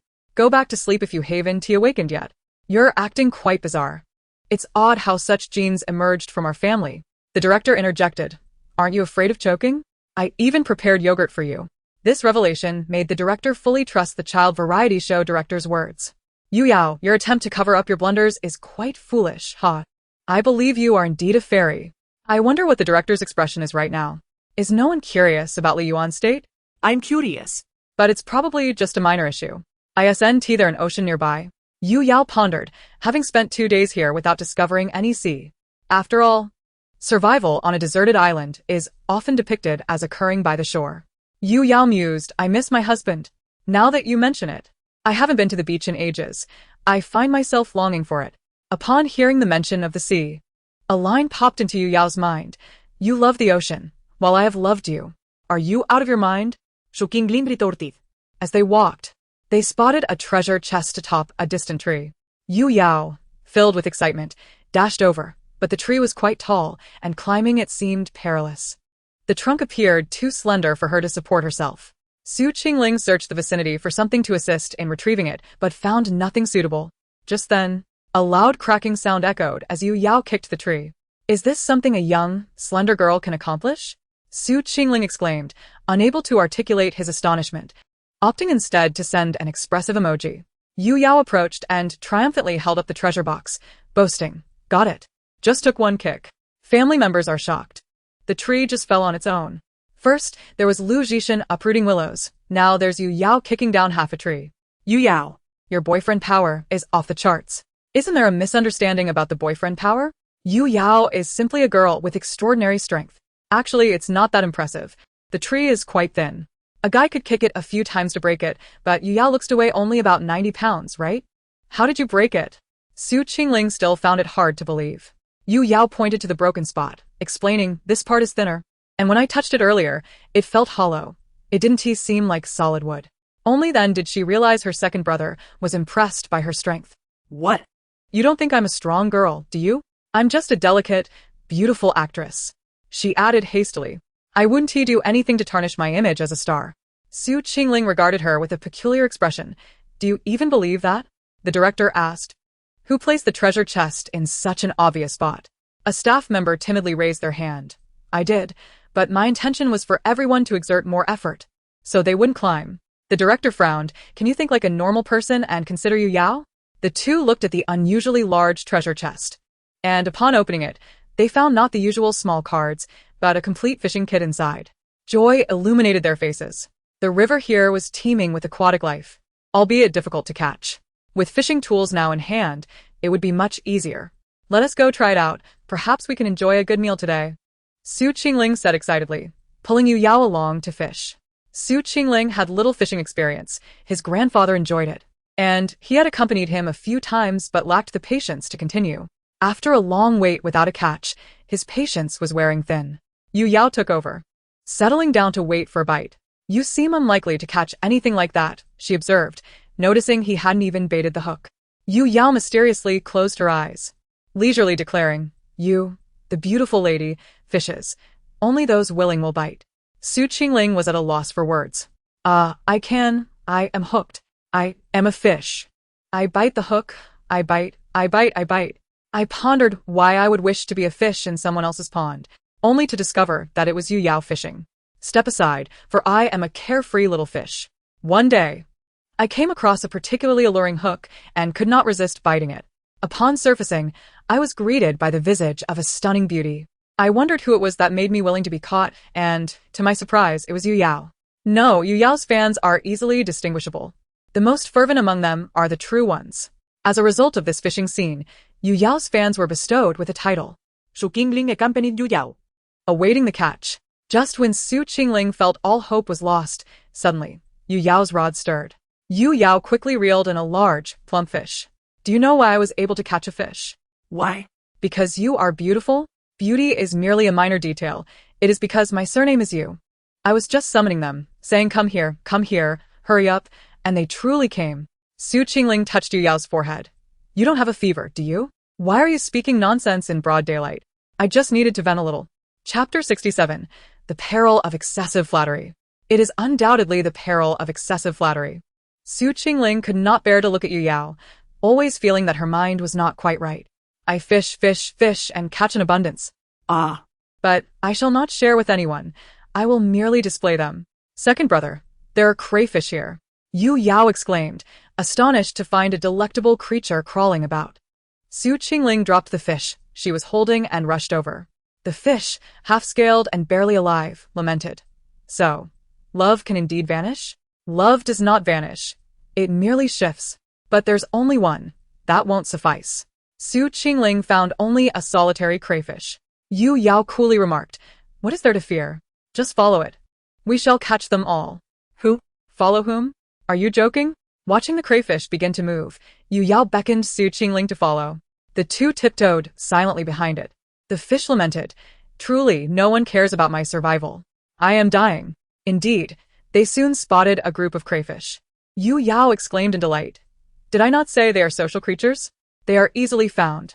Su Qingling, unaccustomed to such matters, had only ever dined at restaurants, where with a mere tap of her finger and a whisper, she awaited her meal. But we have no tools for catching them. Su Qingling scanned the surroundings for anything useful. Yu Yao recalled her wish and raised the card, nervously declaring, Great Director, you once promised to fulfill any wish of mine. My wish is to have a plate of cooked crayfish in 20 minutes. Thank you. The director frowned. This place is quite far from the city. 20 minutes is highly unlikely. Just as he was about to instruct the staff to inform Yu Yao to wait, Yu Yao interjected incredulously. You intend to go to the city for them? They are right here. Come and catch them. The director lamented. If only I had tossed that card into the dirt. Why must it be Yu Yao who possesses it? Great Director. I await your team to catch them. I hope you hurry. She wore an expression of utmost importance. The director, flattered to the point of embarrassment, muttered, I am truly at a loss for words. Yu Yao replied, Ah? I am the eldest at home, not the sixth. Haha, follow her. Look at second brother's incredulous expression. Director, the peril of excessive flattery. It is undoubtedly the peril of excessive flattery. Yu Yao, I must survive on this deserted island? You all must experience it as well. At that moment, the director's inner thoughts were in turmoil. This is absurd. Truly absurd. Second brother watched on, thoroughly entertained, exclaiming, As expected of you, Yu Yao. Soon, the director's team arrived with tools, accompanied by several individuals. Yu Yao and Su Qingling sat leisurely on a rock, observing the others as they fished. Su Qingling leaned back lazily, casting her gaze towards the director, nonchalantly commenting, If they insist on helping with the crayfish, let them be.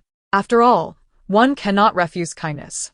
A staff member quipped, This is simply outrageous. They are truly exaggerating. The gullible and naive Zhongsheng believed it wholeheartedly and approached the workers, asking, Could you also solve my lunch issue? I can't seem to find anything to eat. Seeing Zhongsheng's innocent and bright eyes, one of the workers, a fan of his, felt compelled to oblige. However, another colleague interrupted, shattering Zhongsheng's hopeful fantasy. I'm sorry, Teacher Zhong, but this is a privilege reserved for Teacher Yu and her team. Zhongsheng's face fell, looking rather pitiful. Give him something. Quickly provide him with food. Oh, mother, who can resist such a gaze? With a monkey-like shriek, they peeled a banana, savoring it. Oh, it tastes so good. I wish to fly into my brother's embrace. Such a pure and untainted newcomer truly is delightful. Yu Yao recalled how she had brought roasted chicken for everyone the previous day. As she saw Zhongsheng about to leave, she called out, Join us for a meal. We still have a fish that neither I nor second brother can finish. Zhongsheng felt extremely embarrassed, wishing to refuse Yu Yao's offer. Sensing his hesitation, Yu Yao spoke before he could. You treated us to a meal yesterday. It is only fitting to reciprocate. Yesterday was just a roasted chicken. These crayfish are a bit more precious. Yu Yao dismissed his concern. It is all meat. You provided us with more chicken yesterday. If you truly feel uncomfortable, you could help us prepare the fish. Understanding Zhongsheng's stubborn nature, Yu Yao made her request in advance. Reluctantly, he agreed, for after all, he had shared the chicken with her because Yu Yao had given him breakfast that morning. Zhongsheng picked up the fish, still bearing half its scales, and began to prepare it. Perhaps it was Zhongsheng's imagination, but he felt as if the fish looked at him with gratitude. The fish lamented, You may consume me, but you must respect me. What kind of fish is tossed half-dressed by the roadside?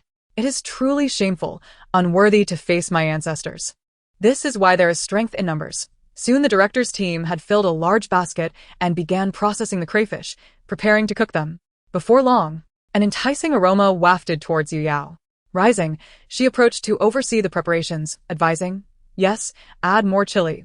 The spicier, the better. The director's team complied. Zhongsheng had finished preparing the fish and pondered what to do next. Yu Yao, having not tasted boiled fish in quite a while, realized the director's supplies sufficed, and she took out her small pot, setting it beside the director's team to start cooking the fish. Observing Yu Yao, who appeared quite content as she prepared to cook, the others chose their words carefully. They dared not say anything that might upset her. Noticing that Yu Yao's method of cooking fish seemed rather unorthodox, Su Qingling swiftly stood, approached Yu Yao, and took over the ingredients, urging her to rest. Isn't it customary to fry the fish first? Although not a culinary expert, Su Qingling understood basic cooking principles. Zhongsheng watched nervously, fearing they might ruin a perfectly good fish. He had thought Yu Yao's persona as a spoiled young lady was merely an act. Now he realized that while her status was genuine, her lack of cooking skills was too. Chapter 68. Stick with me, and you shall feast thrice in 3 days. Finally, after much anticipation, the crayfish were ready. Yu Yao approached, admiring their appetizing appearance, and commended the cooks. Feeling it was somewhat unethical to dismiss those who had just prepared her meal, she tentatively inquired, "Perhaps we could share a meal together?" The staff member shook his head and turned to leave. Yu Yao let out a sigh of relief only after everyone had turned away. The main issue was the crowd. There was simply not enough to go around. Just as she began to relax, a staff member turned back and jokingly remarked, "Why don't we all eat together? It's getting late. And I can see everyone is a bit hungry." Yu Yao forced a smile, saying, "My little crayfish, it's not that I don't love you, but I must adhere to social decorum. Thus, I must sacrifice you." With a stiff demeanor, she urged everyone to take a seat. "Please sit down. Although the cards you provided promise the fulfillment of a wish, we are still striving for survival, having managed to enjoy one meal, only to have you all arrive unexpectedly. Let us sit and dine together." Yu Yao mused, "Though I am reluctant, I must feign indifference." Her speech left the others momentarily stunned. The staff member who initially suggested sitting down waved dismissively, "Then we shall take our leave." Yu Yao pretended to plead, "Aren't you staying for a meal?" As she spoke, she began to walk away in the direction she had come from. "Ha ha, 4 smiles, ha. Yu Yao, I invited you to eat. Yet you insist on leaving. Curious about what Sister Yao will treat us to." Sister Yao won't be stingy, rest assured. The 3 of them sat on the ground, and nothing seemed more pressing than the matter of dining. Yu Yao raised an eyebrow at Su Qingling. "So, how does it feel to follow me? 3 days of feasting. 9 meals. Su Qingling immediately began to peel shrimp, shedding any semblance of a refined young master. Listening to Yu Yao's boastful tone, he refrained from retorting, instead giving her a thumbs up, smeared with grease. Zhongsheng observed their interaction. Indeed, Yu Yao lives up to her reputation. She is impressive, associating with a big brother. In the midst of their banter, Zhongsheng noticed a figure that sent shivers down his spine and hurriedly signaled to Yu Yao and Su Qingling. Upon seeing Zhongsheng's anxious expression, the 2 turned to find it was Li Yuan, expecting her to sleep the day away. They were surprised to see she had only rested for a morning, her makeup still impeccably flawless. The 3 ignored her, yet Li Yuan, upon seeing them indulging in crayfish, approached with a hint of desperation. "What are you eating?" Just as Yu Yao popped a piece of shrimp into her mouth, she replied, "Eating bugs." Li Yuan, noticing the lack of attention directed her way and recalling her experiences from the previous night, Li Yuan vowed once more to win over Su Qingling. What did it matter if someone had a crush? She had seen plenty of wealthy men, and they were all quite frivolous. Resolving this, she lightly tossed her hair back and squatted beside Su Qingling, unconsciously pressing her arm against her chest, her springtime beauty teasingly apparent. Yu Yao gazed at Li Yuan's revealing top, feeling an involuntary chill. She noticed that Li Yuan's figure seemed to eclipse her own. Yu Yao sighed dramatically. Su Qingling did not spare her a glance, but upon noticing her squatting beside him, he stood up, only to be caught by Li Yuan's grasp. Irritated, he shook her off, realizing her grip was surprisingly firm. "Do you wish to eat as well?" Su Qingling's voice, naturally languid and low, carried an air of nonchalance, which only deepened when he was displeased, creating an intimate ambience akin to a lover's whisper. Yet Li Yuan, lacking discernment, felt her face flush at the sound of his voice. Yu Yao was left speechless. Is this girl truly foolish? Why would she blush at my brother's irritation? Is she a masochist? Li Yuan, lost in her own reverie, paid no heed to the expressions of those around her. Concerned that her brother might be harmed, Yu Yao intervened, addressing the now flushed Li Yuan. "Your rosy cheeks resemble a pigess swaying in the wind." Li Yuan snapped out of her daydream, staring blankly at Yu Yao. Zhongsheng could no longer contain his laughter. Su Qingling, equally unyielding, chimed in indeed. Li Yuan seemed unwilling to leave, and Yu Yao, with greasy hands, threatened her. "Are you staying or going? If you don't leave, I'll smear oil on you, turning you into an oily girl." Yu Yao was one to follow through on her threats. Li Yuan, undeterred, continued to gaze at Su Qingling. Yu Yao, with her fiery temper, reached out towards Li Yuan, causing her to flee in fright. What kind of creature dares to entice my brother? Is the director capable of sending Li Yuan away? I'm truly getting angry. My poor second brother. I'm tempted to send the director a blade. What audacity to pursue second brother. Yao Yao's words are just. What a shameless being. As the director, maintaining one's career is paramount. One cannot afford to lose one's meal ticket. Furthermore, neither Yu Yao nor Su Qingling is one to be trifled with. Li Yuan's agent, having watched the live broadcast, first apologized to the director, promising to discipline Li Yuan more strictly. At this moment, the trending topics were bustling. Li Yuan, Su Qingling. Li Yuan openly pursuing the young Master Su. Yugoslavia Yao chastising Li Yuan. Those unaware of the situation might assume Li Yuan had something going on with Su Qingling. Old Master Su, with time on his hands, often tuned into Yu Yao and Su Qingling's broadcasts. Sometimes he lamented that his grandson was inept, while at other times he acknowledged that helping Yao Yao cook was somewhat useful. Upon witnessing Li Yuan approaching Su Qingling, he nearly tossed aside his cane in shock. This girl was truly shameless, engaging in such inappropriate behavior under the sun. Fortunately, his grandson had evaded her advances. He remained quite pleased with Tang Wu, his granddaughter-in-law. No, he must swiftly secure the Tang family girl, otherwise, seeing his youngest grandson in such a state might lead to disinterest. Thus, he leaned on his cane and instructed the butler to prepare the car, heading in the direction of the Tang family. Old Master Tang held great admiration for Old Master Su. From a scholarly family, he was modest, and all his children were accomplished. Outsiders often claimed that Su's young second was a failure, yet Old Master Tang, having navigated the business world for decades, was far from oblivious. Everyone praised Su's second son for his business acumen, but to Old Master Tang, Su Qingling surpassed even his father. Chapter 69. I won't let you off today. Old Master Tang was quite astonished to see Old Master Su's arrival. What brings you here? A rare visitor indeed. He welcomed Old Master Su inside. Is your granddaughter Tang Wu not at home? Old Master Su got straight to the point. What do you need my granddaughter for? Despite his words, he still had someone call Tang Wu down. Tang Wu, puzzled, descended the stairs and found two elderly men in the living room, both with graying hair yet full of vitality. Due to his years of teaching, Old Master Su exuded a refined air, while Tang Yan, in his youth, had been brash and imposing, often scaring children into tears. Yet he would still tease them the next time he saw them. Upon entering the living room, Tang Wu greeted her grandfather and addressed Old Master Su. Old Master Su's satisfaction was evident. This girl was stunning, far surpassing the others who frequently hovered around his grandson on television. Tang Yan beamed at the sight of his granddaughter, gesturing for her to sit beside him. Having a fondness for children, he recalled how Tang Fengchen once cried in fear at his presence, yet Tang Wu was bold, smiling at him even as a child. Tang Yan was utterly delighted, often showcasing Tang Wu to others, who could not utter a single word against her. Su Zixing had also been a target of Tang Yan's boasting. At that time, he had felt a twinge of envy for lacking a granddaughter. But when Yu Yao was born, he was overjoyed. When Yu Yao had just begun to walk, he arranged for a playground to be built for her. ISN to your Tang girl just 1 year older than my second son? In Su Zixing's memory, Tang Wu was a year older than Su Qingling. You can just call me Xiao Wu. I'm 1 year older than Qingling, Tang Wu replied candidly. Su Zixing grew increasingly fond of the young girl.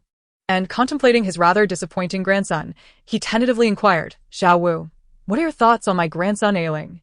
Tang Yannian scoffed, so. This rare visitor is here with intentions towards my little Wu. Su Zixing, having grown old, exhibited a childish temperament, retorting, what do you mean by rare visitor? I shall come every day henceforth, to your annoyance. His old companion and Madame Tang had taken to playing mahjong together daily, and he intended to join them as well. Tang Wu found the banter between the elderly amusing and chuckled. Qingling is quite splendid. Did you inquire for a reason? My granddaughter Yu Yao mentioned he has an affection for you. This child, much like her father, is rather proud, and I merely wished to gather your sentiments. Su Zixing was direct in his approach. Grandpa, your words leave me feeling rather bashful, Tang Wu replied, hesitant to express herself in front of the elders. I merely came to see you. I shall leave the matters of the youth to fate, and it is up to Ailing to find his fortune. He smiled kindly at Tang Wu. Tang Yannian was aware of his granddaughter's feelings and was relieved that Su's second grandson was a decent young man among the younger generation. He was still playfully bickering with Yu Yao, threatening to smear her with oil. Unfazed, Yu Yao approached Su Qingling, who, unlike her, was not bold enough to engage. The thought of that sticky oil made her flee. No one can surpass me, Yu Yao shouted, while the director commented on the erratic behavior of the young master of the Su family. After tidying up, Yu Yao cautiously packed her fishing gear, a prized possession for the remaining days. Due to their shrimp-catching escapades, dinner was delayed until nearly 2 o'clock. The abundance of trees attracted numerous insects and mosquitoes, and Yu Yao had already been bitten several times. Ah, these wretched mosquitoes. I shall have my revenge, she exclaimed, chasing after one while muttering, I will not let you escape today. Su Qingling observed her sister's sudden frenzy and remarked, Aren't you watching where you're going? Yeah. You are truly someone I cannot help but watch. These mosquitoes are particularly fierce and quite large. Watch where you're going, Yao Jia. Don't just focus on the mosquitoes. I am going to lose my mind. Yu Yao persisted in her chase until the mosquito vanished from sight, leading her to stumble. Su Qingling rushed to help her, finding Yu Yao seated on the ground, looking dazed. Concerned, she asked, Are you all right? Yu Yao looked up at her sister, her eyes filled with grievance. I have been bullied by mosquitoes.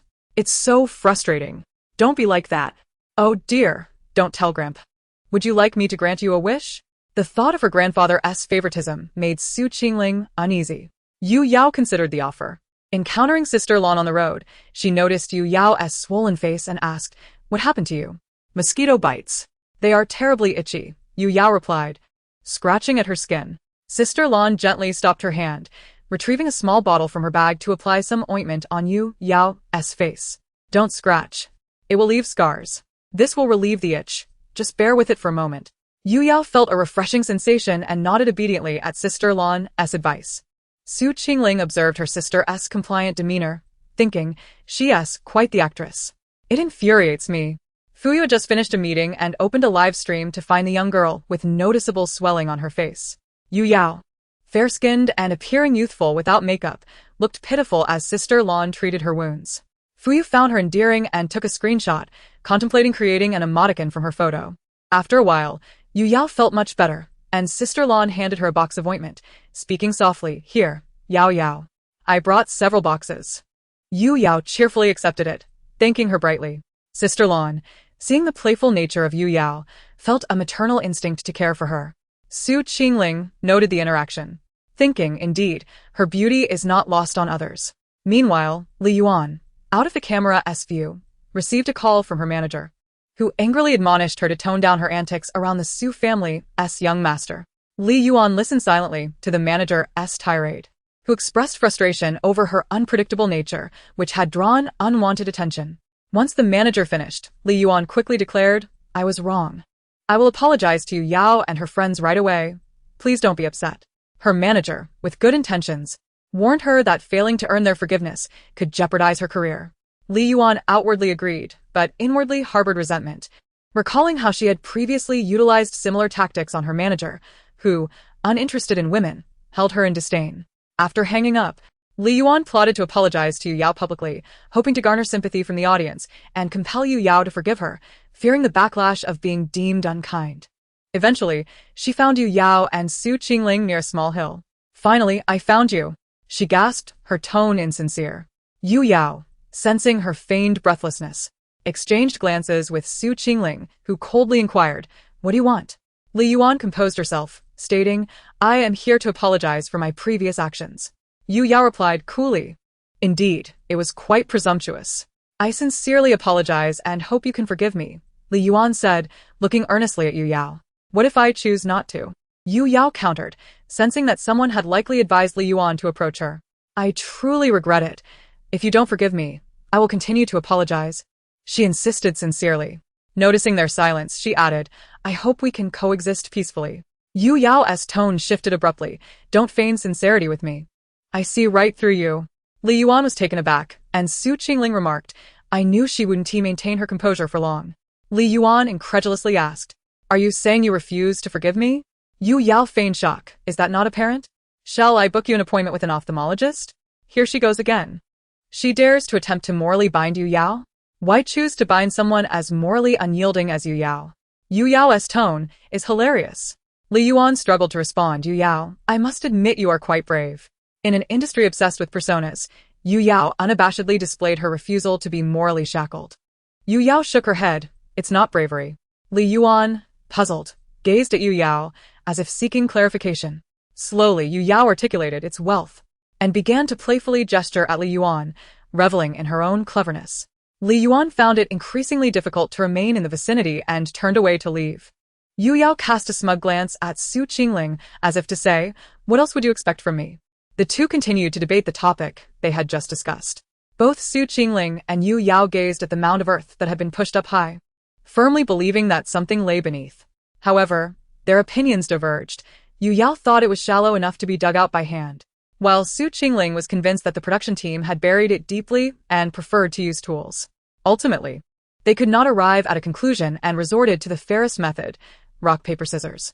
Yu Yao chose scissors, while Su Qingling opted for cloth. With Yu Yao emerging victorious, they began to dig with their hands. A nursery rhyme floated to Yu Yao's mind, and she sang as she dug. In the little mound of earth, we dig and dig, searching for a tiny treasure box to open a grand card. Su Qingling had grown accustomed to Yu Yao's exuberance. They dug for quite some time without any success, and it seemed that their efforts would soon render the mound unrecognizable. Both felt it was likely fruitless. After they left, Chongsheng arrived at the same spot, observing the excavated mound. He circled it and noticed something peculiar on one side. Tentatively kicking it with his foot, he discovered a hard object that produced a sound. Delighted, he squatted down and made a couple of digs, revealing the edge of a box. Ha ha ha. What luck for Chongsheng. Truly a fool's fortune. Chongsheng, are you being polite? After watching Yu Yao and her brother dig for so long without finding anything, Chongsheng kicked and stumbled upon it. The divine foot of the Buddha. That evening, everyone inquired about the location of Chongsheng's treasure chest. He cheerfully replied, I found it over there by that mound. I saw someone had been digging and thought there was no hope left. I just circled around and gave it a kick. And there it was. The siblings, who had toiled for so long, stared at their dirt-covered hands. So, the director remarked, this is truly a scene that could not be scripted for television. The power of the divine foot was astonishing, far surpassing the combined efforts of Yu Yao and her brother. Once the video was released, everyone rushed to check the official Weibo account. The title was indeed explosive. The director even edited a clip from that night showing Yu Yao and her brother looking at their hands. Chapter 71. Not afraid of my older brother knowing. The comment section was filled with mockery directed at Yu Yao and Su Qingling. That night, both received playful jabs from their friends. And upon viewing it from a godlike perspective, they indeed resembled fools. Su Qingling did not forget the events of the evening. Reflecting on Li Yuan's behavior over the past few days, he felt his patience had reached its limit. This afternoon's antics made him question if she truly believed he was just a frivolous young master oblivious to the world. He ceased the banter with friends and spoke earnestly. Investigate Li Yuan's matters and leak them to the paparazzi. Consider it a contribution to the entertainment industry. After hanging up the phone, the other party quickly conducted the investigation and sent the findings to Su Qingling. Li Yuan's transgressions were easy to uncover. The public knowledge was simply suppressed due to her status as the vice president's daughter. With Su Qingling backing them, the paparazzi went wild, eager to expose the story. Especially since Li Yuan had recently gained notoriety as a rising star in the entertainment circle. Every reporter wanted to be the first to break the news and garner attention. Aling, I must say, this woman knows how to play the game, remarked one of Su Qingling's friends as they reviewed the materials. Su Qingling did not deny it. There were many in their circle who indulged in such activities, although they maintained a clean image. They had seen enough to realize that Li Yuan's antics were no different from what they had encountered. If anything, they were comparable or worse. After glancing at the videos that accompanied the materials, Su Qingling felt his eyes burn and quickly shut it off. His companion continued to lament about Li Yuan's antics until Su Qingling interjected, Are you not afraid of my older brother finding out? Jiang Qingmu's mouth dropped open in shock, as if he were caught red-handed. I didn't watch. I was just helping you investigate. Goodbye. Su Qingling stared at the abruptly disconnected call, frozen in thought. He then forwarded the materials to Yu Yao.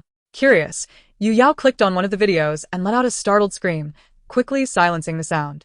My goodness, how thrilling, she exclaimed. Observing the video showcasing Li Yuan's escapades, she couldn't help but compare herself.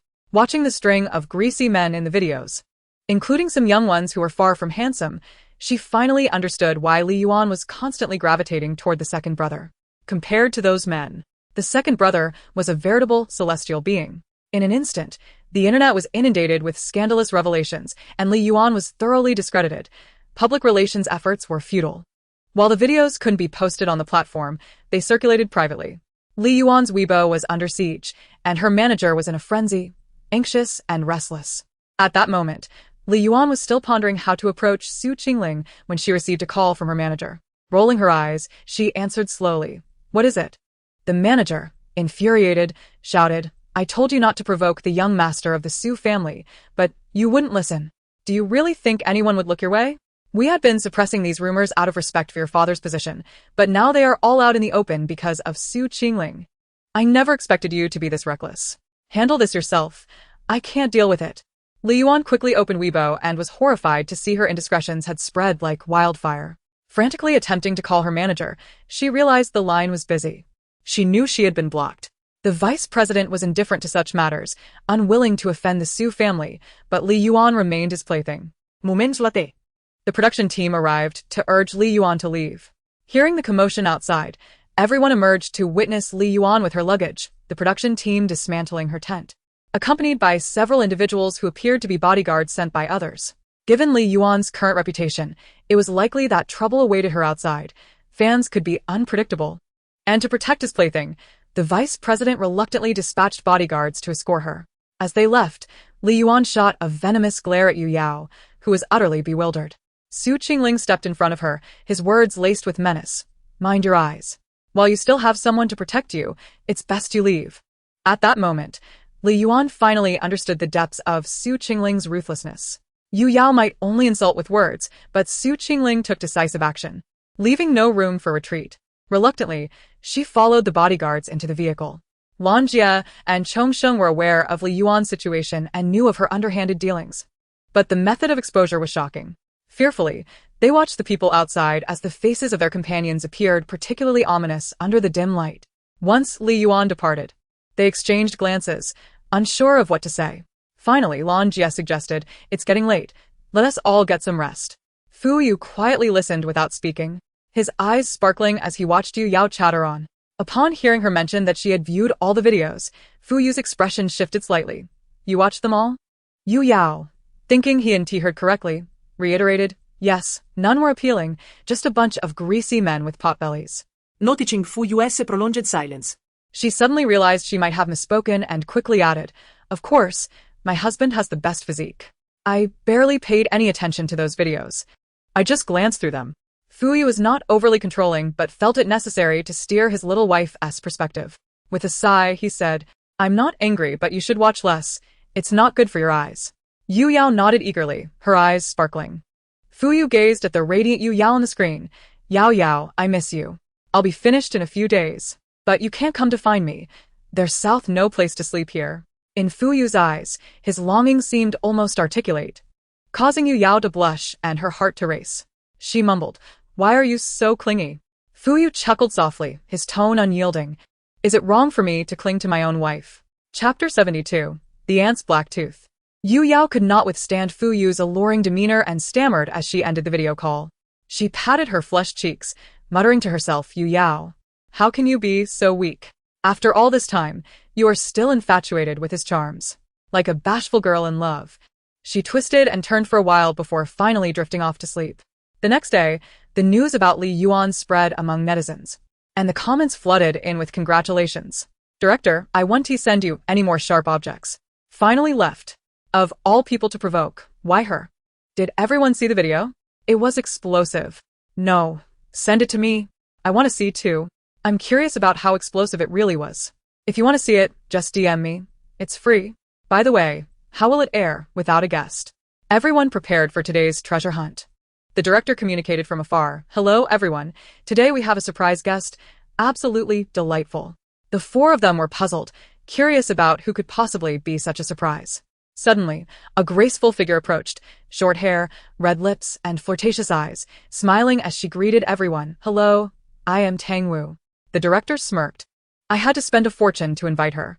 Sister Lan was also captivated by Tang Wu, who was entirely different from Yu Yao. Yu Yao was radiant, while Tang Wu exuded a delicate charm. Sister Lan gvitan uwamli. Yu Yao was momentarily taken aback, then squealed as she dashed to Tang Wu's side. "Sister Tang Wu, what brings you here?"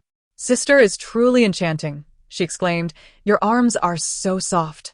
Su Qingling remained in a daze. "What is happening, everyone? I think I'm dreaming." Tang Wu, standing at a similar height to Yu Yao, looked into her eyes and spoke gently. The director invited me. She then turned to the stunned Su Qingling, her lips curling into a smile. Why, I isn't, T Qingling acknowledging me. Finally, Su Qingling snapped out of it. Everyone, this isn't a dream. Tang Wu's gaze held no malice. Her earlier look was simply one of admiration. Smiling, she reassured, it's all right. Su Qingling approached Tang Wu. His tone stiff. What brings you here? He gazed at Yu Yao, who was clinging to Tang Wu, feeling an itch of jealousy. I haven't even had a chance to hug my wife yet. Ah, what a stunning beauty. Her figure is incredible, such a slim waist. Her name is Tang Wu? The one my second brother likes? No wonder Yao Yao said my brother blushes every time he sees her. Who wouldn't he be mesmerized? Yao Yao, let go. I want to hug the beauty. I'm literally drooling over my screen. This one dares to show up? Aren't you afraid I might jump up and down, spinning 360 degrees while holding 999 roses and kneeling with a ring to propose? Zhong Sheng, the silly boy, haha, my second brother is jealous. I was invited by the director. I thought I'd come over to experience it since I had nothing to do at home. With her elongated eyes playfully raised. Every movement captivated Su Qingling. Have you eaten? She asked, considering the distance from the city center. I wouldn't want you to go hungry. I have, she replied, pulling out a few bags of bread from her bag to share. After distributing the bread, she handed the last piece to Su Qingling, her fingers lightly brushing against his palm under the cover of the bread. Su Qingling felt a tingling sensation, his gaze deeply affectionate as he looked at Tang Wu. His unmasked love was vivid, as if his eyes could speak. Look at those pink bubbles. My second brother claims not to love her, but just look at his eyes. The moment their hands touched, the only word that came to his mind was soft. Tang Wu's hands were delicate and smooth. She was tall among girls, but Su Qingling's hands were larger, enveloping hers completely. Yu Yao exclaimed, they're holding hands. They're really holding hands. Sister Lan and Zhong Sheng had already quietly slipped away. Yu Yao, ever the considerate third wheel, prepared to leave as well. Tang Wu noticed Yu Yao's intention to depart and withdrew her hand. Su Qingling felt a sudden emptiness in his palm, glancing at Tang Wu with embarrassment. Seizing the opportunity, Yu Yao hurriedly exited, waving cheerfully, I'm off. I won't be a third wheel anymore. Su Qingling's face flushed once more. Let us get started with today as tasks, Tang Wu proposed eagerly. Su Qingling instinctively took Tang Wu's bag, which she did not mind. I feel like I'm watching a dating show. This is so sweet. Where do you find such sweetness in dating shows? Hurry up and get together. I want to see love blossom. Su Qingling always felt awkward around Tang Wu. Considering what he wanted to say to her, he grew even more anxious. He quickened his pace to walk alongside Tang Wu, hesitating on how to start the conversation. What's wrong? Do you have something to say? Tang Wu inquired. Noticing his repeated attempts to speak, she nodded affirmatively. The atmosphere between them was remarkably harmonious. Yu Yao peeked out from behind a tree. So sweet. I'm about to have a sister-in-law. Su Qingling sensed someone following him and immediately guessed it was Yu Yao. He turned around just in time to catch her in the act. What are you doing? Yu Yao emerged from behind the tree, her eyes darting around. Her tone slightly guilty. If I said I was just passing by, would you believe me? Su Qingling frowned. Yu Yao. What on earth have I done to make you think I'm a fool? Oh no, my second brother is angry. She scampered off, shouting. I won't disturb you two anymore. I'm just a big light bulb, an ant's black tooth. Tang Wu laughed at Yu Yao's antics. Yao Yao is truly amusing. Su Qingling could never predict what Yu Yao would do or say next, shaking his head in exasperation. Chapter 73. Catching snakes with bare hands? After Yu Yao walked away, Su Qingling felt even more nervous. Let us go find the treasure box, he said, attempting to sound casual. Being with Tang Wu made him feel like a lovesick boy, unable to control his heartbeat. Yu Yao wisely refrained from following, avoiding being a light bulb. She embarked on her treasure hunt, relishing the fresh air without any annoying companions. In contrast, money proved to be more valuable than women. The benefactor had decisively abandoned Li Yuan. Now, she faced a hefty breach of contract penalty, forcing her to surrender her savings over the past few years, leaving her with nothing to sustain herself but menial labor. However, her reputation had been tarnished, and few were willing to employ her. With no options left, Li Yuan was compelled to resort to the flesh trade. Yet, many were younger and more attractive than she, making survival exceedingly difficult. She could only cater to clients with peculiar tastes. Li Yuan's body bore no good flesh, and she had contracted gynecological diseases, leaving her undesirable. Her life had become exceedingly miserable. Unbeknownst to Yu Yao, who was currently navigating the woods in search of treasure, she absent-mindedly touched the mosquito bites on her face from the previous day, which had all vanished, murmuring, "Sister Lan's medicine is truly effective." Seeing nothing in the woods, she swiftly climbed to the highest tree to get a better view of the island. Confirmed. Yao Yao is definitely a monkey. Is she really that nimble? I thought her tree climbing was just a coincidence. Yao Yao can climb trees. I can too, which means I'm also a rich lady. Ha ha ha. Her energy levels are questionable. Look at her posture. After reaching the top, she imitated Sun Wukong, shielding her eyes with one hand while gripping the trunk with the other, leaning out to survey her surroundings. One can only imagine. I cannot depict it. After observing for quite some time, I discovered that this island is vast, extending endlessly, cloaked in trees. Aside from the sand pile I saw yesterday and the river where I fished and caught shrimp last time, all that remains is a sea of green. It would surely be picturesque when the leaves fall. From this vantage point, I cannot see any other places. Just as I was preparing to descend, I suddenly felt a chill beside my hand, and an ominous premonition gripped Yu Yao's heart. Turning rigidly, she saw a snake flicking its tongue, which frightened her so much that she instinctively grabbed the snake by the neck, shouting, "Help! There's a snake!" Standing tall, her voice resonated loudly, drawing others toward her. Upon seeing Yu Yao's fearful expression, still gripping the snake, they found it rather amusing. The snake seemed to taunt, "Want to see who is truly at a disadvantage here?"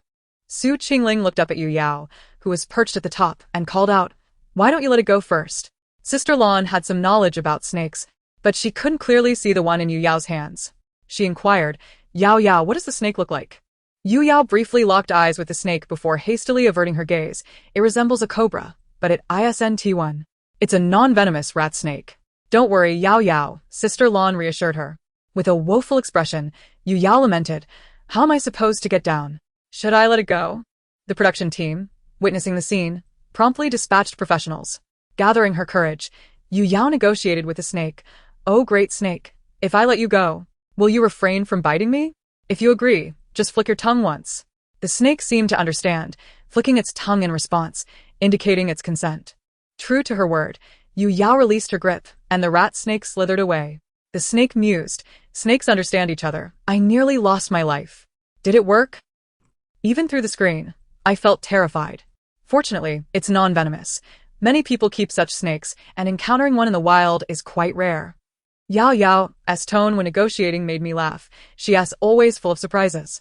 The crowd below was astonished. What a performance. I've never seen anything like it. Truly an eye-opener. Su Qingling watched as Yu Yao climbed down, rushing to catch her, relieved that it was a non-venomous snake. Otherwise, how would she explain it to her family? Everyone approached Yu Yao to comfort her, ensuring she was unharmed before departing.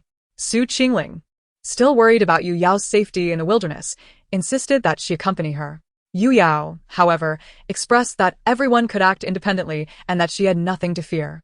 Su Qingling watched helplessly as Yu Yao walked away.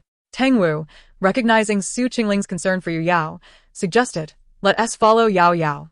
When the production team arrived, they surveyed the desolate area, asking, "Wasn't someone supposed to be here? Where are they?" Breathing a sigh of relief, they thought, "Thank goodness everyone is safe, otherwise my life would be at stake." After finishing his work, Fuyu noticed the trending topic about catching a snake by hand, and his eyelids twitched at the thought. As expected, the video opened with Yu Yao's cry for help. Fuyu watched anxiously, relieved it was non-venomous, and that she was unharmed. He respected her work, but wished she wouldn't take such risks. He felt the production team's safety measures needed improvement, and that they were slow to respond. Fuyu meticulously analyzed the situation but remained unconvinced, deciding to call the director. The director, accustomed to communicating with his assistant, saw an incoming call from a number featuring multiple eights and assumed it was a scam, promptly hanging up without a second thought. Furrowing his brow at the disconnected call, Fuyu dialed again. the director thought to himself, "Why is this person so persistent?" Blocked. Fuyu listened to the busy tone, his good upbringing preventing him from becoming angry. He summoned his assistant to use their phone to call back. The other end connected instantly, and the director's tone was overly cordial. "Assistant Gao, how may I assist you?" Gao Yan noticed Fuyu's displeasure and inquired, "Did you block Mr. Fu's number?" The director, puzzled, replied, "No, I didn't. The assistant reminded, "There are several eights in the number." The director suddenly realized, horrified, who would have thought Mr. Fu would call from his personal number? He quickly explained, I mistook it for a nuisance call. My sincerest apologies. I'll rectify it shortly. Is there something you need? The director's mind raced. Surely this was about Yu Yao's snake incident. What a disaster. Fu Yu answered, don't worry. I just feel that the efficiency of your production team could be improved. The director, confused, asked, what do you mean? After hanging up, he hurriedly removed the number from the blacklist, labeling it with Mr. Fu's name. Nearby staff, observing the director's earlier tension, asked what happened.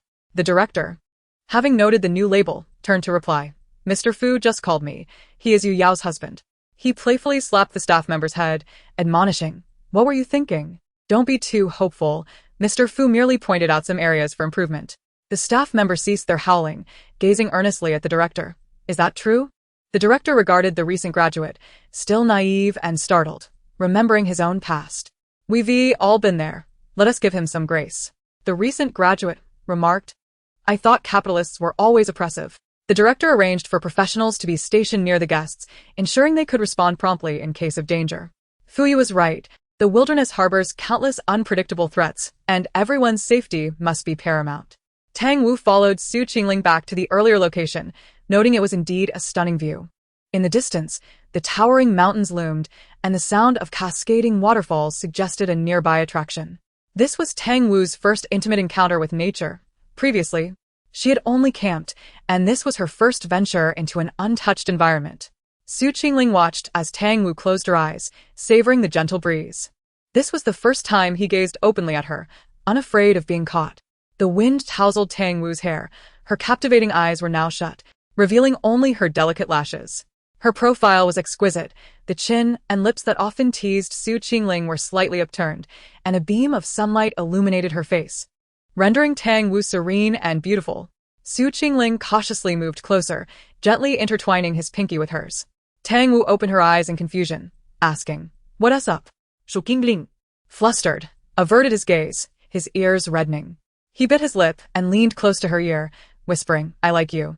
Then, blushing, he immediately distanced himself, avoiding her gaze.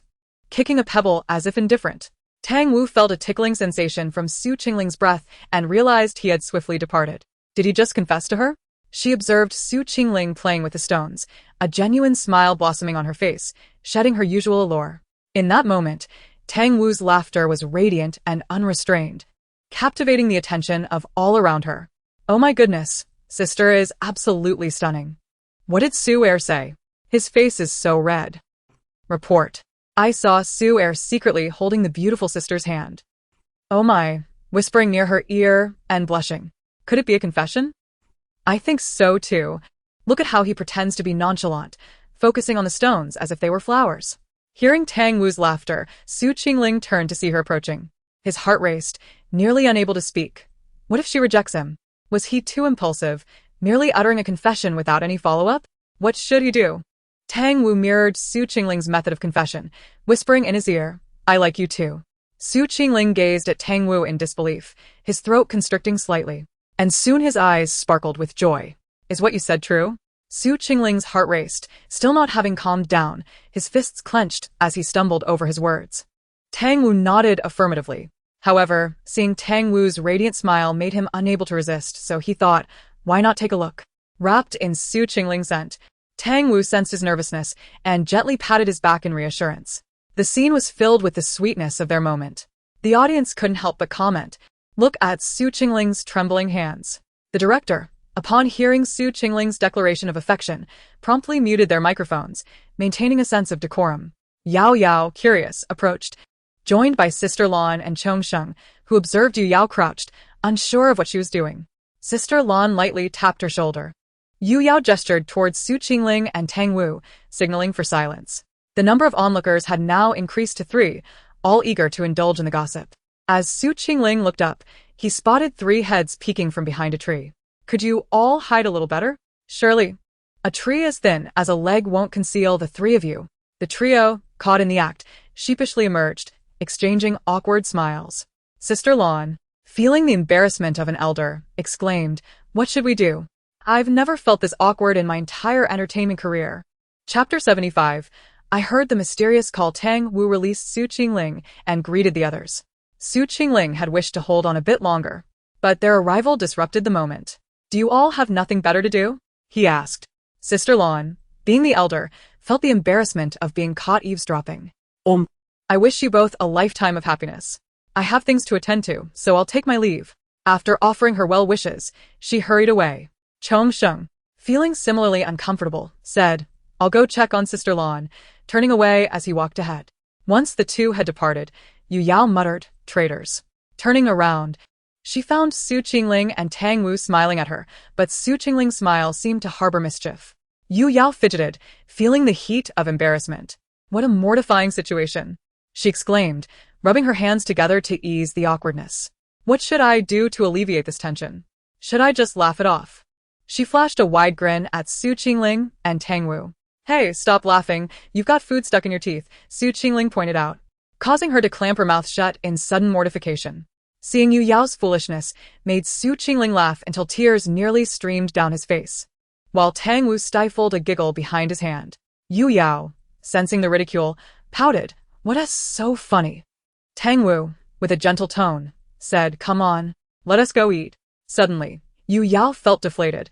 Who could resist a soft, fragrant beauty? Su Qingling couldn't help but worry for Fu Yu, imagining the worst. Ultimately, Yu Yao became the third wheel, fearing that Su Qingling would starve if left alone. Yu Yao clung to Tang Wu's arm, ignoring Su Qingling's longing gaze. As they discussed food, they stumbled upon a patch of wild greens. Could it be that the director's team set this up? She wondered, only to be met with the director's defense. Not at all, they grew naturally. The trio contemplated how to harvest the greens. Yu Yao produced a small shovel from her bag, which Su Qingling found astonishingly versatile, akin to a magician's endless pocket. Yu Yao didn't recall packing such items. Perhaps he had given them to her. She crouched down to begin digging. Suddenly, she realized she needed a basket, recalling the woven one from the director's team. Wait here, she said, dashing off to retrieve it. As Su Qingling watched Yu Yao leave, he noticed that Tang Wu had been standing all morning without a break.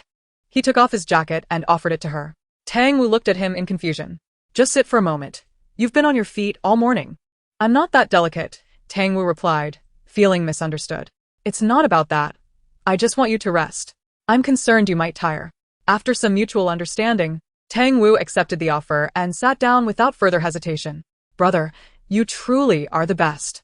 I'm in tears, the audience exclaimed, noting how Su Qingling laid his jacket on the ground for her comfort, as if fearing Tang Wu would soil it. Is no one curious why Yao Yao's bag holds everything? They speculated. The ultimate backpack. But I must say, Tang Wu is incredibly beautiful. Does that mean your expensive shirt is now in contact with dirt? Su Qingling retorted. I can't have my wife sitting uncomfortably.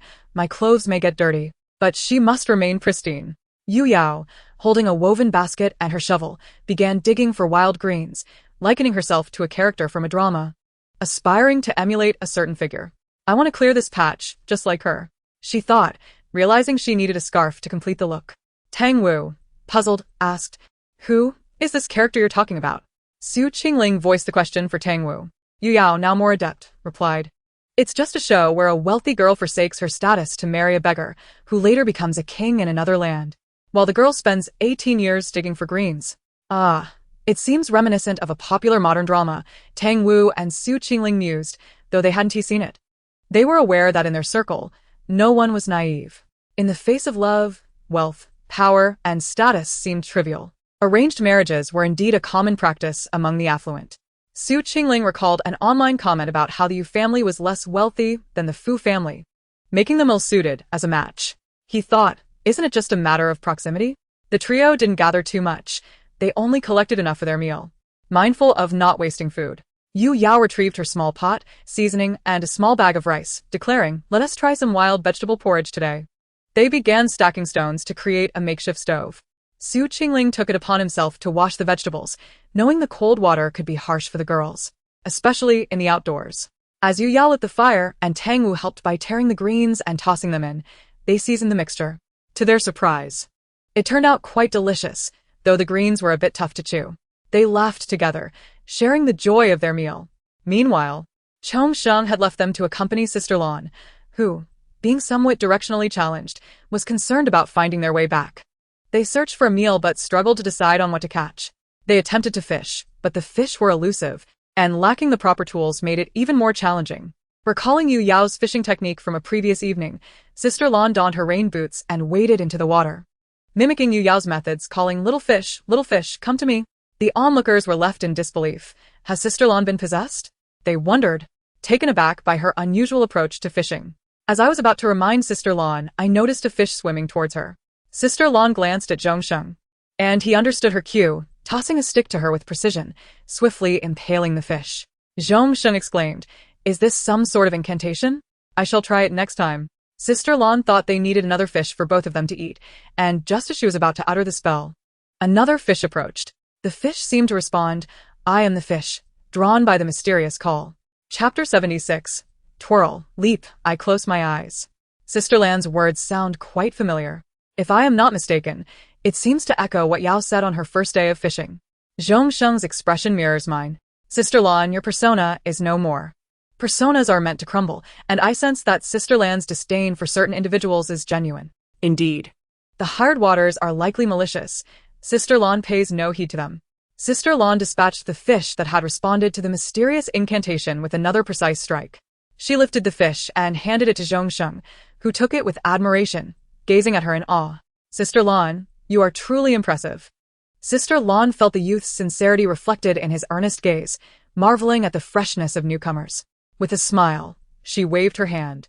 The method was taught to me by Yao. I had no idea it would be so effective. Zhongsheng was aware that Yu Yao was full of clever ideas. Yet this seemed slightly mystical.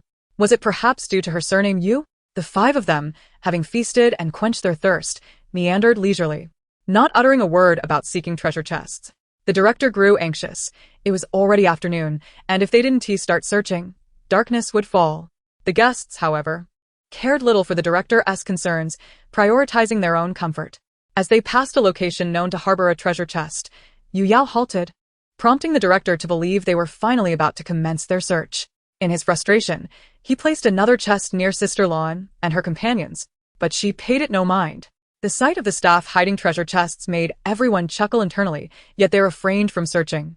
The chests were mostly filled with food, which, while enjoyable, lacked the allure of something that could grant them authority over the director's crew. After Li Yuan departed the previous day, they had resolved in their small group not to search anymore, allowing the director to fret in vain. The director's impatience grew.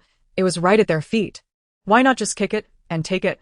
Observing their disinterest, he reluctantly resorted to a loudspeaker, reminding everyone of their daily tasks and urging them not to slack off. Yet, the group remained oblivious, engrossed in their own activities. Sister Lan and Zhongsheng arrived at the treasure chest's location, fully aware of its presence, yet refusing to budge. The director assumed a single reminder would suffice, but it was as if they had not heard him at all. I am utterly exasperated, he lamented. That night, he took to Weibo, posting, red represents destruction, blue signifies indifference, green is camouflage, white denotes emptiness, pink embodies hypocrisy, purple signifies mystery, orange represents anger, and black is homecoming. Zhongsheng, Sister Lan, Princess Yao Yao, and Su Qingling. Director, has her account been hacked? Ha ha. Ultimately, one's mental state must align with Yao Yao's. Accurate, direct, fair, elegant, objective, complete, three-dimensional, comprehensive, dialectical, metaphysical, appreciated by both the refined and the vulgar, piercingly clear, and addressing the core. There is no doubt the person above is a fan of Yu Yao, and quite a devoted one at that. The narrative continues with the director urging everyone to seek the treasure chests. How could they be persuaded to search? The director realized that the others were aware of the chest's locations, yet simply did not wish to seek them, likely wanting to negotiate terms. Others nodded in agreement, while Sister Lan and Zhongsheng approached Yu Yao's side. I agreed to your request, but first, you must find your treasure. The director, conceding, said, Princess, please begin your search for the treasure. Yu Yao nodded in acknowledgement and promptly retrieved the chest placed by the director's team. Sister Lan, too, went to collect another from the opposite side. The director mused, sometimes, one can't hide the desire to eliminate a rival. This is hilarious.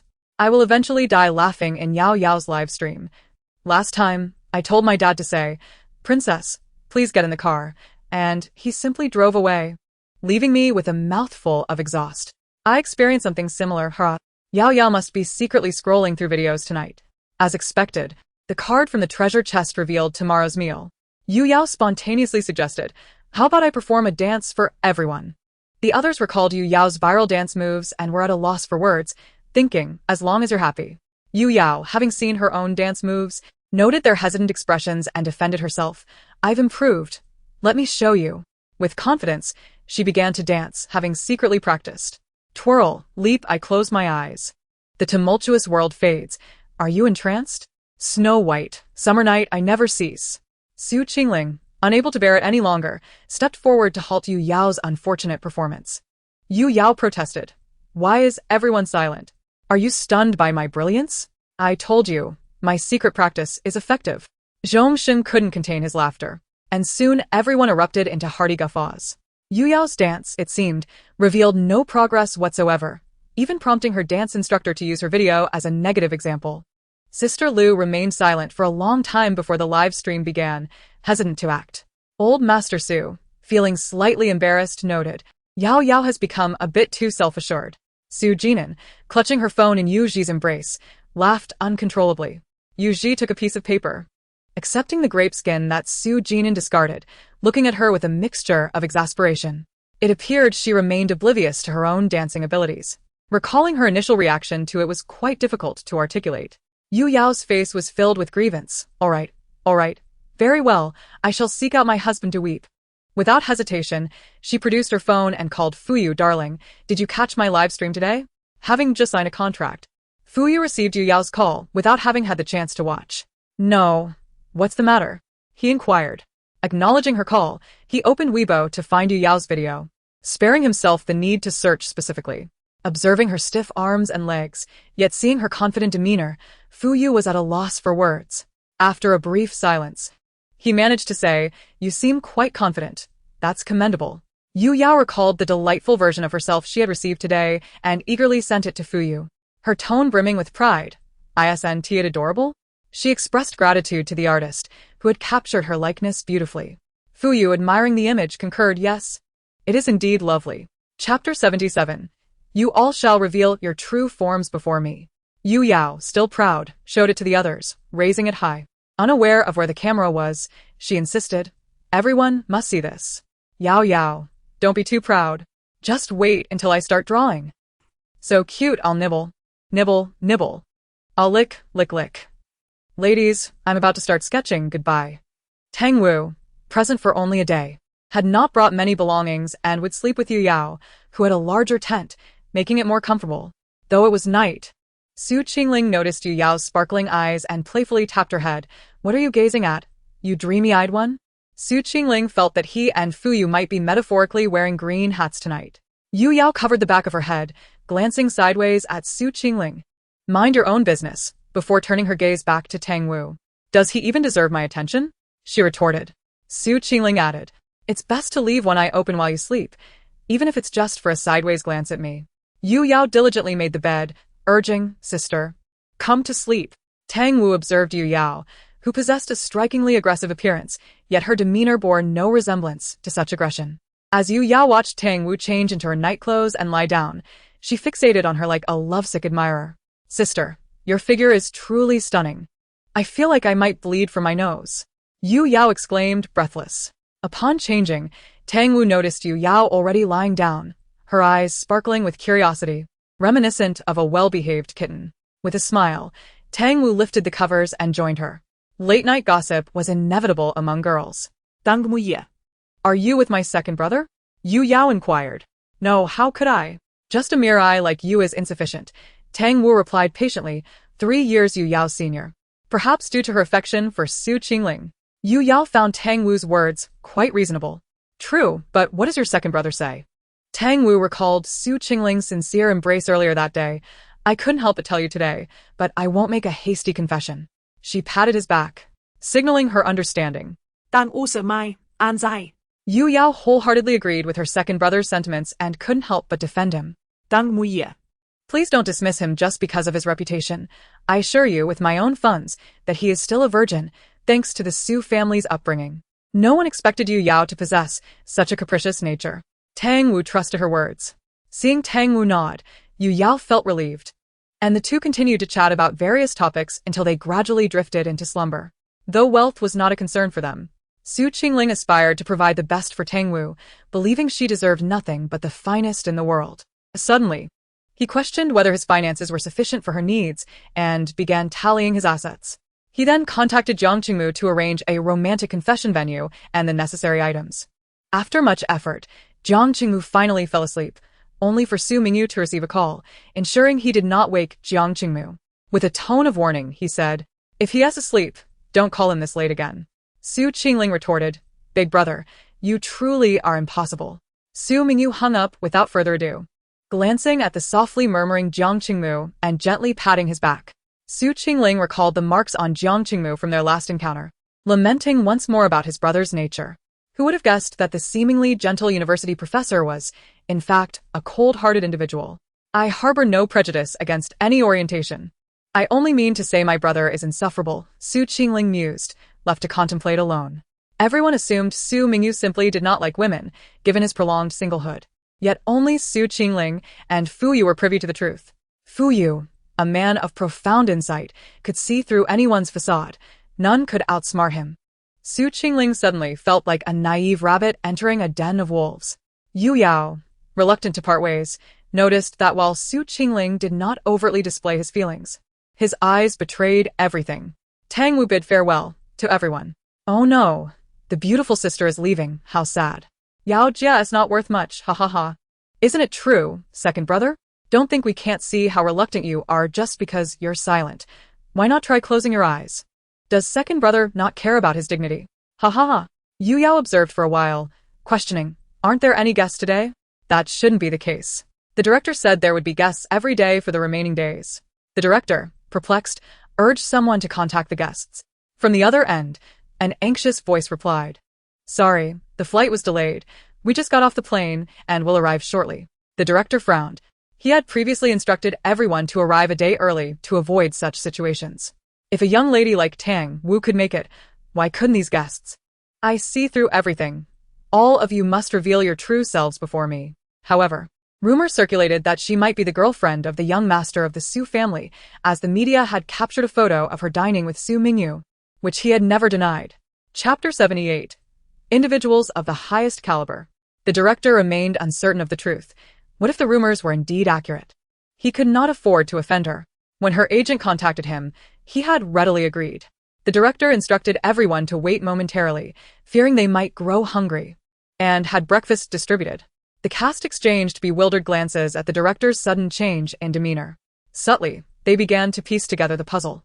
But given their shared profession and the live broadcast, no one dared to speak out of turn. Yu Yao, unperturbed by the prospect of offending anyone, thought, "This is work. Even if I don't adhere strictly to the rules, I have never been late. Why should they? Could it be that they are late? Acting all high and mighty?" Yu Yao boldly inquired. Everyone turned to her, eyes filled with admiration for her audacity. The director replied, "Let us just say, they will soon be family. Please wait a moment. They will arrive shortly, and everyone can get acquainted." The director found it challenging to manage this batch of guests. The audience was equally eager to discern who was acting pretentious. As Su Qingling's patience reached its limit, a figure resembling Tang Wu's previous attire approached. Unlike Tang Wu's short hair, this individual sported large waves, and her makeup mirrored Tang Wu's as well. She first apologized. "I'm sorry for the delay. My flight was late, and I kept you waiting." Sister Lan and Chong Sheng reassured her, "It's no trouble." Yu Yao furrowed her brow, scrutinizing the person who shared a striking resemblance to Tang Wu's style. In her recollection, only a few in the entertainment industry embodied such a persona, all quite renowned. Newcomers rarely ventured down this path, as that innate charm was not easily replicated. If someone attempted to imitate it poorly, they would merely appear inauthentic, like the person before her. The clothing she wore was nearly identical to Tang Wu's, yet Tang Wu's had cost a fortune. While this newcomer seemed to be wearing a counterfeit version, Yu Yao couldn't help but marvel at the speed of some vendors. The dress had only been released 2 days ago, and already, a counterfeit was on the market. Su Qingling felt a wave of disdain. While many people bore resemblances to one another, this individual clearly sought to mimic Tang Wu deliberately, yet her execution was clumsy. Noticing Yu Yao and Su Qingling's silence as they continued to stare, she introduced herself. "Hello everyone, I am Yu. Please treat me kindly." Upon hearing the phrase treat me kindly, Yu Yao wasted no time. Kindly? You shouldn't act so pretentiously next time. It's only a matter of time before your act wilts. And Yu's expression stiffened, her mouth opening in confusion, and she eventually stammered, "No, I'm truly sorry for the delay." Yu Yao pressed on, "That won't suffice. The director would never schedule guests with overlapping timelines. Everyone is instructed to arrive a day in advance. If something were amiss, the director would accommodate." Yet it seems he was unaware of today's events, just learning of them now. Sister Lan and Chong Sheng exchanged glances. Such boldness. Is she out of her mind? Her outfit is quite similar to Tang Wu's. Could she be trying to emulate her? Just a moment, I checked. And she was portraying a gentle persona just 2 days ago. Could it be that Tang Wu's beauty transcends attire and makeup? Yu Yao truly dares to speak. Watching Sister Lan and Chong Sheng's expressions is priceless. Yu Yao, what a level of disregard, making us wait so long. Yu Yao, after years in the entertainment industry, having overshadowed many and nurtured countless talents, isn't it evident that I am not to be trifled with? Director, wasn't it said that she is Su Mingyu's girlfriend? How come Yu Yao and Su Qingling are completely unaware? Su Mingyu, not only are they unaware, but I myself am also in the dark. And you? Her face pale and at a loss for words, recalled the rumors circulating online about her affair with Su Mingyu, attempting to leverage this for emotional gain. I truly apologize. I was discussing some matters with your elder brother yesterday, which is why I arrived late today. Su Qingling, what nonsense is this? The so-called domineering CEO is actually a professor who is allergic to women. Yu Yao reflected on her elder brother, who is gentle and handsome, and thought his taste could not possibly be so poor. She scrutinized Yu once more. Still not attractive. Although her brother prefers men, Jiang Qingmu is undeniably stunning. Jiang Qingmu possesses an androgynous beauty, always dressing impeccably, and despite his nonsensical speech, his looks are of a celestial caliber. Yu Yao concurred. My brother has exquisite taste. And he would never be with a woman without reason. Don't try to create drama. Su Qingling shot her a disdainful glance, pulling Yu Yao away, fearing her temper might get the better of her if they stayed any longer. Sister Lan and Chong Sheng had no intention of playing the role of the Good Samaritan. After exchanging greetings, they commenced their tasks for the day.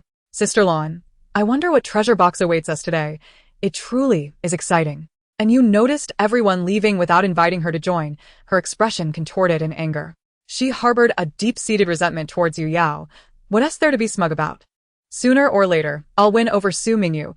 She's just a little sister. And Yu was riding on the coattails of the Su family's young master.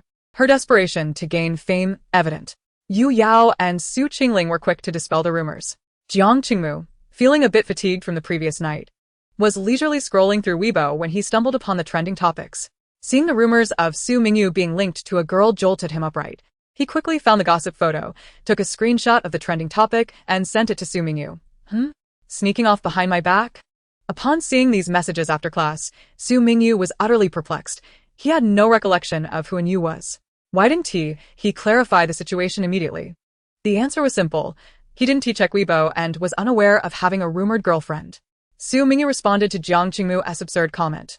That's not true. I don't know her, and please refrain from using foul language. I only indulge in you. Upon reading those last few words, Jiang Qingmu felt his ears flush. Glancing at the marks on his body, certain there were some on his chest, thighs, and back as well. What of it? Su dog. I want to try the snacks near your school. Jiang Qingmu. I can't move my legs, I'm weak. Su Mingyu registered on Weibo to clarify. I am Su Mingyu. I do not know this Miss Yu, nor am I aware of when this photo was taken. I kindly ask the lady to refrain from fabricating stories. Thank you. Chapter 79. Not a girlfriend, but a boyfriend. Noticing his Weibo had no followers, Su Mingyu promptly bought trending topics. People were astonished to see the young professor from Qingda personally dispelling rumors. The photo depicted Su Mingyu in a white shirt and black trousers, standing beneath a tree, sunlight filtering through the leaves and casting a warm glow upon him. With one arm draped over his jacket, he gazed at his phone, a hint of amusement curving his lips. He exuded a gentle demeanor, and even in profile, his attractiveness was unmistakable. The photo garnered admiration, with many praising his refined aura and approachability. I must admit, my elder brother is more attractive than my second brother. Yu Yao, you're really lucky to have such a lovely and understanding younger brother, not to mention 2 handsome elder brothers, and a wealthy and handsome husband. I'm so envious my tears are flowing. I've heard the elder brother is single. How about you take a look at me? Top universities in the country are amazing. I get to see such a handsome professor every day. Su Mingyu, not a girlfriend, but a boyfriend. Discourse online splintered into 3 factions. One group lamented the fact that such a handsome young man was taken, and by another man no less. Another praised the elder brother for his sincerity, unconcerned with societal judgment. A small minority derided the idea of same-sex relationships, claiming it was disgraceful to discuss online, revealing that even university professors were not exempt from such behavior. Wasn't he too weak to get up? Su Mingyu set his car keys at the entrance and walked towards Jiang Qingmu, who was sprawled on the sofa. After enjoying his favorite snacks, Jiang Qingmu appeared significantly more cheerful. Why did you register on Weibo? Su Mingyu sat across from him, peeling chestnuts and offering them. To clarify the rumors, Jiang Qingmu paused, opened Weibo, and saw the trending topic was Su Mingyu personally denying any connection to Yu. He even admitted to having a boyfriend for 3 years. Jiang Qingmu was taken aback by the explosive news accompanying Su Mingyu's Weibo registration, staring at him in disbelief. Su Mingyu recognized Jiang Qingmu's concerns about familial acceptance and his reluctance to go public, respecting his feelings, but only under the condition that no one fabricated stories about him. Jiang Qingmu understood that the Su family was kind-hearted, yet that did not guarantee their acceptance of him leading their esteemed young master astray. If they could not accept him, parting ways sooner would be for the best. Seeing Jiang Qingmu finally acquiesce brought a visible joy to Su Mingyu. Old Master Su was the first to agree, and everyone was elated. Su Mingyu sent a photo of Jiang Qingmu. Yes, a boy. Yes, afraid you won't accept him, so he never lets me mention it. If you truly can't accept it, please tell me privately, but don't make it difficult for him. After sending the message, he rose to prepare dinner. Initially, Old Master Su found it hard to accept that his grandson was not interested in girls, but after some persuasion from old Madame Su, he became more understanding, realizing the child's happiness mattered, especially since the young boy was quite handsome. Su Wenchun had little reaction to the news, having some understanding of his child. He had previously asked Qingling why Mingyu had never pursued a relationship. Su Qingling simply replied, the elder brother might be a bit different. During a lecture at their school, he intended to find Su Mingyu afterward but spotted him patiently comforting a boy outside the school gate. Su Wenchun thought it inappropriate to approach without invitation and left. Recognizing the boy in the photo was indeed the same, albeit with slightly longer hair. Having spent several years abroad studying academics, Su Wenchun and Shin Shi held progressive views and, most importantly, respected their child's choices. Yu Yao examined the photo of the young boy, noting he looked even more beautiful than a girl, and found him familiar. She enlarged the photo to show Su Zixing. This child seems a bit familiar. Su Zixing put on his reading glasses for a closer look. He resembles a Ling's friend. A well-behaved child like this must have been influenced by Yu. Old Master Su knew his eldest grandson well. Though he appeared gentle and agreeable to everyone, he was quite the opposite, inherently indifferent. Meanwhile, Yu Yao was still foolishly lamenting to Su Qingling. How could such a wonderful person like my elder brother possibly fall for such a wicked woman? With my brother's taste, that girl should at least be as stunning as Tang Wu. Su Qingling wanted to say she was indeed stunning, but perhaps the gender was not quite right. Yu Yao noticed her second brother's hesitance and was left puzzled. That evening, she finally understood the reason for her second brother's reticence. Yao Yao, is it possible your elder brother doesn't fancy girls? Just look at my second brother's expression. He definitely knows something. Second brother, please tell Yao Jia. Look at her confusion. Yu Yao, I can't believe I'm the last one to know in my family. Yu Yao, so you all are hiding things from me, aren't you? Well, I am about to stir things up. The thought of not having to search for food today brings me joy. Yet I remain curious about the card the director will produce. Yu Yao set off with Su Qingling to find Sister Lan and Chong Sheng, determined to search together to avoid the director's tricks. Sister Lan was not found, but Yu indeed had located her. As Yu Yao turned to leave, Yu called out, why are you leaving so quickly, Yu Yao? Perhaps we may become family in the future. Su Qingling's expression remained indifferent, yet her words were hard to digest. By the way, our family is quite harmonious. We treat animals equally. Duzi has been part of our family for several years now, and with you here, we have 2 dogs in total. Su Qingling added, her face betraying a hint of mockery. Chapter 80. I shall be the watchdog. Yu's complexion shifted like a chameleon, displaying hues of green and purple. How can you say that? Your elder brother has never spoken to me in such a manner. Yu wore a look of grievance.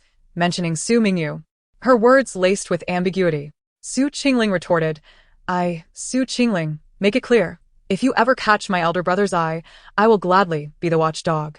Yu Yao sensed that her second brother might know something, casting a warning glance at Yu. Indeed, the world is vast, and one encounters all sorts of birds. In this day and age, even a toad dreams of becoming a swan. Yu, infuriated, shouted at Yu Yao, do not speak so harshly. Do you think highly of yourself? Yu Yao arched an eyebrow, gazing at the enraged Yu with a teasing glint in her eye. Oh? And why am I not a good person? Su Qingling's gaze turned sharp as she regarded Yu, suppressing her nonchalant demeanor. Yu was startled by Su Qingling's piercing look, but still mustered the courage to say, there are rumors online that your family is wealthy. But I see it as nothing extraordinary. If you were truly affluent, would you and your brother be participating in variety shows for money? Promoting your love life with your husband must be a fade. If he truly cared for you, how could he allow you to work? She added. Is it to establish a persona of a wealthy heiress to instill fear in others? Is this lady not online? Where do such oddities arise? Director. Who exactly did you invite? To claim that Yao Jia is creating a persona is laughable. The entire entertainment industry may be built on fades. Yet Yao Jia is certainly not one of them. Perhaps you should check online to ascertain just how wealthy Yu Yao's family truly is before making such claims.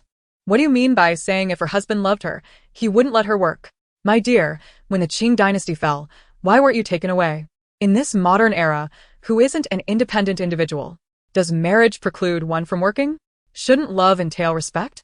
And you had indeed not been online for quite some time, merely seeking to bask in Su Mingyu's popularity. In her mind, the offspring of wealthy families would not venture into the entertainment industry.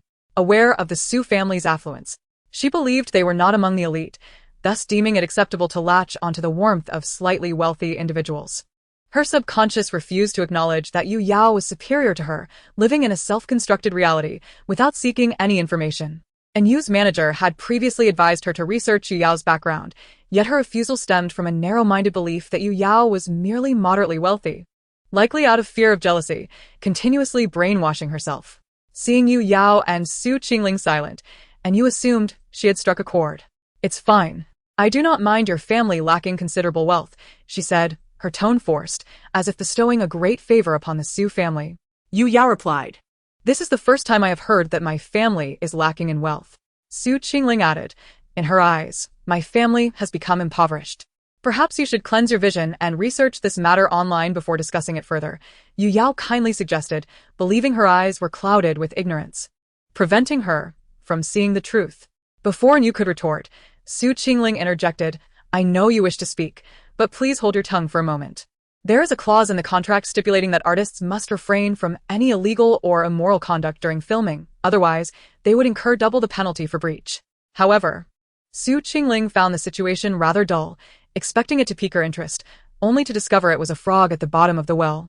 With conversation failing to align, Yu, astonished, remarked, the penalty is indeed double. The director wouldn't dismiss someone before finishing their statement. Observing Yu's perplexed expression, Su Qingling kindly explained, just a few million, a trivial amount. Thus, Yu was escorted away. Her manager awaited her outside. Witnessing her approach while thrusting her phone towards her face, look for yourself. If Yu Yao isn't considered part of the elite, then no one in the nation is. Yu glanced at the background information of Yu Yao's family on the phone. The manager then found the Forbes rankings. Look here, Yu Yao's husband ranks first. Her father ranks third, and her second uncle, Su Qingling's father, ranks 10th. Yu stared at the rankings, momentarily speechless. The manager, infuriated, flung the phone at her. His tone volatile, you should have been online when you had the chance, instead of living like a frog at the bottom of a well, fixated on small households. If you had just taken the time to understand others, you would have listened, but you didn't. Are you afraid that Yu Yao surpasses you in every aspect and are too scared to look? He ignored Yu, instructing the driver to depart. The director would never offend Su Qingling over someone inconsequential. Second brother, you are truly dashing. Though you have always been handsome, your declaration about the penalty makes you even more so. With my second brother around, Yao Jia needn't exert herself. What audacity to provoke Su Ge. With such an unappealing face and a thick skin. Yu Yao stretched lazily, her tone languid. The air feels so much fresher. Just as she spoke, she sensed something on her face. Second brother, save me. I am under attack. She assumed a defensive stance, feigning anxiety. Su Qingling, equally anxious, replied, "Little sister, hold your ground. I shall make my retreat." Yu Yao removed the spider from her face, unperturbed. Spiders in the countryside are large, about the size of a finger. Just toss it away. Why fear it spinning a web on you? Su Qingling observed Yu Yao, devoid of the fear one would expect from a girl. Instead beginning to examine the spider. Yu Yao released the spider, expressing disdain. "It looks truly terrifying." Su Qingling queried, "Terrifying? Are you certain?" The two finally located Sister Lan and Chongsheng. "Sister Lan, did you find the treasure chest?" Yu Yao joyfully linked arms with Sister Lan. "No, I searched everywhere, but it remains elusive." Sister Lan appeared puzzled. It seemed the director had hidden it exceptionally well this time. Chapter 81. Let it all be destroyed. Let it all be destroyed. Undeterred, everyone searched once more, sensing an unusual stillness from the director's team. Something felt amiss. Yu Yao exchanged glances with the others, pretending to ponder aloud. "Do you think the director might be playing tricks on us?" Everyone nodded in agreement. The director responded, "Do you think I am someone who plays games?" "You've guessed it, I truly cannot afford to." Yu Yao shook her head, humming, "You strike, I strike. Director, your Ferrari becomes a Wuling." With that, everyone sat down motionless. The director remarked, "No worries, your words will serve as material for me." Yu Yao quipped, "We are all robots. One must not move, one must not laugh, and one must not reveal their pearly whites." Sitting cross-legged, silence enveloped the group. The director challenged, "I do not believe you can last half an hour." After 15 minutes, they remained unchanged. The director insisted, "I do not believe you. Surely your backsides must be sore." Su Qingling was the first to rise, brushing off the dust from her backside. "I concede." The director triumphantly declared, "You couldn't sit still. Could you?" As everyone stood up and headed towards the tent, Yu Yao unzipped the entrance, addressing the group. "Everyone, do take a good rest. There are no cameras inside the tent." The director exclaimed in confusion, "What kind of operation is this?" "Ha ha ha, I am truly in stitches. Who could have anticipated our dear Yaojia's next move?" Thus, I find myself pondering, did the director truly drive a Ferrari?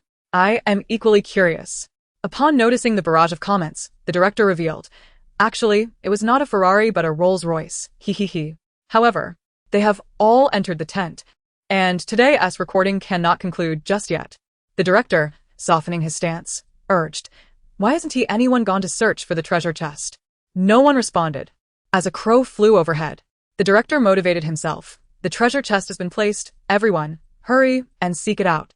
The director, attempting to calm his rising irritation, reminded himself of enjoyable pastimes, such as going to the movies after work, indulging in a nice meal, or sipping a favorite coffee. Alas, his thoughts spiraled into frustration. "Yao, I will not yield to you.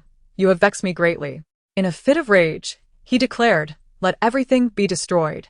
The surrounding crew observed the director's sparse hair standing on end and quickly distanced themselves. After managing to quell his anger, the director picked up the megaphone once more. Feigning nonchalance, "The treasure is hidden within that hollow tree, less than a kilometer away, covered with bark." The director lamented, "Sometimes I truly wish to cast everyone aside." Upon hearing this, the others in the tent emerged, laughter illuminating their faces. Yaojia's expression was one of smug satisfaction. The group embarked on their quest for the treasure. Curious about what the director might have inscribed, they ventured into a forest, seeking the largest tree. The bark concealed the hollow, rendering it nearly indistinguishable. Who would suspect its emptiness? Zhongxing felt that something was amiss and glanced around, questioning, "Are we not missing someone?" It was only then that Lan Jia noticed the unusual silence. Su Qingling, exuding a languid elegance, remarked, "She has stepped out. It's quite bothersome to watch." It seemed trivial, and indeed it was. Lan Jia recalled that today Yu was leveraging the status of her elder brother's girlfriend, likely a ruse. Observing the two, who remained blissfully unaware, gazing at the enticing lunchbox containing 3 vegetarian dishes and 1 meat dish, as well as rice that had not graced their plates for nearly a week, Zhongxing, a robust young man, finally felt satiated. With the treasure hunt as the primary objective, the remainder of the day was free for exploration, unencumbered by rules. As tomorrow marked the final day, the group had spent the past few days searching for food and treasures, but today they finally had the leisure to appreciate the island. Previously, Yaojia had spotted a distant pink area from atop a tree, its vibrant hue striking against the island's landscape. The group followed the route etched in Yaojia's mind. Is this truly the capital? Yaojia pondered after walking for quite some time without a glimpse, doubting her sight. It is not the capital, merely nearby, Lanjia informed her. How do you know? Zhongxing inquired with curiosity. Based on the distance, it feels like the outskirts, yet I heard the sound of a waterfall last time. There are no waterfalls in the capital, Lanjia recalled from when she had eavesdropped on Su Qingling and Tang Wu. The others nodded in agreement. Continuing their journey, Yaojia began to question whether what she had seen was not a tourist destination beyond the island. Finally, the heavens heeded Yaojia's call, revealing a cascading slope adorned with a vibrant pink hue, the roots cloaked in green. As they approached, they discovered an expanse of pink mully grass. Each tuft swayed gracefully, forming a soft pink cloud amidst the verdant trees and the warm glow of the setting sun, creating a scene of exquisite beauty. Is this not an uninhabited island? How could there be mully grass? Yaojia mused, realizing it must have been sown. Su Qingling explained, perhaps someone came in advance to evaluate the island's potential. If all goes well, it may become a tourist attraction. The group remained unfazed, continuing to admire the scenery. How beautiful! The camera crew should capture more. Yaojia stands before the flower sea, more radiant than the flowers themselves, simply stunning. A merchant's keen sense for opportunity. They wished to preserve the beauty and remained at a distance. Suddenly, a faint whimper echoed, reminiscent of a small dog. Initially dismissed as a figment of their imagination, another sound confirmed their suspicion. Yaojia cautiously followed the sound into the heart of the flowers, where she discovered a small puppy. Gently, she scooped it up. The others gathered around. Is this a puppy? Zhongxing remarked, offering a humorous comment. Chapter 82. The Pinnacle of Canine Existence. Who understands the plight of dogs? The production team provided some milk, and the puppy sprang to life, its small tail wagging joyfully as it circled the group before nuzzling against Yaojia's leg. Yaojia gazed at the puppy with delight, exclaiming, so adorable and affectionate. Lanjia chuckled. It seems you share a bond with this one. Have you considered adopting it? Yaojia, who had always held a fondness for small creatures, decided to keep it, enchanted by its proximity. So cute! It seems to choose its owner wisely. And it has picked the wealthiest one. You're destined to become a pampered pet. In this day and age, even dogs can sniff out affluence to find their owners. Yaojia has a knack for charming animals, like with fish, ha ha ha. The puppy, unable to comprehend, sensed Yaojia's tone and, having relieved itself, affectionately rubbed against her pants, wide innocent eyes gazing up at her as if to say, I promise not to misbehave again. Forgive me. I've been away from my mother since I was very young. Yaojia's heart melted, and she gently patted its head, realizing it lacked a name. After a moment of contemplation, she decided, you shall be named Yu Da-sun, sharing my surname. Now you are a dog with a home. Su Qingling inquired, why Dashuan? Because it sounds auspicious. Yaojia remarked, pleased with her cleverness. Su Qingling had no counterargument, and suddenly found the name quite fitting. As night fell, the unvaccinated puppy could not enter the tent due to potential germs, so Yaojia transformed the director's fishing gear box into a temporary bed for it. Fearing it would be cold, she draped her clothing over the puppy. Having settled the little one, Yaojia admired its tiny head, lightly tapping it, and sang with a smile, sleep well, and remember to come out if you need to relieve yourself. As Yaojia entered the tent to chat with Fuyu, she noticed the family group chat. Humorously named A Loving Family had erupted with messages. Oh, a male. She suddenly sat up, scrutinizing the messages further. A male. Upon seeing a picture, she confirmed her thoughts. The elder brother's partner was indeed a breathtaking beauty, reminiscent of Tang Wu, yet the gender was not correct. In a flurry, Yaojia dashed towards Su Qingling's tent. The sleeping puppy, bewildered, raised its head, sensing something significant had transpired. Yaojia called out from outside, second brother, open the door. It's me, your sister. Inside the tent, Su Qingling felt an eye twitch at the sound, as if she were cursing. He unzipped the tent. What is going on? Is there a ghost behind you? Yaojia displayed her chat history, incredulous. The elder brother's partner is a handsome man. Observing Su Qingling's lack of reaction, she recalled his earlier hesitance when discussing the type of partner the elder brother should seek, suspecting he was aware of the situation. Yaojia squinted, leaning closer, second brother. Are you the only one in the family who knows the truth? Not entirely, Fuyu is aware too. Yaojia exclaimed. Well, splendid. The internet knew before I did. I am the last person on Earth to find out. Da-sun, there's a hint of danger. However, in light of my lovely sister-in-law's beauty, let us forgive everyone. After conversing with Yu Yao soon drifted into slumber. The following day, Yu Yao arose early. Not only because it was the last day, but also out of concern that Deshun might go hungry. As a diligent caretaker, she promptly prepared food for Deshun, observing the tidy nest and speculating that Deshun must have understood her words from the previous day. The name Deshun seemed rather incongruous with its appearance, eliciting laughter. Finally, Yu Yao was seen rising early for once. Deshun was such a good dog, prompting questions about why Yu Yao's brother and her pet were so well behaved, while their own pets were less than presentable. Last night, Yu learned that Yu Yao had adopted a puppy, and today he instructed the housekeeper to procure dog food and a dog bed. Upon returning home, Yu Yao was greeted by a luxurious 2-story doghouse. Deshun joyfully circled around it several times, exclaiming in doggy delight, "This is the pinnacle of dog life. Who understands us, dogs?" Reflecting on the previous day, they recalled a card that could command the director's team, and no one made things difficult for them, merely requesting today's meals. Deshun's fur was white but appeared grayish due to dirt from the outdoors. Chasing after dandelion seeds blown by the wind, Deshun tripped over its short legs. Upon standing, it found itself surrounded by dandelions, unsure of which to pursue, and began to spin in circles, eventually collapsing in a dizzy heap. Everyone laughed at Deshun. The puppy truly was a healing balm for the soul. Simply watching it lifted their spirits. On the final day, they gathered together to chat. Sister Lan still hoped Yu Yao would pursue acting, recognizing her strong adaptability.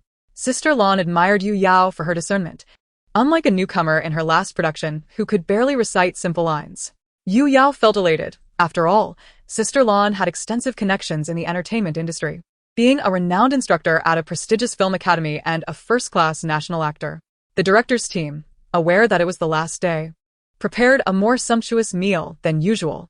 After dining, they wandered around as the sun began to set, with the director notifying them to pack their belongings as vehicles awaited outside.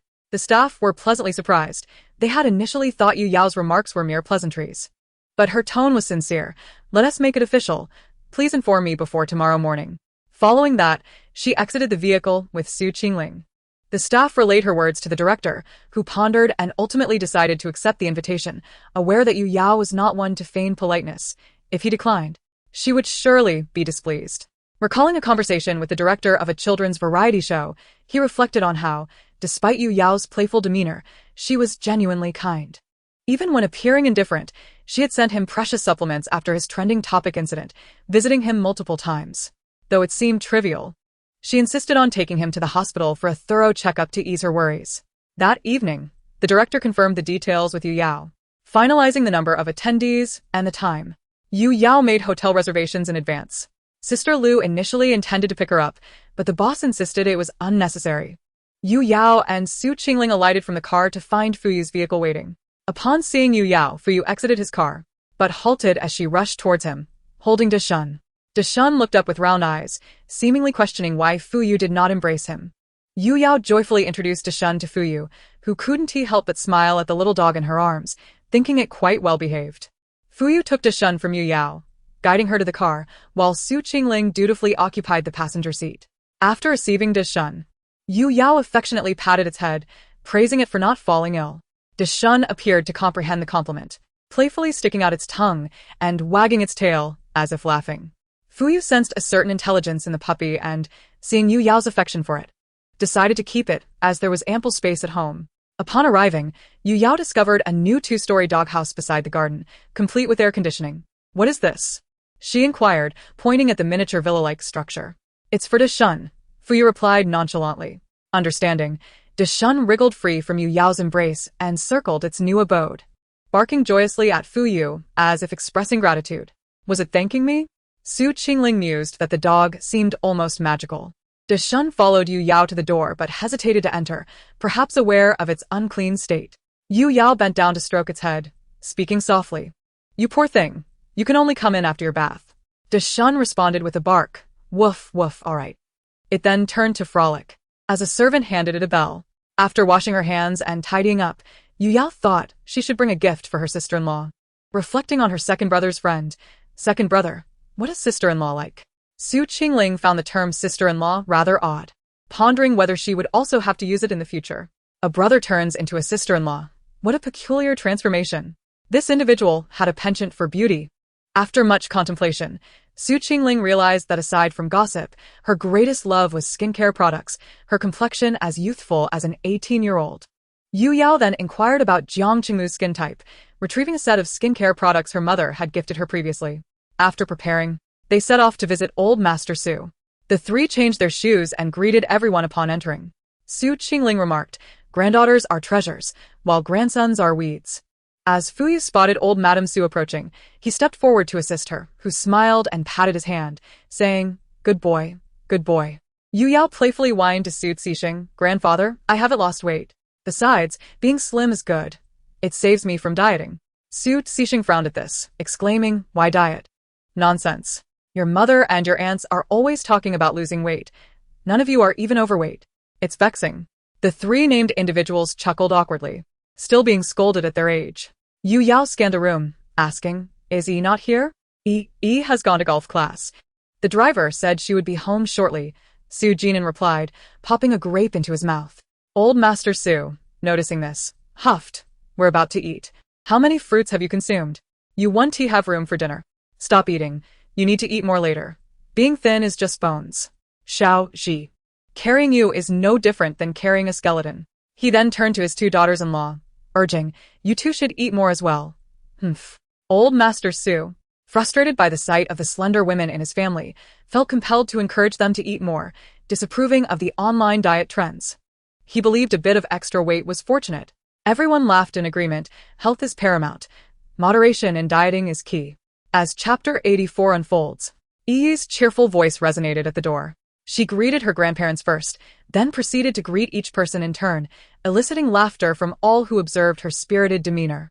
Upon hearing about the puppy, Yi's eyes sparkled with excitement. Meanwhile, the uncles placed the food on the warming tray in the dining room, ensuring it remained hot for Su Mingyu and the others upon their return. Upon hearing this, Su Cixing scoffed, "What are we, monsters?" As the saying goes, an elder in the family is like a treasure.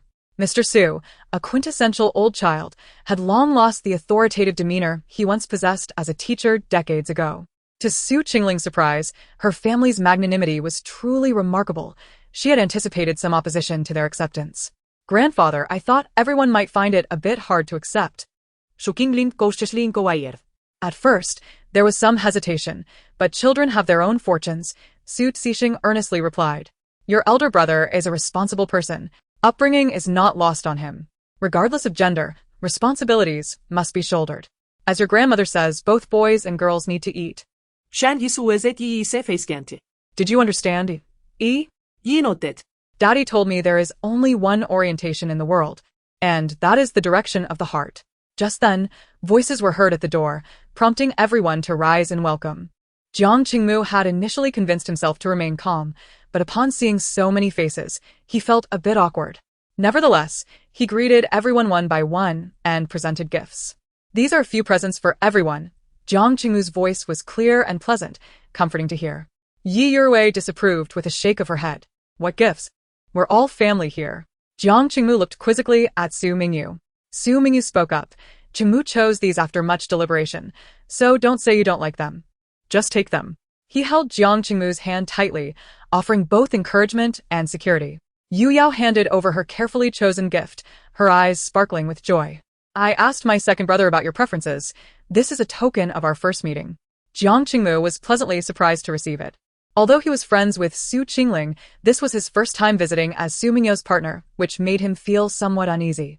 Not wanting to be outdone, presented a treasured model puzzle, tiptoeing to hand it to Jiang Qingmu. "Big brother Qingmu, this is something I've cherished for a long time, a gift for you." Su Mingyu smiled as he accepted it, his voice resonant and warm, akin to a gentle stream in early spring. "You can keep it, E. Your brother doesn't know how to assemble it." Knowing how much E adored this puzzle, he felt it was best to decline tactfully. Feeling slightly disheartened, E thought she had chosen the wrong gift. Su Mingyu comforted her. "You can give your brother a gift next time. Keep this one for yourself." Yi agreed. "Then I will wait until I find the perfect gift for you, brother." Jiang Qingmu nodded, gradually feeling less awkward. Come, let us eat. I'm sure you're hungry." She called everyone into the living room. The dining table was large. Mr. Su preferred traditional Chinese style. Since the family often gathered for meals, it was arranged as an automatic rotating round table. Yu presented a red envelope she had prepared for a long time. Chungmu, since it's your first visit, and Grandma doesn't know what you like, here is some money for you to buy something you enjoy. Jiang Chungmu waved his hand, feeling grateful just to be accepted, let alone take money. Su Cixing insisted, take it. It's a small token from your grandparents. Su Mingyu helped Jiang Chungmu accept it, his tone cheerful. Then I will take it for Chungmu. Lin Ting and Su Jinan also handed over red envelopes, which Su Mingyu accepted one by one. Shun Shi then produced a card, saying, Chungmu, I'm not sure what young people like, but this card is meant for Mingyu as future partner. Now I'm giving it to you. If Mingyu ever wrongs you, just let me know, and I will help him learn. Jiang Chungmu noticed the envelopes were quite plump, indicating substantial amounts inside. He almost refused, but Su Mingyu stood up to take it. Mom, how could I bear to mistreat Chungmu? Let us eat. It's all cooked by your two uncles, and it's all your favorites. Let us see if it suits your taste, Yi said, sensing the children's hunger. Su Mingyu served Jiang Chungmu a piece of his favorite pineapple pork. After tasting it, Jiang Chungmu exclaimed, it's delicious. Everyone relaxed, encouraging him to eat more, especially Mr. Su, who noticed how thin he was. Eat more. Look at how thin you are. Mingyu served Chungmu more dishes. Jiang Chungmu glanced at his plate, now overflowing, and felt immense joy, having expected some opposition. Under the table, Su Mingyu discreetly slipped the red envelopes and card into Jiang Chungmu's pocket.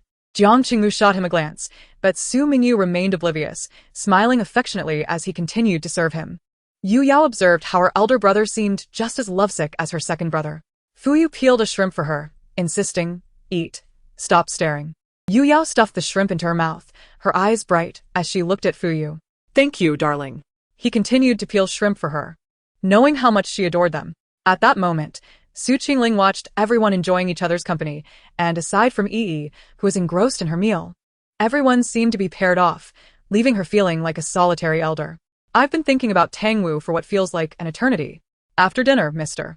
Su insisted that no one leave so late.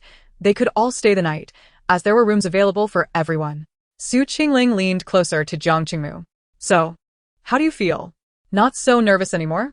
Before turning 18, Jiang Chungmu had been a rather unfortunate individual. But meeting Su Qingling made him realize that he could be genuinely regarded as a friend, rather than just someone sought for his looks.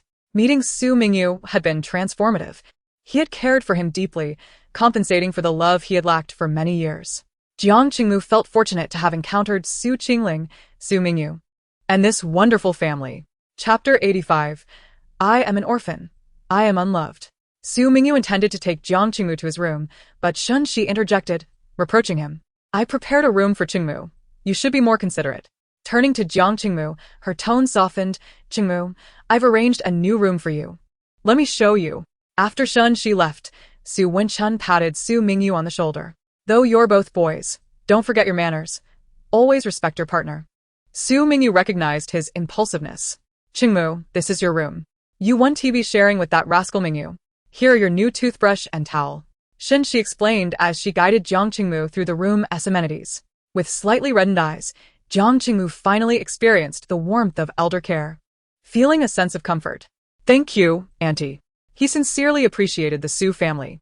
You don't need to thank me. Just let me know if you need anything. Shun Shi didn't hold onto outdated ideas. She genuinely liked Jiang Chungmu. He was handsome, sensible, and gracious. She had no requirement for children, prioritizing the well-being of her guests. After chatting for a while, Shun Shi left to allow Jiang Chungmu some rest. Lying on the bed, Jiang Chungmu could still smell the freshness of the new linens, presumably washed just today. He took out his phone to message Su Mingyu. Thank you, I am very happy. Su Mingyu reread the message, sensing Jiang Chungmu's genuine joy. He finally felt the barrier had lifted, sharing in his happiness. I'm glad you are. Meanwhile, Yu Yao and Fuyu entered the room, with Yu Yao beaming. I have a sister-in-law now. Both my sisters-in-law are so beautiful. Fuyu listened attentively, a smile playing on his lips, his eyes filled with affection.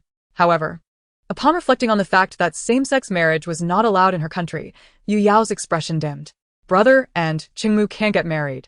Realizing this as well, she hugged Fuyu around the waist and pecked him on the lips. You're the best. Having not been intimate with her for a week, Fuyu became overwhelmed and lifted her onto his lap. wrapping one arm around her waist and the other cradling the back of her head as he leaned down to kiss her. Yu Yao felt as though she were running out of breath, only to be released from his grasp. Realizing she was not in her own home, she found it difficult to act naturally. She gazed at Yu Yu's lips for an extended moment, her fingers caressing them gently before she pecked them lightly. Yu Yao could sense the shift in Fu Yu's demeanor, and with a teasing tone, she remarked, "Aren't he the domineering CEOs in novels always abstinent?" Fu Yu responded. His voice laced with desire, "I am not a domineering CEO, I am merely your Fu Yu." Yu Yao felt as though she were being drawn into the depths of his gaze, her face flushing as she rolled over and pushed him playfully. "Go take a shower." Fu Yu chuckled softly and turned to head to the bathroom. Yu Yao took a moment to compose herself, retrieving her phone to call the maid who looked after Deshun. "Madam," the maid's respectful voice came through the line. "Hello. Could you please let me speak to Deshun?" Yu Yao was always polite to the household staff. The scene shifted to Deshun, who barked joyfully upon seeing Yu Yao. Having hired a dog trainer, Deshun quickly learned where to relieve himself and even how to shake hands. Each room was filled with warmth, except for Su Qingling, who felt quite alone. Tang Wu was busy that evening and had no time to attend to her. Su Qingling lamented, "I am an orphan. There is no one who loves me." He had been contemplating confessing his feelings to Tang Wu, but struggled to find a suitable venue, feeling unworthy of her. Eventually, he decided to seek the group's advice the following day. The next day, after lunch, Su Qingling cleared his throat. Su Jinj glanced at him with disdain. "If you have something to say, just say it." Su Qingling hesitated, recalling how his father always teased him. "Well, I'm thinking of confessing to Tang Wu, but I've been pondering the venue for a while. Could you all help me decide?" Su Jinj scoffed. "You can't even figure out how to confess to your own girlfriend? How could I possibly have a son as foolish as you?" Su Qingling was left speechless. Who was it that got completely played by mom back in the day? Lin Ting gave Su Jinj a light slap on the head. "Speak to my son respectfully."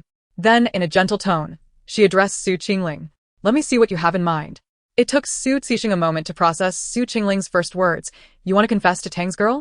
Does she even like you?" Su Qingling rolled his eyes. "Do you not believe I can win over Tang Wu? Do I seem to lack any redeeming qualities?" He shared his thoughts and several ideas for the confession. Ultimately, they agreed on a volcanic-themed confession. The venue would be at the foot of a cliff, featuring 3 equally sized pink gradient hills, adorned with petals and surrounded by flowers of soft pink and white hues.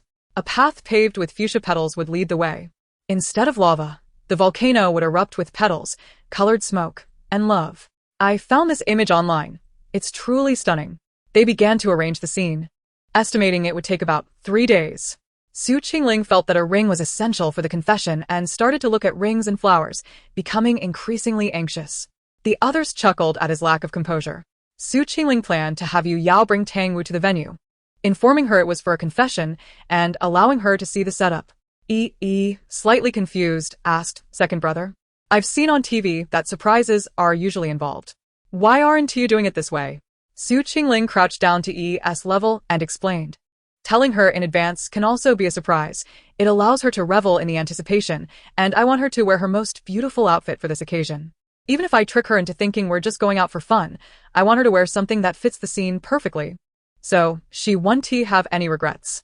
Chapter 86 had a commanding presence akin to that of a mountain king. Nodded, somewhat understanding. They began to divide tasks among themselves. Yu Yao contacted Yi Shuang, to share the news.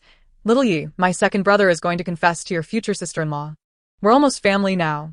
Yi Shuang's mouth twitched at the term but relaxed upon hearing the rest of the news, her tone filled with excitement. "When is it? Do you have a plan?" "Let me see." Yu Yao sent the image to Yi Shuang, who was taken aback by its beauty. Yu Yao relayed her brother's thoughts to Yi Shuang. She couldn't help but admire the Su family as upbringing, where each person respected their partner and showered them with affection. Yu Yao felt fortunate, but she wondered if she was not equally blessed.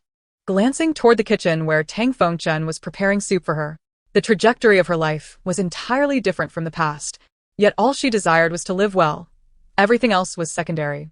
After concluding her chat with Yi Shuang, she remembered her plan to invite everyone for dinner that evening and began contacting the hotel to reserve a table. After returning home and playing with Deshun, Yu Yao noted his strong adaptability to the new environment, which brought her joy. Suddenly, she heard Fu Yu remarking on how the flowers were blooming exceptionally vibrantly today. expressing a desire to take a photo with her amid the blossoms. Surprised that Fu Yu wanted to photograph her, Yu Yao asked, "Can you actually take pictures?" She posed amidst the flowers as Fu Yu captured the moment. He then approached her to guide her pose, suggesting she spread her fingers wide. Yu Yao looked at him quizzically. "Want tea that make me look silly?" Fu Yu chuckled softly. "No, it's quite adorable." He adjusted her hand, and just as she thought it was perfect, she felt something on her finger. Fu Yu slipped a ring onto her ring finger. Yu Yao gazed at the diamond ring. Though modest in size, it was exquisitely crafted, and her eyes sparkled with surprise. "When did you buy this?" Fu Yu, his gaze fixed on her delight, replied, "I didn't buy it. I made it myself." Yu Yao looked up at him, her surprise transforming into tangible emotion as she embraced him tightly, burying her face in his chest and murmuring, "I love it." The two indulged in affection for a moment before preparing to head to the hotel for dinner. Upon arrival, everyone was already present. "Sorry for being late," Yu Yao exclaimed, astonished by their early arrival. "No, we arrived early," the director replied, somewhat taken aback by Yu Yao's politeness. Fu Yu nodded at the director. All the staff from the variety show were there, and Yu Yao insisted on treating everyone to dinner, ensuring no one was left out. Due to the large group, they reserved the entire hotel. As they sat down to eat, everyone raised their glasses and together toasted, "Thank you, Yu Yao, for your generous hospitality." Fu Yu observed her commanding presence, likening it to that of a mountain king. During the meal, the director recommended Yu Yao for a role in a play. "Little Yu, my friend is looking for a female supporting role in a drama he has been casting for ages. It's a villainess, and he hasn't found anyone suitable yet. I think you would fit perfectly." The director recalled the character's description, which mirrored Yu Yao's own vibrant spirit. Yu Yao responded, "Why is everyone recommending me for roles? Do I appear to be an actress?" She confessed to the director, "You know I'm not trained in acting." The director waved her concerns away. "Not an issue. I remember that the teacher Lon recommended to you is the same one guiding this production. Additionally, this play has been in preparation for quite some time. I think learning through the script would be beneficial, don't you?" Yu Yao considered this and nodded in agreement. The director, thrilled, immediately pulled out his phone to call his friend, pride evident in his voice. "I've solved a major headache for you."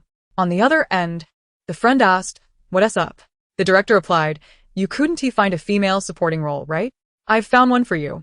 He pointed his phone toward Yu Yao, who was initially lounging on the bed. Upon seeing her, he sat up abruptly, his eyes lighting up as if he had discovered treasure. "Yes, this is the Yu Chen I envisioned." He then inquired, "Do you have time to audition tomorrow? I want to see how you look in the character's costume." Yu Yao was somewhat astonished by the casualness of the director. "Director, I lack acting experience." After all, it was not easy to find someone who matched the role perfectly. How could she let her slip away? With a wave of his hand, the director reassured her. "It's fine, just stand there." Yu Yao responded with confusion. "A mere decoration?" Realizing her words may have been inappropriate, she quickly corrected herself. "This production has a lengthy schedule, and everyone will receive acting guidance, so it's perfectly acceptable for newcomers." Only then did Yu Yao nod in agreement. Sister Lu called to inform Yu Yao that it was time to stabilize the fans for the live broadcast. "Why was I not informed about the live stream? This is so sudden." Sister, long time no see, I miss you." Once again, I am in awe of Sister Yao's beauty. I'm here. My mom asked why I was licking my phone. She doesn't understand that I am worshipping. What did Sister Yao eat for dinner tonight? Check out the official Weibo of self-survival. Sister Yao is treating everyone to dinner. Yu Yao greeted everyone, "Long time no see." The audience responded warmly, yet a few out-of-place comments disrupted the flow. Yu Yao. "I heard your brother likes men. That's disgusting." Yu Yao's gaze fixated on that comment, her tone calm, yet laced with sarcasm. "How peculiar you are. My brother is handsome, educated, cultured, and affluent, nurturing countless talents for our nation's education. Instead of acknowledging these admirable qualities, you fixate on his private life, passing judgment online." Undeterred, the commenter persisted. "Being gay is disgusting. As a teacher, he should set a better example." Many viewers, unable to tolerate such remarks, began to chastise the commenter. "I don't know whether you are male or female, but I can assure you, you are undoubtedly envious. Sister Yao is right. With so many exceptional qualities, why do you focus on his private life? Does being a teacher mean one cannot have personal preferences? He is teaching you, not selling himself to you. It's truly absurd." Amused, Yu Yao replied, "Your life must be quite unfortunate, and your family likely struggles financially. Your education is lacking, and you aren't particularly good-looking otherwise. You wouldn't be hurling your ignorant and foolish opinions from behind a screen. The individual began to hurl insults in the live stream. Yu Yao appeared nonchalant, unfazed. Oh dear. Your defenses are down. How pitiful. Just as the commenter was about to say more, the administrator promptly removed them. Yu Yao felt it necessary to clarify her stance on the matter. First and foremost, as an observer, I respect all sexual orientations. Secondly, as a family member, I find my brother's decision courageous. He does not harm other women, and he can boldly express his affection for someone he loves, convincing our family to accept it, responsibility and accountability. Finally, to those who insulted my brother, I can only feel pity for you. Your shallow thoughts and limited knowledge reflect your own insecurities, so the words you utter are merely a projection of your inner self, revealing the true nature of who you are. Yu Yao spoke these words with sincerity. Oh, Sister Yao, I adore your worldview. My brother is in the right. Is it wrong to love someone? The world is composed of various forms. Only through diversity can we create a colorful existence. I'm not used to Sister Yao being so serious. Indeed, Yu Yao could hardly maintain her seriousness for 3 seconds before breaking into a playful grin. It has been a while since I insulted anyone. If you seek to be criticized, my previous remarks were aimed at those capable of understanding. As for those who don't comprehend, a more straightforward approach is most effective. Yu Yao was unconcerned about offending anyone, as she had little to fear. Not only did the mindless insults flood her live stream, but they also spilled into Su Qingling's social media comment section. No way, do wealthy people really play like this? Your brother likes men. You aren't normal either, right? Does your brother have peculiar preferences? Liking men is disgusting. I should be more normal than you. After all, you lack the qualification to be liked. What's wrong with liking men? I see you enjoy large reptiles, too. You've crossed species. Ultimately, she captured all these comments in screenshots, tracked down their addresses, and sent legal letters. Su Qingling remarked, a bunch of fools, coming here to act wild? The audience had intended to unleash their insults on Su Mingyu's comment section but were met with Su Qingling sending legal letters to everyone who had insulted Su Mingyu. The crowd quieted down for a while. In truth, Su Mingyu was indifferent to such matters. People could say whatever they wished, as it had no impact on him. He did not seek the world's blessings, only those of his family, for outsiders held little significance. After returning home, having washed up and settled onto his bed, Fuyu finally had the freedom to indulge. Yu Yao exclaimed, darn it.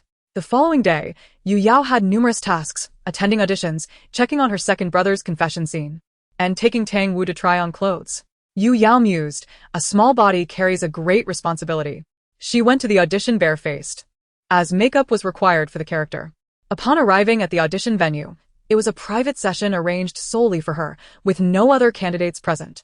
Upon seeing Yu Yao, the director promptly instructed the stylist to assist her with makeup.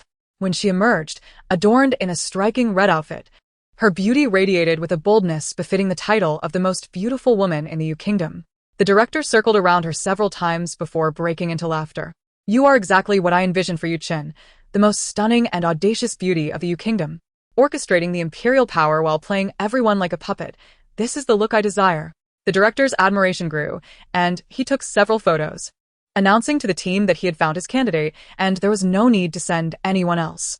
Yu Yao felt like a prized quarry under the director's scrutiny, standing rigidly as he appraised her. Once the director finished his examination, he expressed gratitude for the recommendation from the director of self-survival. With other matters to attend to, Yu Yao did not linger. She exited and informed Sister Lu that she had passed the audition. Sister Lu received the script, which featured her in a supporting role as a third female lead. Initially concerned that Yu Yao might be dissatisfied, Yu Yao calmly reassured her, Sister Lu, my passion for acting knows no bounds. I will not forsake an opportunity based on the size of the role. Moreover, my current skills and status do not align, and I require gradual growth. Sister Lu was moved by Yu Yao's understanding. The story unfolded in an alternate ancient setting where Yu Yao portrayed Yu Qin, the most beautiful woman in the Yu Kingdom and the kingdom's eldest princess.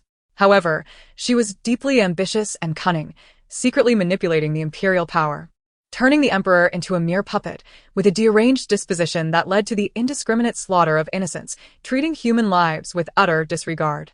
Sister Lu recognized that this role would be a true test of acting skill, as the subtle yet fierce demeanor required was beyond what a novice actor could typically achieve, leaving her quite concerned for Yu Yao. Nevertheless, the director assured that the production would span a considerable duration, with professional instructors available to guide the acting. ensuring that a subpar drama would not result. Yu Yao then traveled to the designated location, where preparations were already well underway, suggesting that the setup would be completed that evening. Yu Yao tapped her second brother's shoulder. Didn't they say it would take at least 3 days?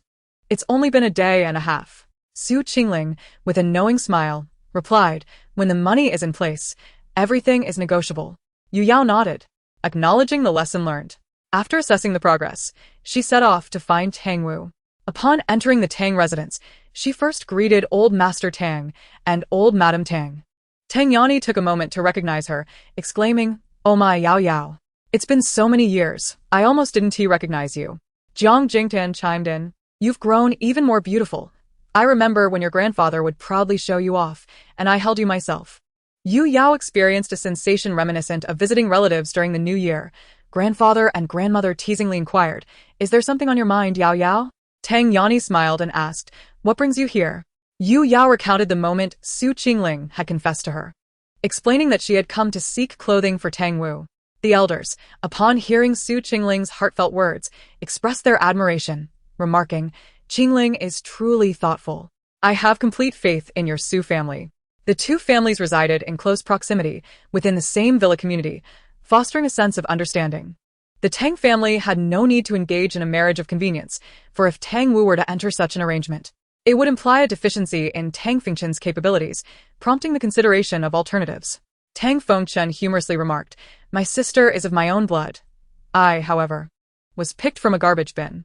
When Tang Wu descended the stairs, Yu Yao's gaze was captivated.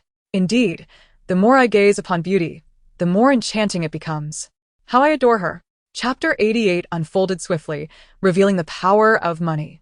Tang Wu gracefully made her way down, greeting her grandparents before turning to Yu Yao and asking, "What is it?" Yu Yao excitedly gestured for Tang Wu to sit beside her, eagerly narrating the details of Su Qingling's impending confession and clarifying her purpose for visiting. Tang Wu listened intently, her thoughts igniting upon hearing that Yu Yao would assist her in selecting an outfit. "Yao Yao, may I see the venue?" she inquired, believing her envisioned attire would suit any setting and carry deeper significance. Yu Yao produced images for her perusal. Tang Wu's conviction solidified. "No need to view it. I already possessed the perfect ensemble in my mind." As time was of the essence, Yu Yao bid farewell to the Tang family. She sensed that the personnel from the event decoration company had arrived, noting the overwhelming number of attendees, an impressive feat, indeed. Su Qingling commented, "I have compensated them more than they could earn in a month." Yu Yao teased, "Second brother, your eagerness is palpable." Su Qingling shot her a look, retorting, "Of course. Who wouldn't wish for their dreams to materialize swiftly?" Yu Yao reiterated that Tang Wu had claimed she already had the most suitable outfit, thus no fitting was necessary. Su Qingling nodded silently.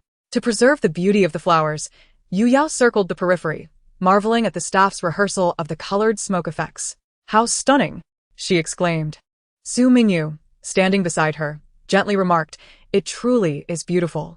By the way, Yao Yao, when is your wedding with Fuyu scheduled?" Yu Yao pondered, realizing she had not yet discussed this with Fuyu. However, knowing Fuyu's decisive nature, she felt no urgency. Glancing at Jiang Qingmu, she teased Su Mingyu, "Elder brother, when are you planning to tie the knot?" Su Mingyu, smiling at Jiang Qingmu, responded softly, "Soon." Yu Yao simply replied, "Oh." After Jiang Qingmu made his remark, he sensed someone watching him. Upon looking up, he found Su Mingyu giving him a playful gesture, which only elicited more laughter from him. Jiang Qingmu quipped, "I wasn't holding anything back." Su Mingyu received a message announcing that the ring he had custom-ordered 6 months prior was now complete. He eagerly anticipated Jiang Qingmu's reaction upon receiving the ring and looked forward to seeing it adorning his hand. After meticulously confirming all details of the venue and smoke effects, Su Qingling began dialing Tang Wu's number. Taking a deep breath, he hesitantly pressed the call button. The phone rang, and his heart raced with each tone. On the 5th ring, the call connected. Su Qingling's voice trembled as he spoke. "Tang Wu. Yu Yao has already informed you, I presume?" Hearing the tremor in his tone, Tang Wu chuckled. Are you inviting me?" "Yes, is tomorrow feasible?" Su Qingling cautiously inquired. Tang Wu, her voice laced with amusement, replied, "Is this time for me to decide?" Before Su Qingling could finish, Tang Wu interjected, "All right."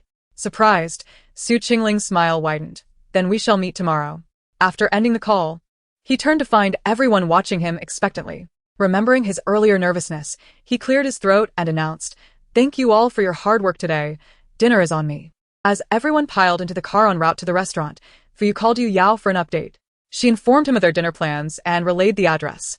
Su Qingling, filled with joy despite not yet confessing, felt a significant victory with Tang Wu's acceptance of his invitation. Sipping on a bit of wine, he hoped to present his best self to Tang Wu the following day, allowing himself a slight indulgence to bolster his spirits. The others observed Su Qingling's constant beaming smile throughout the evening, finding it amusing yet endearing. Meanwhile, Tang Wu was busy trying on various outfits, ensuring her appearance would mirror her initial vision. At the dining table, noticing Tang Wu's continual smile, Tang Fengchen listened to Yi Shuanger discussing Tang Wu's upcoming confession. Observing his sister's glee, he remarked, "You've been smiling all evening. Your mouth is almost going to cramp." Tang Yanni chuckled at the playful banter between the siblings, adding, "Indeed. I've heard she even ran several laps in the backyard." Tang Wu feigned surprise. "Is that so?" Tang Yanni exaggeratedly nodded in agreement. Laughter erupted around the table. Tang Fengchen, unable to comprehend the situation, glanced at his joyfully beaming sister, feeling a mix of exasperation and amusement. At times, Tang Wu truly resembled a child at home, playfully engaging with their grandfather. Tang Fengchen recognized the admirable qualities in Su Qingling, as their grandfather had noted, a standout among the younger generation. Complemented by the Su family's commendable upbringing, an excellent choice indeed. Su Cixing, feeling a bit embarrassed, confided to his wife about Su Qingling's lack of the Su family's usual grace. Yi Yuru retorted, "If I recall correctly, when you pursued me, you were quite similar to a Ling, weren't you?" Su Cixing smirked, ready to retort. But upon meeting the gaze of the matriarch, he found himself speechless. To outsiders, the Su family had always been known for their romantic inclinations. Be it Su Cixing in his youth, the Su brothers, or Su Mingyu and Su Qingling, all devoted to their beloveds. Yi Yuru chuckled at Su Cixing's expression, noting that a Ling was indeed the most akin to him, sharing the same prideful demeanor. Chapter 89. The charming Su Qingling at the village's eastern edge. Su Qingling rose early, having tossed and turned throughout the night, unable to contain his excitement and anxiety. During a midnight trip to the bathroom, he noticed the dawn had arrived, marking the first time he felt the night had passed so swiftly. He had arranged to meet at 10:30. Checking the weather for that day, which promised to be neither cold nor sunny at that hour. After preparing, he scrutinized his reflection in the mirror, ensuring not a single whisker was amiss. He began urging his friends in their group chat, as Yu Yao had risen early to accompany Tang Wu to the venue. At the Tang family's entrance, he encountered Yi Shuanger, both surprised yet pleased to see one another as they entered together. In the living room, Tang Yanni smiled warmly at the two, inviting them to sit beside him. After exchanging a few pleasantries, he encouraged them to go find Tang Wu. They knocked on Tang Wu's door, and a voice responded from within. Entering, they were greeted by the sight of Tang Wu in a stunning white mermaid gown, the back slightly exposed. Her slender arms were elegantly wrapped in long sleeves, and the skirt featured a daring slit, swaying gracefully with her movements, revealing glimpses of her long legs. Her short hair had been styled into soft curls, enhancing her radiant beauty. Both Yu Yao and Yi Shuanger were left speechless. "Tang Wu, you look absolutely breathtaking," Yu Yao exclaimed, while Yi Shuanger nodded vigorously in agreement. Tang Wu twirled playfully, her smile infectious. "Won't this make my second brother fall head over heels?" Yu Yao remarked, prompting hearty laughter among the trio. Su Qingling sneezed and muttered, "Who's scolding me? Or did I catch a cold from not sleeping well last night?" After tidying up, she encountered Tang Fengchen at the door. Nodding at Yu Yao, she approached Yi Shuanger, took her hand, and then said to Tang Wu, "You look quite lovely today." Tang Wu replied, "When do I not look lovely?" Tang Fengchen was left speechless. He noted that the elders had opted not to attend, choosing instead to wait for the proposal, mainly out of concern that the younger generation might be too exuberant. Everyone brought Tang Wu to the venue. While she found the place beautiful on her phone, it paled in comparison to experiencing it in person. Tang Wu walked slowly down the flower-laden path towards Su Qingling. Su Qingling's hands trembled nervously, especially upon seeing Tang Wu's attire. Her nose tinged with a hint of sadness and her eyes reddening. As Tang Wu approached and noticed Su Qingling's expression, she understood why Su Qingling felt this way. Yu Yao quietly inquired of Fuyu, "Is there something wrong with her outfit?" Fuyu shook his head, "I don't know." The two fell silent. As everyone watched quietly, Su Qingling patted her heart, forcing herself to calm down. Tang Wu, you look truly beautiful today, she managed to say, after a long pause. Tang Wu raised an eyebrow. When do I not look beautiful? You sound just like my brother. Su Qingling's face flushed crimson, and she hurriedly waved her hands. No, no. No. What I mean is, you are beautiful every day, but today has a different kind of beauty. Is it because of the outfit? Tang Wu asked. Su Qingling remained silent, lost in thought as she gazed at Tang Wu. Tang Wu continued. Yao Yao said I should find an outfit that matches today's scene. But I feel nothing could suit this occasion better than what I'm wearing. What do you think? Su Qingling nodded, her voice slightly hoarse. Yes, it's beautiful. Even more so than the first time I met you. After a brief pause, she added, Tang Wu, today marks the 555th day since we met. I cannot quite express my current feelings. Initially, I was merely intrigued by you, but I have since fallen deeper. Even your unconscious gestures make my heart flutter. I admit that many say I lack resolve, and when I developed feelings for you, I prayed daily for the heavens to let you feel the same way. Thankfully, the heavens have been kind to me, and my wish has come true. So, Tang Wu, may I become your boyfriend? Tang Wu smiled. The heavens have indeed been good to you, granting you yet another wish. I accept. At that moment, the larger nearby volcano erupted in a rainbow of colored smoke, while the other two released differently colored petals. Su Qingling had anticipated Tang Wu's acceptance, yet hearing it from her lips made her heart skip a beat, leaving her in a daze. Yu Yao reminded her, second brother, the flowers. A large bouquet of roses awaited. Su Qingling stepped forward to embrace it, turning to Tang Wu and saying, they say a formal confession begins with a heartfelt declaration and a bouquet of flowers. Tang Wu, I like you very much. Yu Yao clapped her hands, exclaiming, wonderful, fantastic. Others joined in congratulating Su Qingling. Jiang Qingmu placed a hand on his shoulder, saying, good lad. Your dreams have truly come to fruition. As a close friend, Jiang Qingmu had witnessed every moment of Su Qingling's secret admiration for Tang Wu and felt genuinely happy for him. Su Qingling, glowing with joy, waved to everyone. Let us go eat. Today, the meal is on me. Yu Yao shouted, Su Yi is generous. Su Qingling, concerned that Tang Wu might find the flowers heavy, took them from her, holding her hand with one hand and the bouquet with the other. Tang Wu sensed Su Qingling's lingering nervousness as his hand trembled slightly. She grasped his hand back, her eyes filled with warmth. After their meal, it was already 2 in the afternoon. The group decided to head out for an evening party, planning to celebrate Su Qingling once more later. Su Qingling was elated, allowing everyone to enjoy themselves, as this expenditure seemed trivial compared to his feelings for Tang Wu. Yu Yao promised fans that she would share the good news of the couple's relationship. Extra, extra. The handsome Su Qingling has long harbored feelings for the beautiful Tang Wu from the same village. Today, he bravely confessed his love and succeeded. Let us congratulate him on winning the heart of his beloved, accompanied by several photos from the event. Wow, how beautiful. Tell me, how much did this venue cost? Su Xiaoshui and Tang Xiaomei are a perfect match. I'm turning into a lemon. Congratulations to Su Xiaoshui for achieving his wishes. This venue is stunning. It truly reflects the high standards of the wealthy. This confession outshines many proposals. Everyone was jubilant that evening, having indulged a little in drinks. Upon returning home, Jiang Qingmu still felt a bit dazed. Su Mingyu was concerned he might trip and helped him to the sofa. Leaning against Su Mingyu's embrace, Jiang Qingmu sighed. It's wonderful. Qingling has finally fulfilled his wish, followed by a silly chuckle. Su Mingyu gazed down at him, teasingly asking, and when might I fulfill my wish? Jiang Qingmu, still a bit dazed, looked at Su Mingyu with confusion. Su Mingyu produced a ring he had acquired that day and slipped it onto Jiang Qingmu's ring finger. Jiang Qingmu stared at the ring adorning his hand. Su Mingyu said, my wish is to give you a home. Chapter 90. What is inappropriate should not be seen. Hearing this, Jiang Qingmu felt a warmth in his eyes and wrapped his arms around Su Mingyu's neck, kissing him. Su Mingyu had no resistance to Jiang Qingmu. His eyes filled with a crimson hue, and they began a beautiful night together. Meanwhile, Yu Yao was preparing to join the film crew the next day, and Fuyu certainly wouldn't let her off easily. The following morning, Yu Yao stretched, rubbing her waist. Fuyu was like a hungry wolf, leaving her uncomfortable.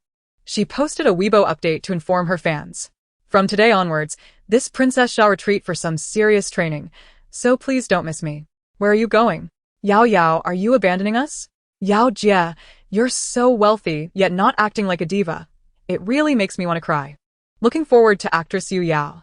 Sister Lu took Yu Yao to the film set. The crew for Yu had only officially announced the commencement of filming, but had never disclosed the cast, and the actors had signed confidentiality agreements, leaving the public unaware of who was involved. Deshun seemed to sense he wouldn't see Yu Yao for a while, whining at her feet. Yu Yao instructed the servant responsible for caring for Deshun on when he needed his shots and baths, following the doctor's guidance. Fuyu observed Yu Yao's care for Deshun, thinking, I must be next. However, Yu Yao was already boarding the car, not speaking to him at all. Fuyu sighed. My wife has forgotten me. Just as Yu Yao was about to enter the car, she turned to look at Fuyu. His eyes lit up. Yu Yao felt a resemblance between Fuyu and Deshun as they both gazed at her, and she felt a twinge of reluctance. She dashed into Fuyu's embrace, her voice sweetly teasing, Hubby, I'm off. You must miss me. I will certainly miss you. Fuyu patted her head. Yes, take care of yourself. Yu Yao looked up from Fuyu's embrace, her face a picture of innocence, and on tiptoes, she kissed him before turning to board the car. Sister Lu and Yuan exclaimed, what is inappropriate should not be seen. Deshun let out a comforting howl, as if to console Fuyu, wagging his tail against his leg. Fuyu chuckled and patted Deshun, and they began to comfort each other. The next morning, Jiang Qingmu awoke to find no one beside him. Su Mingyu had already left for school. Jiang Qingmu gazed at the mark on his chest, cursing, that dog. Then, recalling yesterday's events, he raised his hand to admire the ring on his finger, feeling warm inside, and decided to forgive Su Dog's misbehavior for the time being. Jiang Qingmu removed the ring and noticed the initial of Su Mingyu's last name etched inside. As he gazed at the ring, he glanced at his surroundings and was reminded of his troubled past, falling into deep contemplation. Born into a nurturing and affluent family, Jiang Qingmu was the sole child, cherished immensely by his loving parents. In his childhood, he was quite mischievous. Whenever Zhang's mother grew angry and was about to scold him, his father would hastily intervene, soothing her emotions before gently admonishing young Jiang Qingmu. Did you make your mother upset again? In his father's embrace, his tender voice admitted, I tore the new dress that Mom bought. His father, lifting him up, approached his mother, saying, Mom has longed for that skirt. You ruined it. And now she has one less beautiful dress. Jiang Qingmu retorted, Mom is still beautiful even without that dress. It's Mom who is beautiful, not the dress. Hearing this, his mother couldn't help but laugh, playfully tapping his nose. You do have a sweet tongue. His father chuckled too, but added, While you are right, my dear, your mother will be unhappy without her new clothes. Realizing his mistake, Jiang Qingmu reached out for his mother's embrace. She pulled him close, and he sincerely apologized. I'm sorry. Mom. It was my fault. I will buy you a new one. His mother pinched his cheek affectionately, her tone gentle. A good child recognizes their mistakes. But you needn't worry about the dress. Your father will buy me a new one. Jiang Qingmu looked at his father and boldly declared, Dad, consider the dress as a debt I owe you. When I grow up, I will buy Mom many beautiful dresses. His father was momentarily taken aback before nodding in agreement.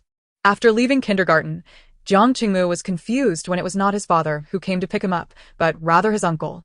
He had never liked his uncle, sensing something unsettling in his gaze. However, when his uncle informed him of a car accident involving his parents, Jiang Qingmu promptly urged him to drive to the hospital, neglecting his discomfort. Upon arriving at the hospital for the first time, Jiang Qingmu felt a surge of panic as he witnessed several bloodied individuals being wheeled away. Desperate, he ran to his grandmother, who was sobbing uncontrollably, remaining silent as he quietly observed her. For the first time, his grandmother could not meet his gaze, instead holding his frail body tightly, her voice thick with emotion. Be good, Qingmu. You will live with Grandma from now on. Even at his tender age, Jiang Qingmu comprehended the implication behind his grandmother's words. He gazed at the two figures covered with white sheets, unwilling to accept the reality. He thought, what if the doctors were mistaken? What if his grandmother had misidentified them? With a glimmer of hope, he lifted the sheet, revealing his parents, who had been laughing and playing with him just that morning, now pale and motionless. Father, please wake up and see me. I did not cause any trouble today. My teacher praised me, he whispered softly. Then turning to his lifeless mother, he implored, Mom, I haven't bought you a beautiful dress yet. Please wake up. His small hands shook them, feeling their bodies grow cold. In a moment of desperation, he looked to the doctor, his voice a plea. Doctor, will my parents really not come back? The medical staff, witnessing this heart-wrenching scene, felt a pang of sorrow, even after witnessing countless deaths in the hospital. The doctor shook his head gently. Jiang Qingmu turned back to his grandmother, who could only embrace him, unable to find comforting words. Qingmu, your parents will watch over you from above. You will live with grandma, all right? She stroked his hair, her voice choked with grief. Jiang Qingmu watched as his parents were covered with a white cloth and wheeled away. Later, his grandmother called him to dinner. Jiang Qingmu, like an emotionless machine, ate in silence. When he spotted the cookies his mother had baked for him the previous day, he took one, and upon tasting the familiar flavor, the reality of his loss struck him. Tears streamed down his face, and the cookie fell from his mouth onto the table. Seeing his anguish, his grandmother felt her heart constrict painfully. Grandma, I no longer have my parents, Jiang Qingmu sobbed inconsolably. You still have grandma, she replied, wiping her own tears. Both struggled to find sleep that night. Jiang Qingmu, even in his dreams, called out for his parents. Having lost her husband at a young age and now her eldest son, Jiang Qingmu's grandmother truly felt the weight of her sorrow. Yet, as time passed with her companionship, Jiang Qingmu gradually brightened, understanding that his parents wished for him to become a good person. Thus, he began to mature, striving to embody the qualities his parents had hoped for. Aware of his grandmother's advanced age, he never mentioned his parents in her presence. Due to his youth, his father's company was temporarily managed by his uncle. Jiang Qingmu's grandmother remained by his side until he reached junior high, holding his hand and expressing her concerns. My Qingmu will soon have to live independently. Grandma is truly reluctant to let go. Jiang Qingmu, tears in his eyes, reassured her, It's all right, Grandma. I have grown up. When you meet Mom and Dad, please tell them I am doing well so they need not worry. As his grandmother lay in bed, her frail arm reaching toward his face, her strength waned. Jiang Qingmu, sensing her struggle, pressed his cheek against her hand, feeling the dampness of his tears. His grandmother realized he was indeed crying. Concerned for his future, she beheld his beauty, knowing full well the unwanted attention it attracted, including that of her younger son. She worried for him, knowing that he would be left alone in the world. In her will, she bequeathed all her possessions to Jiang Qingmu, hoping that with this inheritance, he would have a stable life until adulthood. She believed in his potential to thrive. The more she thought about him, the more reluctant she became to part with him, tears escaping her closed eyes. When Jiang Qingmu noticed his grandmother's hand had stilled, he looked up to see her eyes closed, the traces of tears still fresh on her face. In a panic, he called for the doctor, who shook his head upon examination. Understanding the implication, Jiang Qingmu contacted his uncle to arrange for his grandmother's funeral. After the funeral, Jiang Qingmu stood in the cold emptiness of his home, realizing he was now utterly alone. That night, he felt a hand intrude upon his blanket in his dreams. Startled, he quickly rose and turned on the light to discover his uncle standing by his bed with a lewd grin. Jiang Qingmu, alarmed, stood defensively. How did you get in? Jiang Song had always known of Jiang Qingmu's beauty, which only intensified with age. During the day, he was stunning, but at night, after just waking, he exuded an enchanting innocence. Jiang Song cornered him, pressing him against the bed, his gaze predatory. What's wrong? Can't you tell? If it weren't for my mother's constant warnings, you would have been mine long ago. Now that she's gone, who will care for you? Jiang Qingmu's body trembled slightly. He was merely a child, lacking both the stature and strength of the 180 centimeters man before him.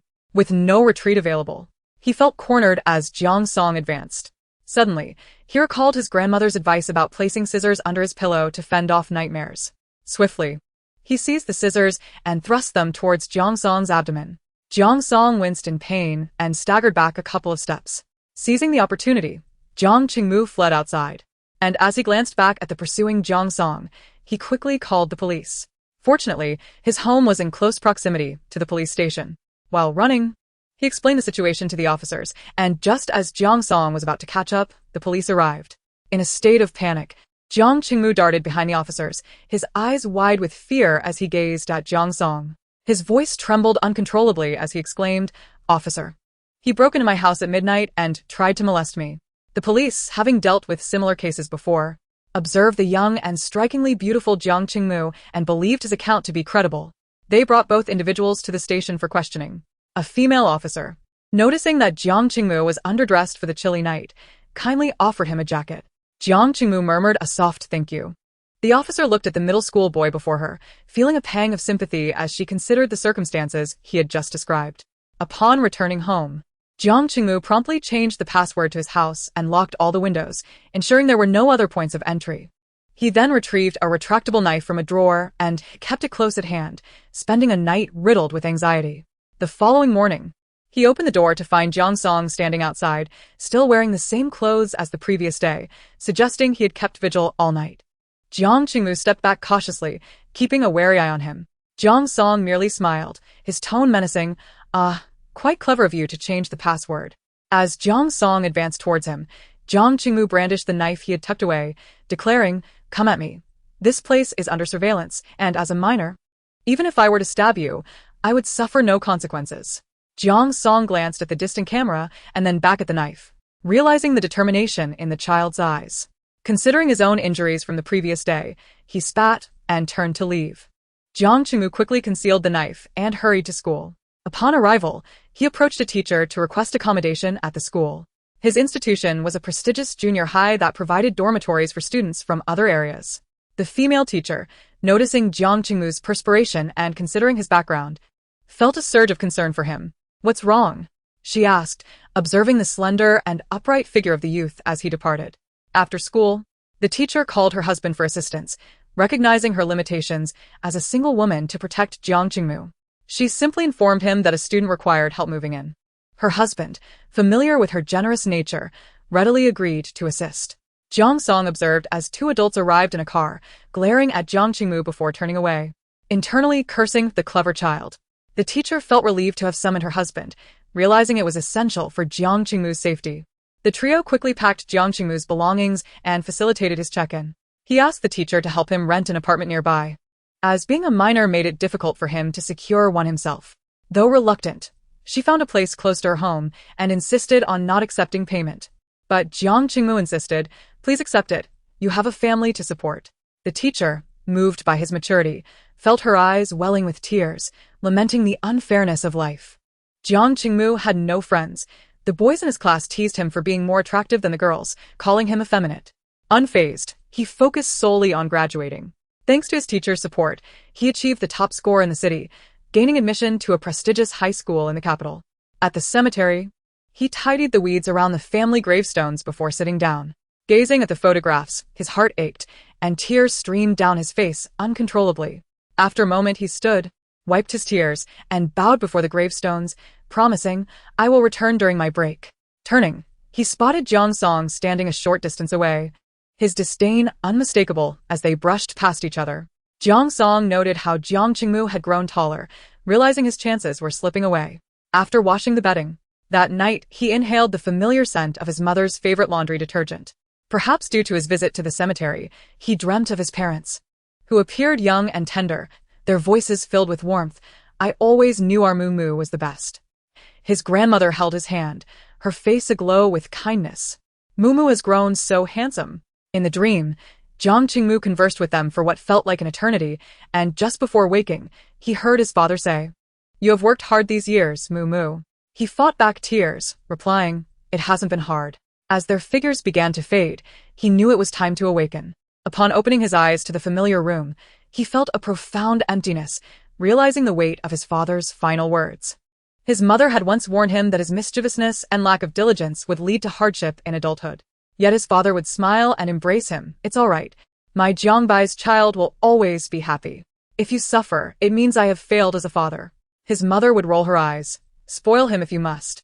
Coming back to reality, Jiang Qingmu gathered his belongings, taking one last look around the home before reluctantly closing the door and heading to the airport. On the flight, he watched his childhood city shrink into the distance.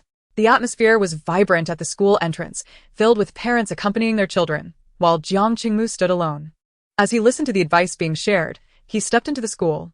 "Hey, which class are you in?" A tall, fair-skinned student marveled at Jiang Qingmu, thinking he was the most striking newcomer he had ever seen. Jiang Qingmu pulled his suitcase closer, replying flatly, "No need, thank you." The other boy mused to himself about how slick Jiang Qingmu was, feeling out of place in the unfamiliar city and preferring to avoid conflict on his first day. Jiang Qingmu continued forward, but the boy was persistent, refusing to let go. Just as Jiang Qingmu prepared to retaliate, a suitcase was pushed in front of him, and a carefree voice with a Beijing accent chimed in, "Senior, if you enjoy helping others with their luggage, why not lend me a hand as well?" Following the voice, Jiang Qingmu spotted a striking figure clad in a black sleeveless top that accentuated their physique, paired with matching shorts and pristine white sneakers. The person's enchanting peach blossom eyes were fixed disdainfully on the older student. The senior, indignant, shot back. New students should act like new students and mind their own business. A voice, elevated and laced with sarcasm, rang out. Oh, your position is indeed quite lofty. It seems this esteemed institution merely serves to filter out the academically inferior, yet it fails to purge the morally deficient. The tone captured the attention of those nearby, and the members of the student council exchanged glances, reveling in the confrontation. This individual, accustomed to wielding influence due to familial connections, had a notorious reputation for troubling many charming young women and some rather handsome young men. Upon observing Jiang Qingmu's appearance, it became evident to all what had transpired. The senior, noticing the collective gaze upon him, erupted in indignation. Who the hell are you? Can't you comprehend simple instructions? Mind your own business. A retort came swiftly, TSK. How bothersome, as he delivered a swift kick, seizing his suitcase and guiding Jiang Qingmu forward. Suddenly recalling something, he turned, tilting his head to regard the fallen student council senior and casually remarked, Oh, by the way, I'm Su Qingling from class 3 of the first year. Feel free to seek me out anytime, coward. He then resumed his path with Jiang Qingmu in tow. Jiang Qingmu had previously considered himself tall at 183 centimeters. Yet this individual towered over him, likely nearing 190 centimeters. Thank you, I'm Jiang Qingmu, also from class 3 of the first year. Su Qingling represented Jiang Qingmu's first encounter with genuine kindness beyond that of his teachers. Observing the slightly shorter boy, Su Qingling noted his attractive features. Aligning with his personal preferences, I'm Su Qingling. No need for thanks, you do appear somewhat dangerous. Thus began their acquaintance. With Jiang Qingmu's initial impression of Su Qingling being that of a charming, carefree soul, yet fiercely loyal. In contrast, Su Qingling perceived Jiang Qingmu as a timid figure, but soon recognized him as a spirited individual. Perhaps due to the trust fostered between them, Jiang Qingmu's true character began to emerge. As the two prepared to unwind before the looming college entrance examinations, they ventured into a newly opened bar. Their striking appearances drew attention, with occasional patrons seeking their contact information, though neither felt inclined. In a booth, Su Qingling inquired, Qingmu, what type of girl do you fancy? Jiang Qingmu shook his head, leading Su Qingling to presume that none fit his ideal. However, he was taken aback when Jiang Qingmu responded, I don't like girls. Assuming he had misheard. Su Qingling stared incredulously at Jiang Qingmu, who nodded affirmatively. Instantly, Su Qingling wrapped his arms around himself protectively, wary of Jiang Qingmu's intentions. Given my unique looks and our time together, surely you must have some interest in me. Jiang Qingmu cast a disdainful glance. I have quite discerning tastes, you know. Aware of his own differences, Jiang Qingmu felt no attraction to girls, even though someone as attractive as Su Qingling should have garnered admiration.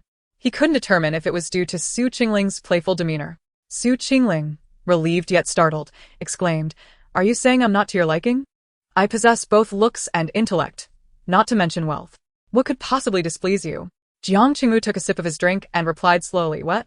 Do you want me to like you? Quickly, Su Qingling shook his head. I do not. Please do not misconstrue my words. Both excelled in their studies.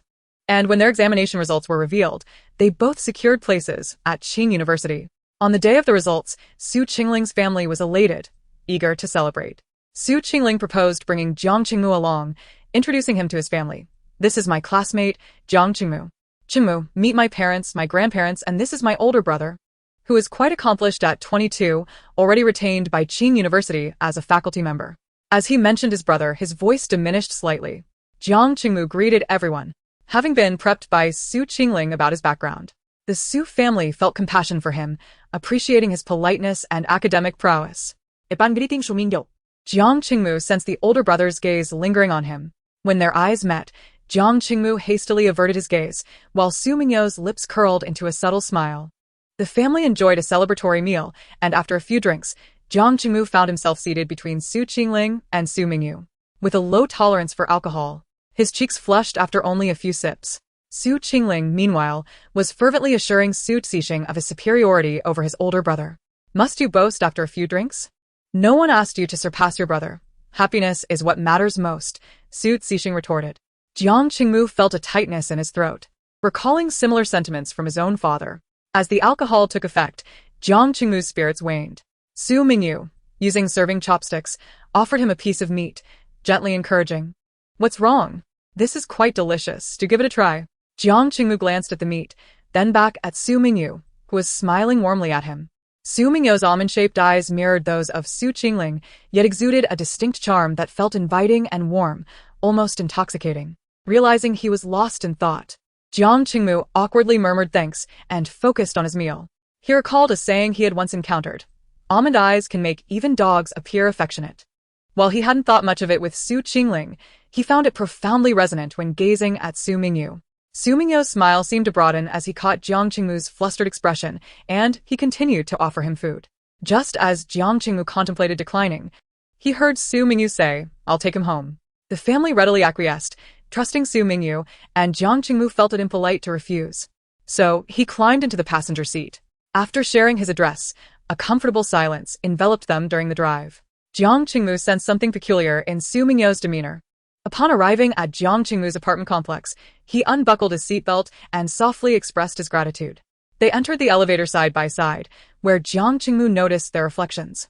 He marveled at Su Mingyu's towering height, pondering the dietary secrets of a Su family. Upon entering his abode, Jiang Qingmu retrieved a pair of new slippers from the shoe cabinet and offered them to Su Mingyu. "These are new. Feel free to wear them." Su Mingyu chuckled. "The old ones are fine too." Jiang Qingmu glanced at him, hearing him add, "I'm not that particular." Relieved, Jiang Qingmu thought he had overanalyzed the situation. With such good looks, it seemed improbable that Su Mingyu would be interested in boys.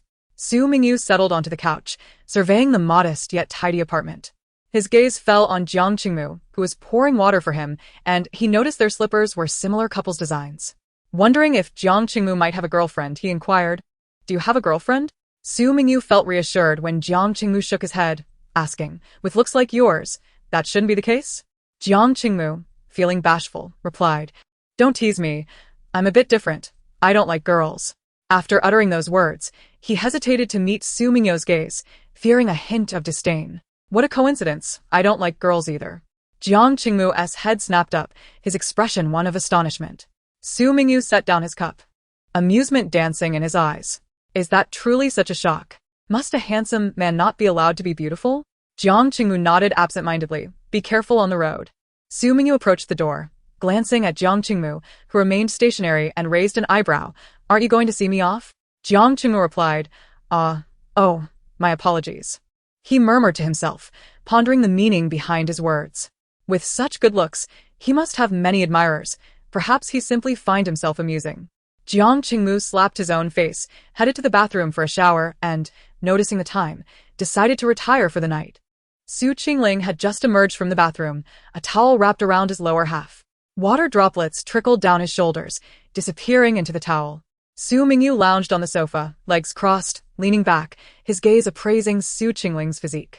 Undeniably, this boy lacked intelligence, yet he was strikingly handsome.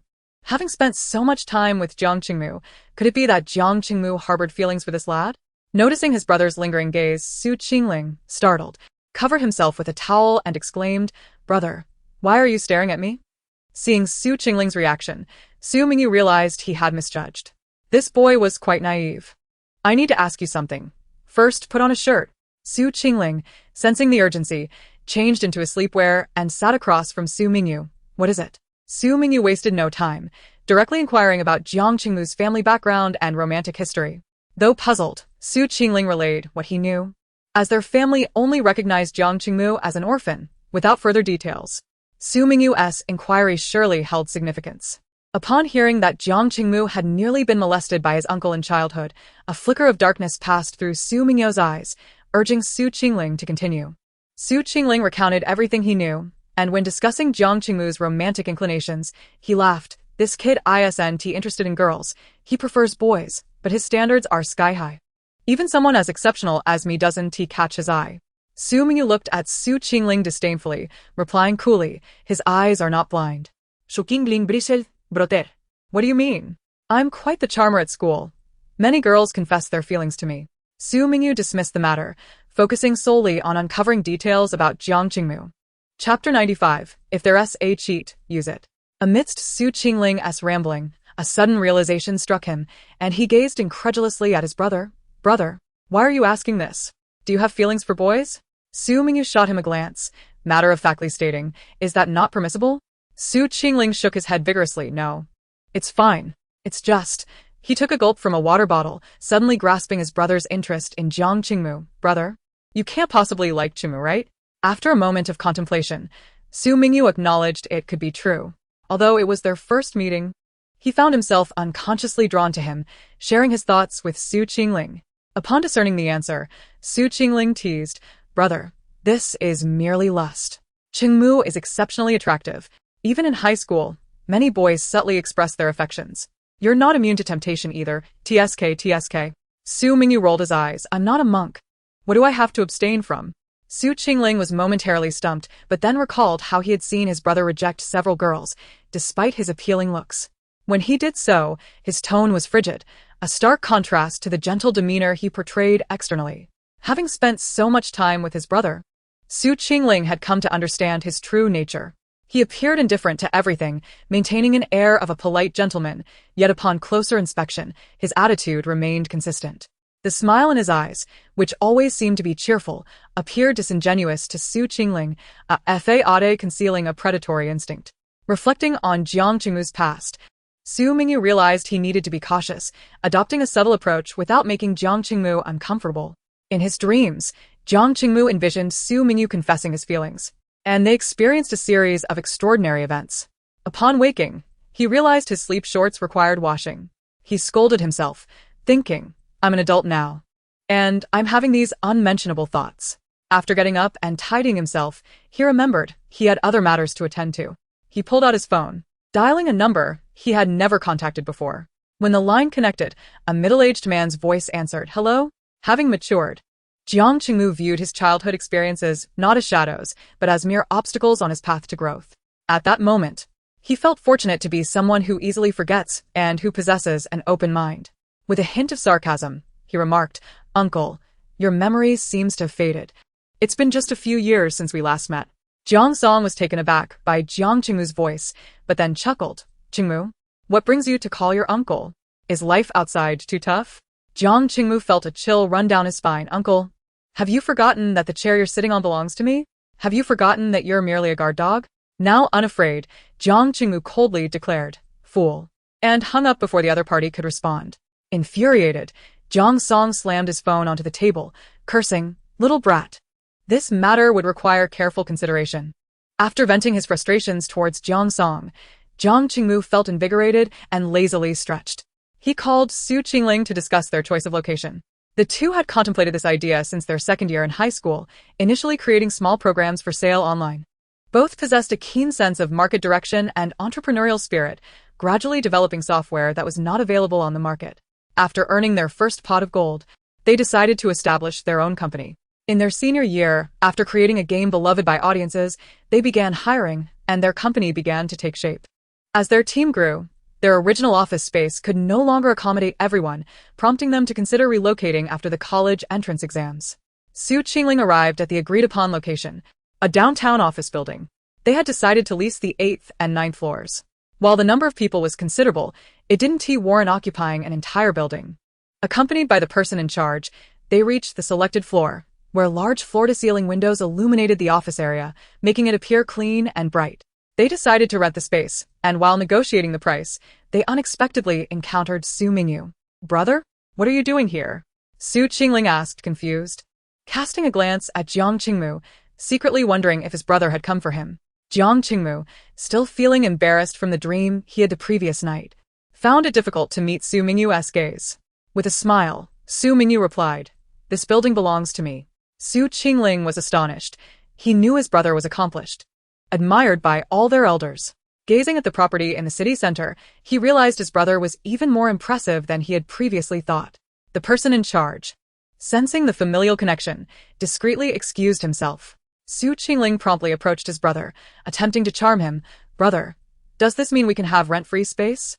Su Mingyu's gaze lingered on him for a moment before shifting to Jiang Qingmu, who was looking down, lost in thought. He nodded and responded affirmatively. Before he could finish, Su Mingyu added, The condition is that I want to invest in your company. Su Qingling's mouth dropped open in surprise, and he eagerly nodded, Sure. Su Qingling exclaimed. If there's a cheat, Why not use it? Only then did Jiang Qingmu raise his head to meet Su Mingyu's gaze. Finding those enchanting peach blossom eyes filled with mirth, he sensed he was truly becoming entranced. Observing the ambiguous atmosphere, Su Qingling felt rather superfluous. He remarked, "Brother, you're being outrageous. Qingmu is only 18 and you're a middle-aged man chasing after him." The three of them strolled around, contemplating the arrangement of the space and the style of the decoration. Su Mingyu directly called a designer to come over. The designer made a reasonable division based on the number of people from Su Qingling and Jiang Qingmu's company, as well as their ideas for some leisure areas. Considering the future increase in staff, the office area was designed to be more spacious. Once the blueprints were finalized, they were presented to the two. Su Qingling and Jiang Qingmu, upon seeing a design that exceeded their expectations, had no objections and promptly contacted a renovation company to make arrangements, striving to complete the first floor before the start of the academic year. Chapter 96. Now you may disdain it, but tomorrow you may find it beyond your reach. The summer vacation flew by, arriving at the day of the new semester. A myriad of academic elites gathered at the entrance of Qing University, yet Su Qingling and Jiang Qingmu stood out conspicuously among them. Su Qingling was quite independent. He had never allowed his family to send him off to school, feeling that he was the least educated in the family and that there was nothing noteworthy at the school. The two made their way directly to the freshman area for the financial management program, where a senior student assisted them in assigning dormitories, suggesting they place their luggage there first, and then took them on a tour of the campus to familiarize them with their surroundings. After a few steps, Su Qingling recognized a familiar figure approaching them. Upon closer inspection, he exclaimed, "Goodness, isn't that my brother?" Jiang Qingmu evidently noticed as well. The two had only seen each other once when renting the office space and had not met since, so their reunion was tinged with a hint of nervousness. The senior mistakenly assumed that Su Mingyu was also a freshman and remarked, "The quality of this year's financial management students is truly impressive."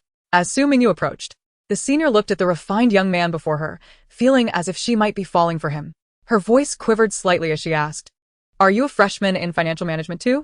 Su Qingling looked at the senior's starry-eyed expression, bemused, thinking that his brother's looks were rather deceiving. To dispel her fantasies, he interjected, "He's not a freshman. He's a teacher." The senior's eyes brightened further. "A teacher-student romance isn't out of the question. He doesn't seem much older than us." Su Qingling could only facepalm at her naivety. Su Mingyu wore a gentle smile as he addressed the senior. "Hello. I just arrived and am not very familiar with the campus either. Would you mind showing me around?" The senior grew even more excited. "Ah, your voice is so pleasant." Su Qingling scoffed inwardly. "Please, stop pretending. I know exactly why you're here." Throughout the encounter, Jiang Qingmu remained silent, following along to get acquainted with the campus. Noticing Jiang Qingmu's quietness, Su Mingyu leaned closer, lowering his head slightly, and asked with concern, "What's wrong? You seem unhappy." Just as Jiang Qingmu was about to retort, he met Su Mingyu's warm gaze and felt as if time had momentarily stood still. The senior noticed the interaction, seemingly understanding something, and cast a glance at Su Qingling, who nodded in affirmation. The senior placed a hand over her heart, exclaiming, "Indeed. Handsome men are meant to be with handsome men. They make such a lovely pair." As she continued on her way, Su Mingyu observed thoughtfully, lost in his own thoughts. Su Qingling watched the scene unfold, thinking, "My brother is such a brooding type. How will this innocent Jiang Qingmu cope?" Su Mingyu took Jiang Qingmu's luggage from him, to which Jiang Qingmu looked back at him. Su Mingyu smiled, saying, "It's quite heavy. Let me help you." Su Qingling glanced at his own luggage, which was a size larger than Jiang Qingmu's. The three of them shared a dormitory on the 5th floor. Su Mingyu looked at the door plate and said slowly, 521. Su Qingling remarked, "Such a lucky number." Jiang Qingmu felt as if that comment was directed at him, but when he looked at Su Mingyu, he found his gaze fixed on the door plate. Jiang Qingmu thought to himself, how narcissistic. After settling in, they headed out for a meal. Su Qingling slowly pulled a packet of sanitary pads from his bag and raised it for everyone to see, saying, "Brothers, to prevent sore feet tomorrow. My sister said this can be quite effective." Jiang Qingmu and the other two roommates stared at him in disbelief. Su Qingling, frustrated with their skepticism, insisted on sharing two with them. "You may disdain it now, but tomorrow you will wish you had taken my advice." The next day, noticing his roommates had not utilized the pads, Su Qingling felt disheartened, yet still forced Jiang Qingmu to use them. Jiang Qingmu, looking at the stiff military training shoes, chose to comply despite Su Qingling's insistence. September's sun blazed down relentlessly as they stood in military posture for half an hour. Finally allowed to rest, Su Qingling decided to fetch some water, only to realize he had forgotten to bring any. He looked at Jiang Qingmu, hoping he had remembered. Jiang Qingmu smugly replied, I didn't bring any water. I have it, but I won tea let you drink. As Su Qingling began to think about where he had placed his own cup, he suddenly remembered he and tea brought one either, and awkwardly chuckled at Su Qingling. Just as they were about to endure a little longer, they spotted Su Mingyu approaching in white attire. Watching his elder brother strut confidently, Su Qingling silently scoffed. Su Mingyu, noticing the two were searching for water, offered them the 2 bottles he had brought. Su Qingling's face brightened. I knew you were the best, brother. Jiang Qingmu thanked him as they each took a sip before the whistle blew for them to gather. They hurriedly bid farewell to Su Mingyu. Back in line, Jiang Qingmu noticed a slender girl in a short skirt approaching Su Mingyu to flirt. Feeling a pang of jealousy, he decided to ignore it. Meanwhile, Su Mingyu politely declined the girl's request for his contact information, stating, I'm sorry, but I'm interested in someone else. The girl watched Su Mingyu leave with a look of disappointment. At lunchtime, Su Qingling urged Jiang Qingmu to hurry run. We want to get food if we don't hurry. I'm starving. Su Qingling was indeed ravenous. Jiang Qingmu followed suit, rushing toward the cafeteria. Su Qingling instructed Jiang Qingmu to secure a table while he went to get their meals, having known each other for 3 years. They were well aware of each other's tastes. Just as Jiang Qingmu sat down, 2 boys entered, not wearing military training uniforms, indicating they were likely older than him. One of the boys, who was reasonably good-looking, sat beside Jiang Qingmu. As soon as he took a seat, Jiang Qingmu said, This spot is taken. They exchanged smiles, and the boy beside Jiang Qingmu cheerfully remarked, We didn't come here just to eat. We came to find you. Jiang Qingmu then turned his attention to him, asking, What's the matter? The boy leaned closer, and Jiang Qingmu caught a whiff of a foul cigarette smell that he found repugnant. You stink. Keep your distance, he thought, realizing these two were up to no good. Chapter 97. How dare you approach someone as sweet as Jiang Qingmu while reeking of smoke? The boy continued to speak to Jiang Qingmu with an air of arrogance. You and your friend just hit the trending topic as soon as school started, claiming that 2 stunning freshmen have arrived at Qing University. I'm not particularly interested in your friend, but you've piqued my curiosity. Jiang Qingmu felt nauseated. And then, the boy opposite him replied, full of pride, Do you know who I am? I'm the heir of the Wong family. Stick with me, and you'll never have to worry about food or clothing for the rest of your life. The so-called heir, Wong, nodded smugly. Jiang Qingmu was speechless, thinking, Have you been reading too many novels? You look so unattractive and still dare to flirt? Wong's temper flared. How ungrateful. I'm being polite. And you choose to insult me? Jiang Qingmu remained unmoved, looking at him with disdain. Who do you think you are? A national leader? Everyone has to bow to you? The cafeteria was bustling, and no one paid attention to their exchange. He hastily approached the table, placed down his meal tray, and sat down on the opposite side of Jiang Qingmu. What's the matter? Before Jiang Qingmu could respond, one of the young lord's lackeys interjected. This is none of your business. I advise you to mind your own affairs. Su Qingling, wearing a cold expression, retorted, If you can't speak properly, then perhaps you should refrain from speaking at all. The lackey, startled by Su Qingling's boldness, shot her a glare but fell silent. Su Qingling speculated that he was merely a lapdog, then turned her gaze to the young lord. So, do you wish to pursue my dear Qingmu? The lackey did not deny it. Su Qingling smirked softly and casually remarked, How amusing. You're not even as tall as my Qingmu. Yet you aspire to be beneath him? Don't you own a mirror? How dare you frighten others with such an unappealing visage? Filthy as you are. How dare you even think of touching my sweet Qingmu? Deep down, Su Qingling felt a protective instinct towards Jiang Qingmu. Though sometimes irritable, she believed his temperament was likely influenced by his family background, and considering her brother's affection for him, they might one day become a family. The young lord retaliated by flinging Su Qingling's meal onto both of them. Fortunately, she reacted swiftly and pulled Jiang Qingmu out of the way. Watching her hard-earned meal being ruined, Su Qingling shed her nonchalant facade and glared at the mess on the floor, her tone sharp. Pick it up. The young lord dismissed her, continuing to provoke Su Qingling, attracting the attention of others to the ruckus. Their instructor hurried over to inquire about the situation. Jiang Qingmu recounted the events, and the instructor, observing the scattered food, addressed the young lord, Classmate, you are in the wrong here, and an apology is in order. The young lord scoffed. Do you really think anyone listens to you? I'm not even a student here. The instructor, growing furious, was about to reprimand him when a cold, emotionless voice interrupted. If that is the case, then you should apologize even more. Entering the school without permission to harass students will not reflect well on your reputation. All eyes turned to the elegantly dressed Su Mingyu, who strode in.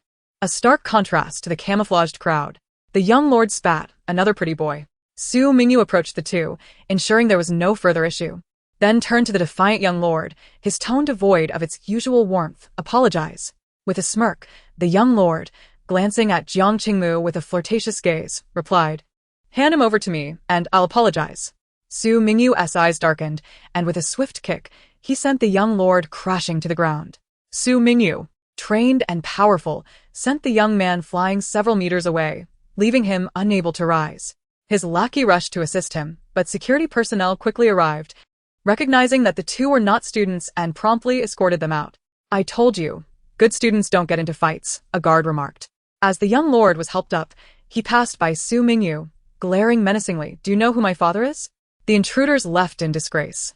The dean, having learned of the incident, pondered how someone as gentle as Su Mingyu could be so forceful, and although surprised, he knew that fighting in front of students was inappropriate and decided to address the matter. Seeing the dean's call on his phone, Su Mingyu abruptly hung up, wishing to check on Jiang Qingmu's well-being.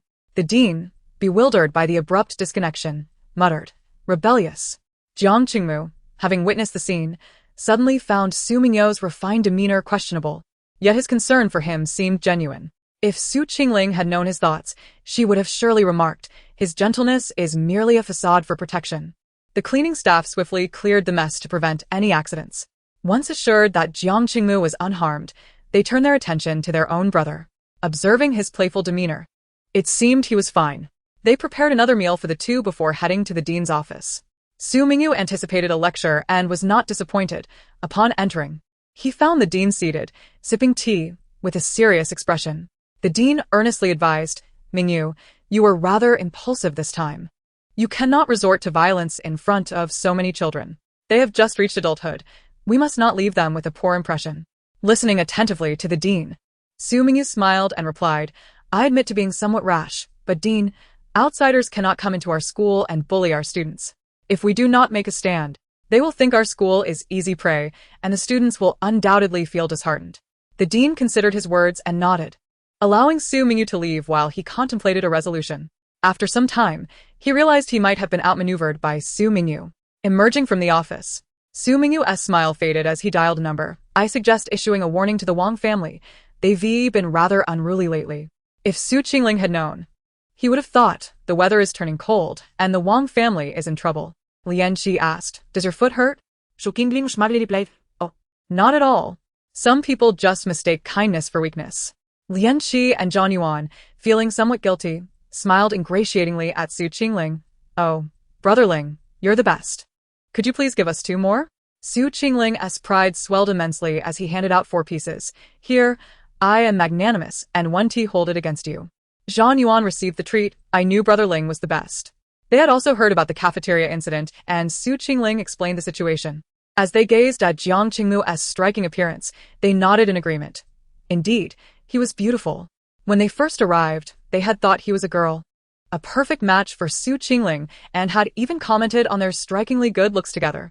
When they inquired, Su Qingling had retorted, "He's a boy. Can't you two see clearly with your glasses?" Chapter 98. It's true that I'm alluring, but who am I alluring to? The 2-week military training finally concluded.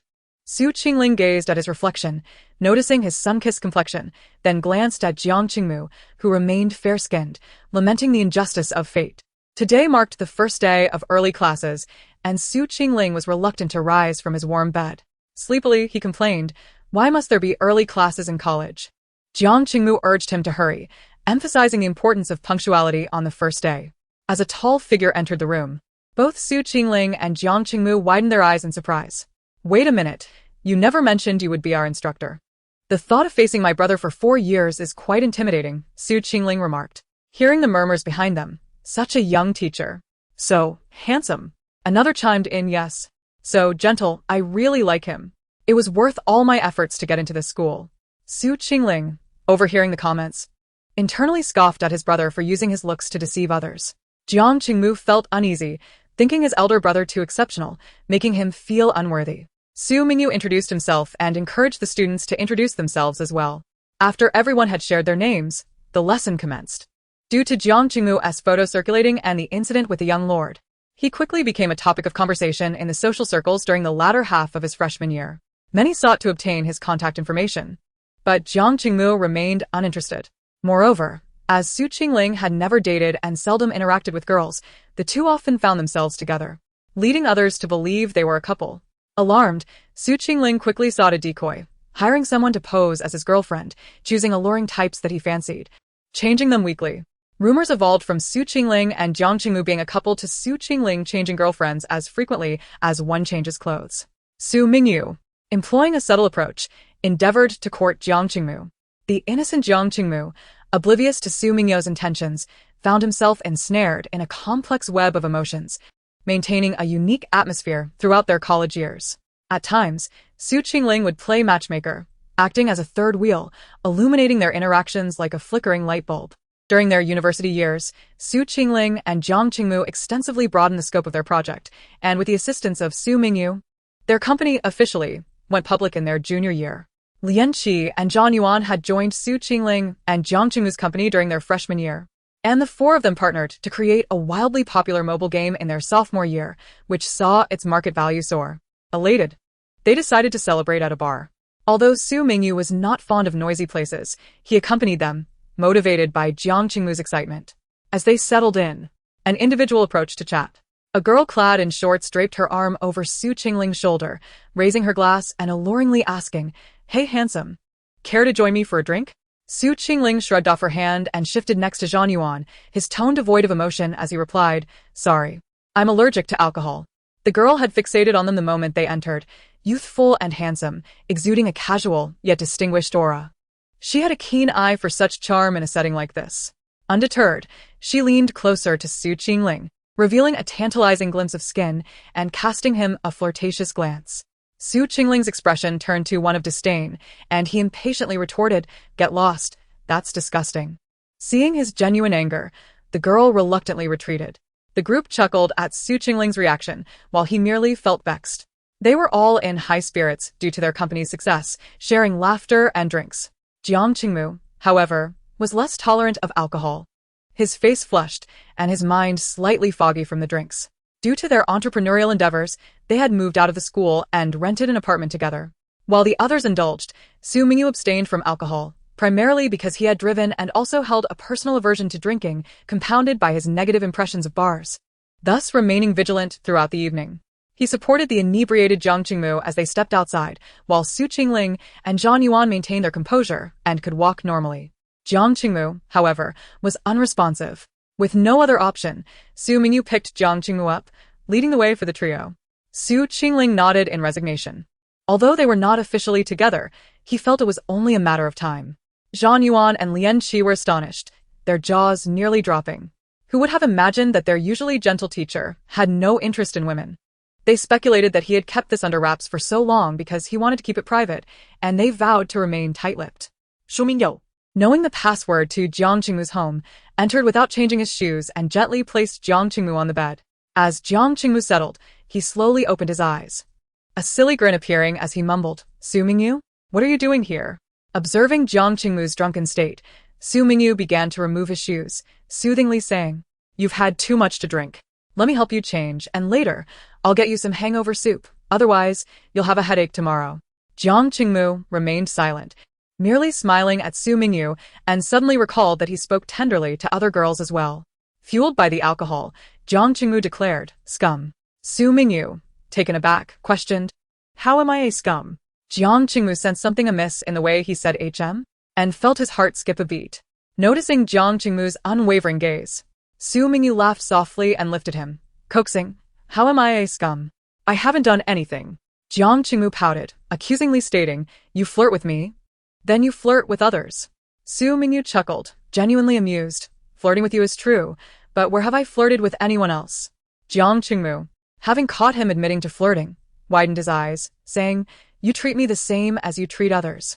Typically bold, Jiang Qingmu, emboldened by the liquor and tired of keeping his feelings bottled up, boldly confessed, "Su Mingyu, I like you." What are your thoughts? Su Mingyu was taken aback by his directness. He had assumed that Jiang Qingmu disliked him, given how he often avoided eye contact and occasionally ignored him. Chapter 99, A New Dawn.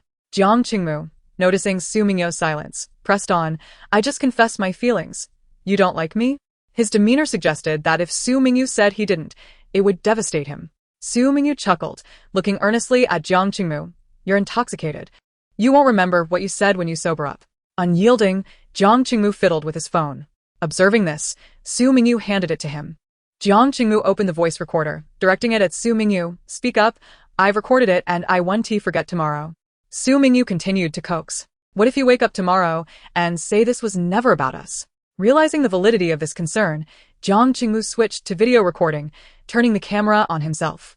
Before Su Mingyu could speak, Jiang Qingmu proclaimed, I like you, Su Mingyu. If you reject me, I'll bite you. He bared his teeth, striking a fierce pose. Su Mingyu, amused, softened his tone. Since you're so fierce, I shall accept your confession. He stepped closer, wrapping his arms around Jiang Qingmu's neck. You're mine now. So you can't flirt with anyone else. Su Mingyu chuckled, pondering what illusion he had created in Jiang Qingmu's mind. Hearing the doorbell, Su Mingyu guessed the delivery had arrived. Patiently, he instructed Jiang Qingmu to sit while he went to answer the door. Jiang Qingmu, barefoot, followed him. Upon retrieving the delivery, Su Mingyu turned to find Jiang Qingmu's bare feet. With a sigh, he fetched a pair of slippers from the shoe cabinet and knelt to help him put them on. As he opened the delivery, he ensured the food was at a suitable temperature and offered a spoonful to Jiang Qingmu. Here, drink this. It will help prevent a headache tomorrow. Jiang Qingmu obediently opened his mouth, but kept his eyes fixed on Su Mingyu. What's wrong? Why do you keep staring? Jiang Qingmu swallowed his bite, commenting, You're truly handsome. Su Mingyu remained silent, feeding Jiang Qingmu the hangover soup before sending him off to bed, advising him to rest to avoid a headache. Jiang Qingmu, indifferent to whether he had showered, complied and went to sleep. Only after ensuring Jiang Qingmu was sound asleep did Su Mingyu leave. The next morning, Jiang Qingmu awoke to a foul taste in his mouth. Recalling the previous night's drinking escapade, likely compounded by not showering, he hurried to wash up, puzzled by the sleepwear he found himself in. Noticing his phone charging on the nightstand, he picked it up, only to be greeted by the video of his silly confession and playful threats. Mortified that he had recorded it, truly a social death, he felt like jumping from the window in despair. To his astonishment, he saw Su Mingyu had actually agreed to his confession. With a mix of confusion and excitement, Jiang Qingmu called Su Mingyu. Awake? Do you have a headache? Su Mingyu set his teaching materials aside, replying, As long as it doesn't hurt, that's fine. Unethical? Su Mingyu paused deliberately. Just as Jiang Qingmu thought he might be off the hook, Su Mingyu added, But you did confess to me and even threaten me. Coincidentally, I like you too. So, I agreed. Jiang Qingmu felt a sudden ringing in his ears. Did he just say he liked him? After saying goodbye, Su Mingyu began searching for nearby florists, carefully selecting flowers. Meanwhile, Jiang Qingmu was anything but calm, feeling anxious for quite some time. When the doorbell rang, he checked his appearance to ensure nothing was amiss before opening the door. There stood Su Mingyu, beaming, holding a bouquet of flowers. Why did you bring flowers? Well, I read that confessions should start with a bouquet, Su Mingyu replied earnestly. Jiang Qingmu felt warmth in his heart, refraining from contesting the statement. Jiang Qingmu accepted the flowers. At a loss for words, in a moment of impulsiveness, he blurted out, Shouldn't you have confessed to me first? I mentioned it back when you entered the dormitory in college. Reflecting on that moment, he realized it was not merely a figment of his imagination. It was indeed directed at him, albeit rather clumsily. So, shall we consider ourselves officially together now? Won't your family have any objections? Jiang Qingmu felt a flutter of anxiety within him. He was acutely aware of his uniqueness and uncertain of how long they might remain together. He merely hoped for a smooth journey ahead. You needn't worry about anything else. I'm here, Su Mingyu reassured him, knowing that his family was quite tolerant. While they might initially struggle to accept the relationship, they would eventually understand. Thus, they embarked on their official romance. Those in love often exhibit a certain clinginess. Su Qingling unexpectedly stumbled upon the sight of the two holding hands, but felt no surprise. To her, it was inevitable that Jiang Qingmu would eventually succumb to her elder brother's charms. During their university years, the company steadily expanded, intercepting several significant projects from Jiang Song's firm. Jiang Song had never been particularly astute in business. The company's current standing was primarily due to the wealth and connections amassed by Jiang Bai. One day, when Jiang Qingmu called Jiang Song, his tone was the most relaxed it had ever been. "My dear uncle, it must feel unpleasant to be under someone's thumb." Jiang Song's face twisted in anger. "Jiang Qingmu, just you wait, I will make you pay." Just as he was about to inquire further, the call abruptly ended. Soon after, a contingent of police arrived at his doorstep. Despite Jiang Song's lack of business acumen, he was quite adept at engaging in illicit activities: bribery, smuggling, and tax evasion, all compounded offenses. Upon receiving the news, Jiang Qingmu swiftly acquired the shell company. Standing before the floor-to-ceiling windows, he gazed into the distance, silently thanking his parents. "I have finally succeeded. Thank you for your blessings." Su Qingling approached Jiang Qingmu and quietly kept him company. She was well aware of the hardships he had endured along the way. Their acquaintance spanned 7 years, dating back to high school. They had embarked on their entrepreneurial journey together, facing challenges from project companies, enduring excessive drinking, and weathering ridicule, yet ultimately, the outcome was favorable. In unspoken understanding, they remained side by side in silence. Chapter 100. The Sensation of Soaring. In his youth, Jiang Qingmu faced considerable struggles, but fortuitously met Su Qingling at 16, Su Mingyu at 21, and the Su family at 24. Sister Lu contacted the teacher recommended by Sister Lan in advance. The teacher, around 50 years old with long hair, spoke in a gentle tone and appeared quite amiable. Yu Yao had anticipated that teachers might exhibit a volatile temperament, considering some students could indeed be quite dim-witted. Following Sister Lu, Yu Yao approached the teacher, who was introduced respectfully. "Hello." Teacher Shin Quebec Shin K recognized Yu Yao, having seen her photograph from Sherlon, and had been informed by the director of the play that he had found a suitable actress for the role of Yu Chen. Upon seeing Yu Yao in the costume, it was as if he had encountered a vibrant and haughty princess. In person, Shin K found her even more stunning than in the photograph. With a gentle voice, he introduced himself. "I know who you are, just call me Sister Shin." Yu Yao replied without hesitation. "Hello, Sister Shin, you look remarkably youthful." No woman dislikes being complimented on her youth, and this flattery endeared Yu Yao to Shin K even more. After ensuring Yu Yao was settled, Sister Lu took Yuan to a nearby hotel. Unfortunately, Director Su and was known for not allowing anyone outside the production team to observe the filming, under the pretext of preventing leaks. Furthermore, he maintained strict confidentiality regarding the filming locations, disliking intrusive fans and prioritizing the safety of the actors. The cast members exchanged introductions. The male lead and female lead were both award winners. The male lead, Peng Jiajai, portrayed the character Yuzichu, while the female lead, Wenmushi, transitioned from a girl group to acting, showcasing commendable skills, as she played the role of Xie Jinju. The male second lead, He Shuwen, appeared as a knowledgeable figure in his role as Ling Qing, while the female third lead, Yu Yao, was introduced. After their introductions, they commenced the first scene, depicting a royal coronation ceremony.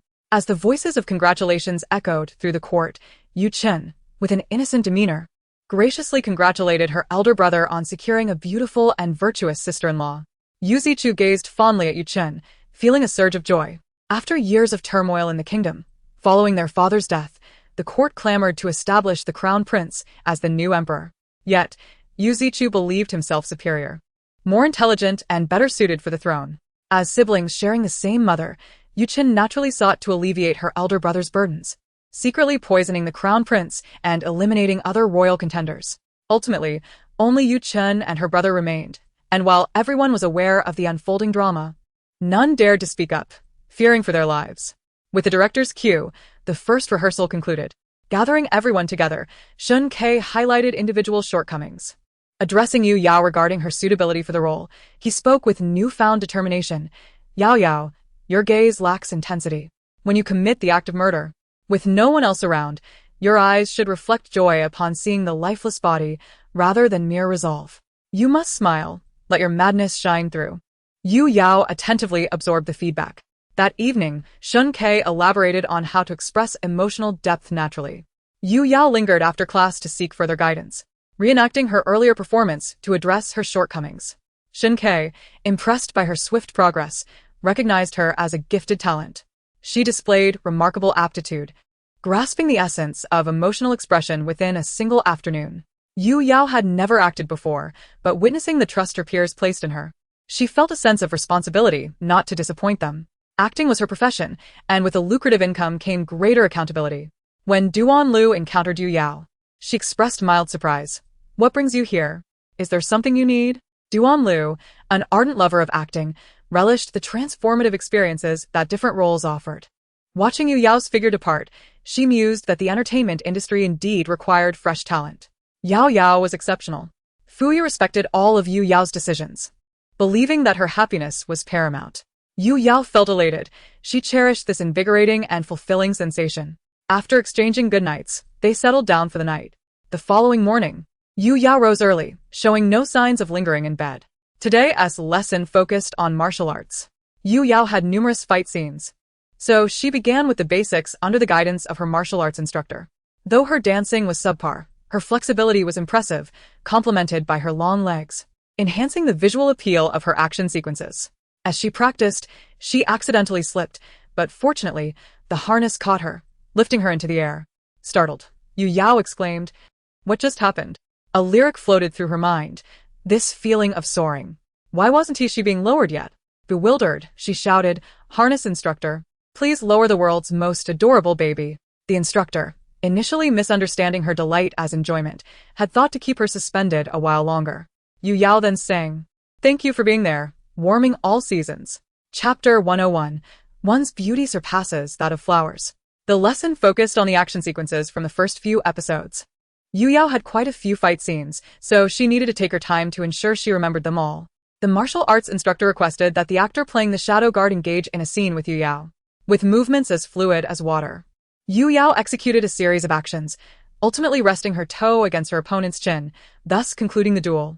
The actor portraying the shadow guard was an experienced martial artist and a friend of the director, participating in a friendly cameo. Observing Yu Yao descend from the wire, he expressed his satisfaction. "Not bad. The youth is formidable." Yu Yao humbly replied, "Oh, it's all thanks to your excellent teaching." After a brief exchange of pleasantries, the morning slipped away. During her downtime, Yu Yao quietly observed her fellow actors, meticulously analyzing their performances. Each time, she would reflect on areas needing improvement. As everyone revered each scene, striving for perfection, if unsatisfied, they would request a retake. Yu Yao's next scene involved an encounter with the second female lead, Sidekick, a time traveler well-versed in the historical developments of this era. She recognized the true nature of Yu Chen, who, contrary to the popular belief of being innocent and charming, was an ambitious individual, ultimately a madman who would usurp his brother's throne. Their first meeting took place in the Imperial Garden, where Yu Chen admired flowers newly planted by his elder brother, while his shadow guard, Lin Qing, observed from the shadows. From a distance, Xia Jinshu noticed a woman in red appreciating the blossoms. Undeniably beautiful, she could rightfully bear the title of the most stunning woman in the Yu Kingdom, embodying the phrase more delicate than flowers. However, contemplating the future, Xia Jinshu's gaze dimmed significantly as she approached Yu Chen and greeted, "Greetings, Your Highness." Yu Chen, curious about the unfamiliar face, inquired, "Who are you?" After pondering, he allowed Xia Jinshu to rise. Having heard tales of the right minister's daughter, renowned for her dual talents, today she certainly lived up to her reputation, he remarked slowly, a smile gracing his face. "Your Highness is too kind. It is said that you are the fairest in the Yu Kingdom. From afar, I thought the flowers in this garden paled in comparison to your beauty," Xia Jinshu flattered. Hearing this, Yu Chen chuckled, casually plucking a flower and handing it to her. "Here's a flower for you, daughter of the Xia family." With that, he turned and departed, Lin Qing swiftly following. Xia Jinshu gazed at the flower in her hand, then at Yu Chen's retreating figure, her expression clouded. Yu Chen was aware of the watchful gaze behind her, but remained indifferent. Whether good or ill, it bore no significance to her. The director was exceedingly pleased with the take. Cut. That was perfect. When Mush expressed admiration to Yu Yao, "You are truly remarkable. When you handed me the flower, I was lost in your gaze." Yu Yao waved her hand dismissively, showing no humility. "Oh, it's primarily my beauty that captivates you." Her remark elicited laughter from everyone present. After granting a brief respite, the focus shifted to the male and female lead scenes. For the past 2 days, Yu Yao had no scenes, devoting her time to observing others' performances and attending classes. Over the course of a month, her acting skills had improved dramatically. The director remarked to Shin Kei about Yu Yao's rapid growth, recognizing her talent. She is diligent. Unlike many in the entertainment industry who are overly eager for fame, Yu Yao truly loves her craft, Shun Kei reflected, recalling how Yu Yao had diligently studied her shortcomings daily. The director could not deny that it was a rare talent for her to hold her own against two seasoned actors in such a short time. Shin Kei sent a video of Yu Yao's performance to Qilon. Qilon replied with a voice message, "I have a knack for judging talent. You should thank me." Shun Kei chuckled at Qilan's proud tone, bemused by her youthful exuberance despite her age. As New Year's approached, the dedication of the cast resulted in a faster shooting schedule than anticipated, prompting the decision to grant everyone a break for relaxation and rejuvenation. Sister Lu and her companions arrived promptly at the set, noticing that Yu Yao appeared even thinner. Sister Lu felt a pang of concern for the actress, particularly during winter, when the cold and heavy costumes made everyone strive to lose weight, often to the detriment of their health. At 172 centimeters, Yu Yao now weighed only around 90 pounds. Upon spotting Sister Lu and Yuan, Yu Yao joyfully waved at them. Yuan instinctively approached to assist Yu Yao with her suitcase. The January weather was frigid, and only after getting into the car did Yu Yao feel the chill in her hands. Fuyu called Yu Yao, Yao, have you gotten into the car? Having not seen Yu Yao for nearly 2 months, and with the new year approaching, he was swamped with work and unable to visit the set. Once you're in the car, you'll soon see your clever, adorable, and graceful darling, Yu Yao teased playfully. Fuyu chuckled, his tone affectionate. All right, my little darling. See you soon. Sister Lu and Yuan chimed in, ears closed, ears closed. They felt a sense of familiarity with the gesture and sentiment, but couldn't quite place it. After arriving home, Yu Yao wished to keep Sister Lu and Yuan longer, but they decided to leave, thinking of their boss. Just as the warmth settled in, they saw Fuyu enter, clad in a long black coat. He was remarkably tall. Yu Yao felt the coat's length could reach her ankles, yet it only grazed his knees. Yu Yao quickly leaped into Fuyu's embrace, pouting, "Husband, I missed you so much. Life has been so difficult without you." Fuyu had just handed his coat to the butler when Yu Yao collided into him, gently stroking her head. He was about to offer consolation when he felt her cold hand slip under his clothing, prompting him to gasp slightly. He pulled her hand out, warming it. "Why is it so cold? And you haven't been eating well, have you? You've lost so much weight." Yu Yao countered, "Girls look better when they're slim. Don't boys like delicate and slender girls?" Although Fuyu understood she was joking, he still disagreed. "Don't say that. Don't change yourself for anyone. Being happy is what matters, regardless of weight. And if one truly prefers delicate and slender, they might as well like skeletons." Yu Yao recalled a picture she had seen online, bursting into laughter. "Health is what's truly important, my dear." After a brief embrace with Fuyu, Yu Yao remembered something she had forgotten. Looking around, she asked, "Where est Shun?" Realizing he wasn't home, Fuyu explained, "Yi is on winter break," and took him out to play. Yu Yao silently apologized to Shun in her heart. Fuyu had the kitchen prepare an abundance of food, feeding Yu Yao continuously, concerned that she had grown even thinner. Yu Yao felt as though her stomach might burst, placing a hand on her belly while supporting her waist with the other. Fuyu observed her thoughtfully. Yu Yao flopped onto the sofa, scrolling through Weibo, noticing a plethora of private messages. "Sister, it's time to update Weibo. Yao Jia, have you quit the internet? We haven't seen you in ages. When will you post a 9-square photo? I want to see the beauty. Yao Jia, I miss you, come back soon." Feeling adequately rested, Yu Yao stood up to go live in her study. "Sister, you caught me off guard. Thankfully, I've been keeping an eye on your Weibo. Long time no see. Wifey, you've become even more beautiful. I'm here. Yao Jia, have you lost weight? Your face is so thin. Lose weight? Eat more." Yu Yao looked at the rapidly scrolling comments and greeted everyone. "I've become more beautiful? I've always been beautiful, haha. I've lost a bit of weight. But please don't emulate me. It's all for work." "What drama is Yao Jia acting in?" Yu Yao blinked. "It's a secret. Is Sister Yao the female lead?" Yu Yao replied, "No, I'm not that prominent. Let's take it step by step." "It's fine, sister. You'll eventually be famous." "Seriously? If you can't even get the female lead role, what kind of performance can you give? Is it really watchable? Someone, expose this wretched person. If you have the ability, go act yourself. No one is forcing you to watch." "Yu Yao, if someone as unattractive as you can be watched, why do you think a beauty like me can't act? Have some self-awareness. Who knows if you've had work done?" "Yu Yao, oh. Then, I think you should consume more cosmetics to enhance your inner beauty." Haters, when there's nothing left to criticize, you start attacking my sister's looks? Truly the biggest joke of the year. Seems like you still find Sister Yao beautiful. Sister Yao is right. Go indulge in some cosmetics. Yu Yao, you're not fit to be a star. You lack positivity and publicly insult others. Yu Yao, I disagree. Your words lack substance. All you know is to retaliate. Do you realize your wealth comes from us? Yu Yao, I disagree. Regardless of what was said, Yu Yao kept insisting on her disagreement. Disagreement, disagreement, disagreement. This infuriated the haters to the point of exiting the live stream. Haha, Sister Yao, you're truly something, a cow emoji. I've learned. In the future, when someone says something, I disagree. I can't comprehend why anyone thinks Sister Yao's money comes from them. The live stream has shut down donations, and she's been consistently recording variety shows, relying solely on her beauty and wits to gain fame. Yu Yao glanced at the gossip shared by everyone, engaging in casual conversation. Fuyu, am I going to be alone today? He stood up to find Yu Yao and saw her cheerfully speaking to the screen. Fuyu, seems she has forgotten, she has a husband. Upon hearing his voice, Yu Yao looked up at the door, where Fuyu stood with a pitiful expression, speaking like a green tea. Yu Yao blew him a kiss. I'll be right there. Is that brother-in-law? That sounds a bit green tea. Ha ha ha. Brother-in-law can be charming too. Sister Yao, hurry and comfort your little darling wife. Seeing Yu Yao still unmoved, Fuyu stepped forward, scooped her up in one arm, waved goodbye to the live stream fans with the other, and switched it off.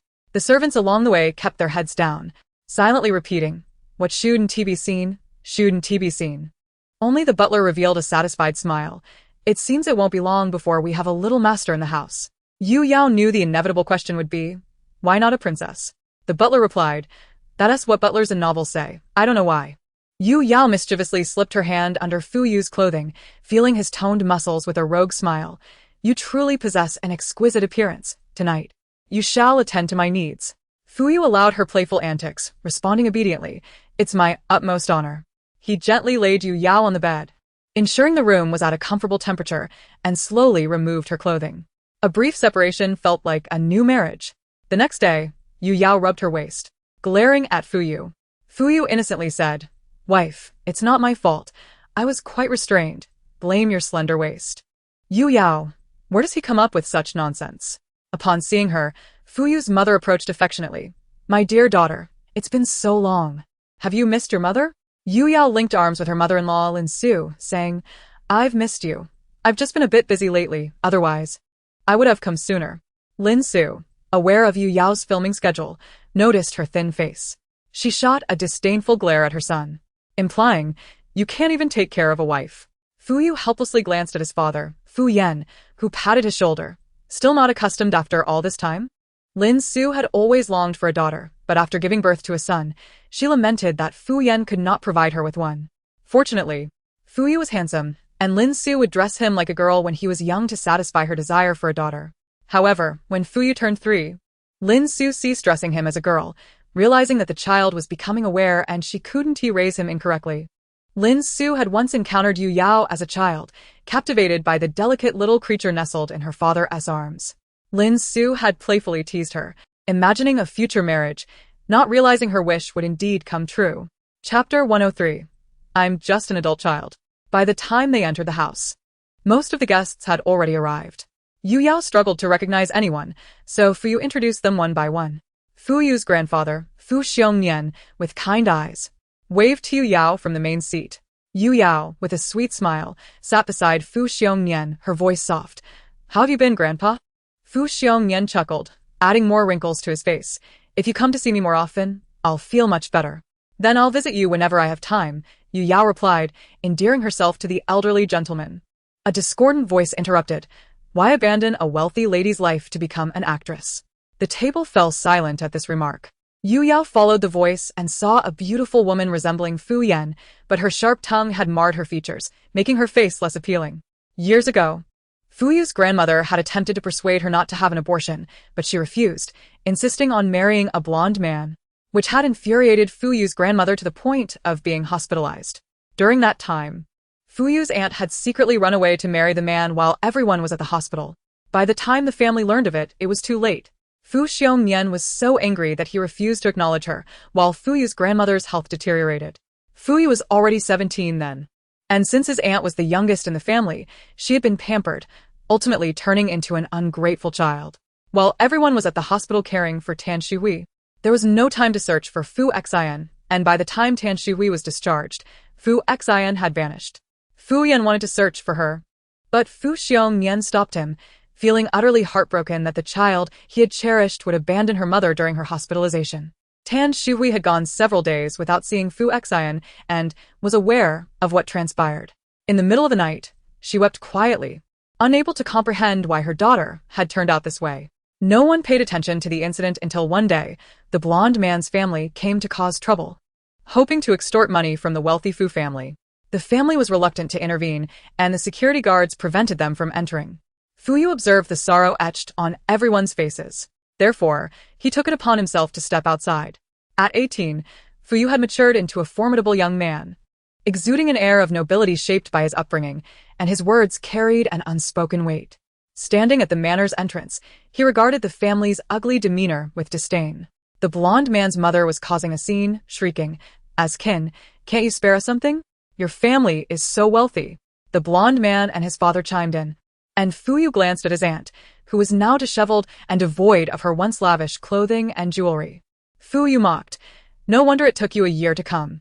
It seems you've exhausted your valuable possessions." He instructed the security to open the door, followed by a group of imposing bodyguards. Looking down at them, Fu Yu's tone dripped with sarcasm, with all this barking from outside. "Why, isn't anyone here to chase them away?" He gestured to the guards, who promptly seized the intruders and tossed them onto the roadside. Fu Xian shouted, "Fu Yu, I'm your aunt." Fu Yu raised an eyebrow, adopting a nonchalant demeanor, and as he turned, he casually replied, "What aunt? My father is an only child." Suddenly recalling a past incident, I issued a stern warning. "This is the first and last time you come seeking trouble. Should you dare to return, I would not hesitate to ensure your family is one person short." Ignoring the subsequent shouts, I turned and entered. The security personnel, displaying remarkable discernment, promptly ushered them out, placing them on a blacklist and securing the door. Following this, despite their family's refusal to heed my words, they returned to create a disturbance several times. I promptly gathered evidence of Huang Mao's hidden run and submitted it to the police station. Consequently, tranquility enveloped the household for an extended period. Tan Shui, aware of her deteriorating health, urged her husband to properly educate Fu Xian. After all, she had carried her for 10 months. Fu Xiongnian had been contemplating severing ties with Fu Xian, yet her words compelled him to provide her with a sum of money and a house, liberating her from her troublesome family. However, he instructed her not to return to the ancestral home, expressing his desire to avoid seeing her. The family regarded Fu Xian with cold indifference. As it was New Year's Day, she ventured over, and Fu Xiongnian, considering the festive occasion, refrained from expelling her. "Fu Yu, I am your aunt. How can you speak to your elder in such a manner?" Fu Xian felt a pang of discomfort at being confronted by her own junior. Fu Yu, while assisting Yu Yao with crabs, replied indifferently, "I recall telling you a few years ago that my father is an only child." Fu Xian, aware of Fu Yu's capabilities, opened her mouth but chose not to respond. Yu Yao, blissfully enjoying the food Fu Yu served her, remained oblivious to Fu Xian's earlier remarks. Having been in the spotlight for so long, she was no stranger to unsavory comments. As Yu Yao savored her meal, she felt her skirt being lifted. Quickly standing, she discovered a mischievous little boy grinning beneath the table. Luckily, as Yu Yao was afraid of the cold, she wore a pair of leggings beneath her skirt. Otherwise, She would have been exposed. Fu Yu swiftly pulled the boy out and, without coddling him, tossed him onto his mother. After ensuring Yu Yao was unharmed, he glared at the boy, saying, "You are just like your father, useless except for being a little rascal." Fu Xian, holding her child, disapproved of Fu Yu's harsh words. "He is still just a child," she said, comforting her son Ching Cheng. "It's all right, don't cry." Yu Yao then stepped forward, yanking the boy from Fu Xian's embrace, stripping him of his pants and unceremoniously tossing both him and his pants outside. With a smile, Yu Yao quipped, "I too am merely a grown-up child. As an elder, surely you won't hold this against me?" Fu Xian stomped her foot, her tone urgent. "Father, you," Fu Xiongnian interrupted her, stating, "I am not your father. I have only one son." With that, he turned and walked inside, leaving the onlookers to regard Fu Xian and her child with contempt as they followed him. Chapter 104. Sister Yao, you have indeed created a new style of madness. Fu Xiongnian paid little mind to the recent incident. He had long since grown disheartened with Fu Xine. Had it not been for his late wife's words, he would have severed ties long ago. Lin Shu, Genseren. Asked Yu Yao, are you alright? She and T anticipated that the boy, now over 10 years old, would still be lifting skirts, truly a trait inherited from his father. Yu Yao, seeing the concerned gazes around her, smiled and shook her head. I'm fine. Thankfully, I dressed warmly. Fu Xiongnian encouraged everyone to continue dining. Suddenly, Yu Yao remembered that her video software hadn't been updated in quite some time. Thinking it a fitting occasion to share something new on New Year's Day, she dashed upstairs, retrieved her filming outfit, and began recording in the living room on the second floor. After some editing, she felt satisfied and uploaded the video. Upon seeing Yu Yao's video, the thumbnail showcased her in a figure-hugging dress, sheer black stockings, and a tight black top, her face radiating joy. Some viewers, filled with skepticism, clicked to watch. As expected, with the music playing, she began reminiscing about years past, recalling moments spent hand in hand, her movements graceful and carefree. The caption read, Happy New Year. Here's a showcase of my talent. In the comments, reactions poured in such as, Sister Yao, what are you doing with your beautiful body? And I'm thrilled to see the black stockings. Can someone explain why mine differ from what my boyfriend sees? Others chimed in with playful banter, teasing her about her antics and requesting links to her safety shorts. Yu Yao, noticing the playful mockery in the comments, ran to Fu Yu, pouting, Wah, darling. They're all making fun of me. Fu Yu, watching the video of Yu Yao's playful flips, found himself momentarily at a loss for words. As Yu Yao, playful and affectionate, tapped his chest, she implored, Darling, say something. After gathering his thoughts, Fu Yu, albeit insincerely, remarked, You look stunning. You can pull off anything. Satisfied, Yu Yao declared, That's because they lack discernment. Fu Yu's gaze fell to her legs, subtly encased in her stockings, revealing a unique charm. As he looked at Yu Yao, his expression darkened significantly, and she, aware of his thoughts, hastily rose from his lap, exclaiming, We still need to visit Grandpa later. Don't get ahead of yourself. She shared the comments with Fu Yu, who, playing along, echoed her sentiments. After changing her outfit, Yu Yao set out for the Su family's gathering. Upon entering, she was greeted by an exuberant dog bounding toward her, tail wagging and barking joyfully, its tongue lolling out as if smiling. At first, Yu Yao failed to recognize Deshan, having grown considerably over the past month.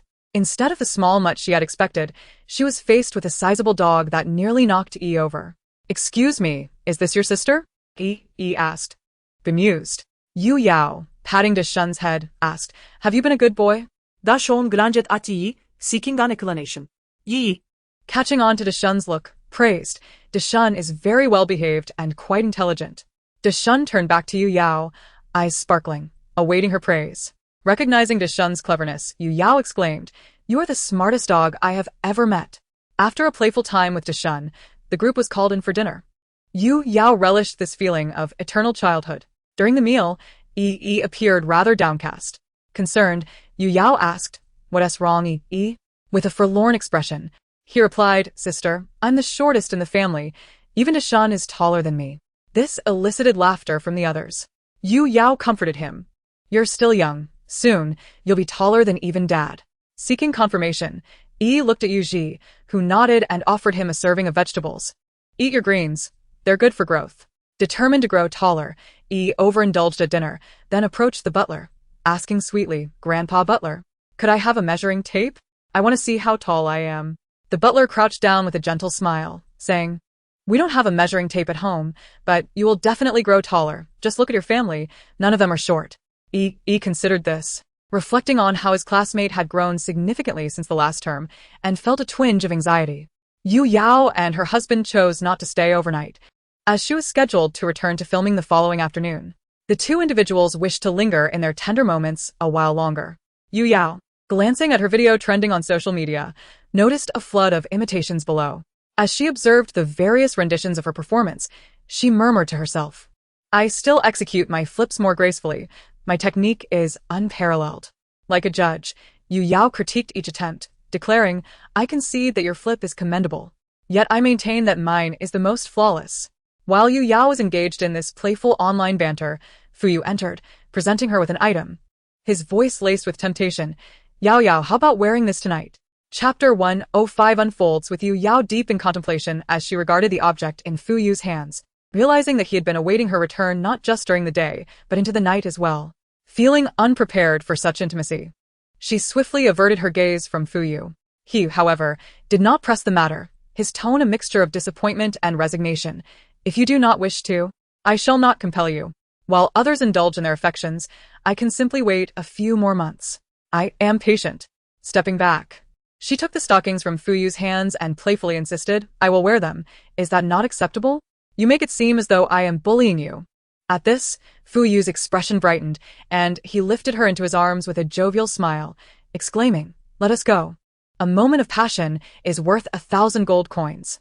As Yu Yao lay in bed, she internally chastised, whoever believes Fu Yu is a fool. Aware of his overstepping, Fu Yu dutifully washed up, soothing her to sleep like a child. The next day, with filming set for the afternoon, Yu Yao slept soundly until she awoke to find Fu Yu's face beside her. Instinctively, she raised her hand as if to strike, but he evaded her swiftly. Feeling a twinge of guilt, she apologized. My body acted on its own. How could you be so close? Fu Yu, undeterred, assisted her in rising and preparing for the day, leading her to the dining area. Noticing the time, she queried, why did you not go to the office today? She understood that this filming would be prolonged, with the director prohibiting any visitors, and she often found herself missing him while watching from afar. Once this project concludes, I promise to dedicate ample time to you. Fu Yu nodded, encouraging her to eat. He wished to accompany her, but Yu Yao halted him, fearing it would make parting even more difficult. With a reluctant gaze, she watched Fu Yu as she entered the vehicle, glancing back through the rear window to see him chasing after the car, calling Yu Yao, how could I possibly live without you? This thought made her chuckle.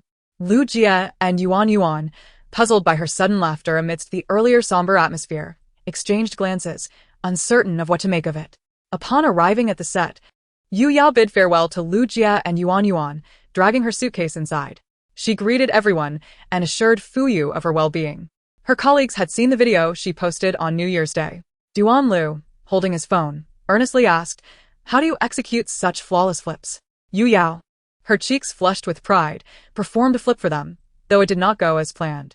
Unfazed, she attempted several more until she succeeded. Director Su observed the spectacle, remarking this child, Yu Yao, is truly remarkable.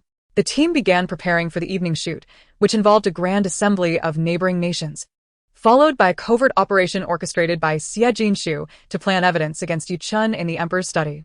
As the lavish banquet commenced, the hall resonated with music and laughter.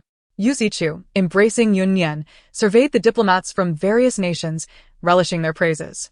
Raising his cup in camaraderie, he basked in the joyous atmosphere. Meanwhile, Yu Chun, seated below, exchanged glances with Lin Qi, who discreetly departed for the emperor's study, evading guards to retrieve the evidence provided by Xie Jinshu. Observing Lin Qi reclaiming his former position, Yu Chun sensed success. Perhaps his elder brother had grown complacent, for the opposition's military might was lacking. He raised his cup, savoring the wine. Just as he finished, he heard his name mentioned. Turning to the envoy addressing his elder brother, he listened intently. Your Majesty, we have a matter to discuss today. Yu Zichu set down his cup, motioning for him to continue. The emperor wishes for a lasting alliance between our nations, and I propose a marriage between our prince and your esteemed princess. Yu Chun leaned back lazily, a grin on his face as he regarded the prince from the other nation, who blushed at the comparison between their beauty and that of Yu Chun. However, Yu Chun, recalling the other nation's military capabilities and the prince's reputation, scoffed. It is said your prince already has a fiancée. What do you mean by this proposition? At this, the prince rose, asserting, the princess must be of our nation. You may have her as a concubine. Hearing this, Yu Chun burst into laughter, as if he had heard the most absurd joke. You, a mere vassal state, dare to utter such demands?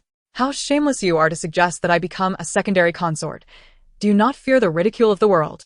Yu Zichu observed the exchange with amusement until the discourse turned toward him, prompting him to interject. I agree with my sister. Your nation seems oblivious to the current circumstances. Raising his voice, he commanded, bring forth the envoy of Lian Nation and their prince. See to their proper hospitality. Despite their protests, they were escorted away. The other nations watched, their apprehensions dispelled, It was common knowledge that the newly ascended emperor and the princess of Yu Nation were both fierce and ruthless. However, in the eyes of their citizens, they were seen as benevolent rulers, significantly improving their quality of life. With the clapperboard signaling the end of the scene, this chapter concluded splendidly. Chapter 106 was a moment of triumph for the director, who reveled in the smooth progression of this project, devoid of external interference or egotistical actors. Everyone was committed to their craft, and Yu Yao, thought to be a novice, proved to be a remarkably gifted performer, immersing herself deeply in the role with emotional depth and a willingness to learn from her seniors. The director's joy was palpable, and although he intended to treat the cast to a grand feast, he decided to wait until after the filming concluded. In a fit of whimsy, Yu Yao sent several messages to Fuyu, and as he concluded his daytime tasks, his phone buzzed repeatedly. Opening the notifications, he found a picture of Yu Yao's eye captioned, "This was my left eye. It wishes to tell you it loves you." Next came a series of images.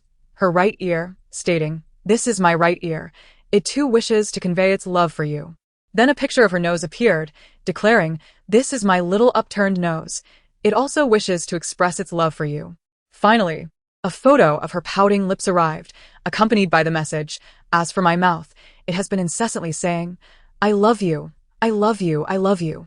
Fuyu, taken aback by this whimsical declaration from her features, fell into a prolonged silence. Yu Yao had not heard a response from the other side despite calling out several times. Finally, Fuyu spoke up. "I'm here." Yu Yao inquired, "What do you think about the new way of confessing?" "A splendid idea. I built a castle in just 5 seconds." Upon hearing this, Yu Yao perked up. "You bought a castle? In 5 seconds? Was it an auction?" Fuyu replied nonchalantly. "No, I just dug it out with my toe." Hearing Fuyu tease her, Yu Yao feigned annoyance. "You're so annoying. I'm ignoring you now. I have darkened my heart, and shall henceforth be known as Nyoguoluyu." Fuyu listened intently to Yu Yao's playful banter, chuckling softly. "I love you too." Yu Yao ceased her incessant chatter, captivated by Fuyu's magnetic voice emanating from her phone, feeling as though her ears might burst with joy. "Fuyu, you've broken the rules," she accused. Fuyu was puzzled by her claim. Yu Yao continued, "You've used your beauty to win. I've lost this round." Fuyu then hung up the phone. Still perplexed, Yu Yao noticed a video call invitation and tidied her hair before answering, adopting an imperious tone. "What is it? What business does a princess have with you?" Fuyu, gazing at Yu Yao's theatrical demeanor, spoke affectionately. "I miss the princess and wanted to see her beautiful face." Yu Yao struck a few exaggerated poses. "Since you are so sincere, I shall forgive you this time." "Thank you, princess," Fuyu responded, indulging her whimsy. He delighted in providing Yu Yao with emotional support, often aligning with her sentiments, soothing her when she was upset, and patiently reasoning with her afterward, rewarding her compliance with gifts. They exchanged casual banter about daily life, which primarily consisted of Yu Yao's exuberance and Fuyu's attentive listening. Aware that Yu Yao had an early shoot the next day, Fuyu reminded her, "Yao Yao, it's time to sleep." Yu Yao glanced at the time, realizing it was indeed late. To ensure her best performance tomorrow, she needed to rest. Supporting her forehead with her left hand, she declared, "The princess is tired. You may leave now." Fuyu chuckled in reply, "Rest well, Your Highness. I take my leave." After ending the call, Fuyu sent Yu Yao a sweet text message wishing her good night. Filled with excitement, Yu Yao rolled around on her bed. Every conversation with Fuyu felt like the exhilaration of first love, making her heart race. Eventually, she calmed her emotions and gradually drifted off to sleep. The following morning, she rose early to embrace a fulfilling day. Standing before the mirror, she motivated herself. "Yu Xiaoya, you are the best. Keep pushing forward." Upon arriving at the venue, she began preparing for her look. In recent days, Yu Yao had considerable screen time as the climax of her character approached. Yu Chen observed the emergence of many new styles in the capital, rumored to be the brainchild of the Xie family's legitimate daughter.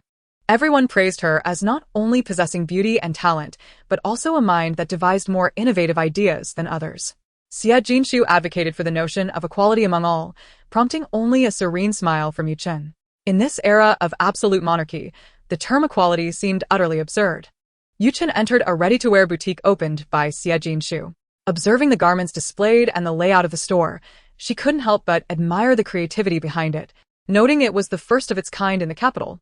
As she watched the steady stream of customers, Yu Chen merely smiled. Xie Jinshu approached Yu Chen to greet her, to which Yu Chen responded with a gesture for her to rise. Standing beside Yu Chen, Xie Jinshu spoke with a hint of pride. Princess, should you fancy any styles, please let me know, and I will gift them to you. Yu Chen laughed brightly at this. No need. I am not accustomed to such styles. I prefer royal customizations. Turning to leave with her maid, she suddenly added. Oh, by the way, I am the least short of silver. Watching Yu Chen's departing figure, Xie Jinshu clenched her teeth in frustration, feeling indignant. What makes the princess so special? I know all the plot lines. The maid beside her whispered. Princess, I must say, that Xie girl does seem to have some ideas. Yu Chen casually replied, Indeed. But when one family dominates, it inevitably invites trouble. Just as Yu Chen predicted, a few days later, news surfaced that the ready-to-wear shop of the Xie family's legitimate daughter had been set ablaze at night, inciting the family to scour the city for the culprit. The maid massaged Yu Chen's shoulders. Princess, you truly have a gift for foresight. One can only hope that the Xie girl finds the arsonist soon. Yu Chen, with a languid gaze, remarked. She won't find them. Even if she does, she won't be able to take action. The maid quickly grasped the implications. Having spent enough time with the princess, her mind was sharper than most. Recalling the princess's earlier words, she understood that a monopoly would surely attract envy. The Xie girl was a newcomer, competing against seasoned merchants for resources. Those who had known each other longer would undoubtedly unite against her. Even if the Xie family identified the arsonist, dealing with a collective of merchants would be far more complicated, potentially involving the emperor, who might prioritize state interests over the Xie family's grievances. Although history favored agriculture over commerce, the undeniable truth remained. Commerce generated swift profits, high taxes, and a well-funded treasury was essential for military strength. All right, Yao, you may take a break now. The director expressed his satisfaction, as the next scene involved the secondary female and male leads. While they changed costumes, Yu Yao perched on a small stool beside the director to observe. The assistant director whispered to Yu Yao, Do you have any acting tips? I see you immerse yourself in your role quite swiftly. Leaning back against the stool, Yu Yao replied, Assistant director, you've asked the right person. I'm in a good mood today, so I'll share my secrets for a low price. No need for 999 or even 99. Today, just 989, and I guarantee you'll master it. Can I get credit? You don't know how broke I am. If it weren't for our director's keen eye selecting me, I might still be begging on that overpass. The assistant director expressed with gratitude toward Director Su. Yu Yao shook her head, feigning resignation. It's a small business. We do not extend credit. Director Su observed their exaggerated antics with an expression of exasperation. The assistant director chuckled awkwardly. I worry for the audience's eyes with my pitiful acting. The director appreciated his self-awareness. The scenes with Mixue and Shuwen commenced. Ling Qingye maintained an impassive expression, yet that evening he ventured to the back mountain. There, he spotted a woman's silhouette and heard footsteps behind him. Xie Jinshu turned, her face beaming with a smile. You've come. Ling Qingye found her words reminiscent of romantic exchanges in a novel, so he refrained from speaking. Unfazed, Xie Jinshu continued. I know what the eldest princess is thinking, but I must tell you, she will ultimately fail. Why not join me? I can guarantee you future wealth and nobility and no longer serve as someone else's guard. While reading, Xie Jinshu had found Ling Qingye's character to be dashing and deeply emotional. She knew he had feelings for the eldest princess, but after her inevitable failure, he vanished from the narrative. The author had left the story unfinished, and Xie Jinshu only knew of the earlier plot. To her surprise, Ling Qingye was even more handsome than the emperor, someone she admired greatly. In her previous life, she had been an ordinary individual without much ambition. Now finding herself as a second-generation official in this era, Ling Qingye perceived that the Xie daughter seemed somewhat deranged, a far cry from the rumors circulating about her. Contemplating the dark night, he thought it might be best to eliminate her. However, Xie Jinshu, noticing the murderous intent in his eyes as he approached, hastily said, If you kill me, evidence of Yu Chen's usurpation will appear in the emperor's study the very next moment. This caused Ling Qingye to halt, casting a blank glance at Xie Jinshu before turning to leave. Xie Jinshu remained shaken, utterly frightened. As I watched Ling Qing walk away, I finally exhaled. After the scene wrapped up, everyone took a break, and Duan Lu approached Yu Yao, informing her that she had made it onto the trending list. Yu Yao was bewildered, thinking, what have I done? I've been isolated while filming. How could I possibly trend? She pulled out her phone, only to discover that the news was about her alleged disrespect towards elders, claiming she had stripped a child of their pants and tossed them outside, in the biting cold. Instantly, she knew who had stirred this up. She had no intention of engaging with her provocations. Fu Yu, respecting everyone's opinions, declared that if they wished to start their holiday early, they would need to work overtime. He was an exemplary boss, promising that the completion of this project would result in doubled year-end bonuses. Upon hearing this, everyone worked even harder. When Yu Yao called, Fu Yu had just confirmed the project's progress with the team leader. He answered the call, signaling to the project manager that he could leave. As the manager reached the door, he heard his boss's gentle voice. "What is wrong, Yao Yao?" A shiver ran down his spine, and he hurried to close the door. "Have you seen the trending topic on Weibo?" Yu Yao felt uncertain about how to bring this up with Fu Yu, and decided to let him discover it himself. When Fu Yu opened Weibo on his computer, he saw Yu Yao's name trending at number 3. His expression darkened instantly, but his tone remained soft as he assured her, "I'll handle it. You focus on your filming." Yu Yao acknowledged him a couple of times before they ended the call. Fu Yu retrieved Fu Xian's number from his blacklist. Upon seeing her nephew come to her, Fu Xian immediately knew it was about the trending topic. "What is going on, Fu Yu?" she asked. His voice carried an icy edge. "Is your life going too smoothly?" Taken aback by his threatening tone, Fu Xian hesitated before remembering her objective and boldly declared, "If you want me to remove the trending topic, it'll cost you 100 million. Fu Yu scoffed. "You think my wife's reputation is worth that much?" Fu Xian, expecting a larger offer, was about to speak when Fu Yu interjected, "You seem to have misunderstood me. It's just a trending topic. I can resolve it with a few words." A cold sweat broke out on Fu Xian's back. Having observed how Fu Yu treated Yu Yao, she had erroneously believed he was easy to manipulate. After a lengthy silence, Fu Yu lost patience and abruptly hung up. As he scrolled through the comments disparaging Yu Yao, a pang of hurt pierced his heart. His Yao Yao was a wonderful person, and these online commentators were merely opportunistic. The comments read, "Yu Yao is clearly not a good person. How can she be a celebrity without respecting her elders? What if that little child freezes after being stripped and thrown outside? Yu Yao should leave the entertainment industry. She has no shame. Yu Yao, just get out." Without knowing the full story, I 1T comment. Yu Yao has even provided shelter for a homeless elder. How could she do something like this? Exactly. Sister Yao hasn't done anything outrageous. She just speaks her mind but has always maintained her principles. Anyone who insults my sister Yao will face my wrath. I hope those who criticize my sister Yao choke on potatoes while eating. Fu Yu responded, "My wife is a remarkable person.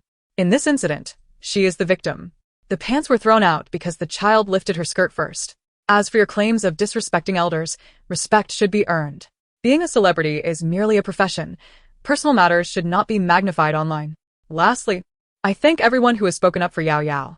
Fu Yu, a man of few words, expressed his heartfelt sentiments, emphasizing his respect for Yu Yao's profession while refusing to stand by as others insult her. As the new year approached, the filming progressed smoothly, and the crew generously granted a full evening off for everyone to enjoy a reunion dinner with their families. Everyone exclaimed in disbelief at such extravagance. After wrapping up the day's scenes, Sister Lu escorted Yu Yao home. Sister Lu had settled in the capital, where her family resided, so she did not stay for dinner. Yuan, being a local, had always given Yu Yao the impression of a wealthy young lady experiencing life. Upon exiting the elevator, Yu Yao spotted a fluffy head peeking in. After ensuring no one was around, she tiptoed inside. Fu Yu stood at the elevator door, arms crossed, leaning against the wall, gazing at Yu Yao with fondness. Yu Yao thought he was still upstairs and planned to surprise him. Once she confirmed the coast was clear, she entered with a beaming smile, only to turn and find Fu Yu beside the elevator. She waved at him. "Hi." Her smile returned as she took a step closer and hugged his waist, saying, "I wanted to surprise you." Straightening up, she saluted Fu Yu and dashed into the elevator. Fu Yu sat quietly on the sofa, his gaze fixed on the elevator. Finally, Yu Yao emerged, clad in a festive red coat, her cheeks flushed from the warmth, resembling a New Year doll. It was the first time Fu Yu saw her in such an adorable outfit, and he couldn't help but smile. Yu Yao bounced over, linking her arm with his, and together they headed to the garage to drive. Among the luxury cars, Yu Yao chose a red Ferrari, reasoning that its vibrant color was celebratory. Today, Fu Yu was the driver, while Yu Yao settled into the passenger seat, fastening her seatbelt. Clenching her fist, she stretched her arm forward, exclaiming, "Master Fu, let us set off." Fu Yu joined in her playful spirit. "All right, dear passenger, please buckle up." As Yu Yao gazed outside, she noticed every restaurant was bustling with patrons, the streets adorned with festive decorations, and smiles of happiness illuminating everyone's faces. A glance at Fu Yu revealed his lips curving upward, making her feel that happiness was indeed a verb. Arriving at the ancestral home, they entered to find the meal already prepared. Yu Yao released Fu Yu's arm and linked hers with Lin Su's, grinning sweetly surprise. Lin Su, charmed by Yu Yao's festive attire, responded, a delightful surprise. Fu Yu, feeling overlooked, thought, I'm the unwanted child. Not even my wife wants me, nor does my mother. Observing the two girls laughing and chatting, Fu Yu felt this year's celebration was particularly lively. During dinner, Fu Yan mentioned Yu Yao's trending topic on Weibo. Fu Xiongyan shot him a glare. It's the new year. Why bring up such unlucky matters? Fu Yan quickly covered his mouth. Oops, my bad. Let us eat. Yu Yao, unfazed, happily enjoyed the dishes everyone served her. Noticing Fu Xiongyan's furrowed brows, she explained, Grandpa, I've actually gained 2 pounds. Fu Xiongyan's frown deepened. With your frame, what are those 2 pounds worth? Yu Yao hastily piled several pieces of meat into her bowl. I'll eat, and you should too, Grandpa. She added a piece of meat to his plate. The Spring Festival Gala playing in the background filled the room with a festive atmosphere, and the meal was enjoyed amidst laughter and joy. After dinner, everyone accompanied Fu Xiongyan to the living room to watch the gala.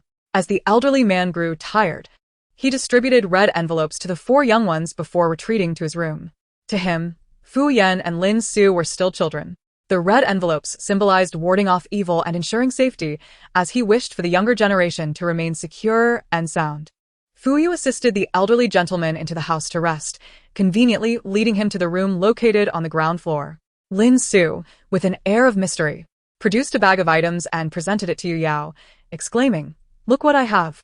Yu Yao opened it and gasped in delight. Fireworks. Let us go set them off together. To avoid disturbing the elderly man's slumber, the group retreated to the backyard where they first took out sparklers. Lin Shu, Enchanted by the reflection of the fireworks illuminating Yu Yao's face, captured several photographs with her phone, directing, Yao Yao, step back just a bit. Yes, that's perfect. So beautiful. Due to city regulations prohibiting large fireworks displays, they traveled to a government-sanctioned area where Lin Su had invested tens of thousands in an extravagant array of fireworks. As they launched into the night sky, the first burst formed the figure of a mythical beast, followed by a dazzling spiral of colors, culminating in the phrase wishing you peace year after year. Lin Su felt that the term peace was indeed the finest blessing. In the square, onlookers captured the spectacle, some even photographing the 4 of them together, remarking, Today, we captured a beautiful family. The final photograph depicted the 4 standing together, gazing at the words wishing you peace year after year in the sky, with Yu Yao's small face tilted upward, the crimson glow enveloping them, freezing that moment of happiness in time. The night was filled with fireworks exploding above, shimmering with vibrant colors. Sparks danced about before vanishing, followed by a cascade of fireworks illuminating the joyful faces of the crowd. Chapter 109. Come out, my love. Yu Yao shared a video of the fireworks in the family chat group. Yu Yao. Video. Happy New Year. Yuji. Happy New Year. Su Jinan. Darling. How long will you be home? Yu Yao. Leaving tomorrow, sobs. The group remained mostly silent, sending Yu Yao red envelopes, with Su Jinan specifying, half of it is for little Yu. Suddenly recalling the chat app's new red envelope feature, they resent a payment to Fu Yu, guessing Yu Yao would not share with him. Fu Yu smiled at Yu Yao, saying, What's mine is yours, and then accepted the group transfer, replying, Thank you, Mom. He then sent a sum of money to Yu Yao's account. Yu Yao glanced at her phone notification and meticulously counted, units, tens, hundreds, thousands, 10,000s, 100,000s, millions. Tens of millions, billions. Astonished, she looked at Fu Yu, who wore a gentle smile. Happy New Year. This is your red envelope. I hope our Yao Yao has a successful career and remains safe. Hearing Fu Yu's calm blessing, Yu Yao's eyes welled with tears. Observing her emotional state, Fu Yu quickly cupped her face, speaking softly. What's wrong? Why are you crying? Yu Yao buried her face in Fu Yu's embrace, wrapping her arms around his waist. Fu Yu, thank you. Unfortunately, Yu Yao's menstrual cycle had arrived, and Fu Yu could only suppress his own discomfort. He gently rubbed her abdomen, aware that the first day of her period was particularly painful, even though it was now the 3rd day. As he massaged, he suggested, once you finish filming, let us see a traditional doctor to help you feel better, alright? Yu Yao felt warmth spreading through her abdomen and nodded in agreement. The next day, Fuyu accompanied Yu Yao to the film set, where the director noticed Fuyu's affectionate gaze toward Yu Yao, leading him to wonder who had spread rumors about their strained relationship. Director Su and approached Fuyu, greeting him, "Mr. Fu, a pleasure to meet you." Fuyu reciprocated the handshake with a distant tone. "Hello, Director Su." The director eagerly invited Fuyu inside to take a look. In her innocence, Yu Yao asked, "Director, ISN tier production against visitors?" Director Su shot her an exasperated glance. "That was to prevent others from revealing our location. Do you see Mr. Fu as that kind of person?" Yu Yao shot a disdainful look at the director. "Flatterer, your mood changes quickly." The director winked at Yu Yao. "This is a top-tier benefactor. Principles mean nothing when money is involved." Trusting Fuyu's character, he welcomed the prospect of his investment, appreciating the lack of interference in his production. As everyone stared at the unfamiliar face, the assistant director, previously gossiping, turned to see everyone gazing at the entrance. Fufu? He exclaimed. Director Su smirked at the assistant director's naivety. While some did not recognize Fuyu, they deduced who he was from his hand-holding with Yu Yao. Yu Yao, ever adept, introduced Fuyu to the environment and then led him to her room. Upon entering, Fuyu frowned. The director, sensing his discomfort, asked anxiously, "Is the accommodation unsatisfactory?" It was arranged to hotel standards. Fuyu was not displeased with the environment but found it a tad chilly, recalling a previous incident when Yu Yao had endured significant pain. With her filming schedule tight, there had been no time for her to recuperate, and he resolved to ensure she allocated time for her health. Fuyu's gaze towards Yu Yao spoke volumes without words. The director felt relieved by Fuyu's silence. After a moment, Fuyu bid farewell to Yu Yao, mindful not to disrupt the filming schedule, eager for her to finish, so they could spend time together. Once outside, he contacted a store to send several heating units to the set, ensuring every actor received one, including the director. Understanding the director's reluctance to allow outsiders inside, Fuyu shared the director's number, instructing the delivery personnel to call him upon arrival. As the director guided the crew through their movements, he received a call. Before he could speak, the voice on the line said, "We are staff from Guishang. Mr. Fu asked us to deliver some items. Can you step outside for a moment? Bring a few people." The director was pleasantly surprised and summoned several strong men to assist. Upon seeing the delivery truck filled with heaters, the director understood Fuyu's earlier frown. The delivery personnel added, "These are for few actors. The rest is up to you on how to distribute." The director mused that it was rare to meet a wealthy individual who considered the entire crew's comfort. With a grin, he instructed everyone to carry the items into the actors' quarters, ensuring some were also placed in the women's rooms. He thought that while the men could manage with just a heater, the women would benefit from a warmer environment, especially since the filming site lacked air conditioning, forcing everyone to wear thick clothing. Although the heaters were not overly warm, they made a significant difference, preventing the crew from exhaling frosty breaths. The lead actor, Peng Jiaji, curiously asked director, "Did you hit the jackpot? This must have cost a fortune." Suan waved his hand dismissively. "Oh, this is all thanks to Yu Yao's husband." Everyone turned to Yu Yao, collectively exclaiming, "Thank you, Yu Yao." With an air of pride, Yu Yao replied, "It's a small gesture. My husband loves me dearly." The day's filming concluded in laughter. Yu Yao opened her phone and sent Fuyu a picture with the caption, "Come out, my love." Fuyu. Observing Yu Yao's quirky expression, sighed, "Why do you have so many adorable stickers?" Yu Yao retorted, "That's none of your business." Fuyu replied obediently, "All right." Yu Yao then inquired, "What made you think to send heaters to the crew?" Fuyu responded, "I didn't want you to be cold.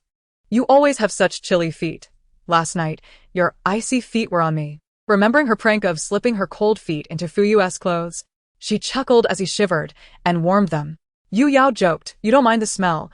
I didn't wash my feet yesterday." Fuyu replied, "I love you too much to care."